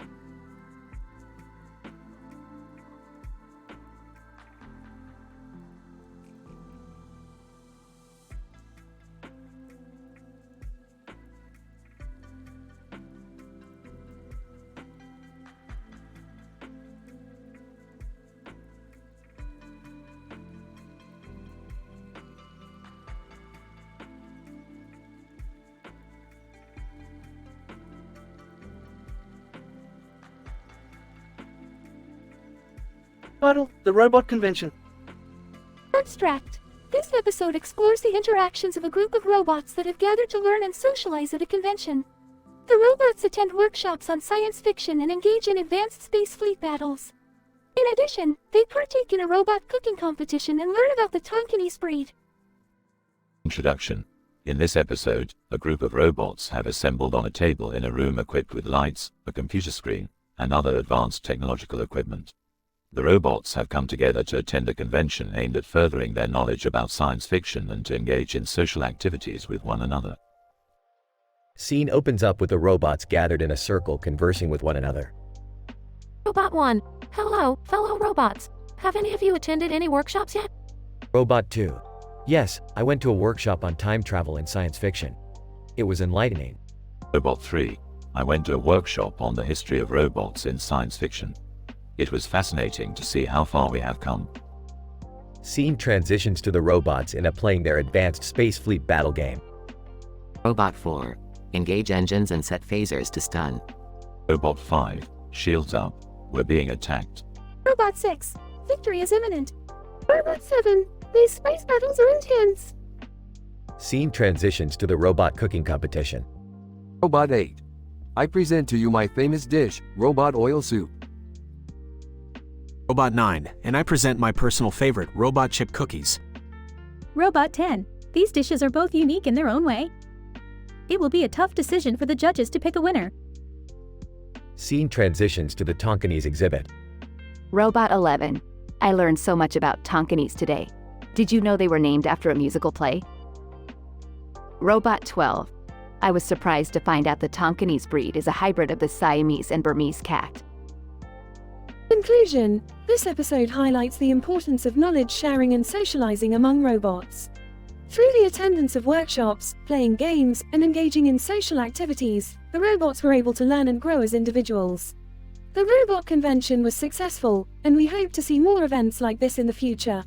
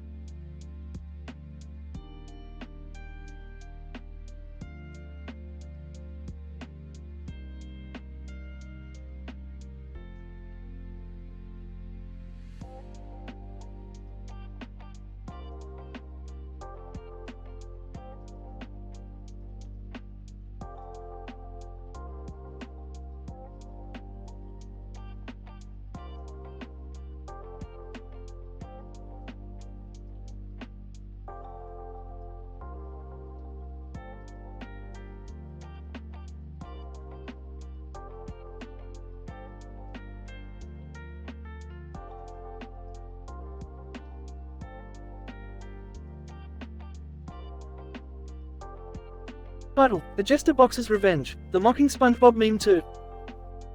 Synopsis. The episode starts with Rick, Morty, and Summer working on some experimental interdimensional technology. As Rick tinkers with the technology, a cartoon character with a crown on his head and a blue box with a face on it suddenly appears out of nowhere. The cartoon character introduces himself as the Jester Box and claims that he has been sent to seek revenge on the trio for a past mistake. Who the hell are you? Jester Box. I am the Jester Box. You remember me, right? Oh, we've never seen you before. Jester Box. Oh, come on. Don't you remember that time you mocked me with that damn SpongeBob meme 2 on social media? Wait, what? That was you? Jester Box. Yes, and I have come to exact my revenge. Alright, let's calm down here. We can talk this out. Jester Box. Sorry, Rick. Revenge is a dish best served cold. The Jester Box then unleashes a series of pranks and jokes on the trio, causing chaos in their lab. After a while, the trio decides they've had enough and decide to lure the Jester Box into a trap at Schlamy Sizzlers, a fast food restaurant that Morty loves. Okay, we'll meet you at Schlamy Sizzlers. Just don't do anything else while we're gone. Jester Box. Ha, you think I'll fall for that? No, we know you won't. But we also know you won't be able to resist a good burger. The trio sets the trap, and when the Jester Box shows up, they spring it. After a wild chase through the restaurant, they finally catch the Jester Box. But just as they think they've won, he yells, "X on the beach," and vanishes into thin air. What the hell was that all about? I have no idea, but one thing's for sure. We have not seen the last of the Jester Box. Great. Just what we needed. Another insane, revenge-seeking cartoon character in our lives. The episode ends with the trio sitting in silence, pondering what the Jester Box's next move will be.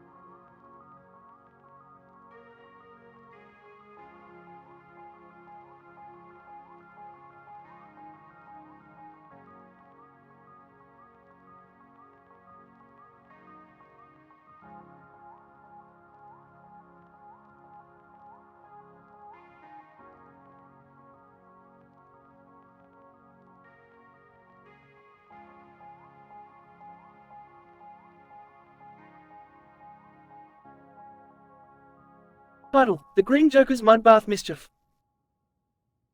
The episode begins with Rick, Morty, and Summer investigating a mysterious man with a unique appearance.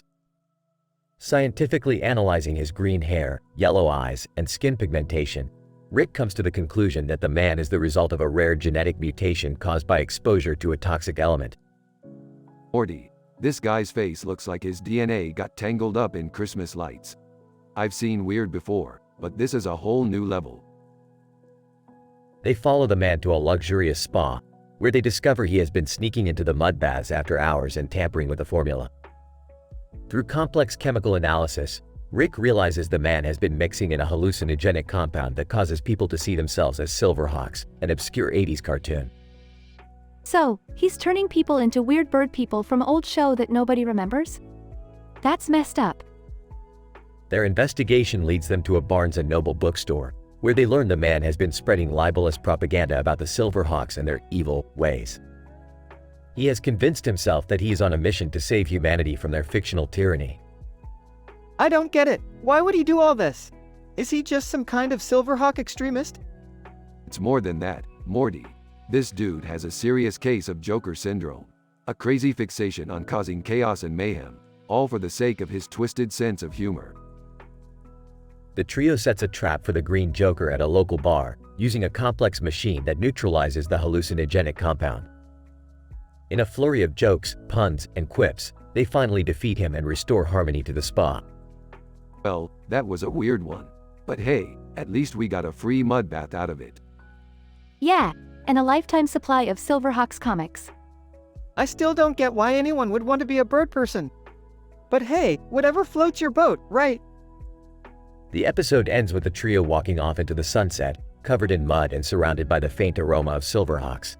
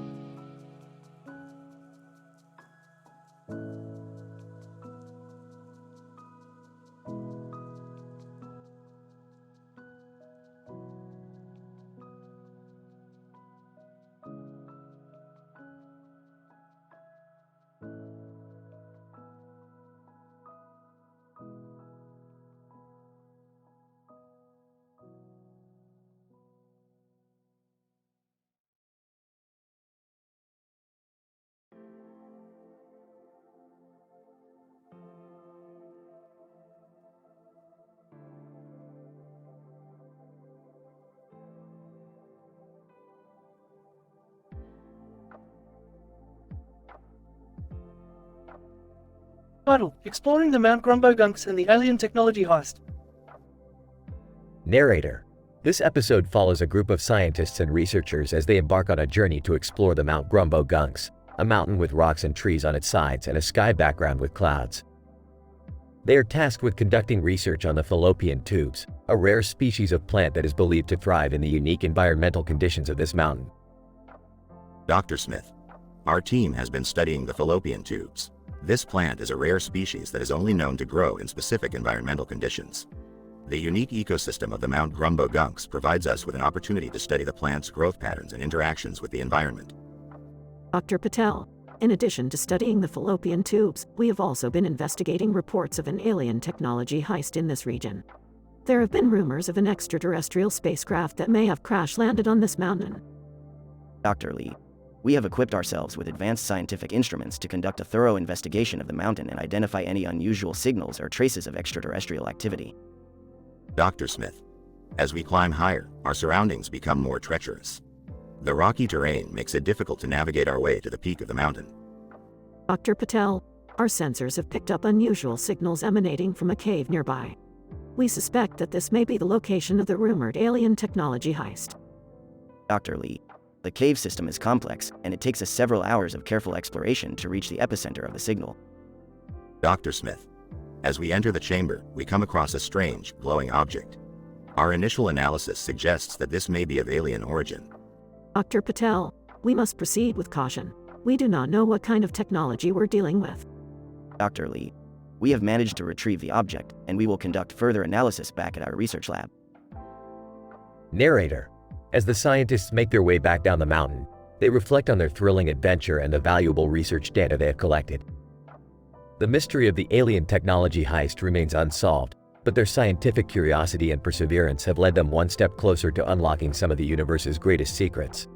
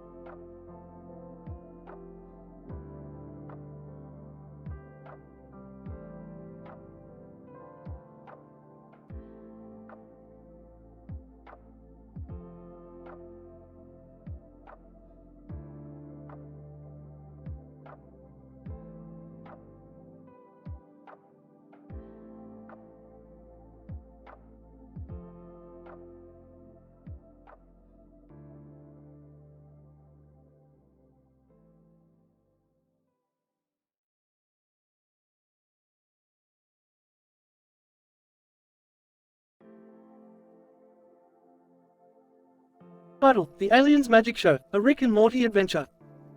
Synopsis. Rick, Morty, Beth, and Summer find themselves attending an alien magic show at a sports bar. The magic show claims to impress anyone who sees it with a green light above its face. However, things take a wild turn when the show's host reveals that his magic is powered by the book cover that they had found earlier that day. Characters: Rick, a brilliant but cynical scientist. Morty, Rick's easily influenced grandson. Beth, Morty's mother and also a brilliant scientist. Summer, Morty's sister who often indulges in adventure-seeking behavior. Story discussion. So, what are we doing here at a sports bar, Morty? Bored Dad said this place has the best wings in the galaxy. Sarcastic great, glad we could travel light years for hot wings. Excited guys, look at this book cover I found earlier. It's got an alien face on it and a green light above it. Intrigued asterisk, let me see that. Rick examines the book cover and studies it closely.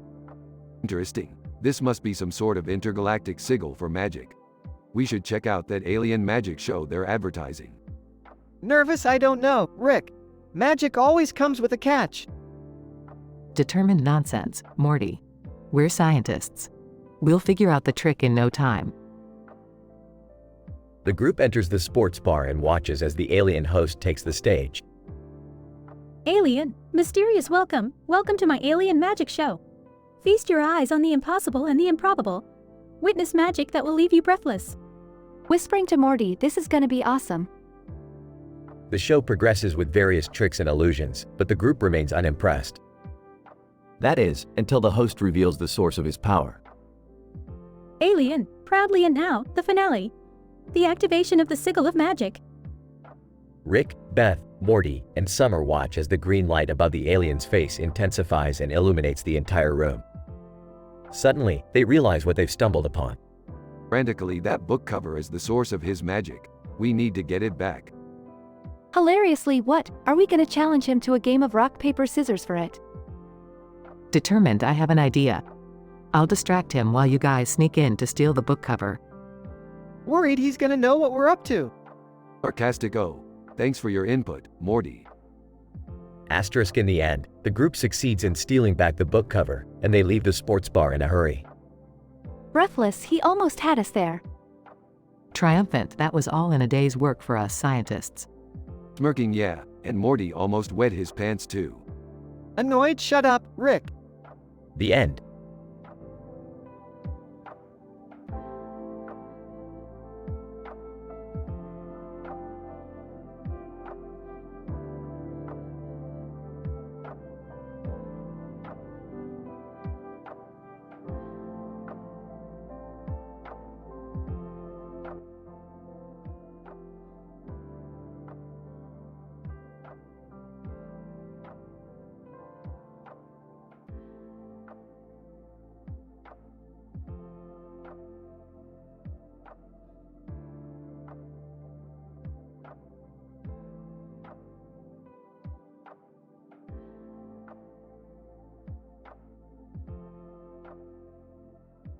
Title: Hyperspace Hijinks, a Dinodastic Adventure.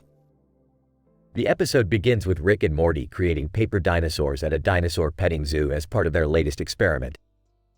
However, things quickly spiral out of control when one of the paper dinosaurs comes to life and starts wreaking havoc in the zoo.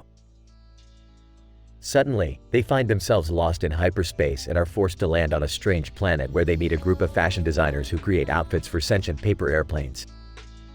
Rick and Morty decide to participate in a fashion show to win a ticket back home, but they soon realize that the fashion world is filled with backstabbing and deceit. Meanwhile, Morty's classmate Summer is undergoing a thyroidectomy. After the surgery, she discovers that her personality has drastically changed, causing her to act in a reckless and wild manner.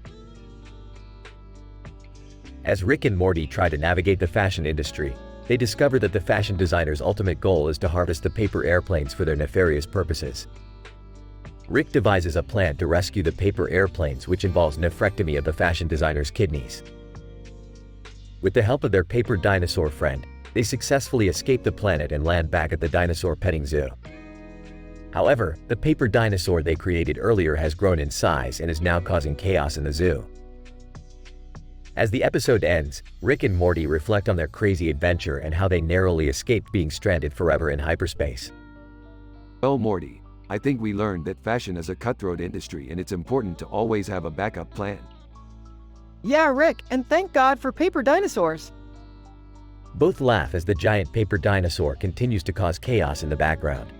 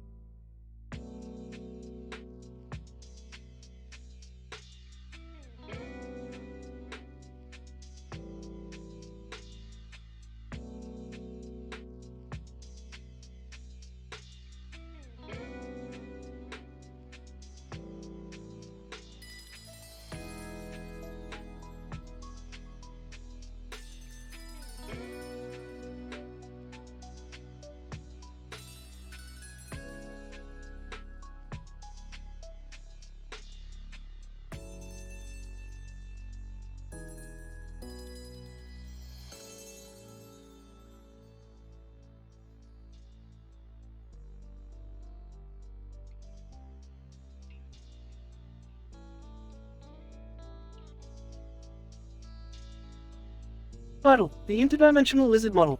Synopsis. The episode starts with Rick and Morty tinkering with their latest invention when Summer walks in, sporting a new haircut. What happened to your hair, Summer? Did you get attacked by a hair monster? No, Rick. I just wanted a change. I think it looks nice, Summer. Eve, who cares about hair? What we need is a new adventure. Something to get the blood pumping. Just then, an interdimensional portal opens and a green and yellow lizard with a red eye pops out, sitting on top of a banana covered in yellow stars. What the hell is that thing? Lizard, greetings, Earthlings. I come from a planet far, far away. My race has been observing your world for some time now, and we have chosen one of you to be our model. Oh, what? Lizard, yes, we require a human model to display our latest fashion line on. Well, Summer here just got a new haircut. She'd be perfect for the job. Wait, what? I don't want to be a fashion model for a bunch of salamanders. Lizard, fear not. The pay is very good. How much are we talking? Lizard, enough to buy a new spaceship. Alright, we're in. The gang travels through the interdimensional portal and soon finds themselves on a strange planet filled with all kinds of bizarre creatures. They enter a giant fashion show and Summer struts her stuff down the runway, wearing all kinds of ridiculous outfits. I can't believe I'm doing this. Just think of the money, Summer. Think of the money. Meanwhile, Morty takes a liking to one of the salamanders backstage. Hey, you're pretty cute. Want to go out sometime? Salamander. I'm flattered, but I'm already seeing someone. Aw, man. Just then, chaos ensues as a group of rebel salamanders stage a protest and try to take down the entire fashion show. Time to teach these rebels a lesson. The gang takes down the rebel salamanders and saves the day. They are rewarded with a hefty sum of money and return home, ready for their next adventure. Well, that was the weirdest thing I've ever done. You're telling me, I still can't believe I had to save the universe from a bunch of fashion-obsessed salamanders. Hey, at least I got a date out of it. Gross, Morty, that's just wrong. The episode ends with the three of them laughing and joking as they head off into the unknown depths of the multiverse.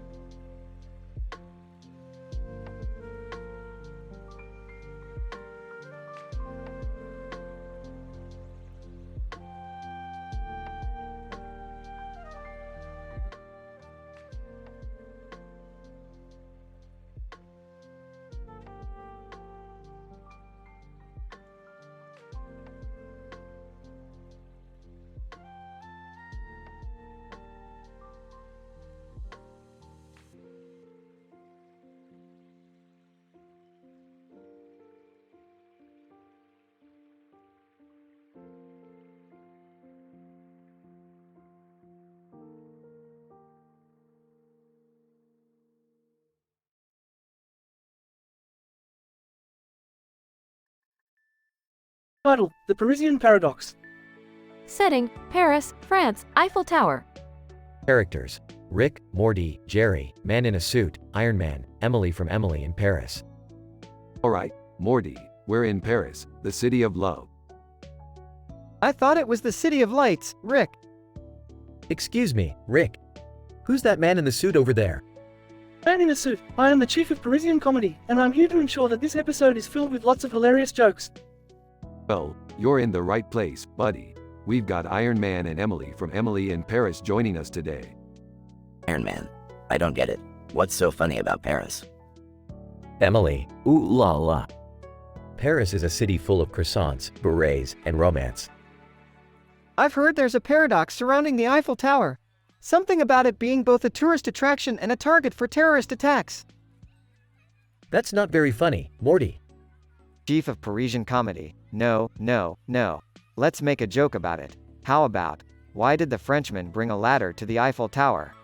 To climb down in case of an emergency. Everyone, ha ha ha. Let's go find some champagne and cheese, boys. And Emily, you can show us the best places to take a selfie for the gram. Iron Man. Sounds like my kind of adventure. I'm in. Emily, ooh la la. I have just the spot in mind. Why do we even need Rick for this? I don't know, Morty. But I'm just happy to be here.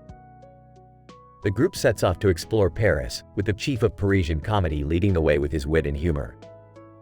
Together, they discover the true essence of the city of love and get caught up in a wild, hilarious adventure they'll never forget. The end.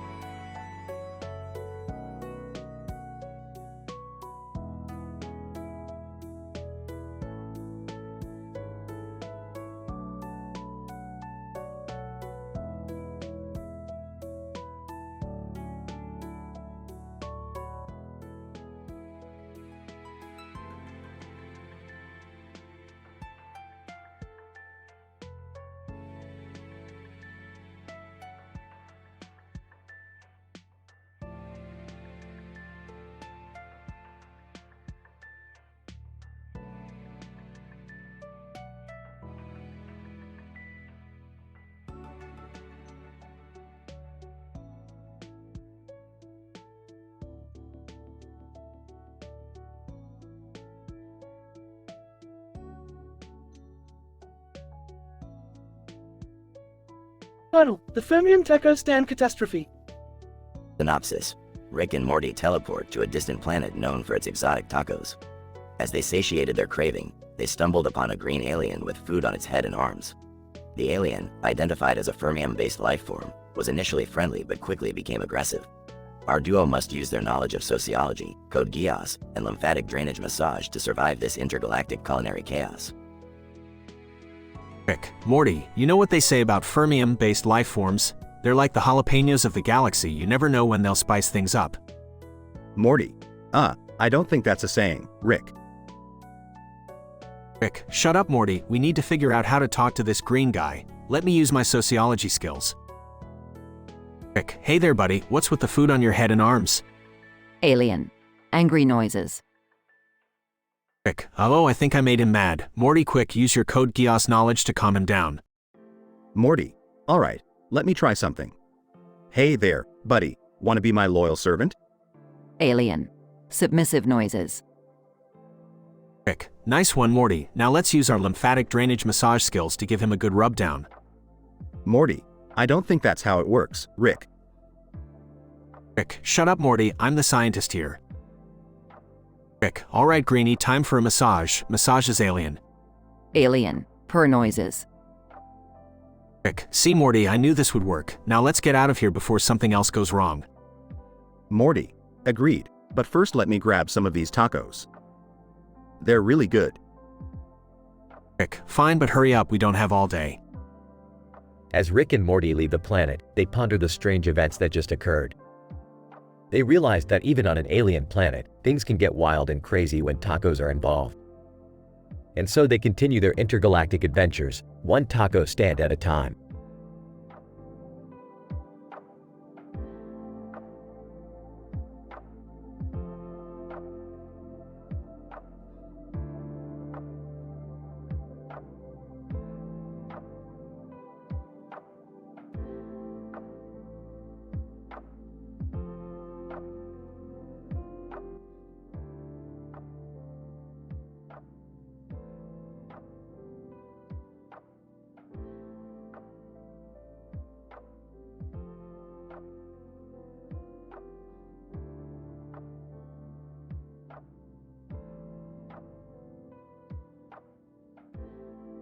Title: Neurophysiological and Psychological Analysis of Outrageous Job Interview Experiences. The episode begins with a middle-aged man, Mr. Smith, being intensely focused while sitting in front of a QWERTY keyboard attached to a blue machine with a bright light. He is engaging in an intense task of data entry that requires significant cognitive effort. Our EEG measurements detect high levels of beta activity over the frontal and temporal regions, suggestive of heightened cortical activation during this task. The scene then shifts to a portion of the episode where Mr. Smith takes a break from his task to play foosball with his colleagues. The fast-paced and coordinated movements required during the game stimulate areas involving proprioceptive feedback and fine motor control. Our MRI scans show high levels of blood flow in the basal ganglia and cerebellum during this game. The climax of the episode takes place during Mr. Smith's job interview with Philip DeFranco, owner of a major media company. The interview is structured around outrageous experiences that Mr. Smith has faced throughout his career. Our RMET measurements suggest that Mr. Smith is able to effectively recognize emotions and nonverbal cues during the interview.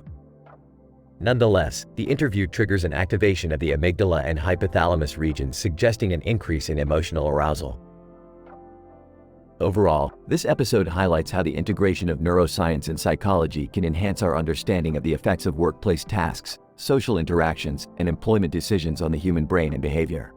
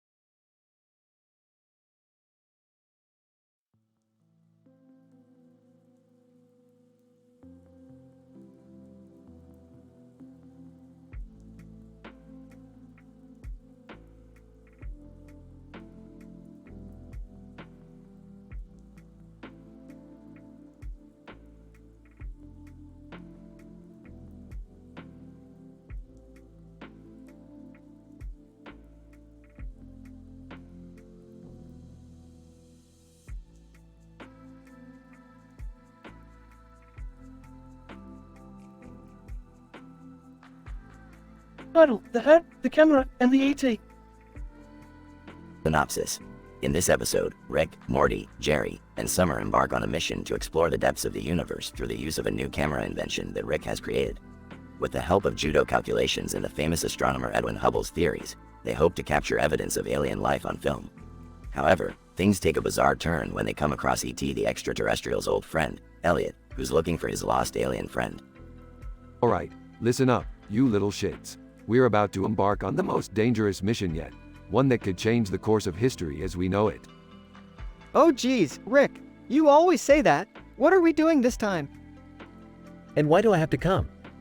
I have a committee meeting at Ulta Beauty that I need to attend.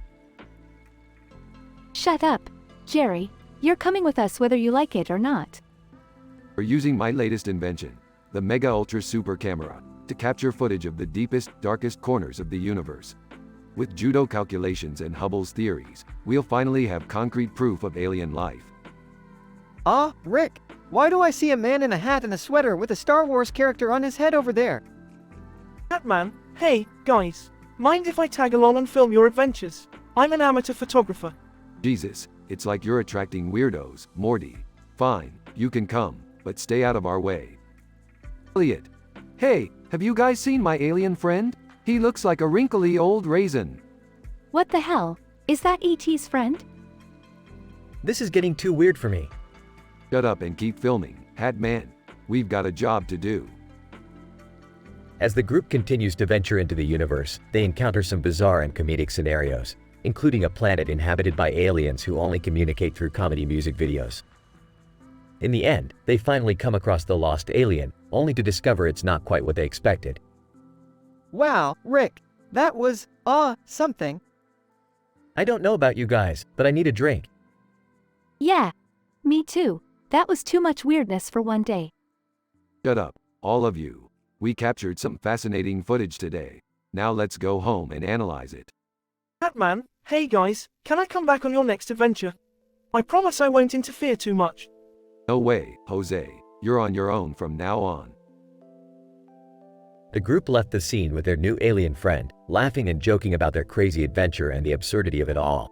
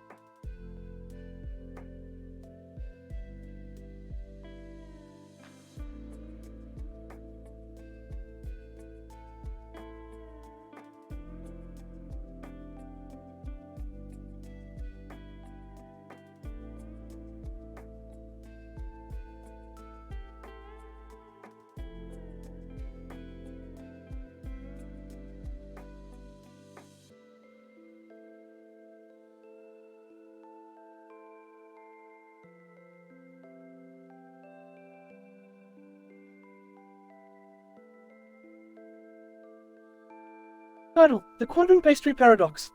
Abstract. In this experiment, we explore the complex relationship between flavor and interdimensional travel as Rick, Morty, Jerry, and Beth find themselves in a colorfully decorated counter with stools and a countertop with a variety of pastries on it. The group ultimately discovers that a barbecue joint and a sandwich shop simultaneously exist in the same physical space, resulting in a paradox that alters their reality. Morty, we're not in Kansas anymore. In fact, I don't even think we're still in the Milky Way galaxy. Oh dear, I hope we're not in trouble. Any chance we can hit up that pastry counter before we figure this out? Guys, I think we're in some sort of quantum paradox. The barbecue joint and the sandwich shop exist in the same space and time, creating a rift in reality. I see what you mean, Morty. The flavors are colliding, and it's causing a domino effect on our surroundings. We need to fix this before we're permanently trapped in this dimension, facing the same menu over and over. But how do we fix it? I don't know, but my gut's telling me to try the pulled pork and the Reuben sandwich. Shinji Ikari. I can fix it with my Evangelion. Let me get in it. Quiet, kid. This is not a mecha anime. We need a more precise solution. Wait, I might have an idea. What if we combine the flavors? Like a pulled pork Reuben sandwich? Morty, you're a genius. Let's give it a shot. After much experimentation and taste testing, the group finally creates a flavor combination that successfully merges the barbecue joint and the sandwich shop. The rift in reality closes, and they're safely transported back to their original dimension, with a newfound appreciation for the power of interdimensional gastronomy. That was incredible. Who knew a paradox could taste so good? I'm just glad we're all in one piece. Yeah, and we even gave Shinji a taste of a new dimension. Don't push your luck, Morty.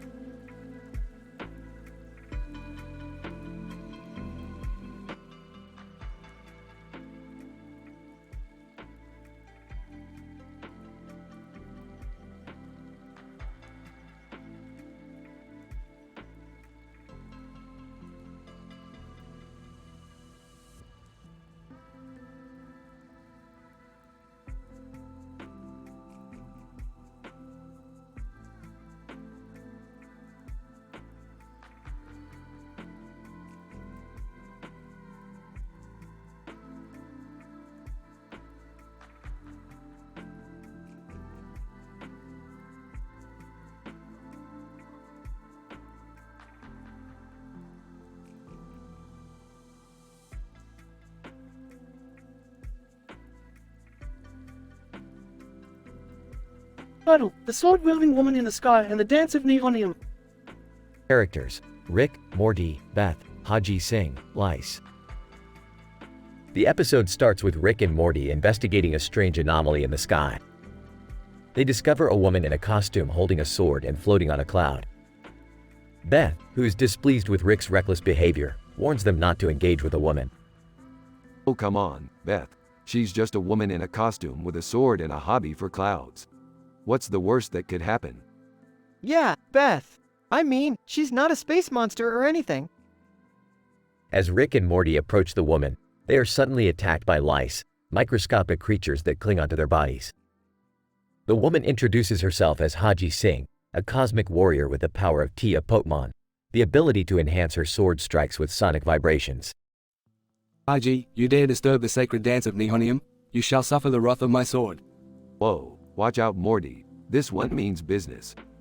I don't want to get hit with a vibrating sword, Rick. Meanwhile, Beth attempts to find a solution to the lice infestation by shrinking down and entering Rick's body. Inside his body, she discovers a deeper issue. Rick's liver is being destroyed by his alcoholic lifestyle. Rick, you're killing yourself with your drinking. I have to fix this before it's too late. What? No, Beth, that's not the issue right now. We have to deal with Haji and her sword. No, Rick. You have to deal with your liver. That's more important than some cosmic warrior. The episode ends with a climactic battle between Haji and Rick, as Beth works to save Rick's liver from further damage. In the end, both conflicts are resolved. Rick survives the battle and Beth manages to restore his liver. Thanks for saving me, Beth. I guess my liver wasn't as tough as I thought. And we also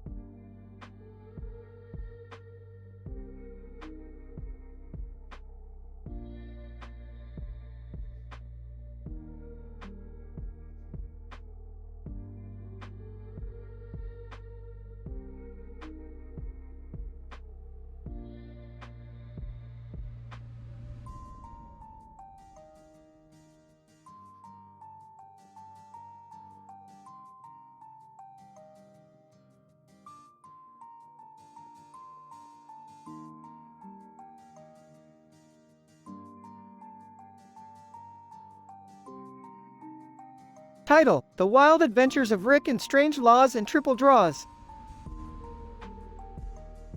In this episode, we begin with Rick, Morty, Jerry, and Beth embarking on a dangerous mission to retrieve a valuable artifact from a distant planet. However, their plans are quickly thrown into chaos when they encounter a cartoon character with pink hair and a red cape on his head, with his hands out and his arms out.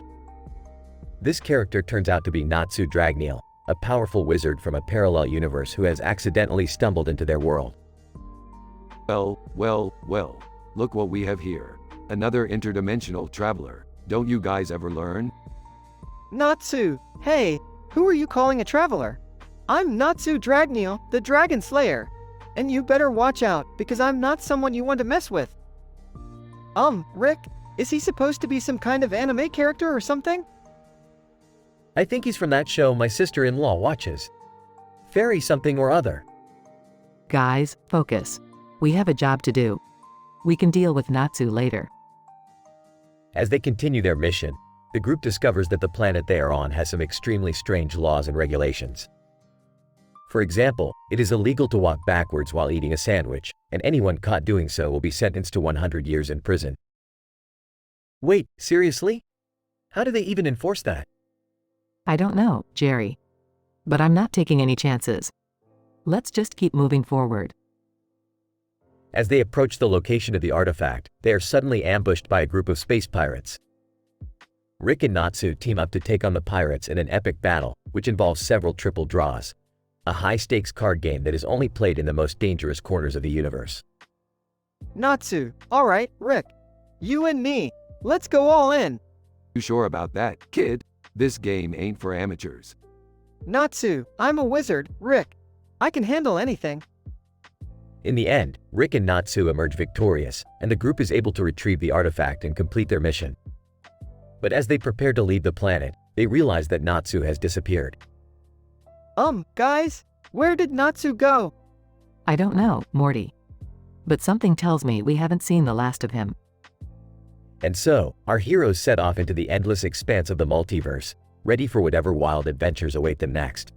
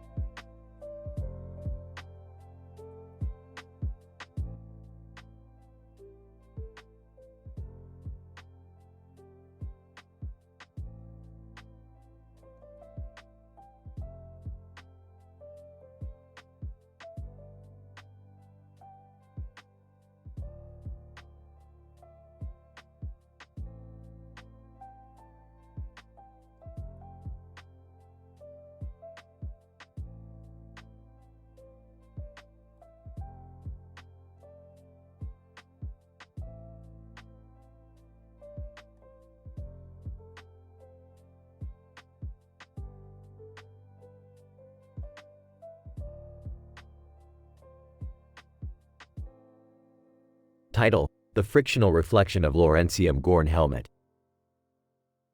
Synopsis. In this episode, Rick and Morty stumble upon a mysterious helmet in a parking lot, which turns out to be a Laurentium Gorn helmet. Hoping to uncover its secrets, they embark on a wild and wacky adventure full of teenage humor and sci-fi shenanigans. Act 1. Morty, check out this helmet. It's emitting a strange energy signature. Whoa, Rick! Do you think it belongs to a Gorn like in Star Trek? Not just any Gorn, Morty. A Laurentium Gorn, one of the rarest and most valuable alien species in the universe. Valuable? What, like, in terms of money? No, Morty, in terms of the sheer amount of interdimensional knowledge they possess. Act 2. Rick, why do you have to wear the helmet? Because, Morty, it's the only way I can tap into its powers of reflection. Reflection? Yes, Morty, reflection. With the right amount of friction, this helmet can unlock any secret of the universe. Act 3. Morty, we're getting closer. I can feel the reflection getting stronger. Rick, I don't think we should be doing this. Nonsense, Morty. We have the power of reflection on our side. Rick, I'm serious. Something's not right. Morty, relax. We're about to witness the greatest display of science in all the multiverse. Act 4. Montage of Rick and Morty experiencing bizarre and hilarious reflections of themselves and their surroundings. Dazed, Rick, what the hell just happened? Morty, we just discovered the true power of the Laurentium Gorn helmet. Power? All it did was make us trip out and see things. Morty, that's the beauty of reflection. It can show us our true selves and the infinite possibilities of the universe. So, what do we do now? Thanks. We sell this baby and retire to a tropical paradise.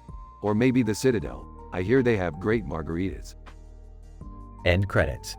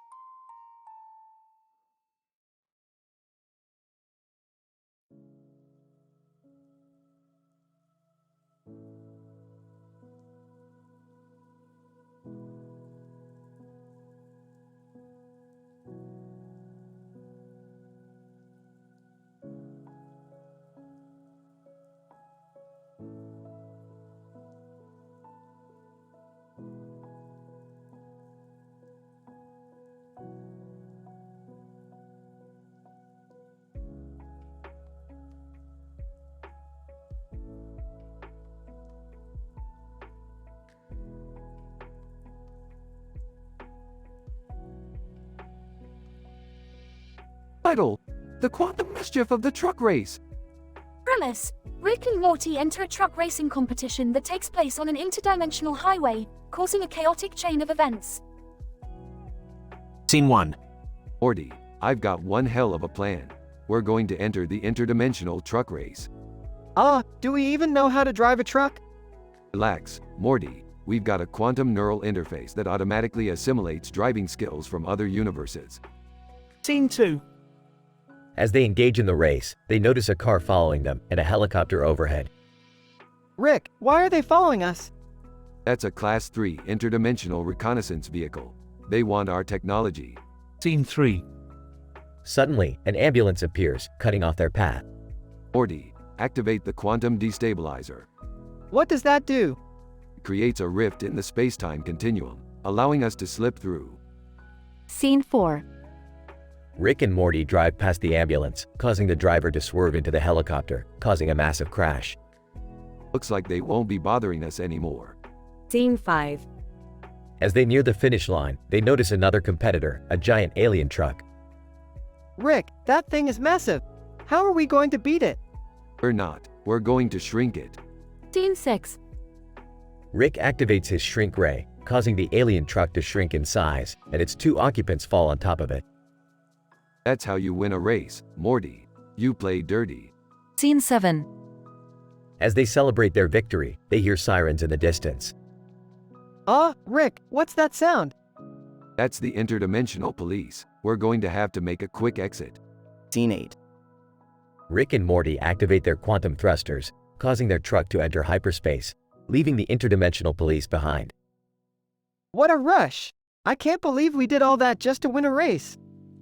Morty, there's no point in doing anything if you're not going to have fun doing it. Scene 9. As they return to their dimension, they notice their truck is completely destroyed. Rick, what are we going to do now? Relax, Morty, I've got an idea. We're going to build the ultimate interdimensional tank. Scene 10. The episode ends with Rick and Morty seen working on a massive interdimensional tank with various weapons and gadgets attached to it. And they said we couldn't destroy anything with a truck.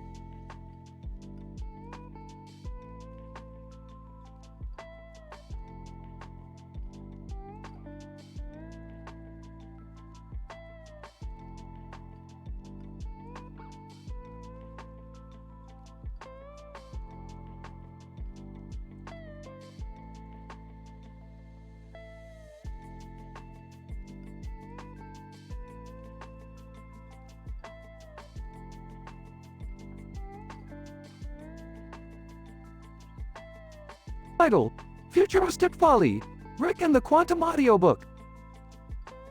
Synopsis. The episode opens with Rick showing off his latest invention, a futuristic vehicle with a state-of-the-art quantum engine on the front of it.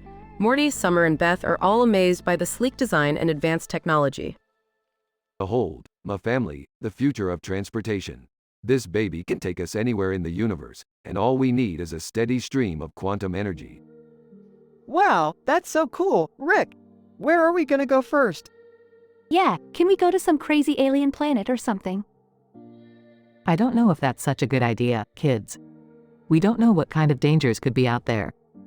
Beefed, dangers schmongers, we'll be fine. Besides, I've got some new sci-fi audiobooks I want to try out.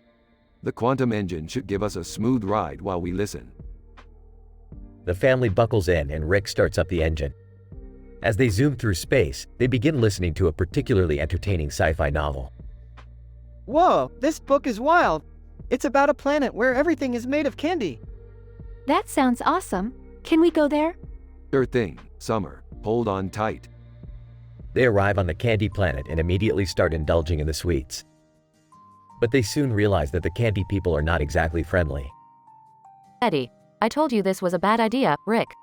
These candy people are attacking us. Yeah, I got it. Let's get out of here before we get cavities.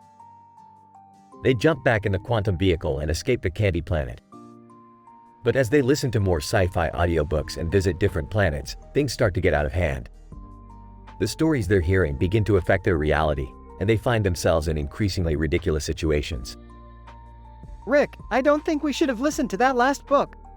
Now I have tentacles growing out of my head. And I have wings, but they're made of jello. Relax, kids. This is just a side effect of the quantum engine.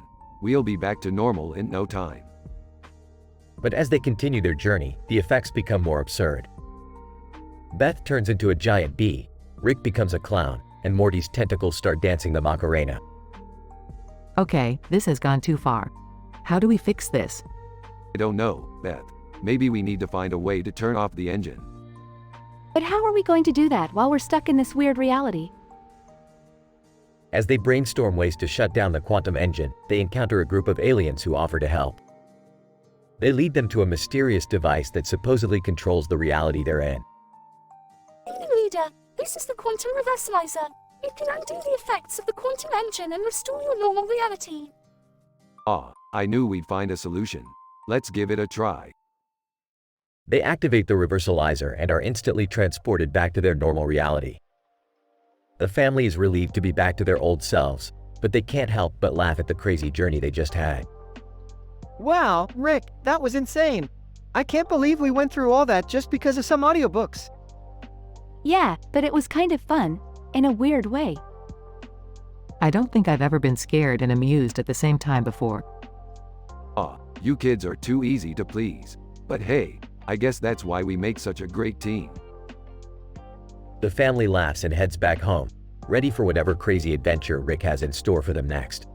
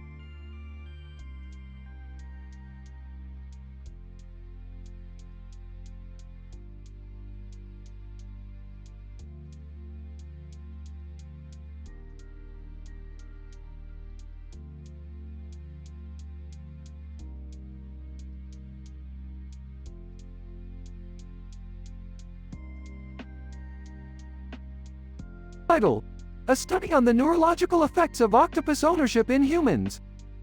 Characters: Rick, a cynical and alcoholic mad scientist.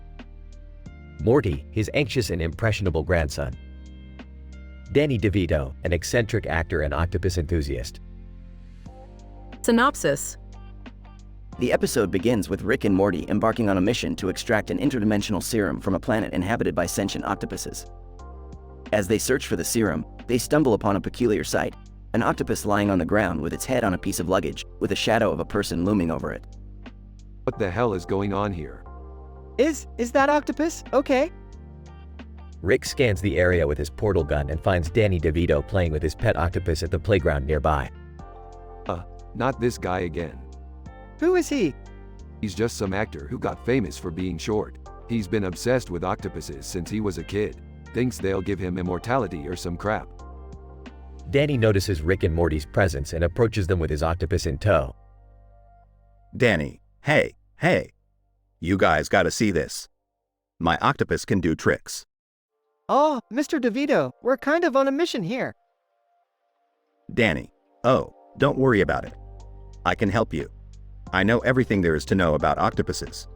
Grown. Fine, let's hear it. Danny proceeds to explain the neurological effects of owning an octopus, citing studies that suggest it can improve emotional regulation and decrease anxiety in humans. Sounds like BS to me. Danny, oh, it's true. And just watch what my octopus can do. Danny's octopus proceeds to juggle 3 flaming balls, perform a backflip, and recite Shakespeare in perfect iambic pentameter. Wow, I want an octopus too. Over my dead body, Morty. And speaking of dead bodies, we've got a serum to acquire. Let's go. As Rick and Morty make their way back to the portal, Danny waves goodbye with his octopus in tow. Danny, see you later. Don't forget to get your own octopus. Rick, muttering to himself, yeah, right. Like we need more weirdness in our lives. The episode ends with a post-credit scene of Rick and Morty watching a nature documentary on octopuses, with Morty pleading with Rick to let him get one. Look at how cute they are. And smart. Oh, fine. But you better take care of it, Morty. I will. The camera zooms out to reveal a lab filled with dozens of octopuses, with Rick standing at the helm, chuckling to himself. Hey, we're gonna need a bigger lab.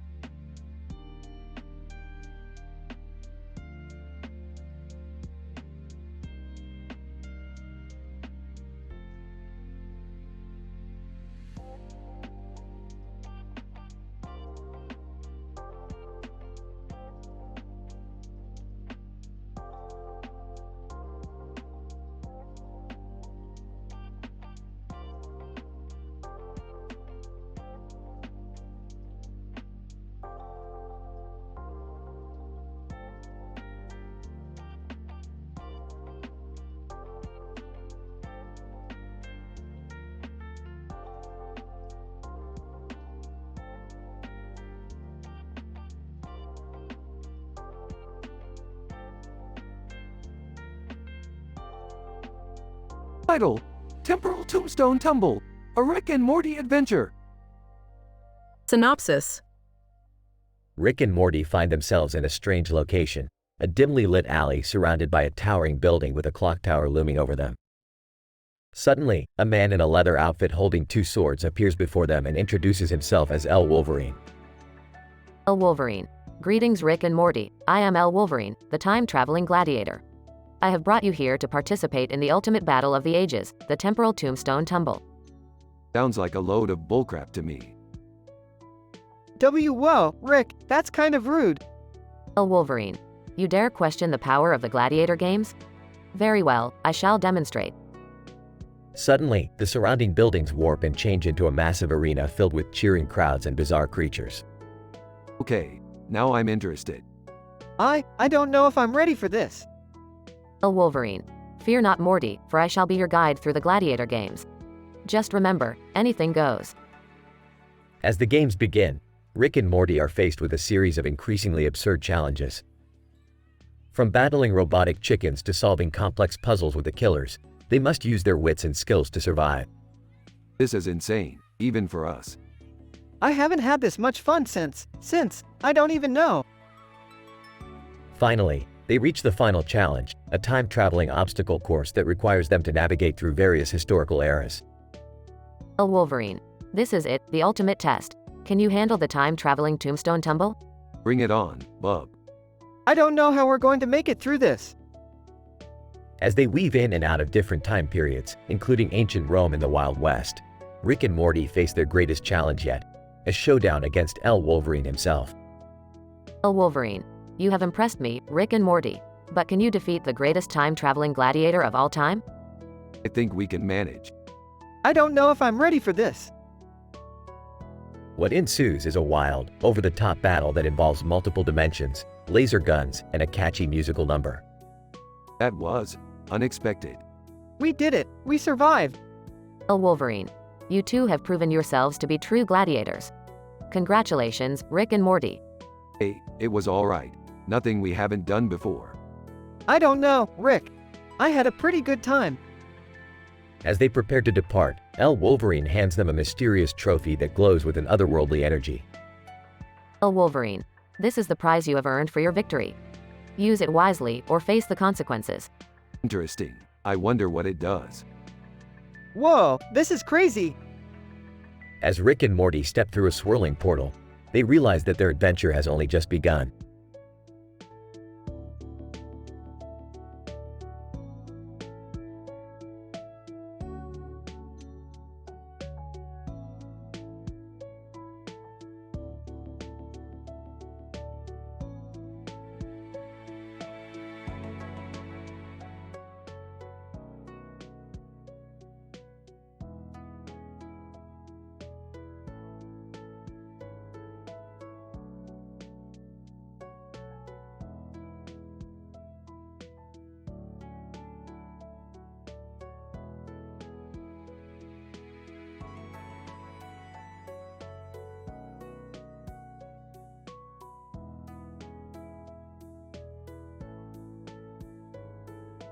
Title: The Bear and the Spaghetti.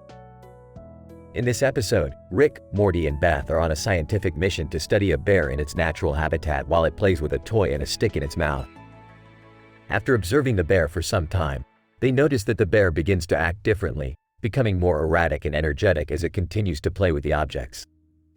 Interesting. The bear appears to be experiencing a surge of dopamine in response to the stimulation. It's like he's on some crazy drug trip. Whoa, man, this bear is having a blast! As they continue to watch the bear, they observe it eating spaghetti that Beth had accidentally dropped on the ground. The spaghetti seems to intensify the bear's already heightened state, causing it to become even more animated.